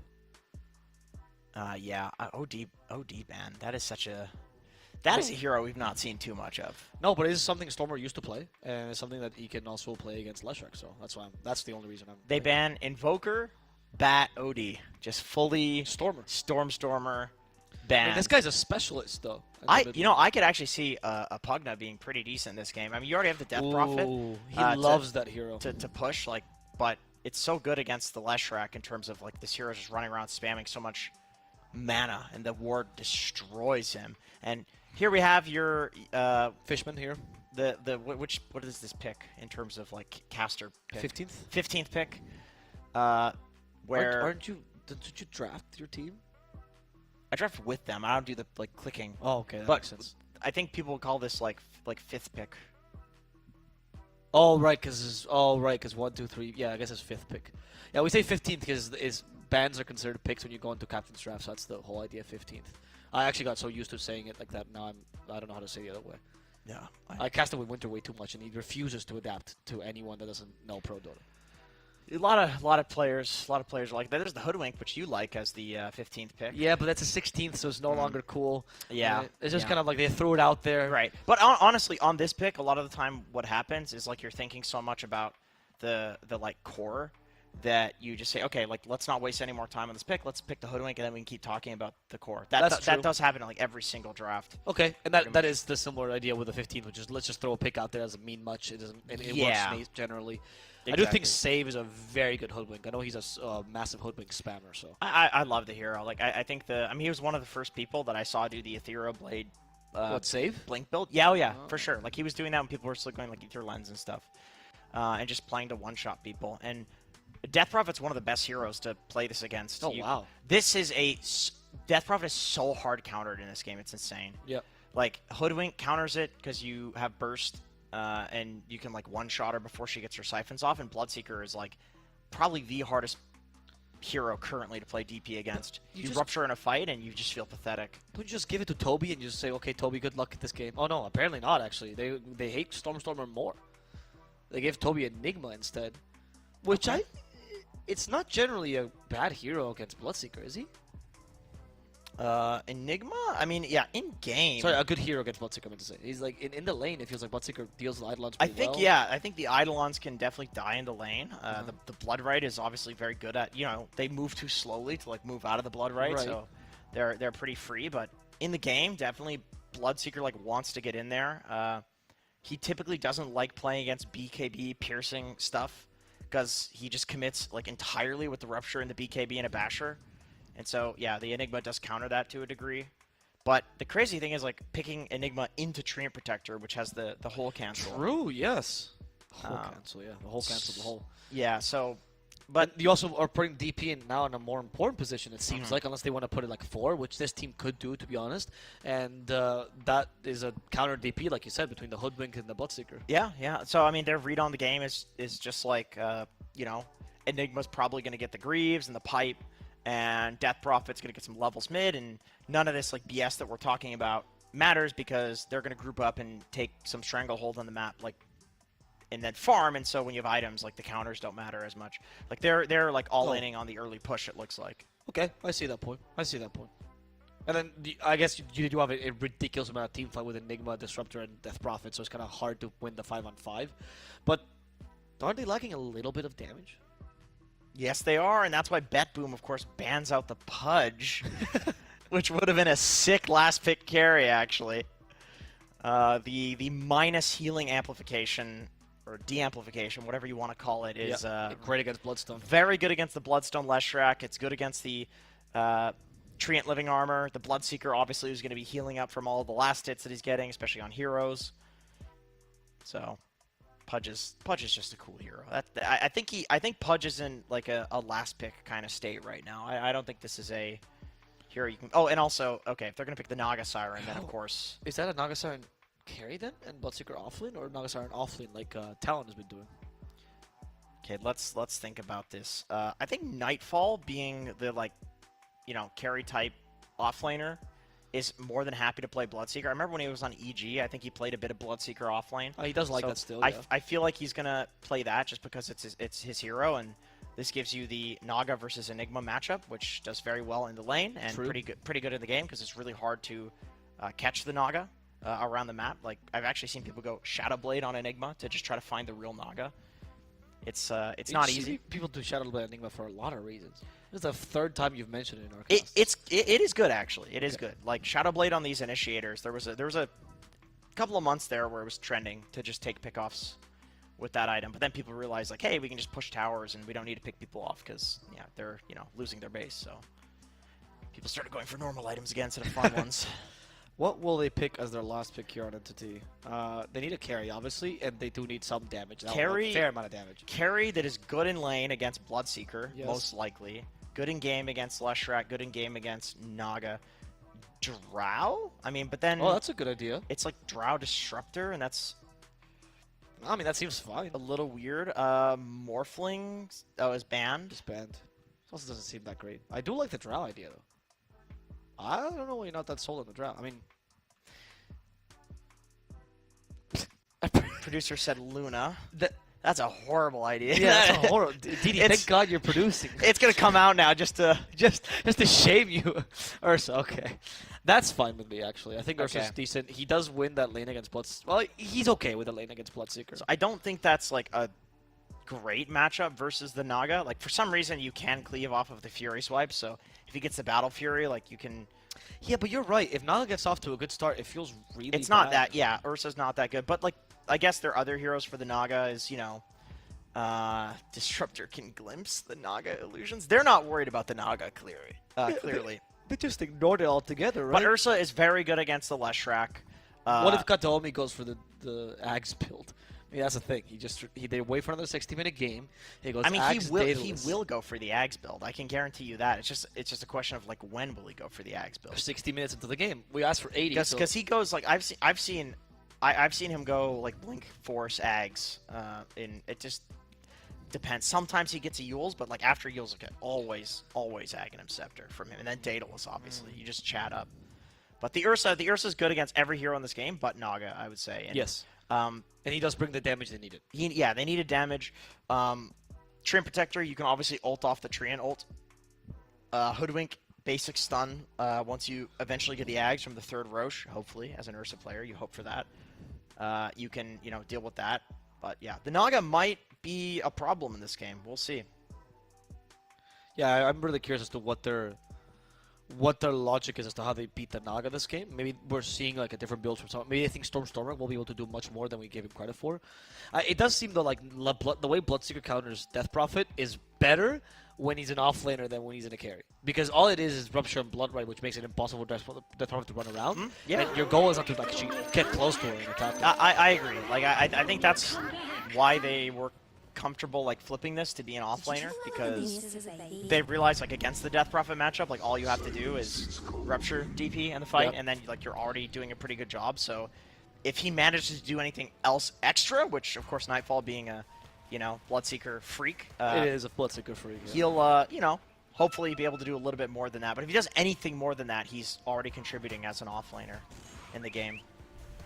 Oh, he's going for Mana Boots. He's going to go for Greaves Bloodseeker. That's cool. I love Greaves Bloodseeker. I am such a fan of Greaves Bloodseeker, you don't understand. There's something about the fact that this hero... I forgot. You are a sick Bloodseeker player. There's the one hero that you actually know about. Oh my god. There's something about when the hero gets... when the hero gets the burst healing, because you depend so much on thirst. Yep. It's all about the enemy team calculating if they can kill you before you can actually kill them, right? That's the whole Bloodseeker game. Yes, and it is. Greaves offsets the calculation by so much between the stupid aura and the burst healing that it makes it very difficult for them to commit on Can you go ahead and just tell chat what level of Dota Plus your Bloodseeker is? Like 22, something like that. That's I don't play actually that. That's actually not that. How many Bloodseeker games do you have? Like 180, 190. That's not as many as I thought. As Nightfall taking a bit of Well, damage here. I cast a lot of games. I don't get to play as much Dota as I like. I am also a sick Arc Warden player as well. Yeah, I just pick the heroes that make people suffer. That is very interesting. So Tell me more about Arc Warden. Recently, it's all about mid. I watched Monkeys Forever, and I'm inspired to just. Oh learn no, the Brewmaster. double. Okay, he goes Arc Warden off lane, double Greaves. Oh really? Yep, I yep. need to try that. That seems fun. No, it's sick. Oh Monkeys, what a genius! Yeah. It doesn't work though, because you get the debuff. Yeah. But it's still good. It's still pretty good. Really? Because you just get more mana. You TP a guy somewhere else, then Grief somewhere else. Oh. Yeah. Oh, Monkeys is a genius. Yeah. Is that why you carry your team in tiebreakers? That's right. Speaking of carrying, Katomi carrying the tree on the bot lane, taking that tree grab first. This is one of the things that like this hero could not lane. Oh, they didn't do the tree fight actually for Tarn Tokyo, huh? They forgot about it. They just cut all these trees. They did kill the trees though. Katomi has the Quelling Blade and Toby has the Quelling Blade, so they just double quelled it. And BETBOOM, they didn't 5-man to it. No, they didn't think about that. So Tarn Tokyo's so screwed. He has nothing to do in this thing except for punch up Tiny. And he actually, I mean, most trees go for boots first. That's like the most common tree build that you see. Toronto Tokyo played this hero a lot during their the actual DPC season though, so he's got a good read on it. I mean, it feels like Tiny is the one hero where you can't actually trade evenly with, so the Tangos build makes more sense, perhaps, because he does hit The tree as hard grab, as you yeah, do. that is true. It's the one hero that does do that. I cleared my voice for you. You cleared your, yeah. That was empathetic of you. I sorry. really appreciate that. That was weird. Some synergy we're getting here. That's all right. But yeah, I think the Tangos make sense for this lane. They seem to be having an okay time down bottom. No trees. They're still doing an okay time. I think they're pretty happy with themselves. The mid lane, though, Stormer is suffering a lot against the Slash. The Lightning Storm spam is pretty brutal. Yeah, but level 2 Spirit Siphon, like he's always able to to heal up. It's always very deceptive to see a Death Prophet that's like low HP. It's like, oh no, she's dead. Oh, she's healing full HP from creep. It is a little bit stupid. You can just do it on creeps, right? And GPK is also considered to be one of the best laners in the world, so it's just like, and he's playing his like main guy. Like this is his favorite guy right here. Is it? Lush Would you say Trap? it's his favorite guy? I mean, this tournament at least. Sure. Something I like about the Lush that he plays is that he is one of the few Lush I still see going occasionally for points in Edict if he sees the enemy, if the lane is going really well. Whereas most Lushes these days are just giving up on that whole concept altogether, and they just max Lightning Storm in Earth. I've even seen just the max split Earth, just guaranteeing that they hit that stun. I like that. It's a good build. It's just a weak laning ability. Yeah. Compared to Lightning Storm, which everyone figured out is the best laning ability. Oh yeah.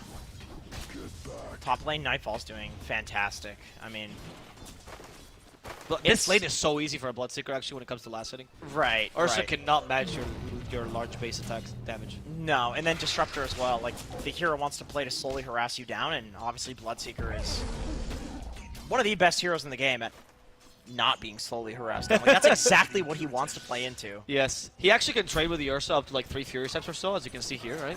He like trades up to 3, and then you go back, you reset, and then you go. It's almost when you play Bloodseeker against Ursa, you almost have this like telegraph at this point. Yeah, it's a dance. It's a back and forth dance, and he's very close to the arcane boots. Actually, he's like rushing it. He went for the boots first.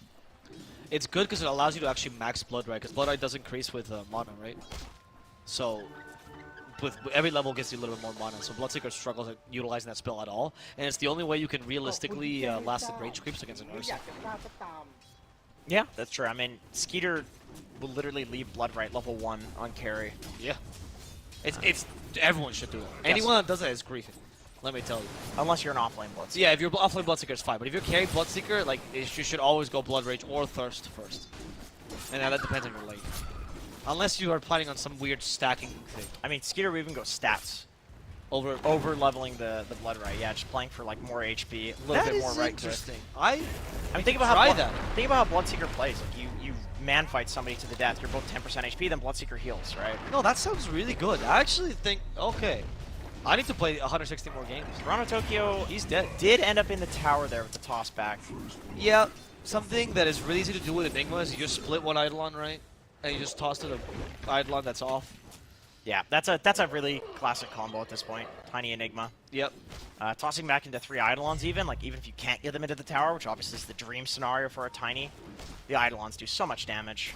And this bottom lane is a little bit of a struggle for both. As we see Disruptor now caught out by save, he guarantees the Blood Right. This is a really good lane by way Hoodwink plus Blood Right.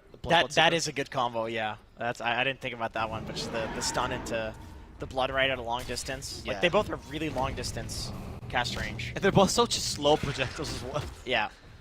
Bushwhack is actually such a slow projectile. That's why but it's like struggles. You can kind of fish with the Bushwhack. Yep. And then if you connects, then you Blood Right. Yeah. They can both zone out the enemy team as well, like in the way that you use them. Yes. Where you condition them to move in a certain way. Yep, for sure.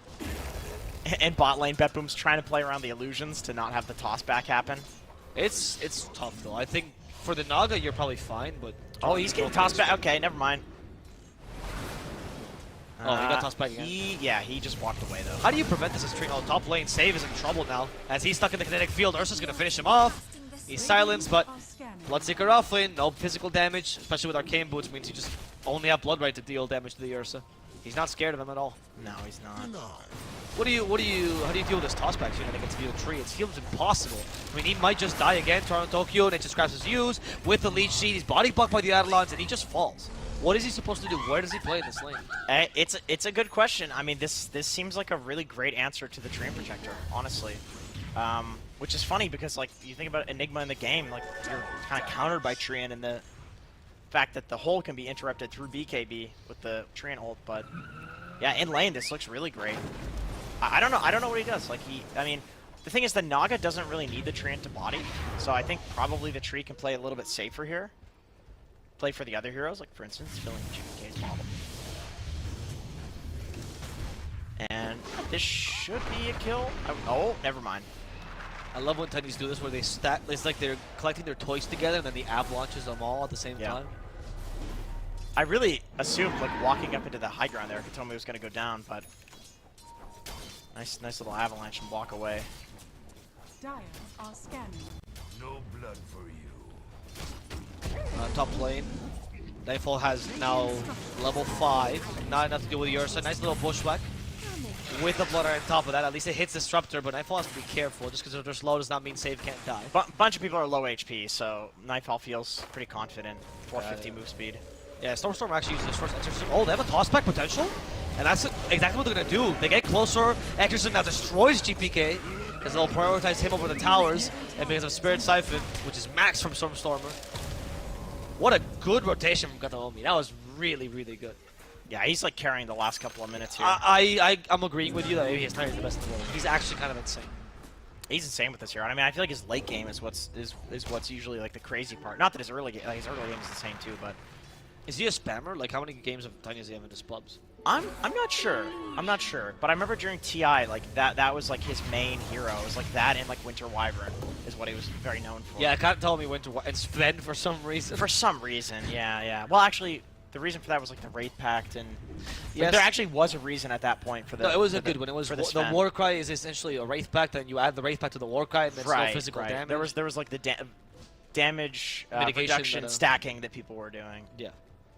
Those were the days. But still, for some reason, he learned so. Right. It's like right now, like looking back now that Wraith Pact isn't as good, it's like, well, that's weird, but, you know, it was a different time. It was a different time. Back when younger, Wraith Pact was broken. Right. A few months ago. He was in Sweden, not even in Lima. Oh, good lord, yeah, those were the days. Those were the days. Stockholm. Just a cold Lima, isn't it? That's exactly what people say about Stockholm. They do. Yeah. It's the most common locality. Oh, there's the rupture. A short range glimpse. The best part is Fishman's confused. Why was Bloodseeker standing there for that long that I glimpsed him 2 seconds back? Yeah. I think Watson's probably okay with that happening on his support there. Yeah, as long as he gets farmed. Taking this mid tower early for Stormstormer would be very good for all of Entity. They're playing against this tree. For the world, it's good if this tower falls. Yeah, it is. They have to prove that Stream Protectors are not that strong, right? You know what, though? I want another 80-minute game, to be honest. You don't want it to happen in this way, that it's because of the tree. You know exactly. What I mean? That has to be exciting. Yeah. Okay, Stormstormer finally has Exorcism, but Tree, he's nearby. Once again, the same thing he gets before. The toss goes for the deny. He was waiting for it. He doesn't get the deny either. Tower falls. Toronto Tokyo falls. Big win for Entity. I love that he goes for the deny in the end there. It's like, this is my tower. I will protect it, and if I can, I will kill it myself. Bro, if they actually take the mid tower and the bottom tower, it does feel like Tomb Raider loses its purpose, no? Oh, for sure. This early? This is existential crisis territory, but Can trees have that? Oh, absolutely. Okay. Can fish have that? Because Fishman's dead. It's fine. I mean, this is Fishman Classic. He's used to this. Yeah, he likes death. Yeah. But the bot lane, I don't think the tower is going to go down anytime soon. Really? This is an Enigma. They need, I mean, it's Naga versus Enigma. Well, then again, actually, I say that, and he's completely ditched the bot lane. Yeah, he's just went to mid, so. Okay, no, it's going down right now, actually. So. Observer, can we just show Jenkins being wrong for a second? They fought it. He knew immediately as well what I was talking about. But they don't, they're not looking to, like, TP people in to defend it, I guess. No, they just don't care. They've left it to die. Oh, Toronto is coming. Here he goes. Yeah. There you go. Look at this champion. Some victorious music for this man. Going closer. Will he deny it? He doesn't have living armor. Because he's only level 5, so it's level 2. Oh, he doesn't even get to deny it. Toronto did nothing. There was no triumphant march here. Just a sad Tree watching his friends die. Yeah, now Tree feels bad to be Tree. You're just a weird overgrowth. What the hell are you? You're an overgrowth. You overgrowth their BKBs is what your job is. Or the black hole, of course. Oh, okay, that's actually pretty useful. That's a purple. It is quite useful, I will say. Yeah. Save is gonna die. Those are the Ursa. They even have a Kataomi again, who's everywhere on the map. They want Nightfall, but the creeps discover where Kataomi is. He's got the Tumbler's toy, so might be able to find him though. He does Avalanche, gets this correctly. The toss, unfortunately, can't use it because the silence, but the glimpse deals a lot of damage here. Even if he ruptures, Nightfall is going to die. Kataomi finally gets the toss he was looking for. It's looking rough for BETBOOM right now. Yeah, I mean, I don't think we get the 80-minute game if this continues. I don't think we're going to get that. It didn't. It's a DP and Enigma as well. It really didn't look that bad just a few minutes ago, though. No. This looks like they're crumbling. This is some crumbling territory, bro. Yeah. I love that it's just contagious. Right. And just by the way, when you submit those bundles, you submit what What it's it called, says. So yeah. because that was not contagious laughter. I can say that for sure. But that's like the Dota manager that's like submitting it is like, "Yo, my players are so cool. They're so cool and interesting." That was so. I think that was Notail, not even one of their players. You think No Tail submits? No, I think Notail. That's his laugh. Oh, okay. Well, yeah. Then it's like the owner. It's like, of course you're gonna be like, "Yeah, the owner of the org is so cool." And Okay, JMR's no longer part of the org. You gotta chill out. I don't know. Does he submit the bundles? I think so. I think he personally films Notail laughing. That's fair. Somebody's got to do it. So, okay. Save goes down, and somehow the gold lead goes down a little bit for Entity, given the save dying. So space created, I suppose. Dire's middle tower is under attack. Yeah. Yeah, sure. Okay. Just at least as long as Pure's forming. Silver lining. Yeah. Silver lining is you still have a Naga versus Ursa. They have no answers for it yet. Radiant's top I don't know if they can. Watson is closing in on that Battle Fury, man. Like, Is that enough to deal with Naga? I think so. I mean, I would love to hear the opinion of like a carry player who's been like playing both of these heroes on the patch. Sure. Because like my gut feeling would be probably carry players would say yes, this Battle Fury Ursa is a good answer to the Naga. Otherwise, Or like good enough, maybe. good enough, yeah. For otherwise they wouldn't have picked it there. Like that's just like what my read on it is. That's a fair point. Because I don't think any of the other heroes deal with the Naga that well in the Entity draft, and so they wouldn't pick something that's like also that they think is bad against Naga. At least it's like 50-50 in their eyes. Sure. Glimpse, save. Ooh, nice. He actually broke it with a Quelling Blade before he could get the pushback. That was really quick on Fishman. He might still die, but it's not the ideal kill anyway. It's a 5. What they want is Stormer. He's a mid laner. GPK walks in, has a Split Earth ready.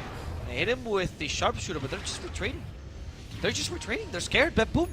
They don't want to commit to this. They just want to force the TPs. Watson finds the GPK. glimpse. They have a glimpse, so GPK won't be able to complete that TP. Or he completes it, like gets sent back. Now he dies. Toronto Tokyo in the kinetic field also falls. Wow, that was pretty sad to watch, actually. This is the team without the Treant Protector that's defending all their tier 1s. Yeah. So, and the team with the Death Prophet and Enigma. Yeah, so BETBOOM like running their faces into the tier 1s and dying did not appear to be a Treant Protector problem. No. That's seeming like a BETBOOM problem. Yes, I would agree. So it's not the Treant Protector's fault, but the person running the Treant. Right, so don't nerf Treant Protector is what you're saying. Yes, nerf or buff Toronto Tokyo. Okay. That logic fell, okay. Yeah. Nobody can see us shaking hands. I don't know why you just shook my hand. Most of my cast involves my hands, and if I don't do that, I don't feel like there's a That flow is to it. very true. You Yeah. slapped me in the face a few times. Very sorry about that. And I've seen both of your hands in I got slapped somehow. You know so I why don't Richie has vitiligo is because of all the slaps I give him when we cast together. Does he have vitiligo? Yeah, those areas of his face he'll never recover again. Oh. I don't know what that is. It's when some of your skin has like a white pigment. Oh. Because you can't you don't have melatonin in those, or melanin, sorry, in those areas. I take melatonin every night. Yeah, I'm sorry. Okay, You're I'm not an idiot. You're not supposed to do that apparently. No? No, not good for you. Oh well, I'm gonna die then. Cause I do the same. Smoke Dire's middle tower is under by attack. BETBOOM. Dire This are seems scanning. okay. At least this is a smoke that's not being discovered by a tower. Good point. And it's not to face first plant against. Oh no, they're planting against a tower. Oh, this could be pretty bad again. Stormer just TP'd mid though, so Toby should be alone here. Toronto Tokyo put a good ward down. Okay, Toby should die here. This is gonna work in their favor. Split Earth catches him. That's good. TPs are already coming on. Never mind. There's a black. Oh no! Stop the mini by Blood Right with the pushback. That cancels him. Watson also commits suicide here, and they regret their choice to help their teammate.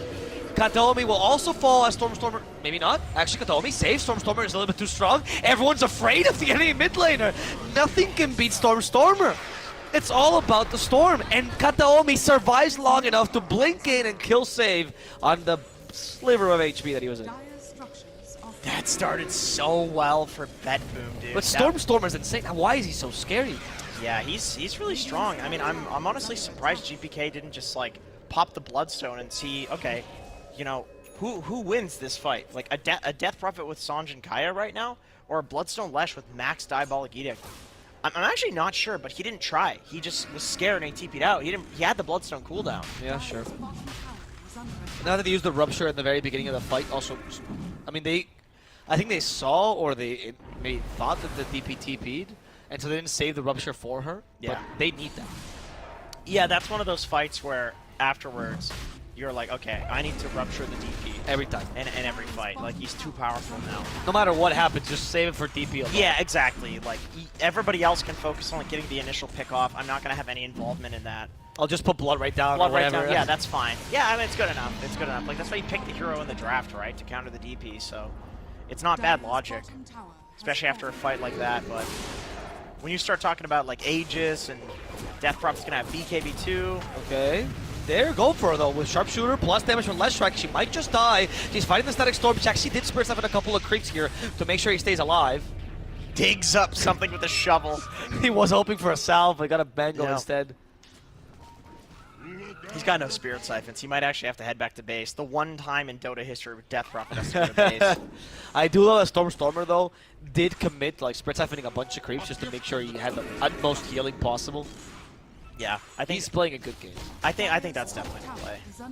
You see that from a lot of the good Death Prophet players. Like, yeah, you'll even see like you know, tanking a tower with Spirit Siphons, and like you can often take the tower without using ult, and you but can just tanking creeps. Right, you tank creeps, you tank the tower shots, and just heal yourself with like a catapult wave. Obviously, in this game, he can't do it because he's playing against a Truant Protector. Alright, because the healing is the same no matter what, right? It's the same no matter what. Yes, correct. So you can heal off a catapult and full HP. It doesn't work like Life Drain in that sense, right? No, Life Drain is based on how much you deal. Yeah. Oh, okay, Overgrowth catches only one person. That was a quick link from Kataomi. Fishman's like daunting him. He knows he's okay with dying here. They lose a tower, sure, but it's not the kill they were looking for. That said, Jenkins, where's Pure been this whole time? He's very farmed. Yes. He is exceptionally farmed on this hero. And we did say he was the biggest problem. Yeah. And he's got the Manta style now, or sorry, the Orchid, which is the big timing that people go for on Naga. Unfortunately, the guy that he would normally kill with this is the Ursa, who now has an Aegis to work with. And then by the time the Aegis is gone, there's going to be the BKB coming out. So it's a bit of a botched timing in that sense, where maybe Pure continues farming until he has like 1 or 2 more items. So yeah, maybe we're in for another farm fest sort of situation. Yeah, will Entity let this happen though? Wouldn't it be in their best interest just keep on forcing? Oh god, points? no, of course, they're gonna run at towers. Like Okay. Enigma DP, it's too easy for them to execute, right? Just press your throw your units at the tower, press the DP ult, no problem. So what's the option there here if you're Entity? Like how do you deal with this Naga power spike but still throw your units at towers? I think if the Naga shows up to fight, like you just win the fight anyway because of the Aegis. So I don't think they need to worry about the power spike right now. Yeah, Okay. they're just gonna blitz the tower. Right, yeah, that works. The question is, how does BETBOOM want to respond to this? Do they respond? It looks like the answer is no. Dire's middle tower. Yeah, it seems like, well, whatever Tornatoki does is separate from BETBOOM's thoughts, apparently. Yes. He's his own human. Yeah. So they opted to trade the tier 1 mid for the tier 2 bot, which I think, given how the game has been going, is honestly not that bad for BETBOOM. Yeah, it's... Jenkins, you want to know a fun stat? This is the first tier 1 tower in the mid lane that BETBOOM takes this series. That's depressing. It's a very fun stat. Wait, that's... Oh, tier 1 mid. Yeah, tier 1 mid. I see. That's a very useless stat. You're just saying they didn't take it last game. Knoxville would be proud. He really would. He really would. So loves these So would Old Man Nahaze. Oh, Yeah. yes. But more important, do you wash your chicken? Oh, good lord. Don't. Start that conversation. That was a big... He got Vambrace, he was confused why the Dragons dropped another item and just sent it back home. Yeah. Okay, Vambrace, not bad with Battle Fury. Honestly, I think that Ursa, Battle Fury, BKB, and Vambrace, you're ready to fight. Like, this is golden. It's a peak for him. Oh yeah, for sure. I mean, 1 minute left on the Aegis. Like, ideally, BETBOOM just smokes into them for some reason right now, and then they take a free fight, but... Yeah, BETBOOM. They're going to be timing the Aegis. They're not going to smoke. So, Entity, they're going to farm. I think Blink Dagger on the Ursa is when it starts getting Is the real power spike. That's the real power spike, yeah, because it's just hard to get into the fight right now. Even with these items, they're going to make him do a lot of damage and be tanky. Right, you only gank at most if you blame someone back or something, you put them in a bad position. Yeah, sure. It's like opportunity-based rather than like you can just take any fight. Because he wants to jump like the Bloodseeker. Honestly, any jump other than the Naga is probably good. I mean, GPK would probably be the best. Kill him before his Bloodstone. Because I think GPK is probably the only way that Entity like gets 5-man wiped in a fight. Pure's not quite at that level yet. Maybe one more item. I'll go for a smoke now, actually. So, no, I'm not going to wait for it. At least, this is more of a, again, a pick-off smoke, right? There's only 3 heroes. But they're 3 very strong heroes. DPS BKB too, by the way. That's probably the more important BKB timing. They had some opportunities to kill him in the fights with magic damage, but, you know. No longer the case. You you either rupture this DP or you're done. She will chase you onto the very ends of the earth. Yep. I mean, they do have Triol, but not much damage to go through the BKB, other than the rupture at this point. Yeah. I guess Overgrowth will stop and you can disengage, but you really do. I think the rupture is important. That's the ideal scenario. Is like you run away from the DP ult. It's just too easy to do that. How many Force Staffs are there for the side of BETBOOM? Oh no, Toronto Tokyo. He tried to kill the creep. He tried to be cheeky, and he'll die for it. He wanted the banner creep. No. Well, I get it. The banner creep, you see it, you go, wow, that's double the gold for a creep. Oh, juicy. It feels so good when you hit that. But you need the last hit. That's the thing. If only it was AoE. Oh, okay. Maybe now they can kill the Enigma, though. That is going to work out quick. Stormstormer trying to defend their child, but Stormstormer has been silenced. He does have a BKB. There's a BKB forced. BETBOOM could just... Never mind, they just have to run away at this point. TP mid lead by GPK. Nightfall might be left behind, but Kataomi catches up to the Naga side. She's also starting storms in the kinetic field. What is she gonna do but die? Has to accept her quick death. At least Nightfall is capable of TPing away, but BETBOOM did lose their most valuable hero. And also, the Hoodwink. How did Fishman have vision of her? Once again, GPK TPing out of the fight. BETBOOM just seemed disconnected from each other. Like, Pure went in and GPK went out, you know? Wouldn't it make more sense to Song on the Naga and out as well? That was your plan? Yeah, that is true. Because he was TPing out as well. Yeah. And it wasn't the DP that caught her. It was the type. Yeah, I agree. At the start of that fight, BETBOOM was doing a good job with like the poking from far. Like they poked the BKB from the DP. If they Song and get out there, it's actually really good. Right, exactly. But it looked like Pure wanted to commit, but GPK wanted to get out. I mean, they could have also reset the fight. It seemed viable, but they just seem on different pages. Yeah, it did seem like they could have done either option if they just did the same thing. That's the thing, right? That's the hard part. Yeah. Okay. But now is a situation where this has happened to you, and you're probably recomposing yourself, right? Yeah, you would hope. Yeah.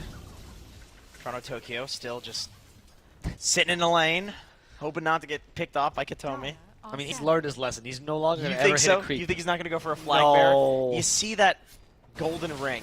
Yeah. And the way you think changes.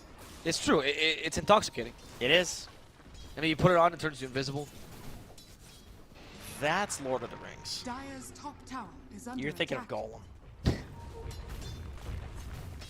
I think his name is Golem. Golem is what Warlock summons. Yeah.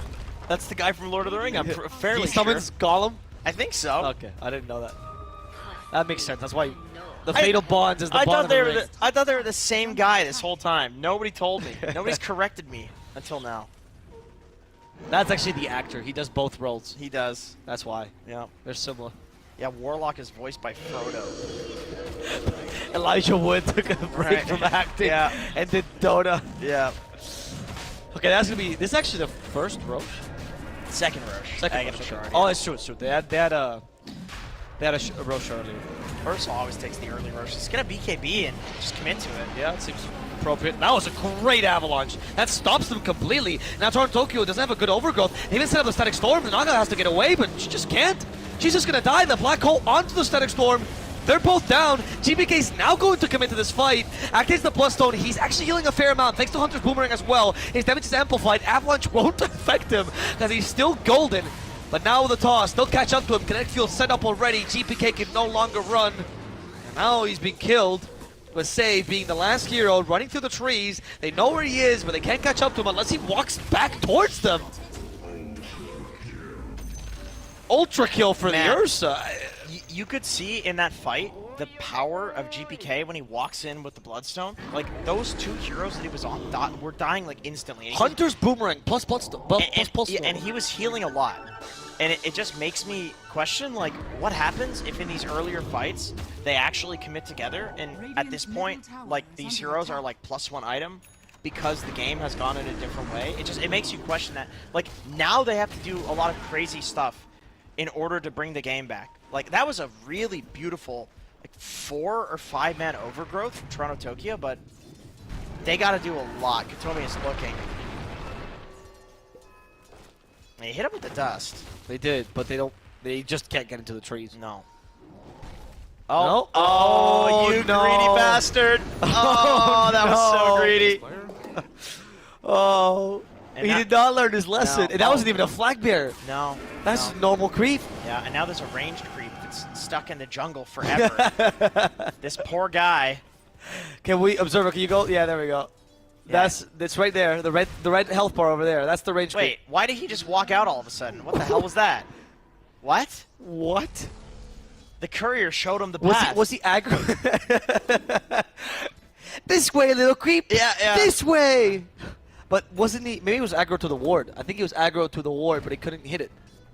No, because he wouldn't have vision of the ward. Yeah, because he had sentry. There was a sentry there. Because of the courier, right? The courier Yeah, walked but off. I'm saying you can't see on the high. There's nothing giving vision on the high Wasn't ground. the courier on the high ground? No, not for the entire time that the creep was stuck there. I think he was just confused. I'm telling you, Valve has put the chat GPT in the game. Okay, so and the creeps have AI. He learned from the courier. Interesting. He learned. Yeah. The They're real learning. savior. They're like Cinderin and SVG. There's a lot of AI that's infecting the Dota scene right now. It's infecting creeps as well. No, but SVG's a real person. I've seen him. I don't think so, dude. I've seen him once or I twice. think he's a I saw him very eating dinner the other complicated day. AI. I think Capitalist taught him how to fake emotions. Oh, that's for sure. Dire's top Okay, that's immediate BKB TP. Overgrowth? Oh, because he silenced him. Nice. Nice Clever silence. play. That was a Really- good silence. Yeah, that was really nice. That is what he needed to do. No other way out there. Okay, so that's Rupture down for 50 seconds, but you know, also BKB popped on Stormstormer. I don't know if he needs it though. I feel like with his Kai and Sange and Playmail, like he's so tanky that they can go even without the BKB. I mean, Yeah. that is the nature of having it, you know, 2-item. But lead. why risk it? Oh, okay. Oh, Never there mind. they go. Nope, They're I'm gonna risk wrong. it. They're gonna risk it. Okay. As they say, you risk it to get the biscuit. In this case, a biscuit has a little bit of hair on it.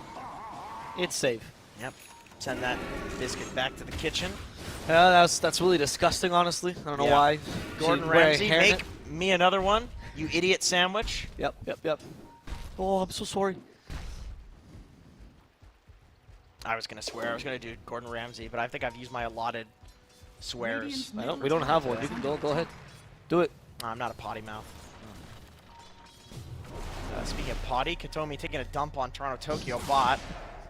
Toronto's really hiding himself in the trees. only person who's been taking a dump Toronto Tokyo is himself, because he is all the times that he goes near a creep wave. It's a sharding situation. It definitely is. Okay. I see. I mean, he's a buy shard. He does have the Look, trade wait. Can we go back to creep wave? He's hitting the creep wave again.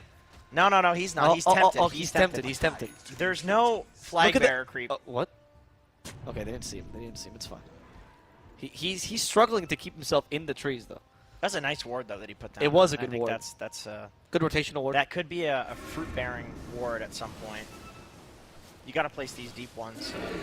Oh, there's the flag bearer. You know he wants to go for this. Go for it. Go for it. Oh yeah. There He just. There you go. He hit it. Yeah. He hit it. Oh, he goes straight for the gold creep, baby. He's committing it. Yep. But he knows he can't do this far enough. Yep. He scanned. He even scanned to make sure they can get this. Okay, he's learned how to be greedy. That's what he learned, Jenkins. He's really it's taking him struggling. so long. He's afraid. He's afraid as hell. He is really struggling to cut this whole creep wave. That was not a very good just grasp. Oh, okay. He's going to re-aggro the creep Pull wave. it back in. Sure. This, he's really living life on the edge. At this point, it's been about 50 seconds of him fighting this creep wave down here. The creep next wave one has spawned. Oh no! This is what a tree looks like when he's having an anxiety attack, though. Yeah. Yeah, it is.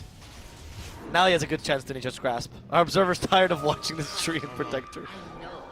We're back to Death Prophet, I guess. Yeah, her BKB's back up. Good. As Arcane Rune. It's a good time to fight. Also, she has the Blink Dagger. Love this build on Death Prophet. Yeah.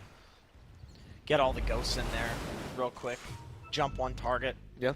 And also, oh, dude, I just hit my keyboard at the same time by accident that they paused. I thought I paused the game. I'm going to get fired. It would be appropriate because Fishman did that at TI as well, right? By He did do that at TI. He did do that. Accidental pause. That's excitement. Come on. No, I know. It was Flu. Flu? Somebody has the flu? Or there's a fly in the room. Is he trying to say blue and he mistyped? That's a good question. Maybe. We have a whole team of admins. They're all Spanish speakers, so they're looking in a dictionary. What is flu? What did you say right before the pause? We're not going to be able to remember this. We're both so delirious at this point. Right before the pause. Right before the pause, you said something that I thought was just so thought-provoking and beautiful that I had to respond to it. That is not possible. This is definitely a lie. Oh, Disease. the Blink Dagger build. Oh, disease. Okay, on that's DP. better. Oh, yeah. The closer you are to people, the more damage the ghosts do because they have to ring around the Rosie, the DP, in order to go back out and do damage. And the less distance they travel, the quicker they are to do that. So they're like drunk drivers, right? Yeah. Like, they're trying to do S's all over. Right, exactly. Drunk drivers known to do S's intentionally. I mean, not intentionally, but they do them. And that's what the ghosts do. And you're right. I actually think the first person I ever saw doing this build, and I don't want to keep quoting this board that, but I really think it was Gunner. Like years ago, I remember him picking up. You are a Gunner stan. I gotta say, I really like it. I'm a big Gunner stan. Like we have a Gun Bubby support channel. Oh, really? In Fart Studios, but of course, Fart Studios is the oldest Anarchy Discord in Dota history. All right, yes. And so where everyone's an admin. Yeah, everyone's an admin. So people go in there and they change it to like a Quinn support channel. Right. Depending on like if Nouns is playing or if Gaimin Gladiators are playing, it'll change. We have Nouns coach in this tournament. We do. But it'll change between those two. So depending on the day, there might be Quinn pictures in there, Gunner pictures in there. But I'll send you an invite link to Fart Studios. You can be an admin, of course, because everyone is. Yes. I'm telling you, dude. The first time I saw this was like 4 or 5 years ago. But I remember mid DP seeing the Blink Dagger back then. It was not as like common. Oh yeah, that was kind of crazy. Yeah, and the whole concept of it was it doesn't give stats. Exactly, and DP doesn't like that. But the whole concept of it was if I don't remember what the meta was back then, but the idea was you can break the backline super easily with DP like that because you blink into the backline, you have ghosts, they have to kill you, everyone's panicking as well. Yeah. And all of a sudden you break their formation so hard they don't know what to do because they have to spread away from you. Usually. Right, and also like the way you play around DP generally, if you want to do it successfully, is like you kite her. Exactly. You kite the ult. Blink Dagger is like the ultimate. You're not going to kite me item. Yes, exactly. Yeah. Now that the blinks have the special blinks, upgrades. Yeah, the upgrades. I don't think it's that big of an investment. Now, it feels really good to get blink on literally every hero now. Yeah, it's a little stupid. Remember, carries couldn't get blinks either because it's like it didn't do damage. I remember years ago when Hector used to buy Shadowblade on every hero, right? Even the ones that kind of needed a Blink Dagger. And his reasoning was, well, Blink doesn't give stats, right? And now, thanks to him, Ice Frog was like, all right, whatever, Hector, I'll give you the Swift He's right. Blink. He's right. Yeah, he was right. I like it. Because like Blink Dagger late game is such a solid item. It's a very fun item to watch as well. I saw people like in 60-minute games before there were the upgraded blinks go for Blink Dagger as a 7th item and then sell like a Battle Furious like for just Blink. That's how important repositioning is in the late game. That was a thing that I remember like a lot of melee characters started doing that didn't usually do it. Like Juggernauts, for example. I remember when, before Swift Blink was a thing, Juggernauts were already doing this thing of, I think I need a Blink Dagger for this game. Yeah. Positioning is that important. But now that there are the upgraded blinks, it's a lot easier to make that decision. It's not like a crazy... Nobody's going to flame you for it. No. It's just at what point do you get them is the question. Right, exactly. I think this is the right point to get it for the DP. They still don't have, and I'm sorry to just continue beating on this dead horse, but the Naga is still kind of free. Right? Is the Ursa really enough? Now they have a Heart and Scotty. I'm starting to doubt that a little bit. I mean, if they can consistently... She has Shard to actually heal her teammates. Maybe that's going to bring up team morale a little bit. If Fishman can somehow keep getting these disruptor ults on the Naga, then yeah, I feel like every fight that I look at, Fishman is just disruptor ulting him, setting up for the Well, I mean, Toby GPK Black is hole. also abandoning him, right? Yeah, that's definitely not helping. You're correct about that. I have a feeling that if GPK didn't constantly abandon her like that, they would be better. Right, and just like your dad, so you're always questioning like what would have been. Yeah, exactly. Where's the shop? In the broken relationship. You know, why is mom spending so much time with the milkman all of a sudden? In Spain, it's the butanero. He brings the gas to the... Oh, they're bringing the gas to the high ground here. They are. The sharpshooter is going to eventually be released, but it's not going to be released on the Enigma. Unfortunately, silence means you can't release it when you want to. There they go, though, for the counter initiation. They go for GPK first. As much damage as possible. The Song of Sign is healing him, though, thanks to the shard. And GPK barely staying alive. And he does manage to outrun the Ursa during the BKB. That shard was a huge pickup. This player of those is poorly calculated. He's forced to blink to the low ground. We still have the black hole potentially because they think about that way too quickly. And now a beautiful bushwhack, a save, resets this. They just don't want to go for this. They have any resources left? Not if GPK dies. But immediately, black hole is cancelled because of the overgrowth. GPK just gets away. Still dies, though, to the rest of Entity. And now poor Pure, left to his own devices, cannot deal with 5 heroes pummeling him alone. Darn Tokyo has been found out. It's not because of greed this time. It's just because he was the wrong place, wrong time to cancel that black hole. Oh man, that was actually like a pretty damn well executed fight by BETBOOM. It was solid. It's just too late. It's just too late. Like we saw the Song disengage. They were on the same page that time, like kiting out the ults, the healing. Saving the GPK there was very impactful. He could turn around, Bloodstone, do a lot of damage, but there's just too many items. Entity has too much. Like, some of their heroes can die in the fight, and it doesn't even matter. The other heroes that are still alive are going to carry the fight afterwards. Yeah, it's true. The fact that you have to, like, if the immediate buyback as well from the Enigma made it so much more difficult because the pressure was odd. And Entity, even if that buyback fails and they still lose that fight, doesn't mean it's a game-losing mistake, right? Yeah. They have so much leeway to make these aggressive They have a plays. lot of leeway, yeah.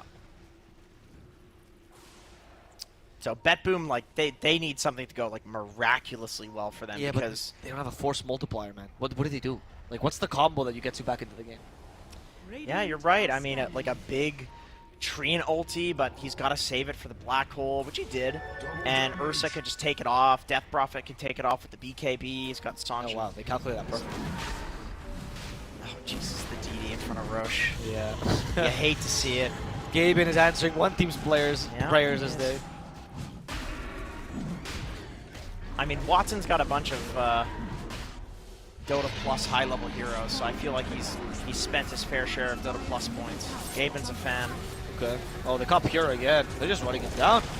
He's silenced. Okay, the overgrowth will help. They don't have vision of him, so they can't glimpse him back. No big deal. Reset.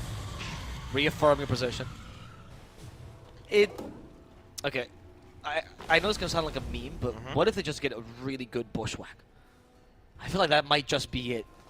I think that he goes for the area talent. Oh, for sure. Oh, come on. No, Yeah, I know. But definitely. he does that, and then you get a Goes massive for an bushwhack. Epic bushwhack. Yeah. Okay.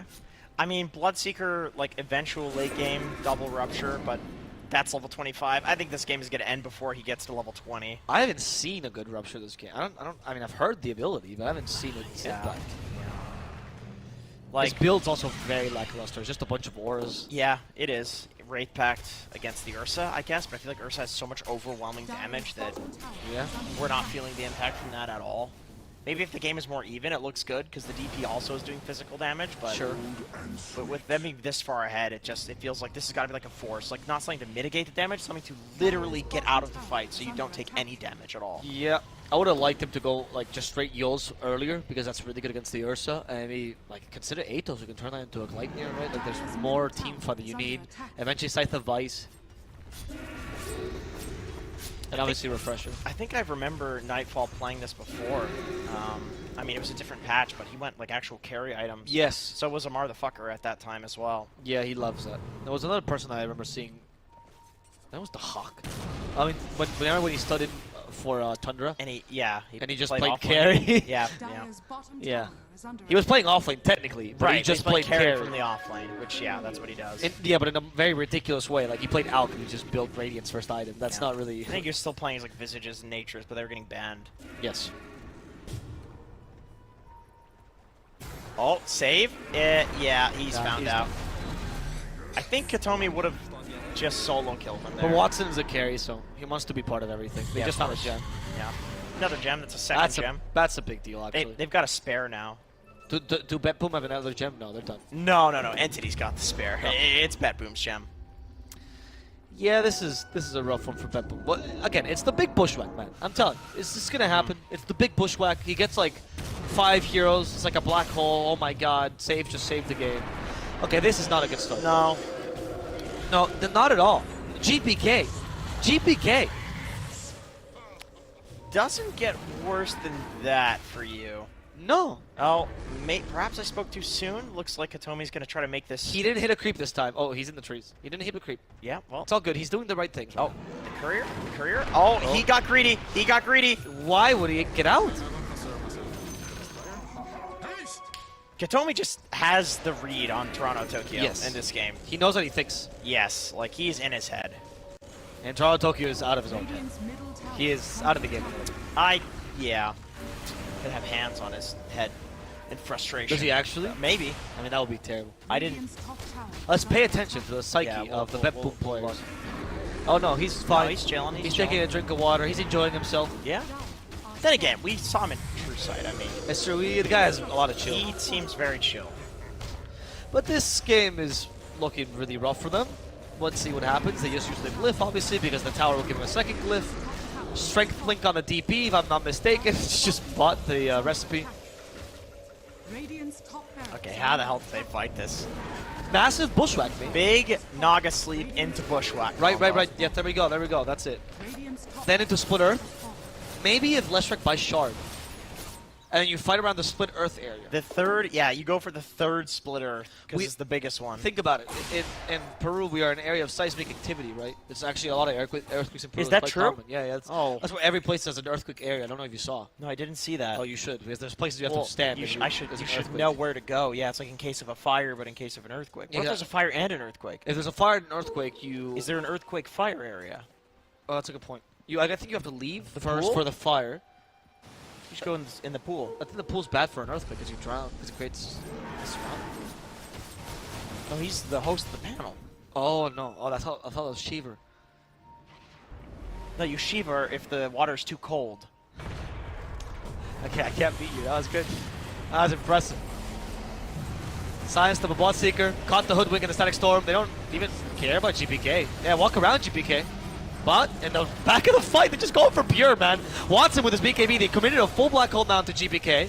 Okay, Stormstormer starting to suffer. This seems like a good fight, actually. Stormstormer, though, this engagement, GPK still full HP. Now, finally, though, Pure has died, and the rest of the fight is just GPK running down heroes, staying alive, but not actually killing anyone.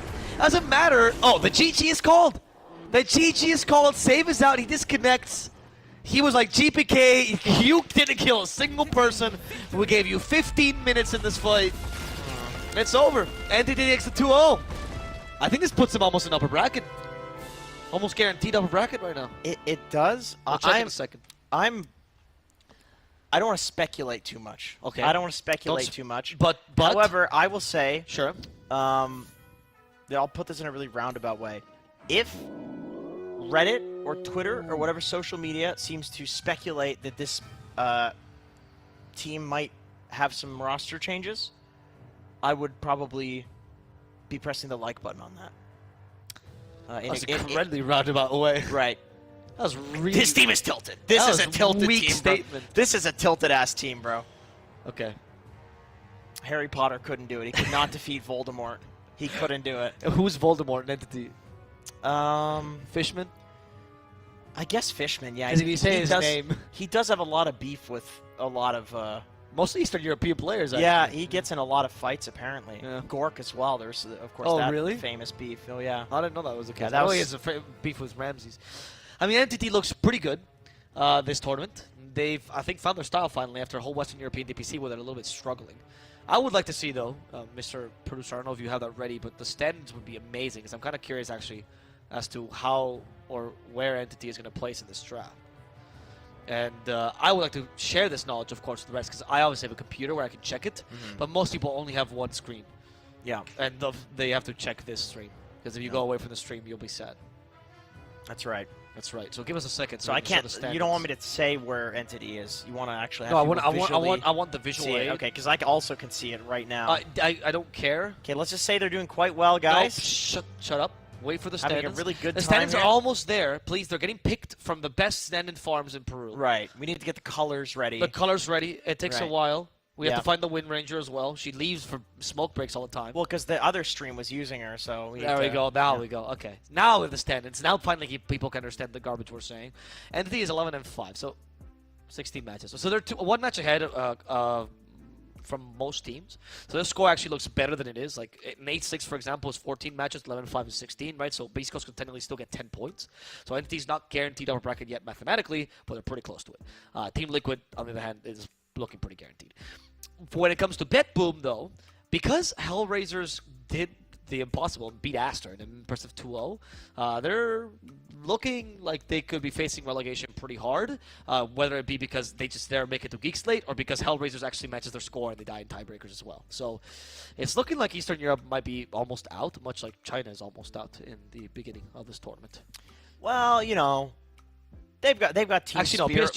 PSG.LGD did well. Yeah, I was gonna say like both regions have at least like their standout team that's doing very well, and Spirit. Spirit looking really Spirit good. has proven that like even if they're not the favorites in the region, like within the region, that they always do well on LAN. It was literally, I think it was just Stockholm that like they had a bad performance. They're like, yeah, we sucked. Like we need to practice and talk together more. And then all of a sudden they do. Well, they the said that TI 11. Yeah, that's true. At least they made it through groups. Yeah, but then they lost to Boom. Lost to Boom in a one best of one.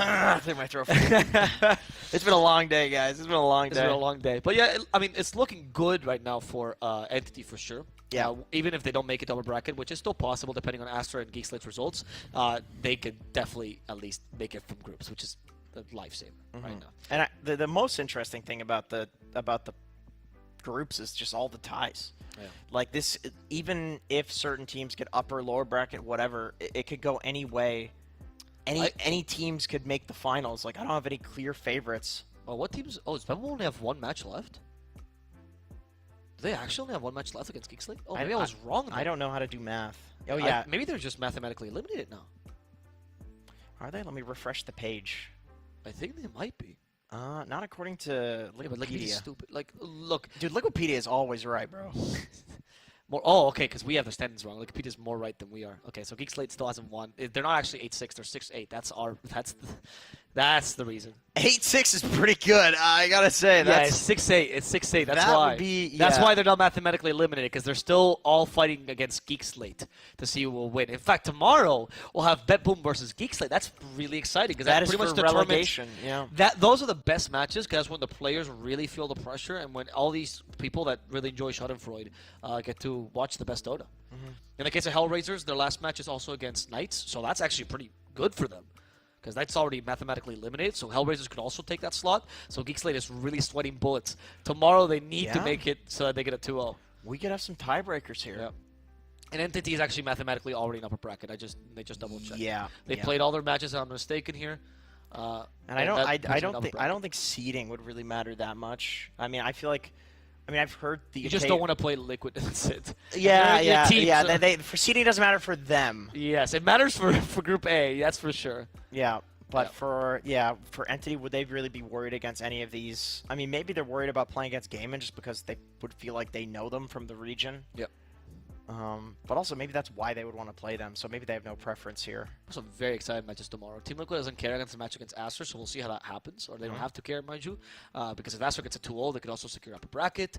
We have BEASTCOAST versus Shopify Rebellion, where we'll see what is stronger, NA or SA. And these are the most classic teams from either region as well, so very interesting. The SA team showed up today, bro. They did. EG, I told you, EG. The only thing they keep saying is they we woke showed up. They woke up. Group A, on the other hand, literally everything's in the air. Nobody's mathematically anywhere right now because everyone is so close. Even the teams like PSG.LGD or EG are not safe from relegation, depending on the results tomorrow.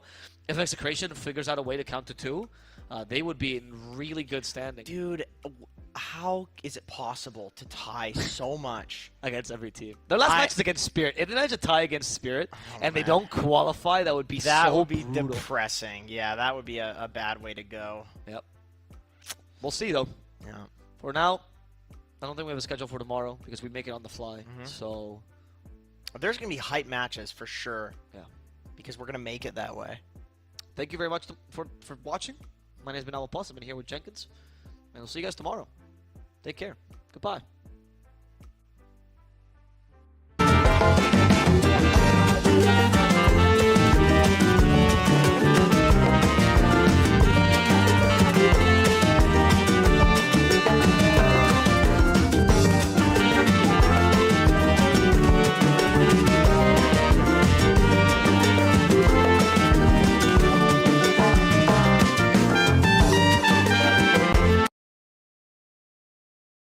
Happen, and also what might happen is the one above Stalon getting upper bracket, right? Because they play E-home. So this group A is gonna be so hyped tomorrow to see, like, does the TI winner go out while the Southeast Asian team goes upper bracket? That would be a huge surprise. That would be so huge. I would love to see it, honestly. Well, we want to see more Dota, right? So to give you an indication, everybody at home, of exactly what that Dota is going to look like, we are going to be showing you exactly what these streams are going to say for us. Stream A, of course, we start the day with TSM versus EG. As outlined by Winter just now, the stakes are very massive. TSM, one game, that's it.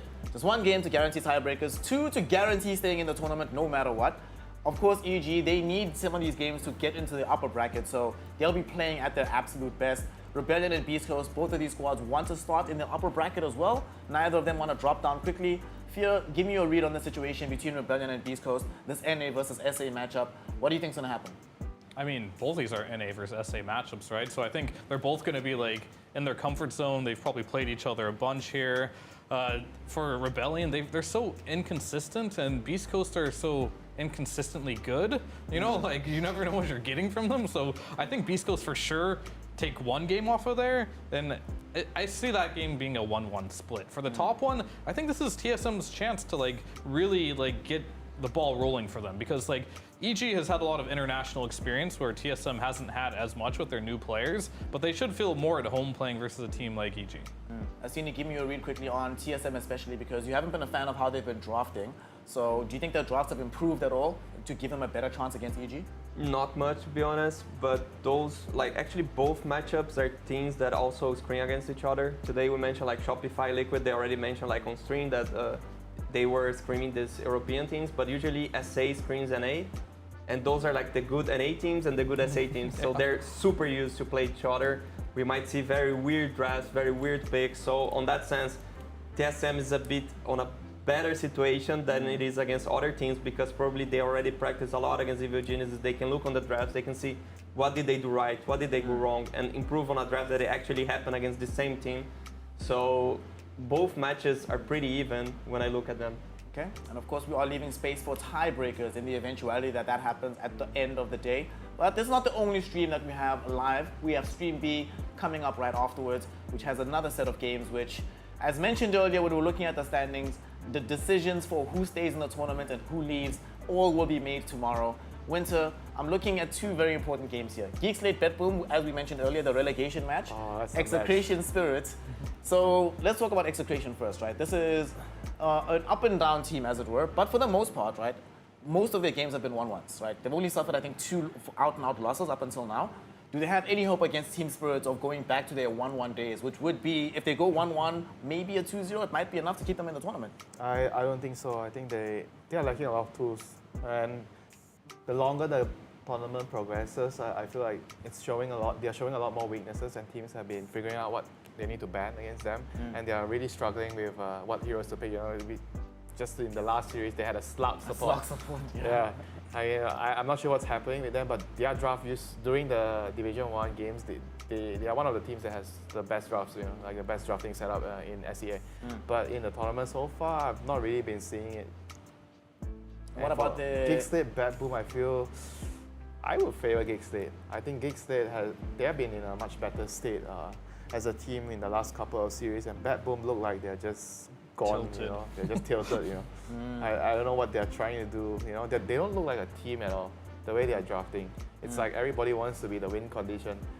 It doesn't give a fuck about the whole strategy. I just want my good lane, I want a good matchup. I'm farming in the lane, I can fucking carry the game, you know. That's how I feel, you know, when I look at their drafts. What do you think happened here to BETBOOM? Because this is, even from day number 2 especially, this is not the same team that we saw coming out of the GPC, right? They very visibly look off-kilter and disconnected from each other. I mean, it's a superstar like team syndrome, right? Like if you're doing really well, things look really well. But the moment you have a bunch of players that are coming from very successful teams, they all have a history of playing with, you know, the Nightfall was on there. We've got Toronto, Tokyo. We got GPK. All these guys have played with top-tier teams. So once one thing goes wrong, everyone might be coming up. But on my old team, things did well on this way. Let's listen to me. But the other person wants them to listen to them, and they're probably just not coming to agreement of like what the issue is, and that'll ultimately just split them and make them play worse. So we've seen it time and time again on these like all-star teams. Isn't that the role, though, Athenia, where the coach is supposed to come in and say, guys, all of y'all shut the hell up. This is the vision that we have for this particular game of Dota. No matter how strong your voices are in the game, or no matter how good your history is, shouldn't that the coach be the person to sort of wrangle these personalities together? He should, but can he? You need 5 players that respect the coach. There's no power there, I feel. Honestly, like I don't want to judge them without really knowing them, but from things you hear, things you kind of see, they would not be the type of players that would actually hear a coach and what he has to say. It's like, I'm a TI winner. What you're saying? Yeah. Like, how many TIs did you win there? So That's what you're saying about BETBOOM? That's true. I just trash talk them because I never lost to them. You know, unbeatable. I've never lost at TI. You never lost a TI. Okay, you can trash talk now. You're allowed to. Let's move on to Stream C though, because we still have more Dota coming down the stretch. We still have 4 streams every single day. That's going to be the case here. eHome versus Talent to start out the tour here, followed of course by Knights versus Hellraisers. The Knights game doesn't really matter at all. Hellraisers game, it can matter, right? Yeah, it can matter. Hellraisers can still survive. But they can only matter for the sake of tiebreakers, really, right? Unless it goes like, they can 2-0 it, then maybe 1-1s happen elsewhere. Yeah. Things can be different. But the eHome Talent series, who are you backing for this one, Winter? Your boys in Talent doing really, really well. eHome don't care. So the question I have for you, right, is since eHome's already eliminated, Talent's already guaranteed to go to the main event, right? How do you motivate the teams to make sure that they still play their best Dota on a day where... On eHome or Talent? For Talent especially, because it can actually make a meaningful difference for them, right? Oh, they don't look happy just after losing. I feel like they have to sort out issues with their draft. They had a very bad series in terms of strategy. Like I feel like during DPC, they have a week where they had they played really badly. All the drafts have been everywhere. And then they kind of sort it out in the middle. But then I see the same problems creeping up, you know.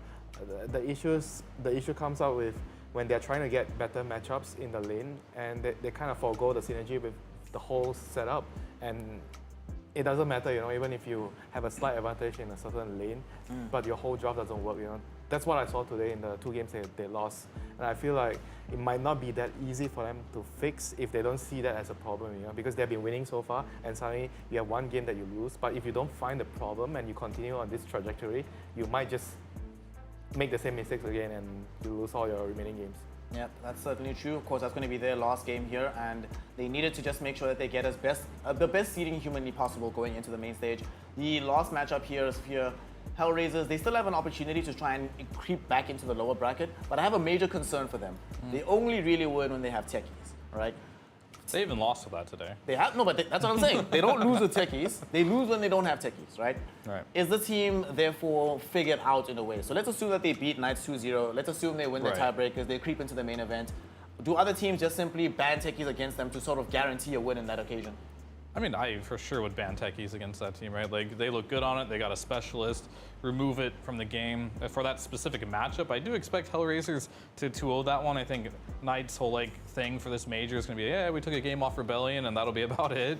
But, you know, Hellraisers, they got a lot of work to do and a lot of, like, they'll have more time tomorrow if they do 2-0 to really think about and talk about what they do want to do as a team. But they're looking really shaky still, even if they do manage to beat this series. Shaky indeed, and now we move on to Stream D, where we still have some more highly contested matchups to consider here. This is going to be the last set of games. Gaimin Gladiators taking on PSG.LGD, Liquid versus Aster. Aster need the W to try and get into the upper bracket. And for GG and LGD, both of these squads at this point in time don't have to fear relegation, I don't believe. Well, it's still possible that they can get relegated for LGD. So they need at least 1 game, Mastini, against Gaimin Gladiators. If they get 1, guaranteed to stay in the tournament no matter what. From what you've seen from them, They started very, very rocky. They started improving as time went on. Do you think they have what it takes to try and beat out a Gaimin Gladiators who's sort of in the opposite direction, right? They've been on the downtrend because they looked amazing the first 2 days and they've been looking steadily shakier and shakier ever since. So since one team is on the up, one team is on the down, when they meet, what do you think is going to happen here? I'm really biased. I'm LGD fanboy. I really think LGD is gonna 2-0 just because I'm biased. I don't know what to say. I see LGD. I think they're gonna win. LGD is strong. They are very strong. I So feel is like Gaimin Gladiators. they found their path. You know, they found like this play style that's not exactly what the other teams are playing. They playing really well Beastmaster, for example, and teams are figuring out the GG play style. This IO is very important for them. But if they first pick IO, you steal the lash, and their strategy is gone. So teams figured out GG. LGD definitely gonna take a look at this draft history and know how to react to it. And also, I feel like Aster might be able to take one map out of Liquid. Add some copium to the Chinese Dota there. My man, I like this copium. But I think it's also hard for, it's interesting because for Liquid, they're already first place, right? Literally, they can not wake up tomorrow, right? Disconnect their PCs and take them to the main event, and it would not make a meaningful difference at all. Yeah, right? that's why I wouldn't even be surprised if Esther wins 2-0. Yeah, one team just doesn't, like, they don't care already. Yeah, means nothing. You know? Why do we need to show more of our strategy? And that's true. Save strats for the main events. I mean, I don't even know what their strategy is. You know, they're just everything. They're just out there having fun playing Dota, and that makes them scary. Especially if they lose, they get the benefit of not having to choose the opponent. No, they still do. They're number one no matter what. Huh? Really? Yeah, But doesn't no matter like what. Entity's finished. Right. Entity's done on 11 and 5. Yeah, right? they can't get more than 5 they're losses. done. They are 100, okay, yeah, Entity 100% doesn't have a locked match first to place. play anymore. Yeah. Okay, my bad. 100%. It literally does not matter. So they might as well win. Yeah, they might as well be like, all right, Zaya, you go back to your old past 4 days. You know, Boxy, you come play offlane. Just change things up. Just have some first fun. place, yeah. That Their first sounds place good. guaranteed. Yeah. Sounds good. Let's have some fun for the last day. Of course, this is going to be the last set of games, and then we still have space for the tiebreakers thereafter in the event that these results go in some interesting directions. But of course, speaking of the fact that everybody's playing for the main event, we have a sort of bracket. It's not fully populated just yet, right? But we can take a look at what things are looking like relatively quickly to get a quick idea of what things will be towards the end of the day. Still a lot of Dota to play here. Even if you get yourself into the upper bracket, you still have to win what? 1, 2, 3, 4, 5 series. Well, 4 series to be able to guarantee winning it all, right? You drop down to the lower bracket, that's even more games.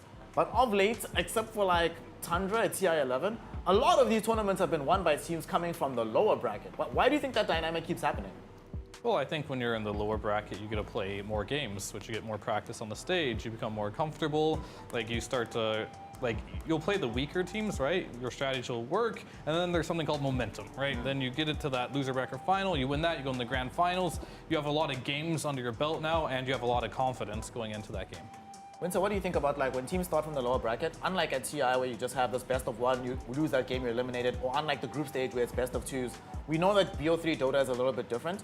What do you think the mental switch is when you know that this is a losing series, that losing that one BO3, you lose and you're done, right? How much additional pressure is there to prepare for a BO3 versus a BO2 under those conditions? I mean, I feel like it doesn't matter. I'm just going to take one game at a time. I just focus on what I have to do in a game. I feel like thinking about those stuff, you know, like if you lose, you go home, it doesn't really help, you know. I just try to focus on the game and try to remember what we learned during the group stage and why did we lose those games and try to not do that. Astini, unfortunately though, we are all human, right? Even the players are human, you'd be surprised to learn. There's certain emotions that you simply can't ignore, right? So for teams like, let's say, BEASTCOAST and EG, now that they pretty much are confirmed to be going to the main stage, unless some calamity strikes tomorrow, they have to also start training for their local fans.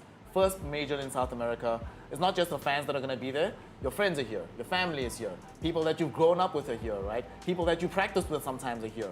How much more difficult is it to prepare under those conditions, especially when it's the first time ever that you've had to play in those situations? I can answer because it's the first time we have a major in SA, so I'm gonna learn also how is it to have a major in SA, but what I would tell is maybe you go one day beforehand to the arena, you kind of like feel that atmosphere, you get used to it, you go earlier in the day and like you take away a bit of the pressure of seeing everything for the first time and having this shock. So go like step by step. and do my best to get the upper bracket, so you still get a chance of feeling the pressure, losing because of the pressure, and then getting back out of it. So do the best tomorrow, try hard a lot for the tomorrow matches, because if you're upper bracket,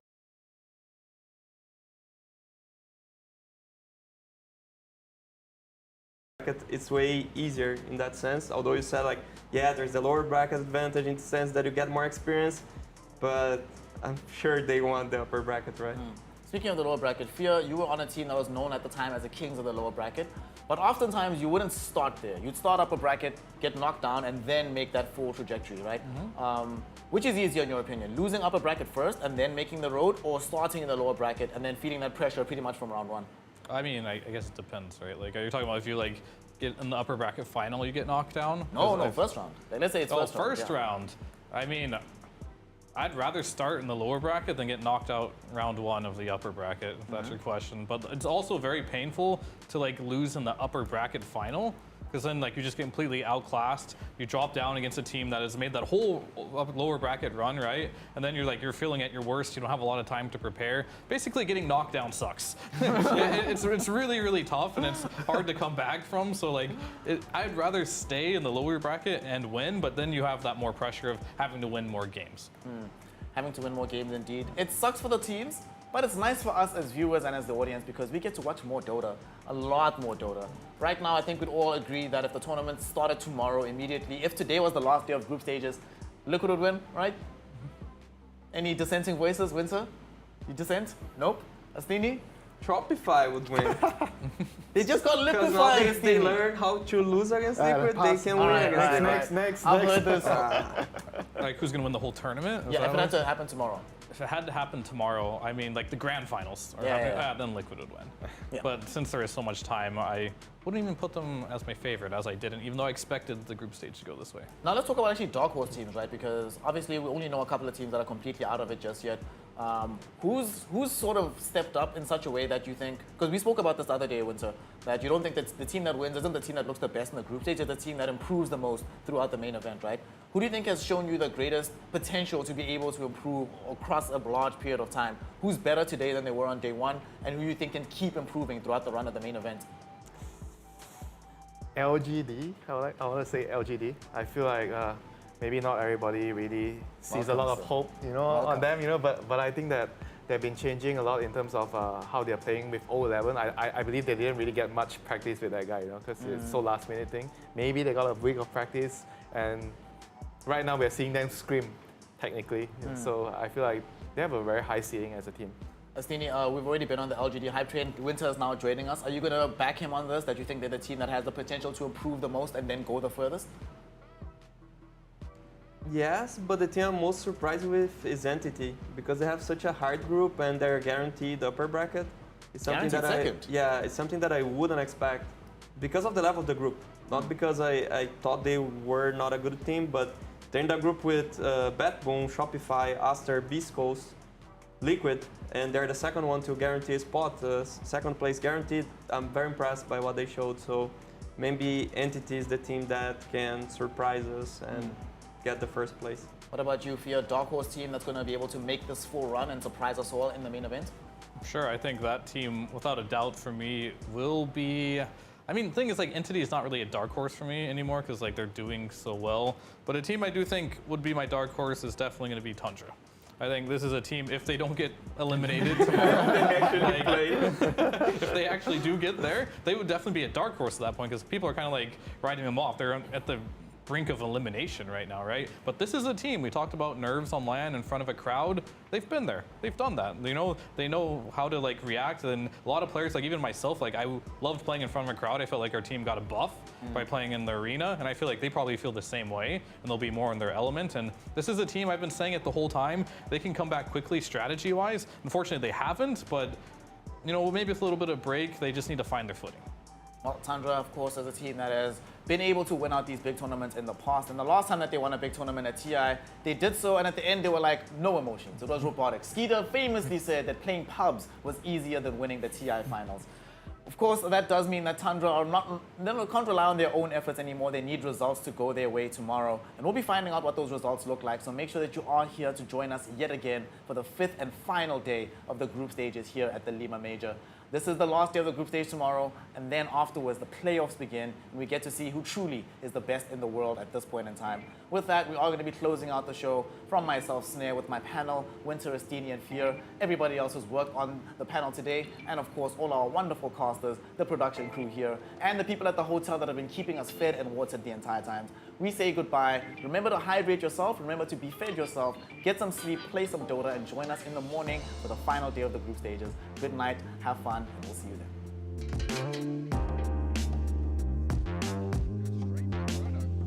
EXO as well. I really want to keep.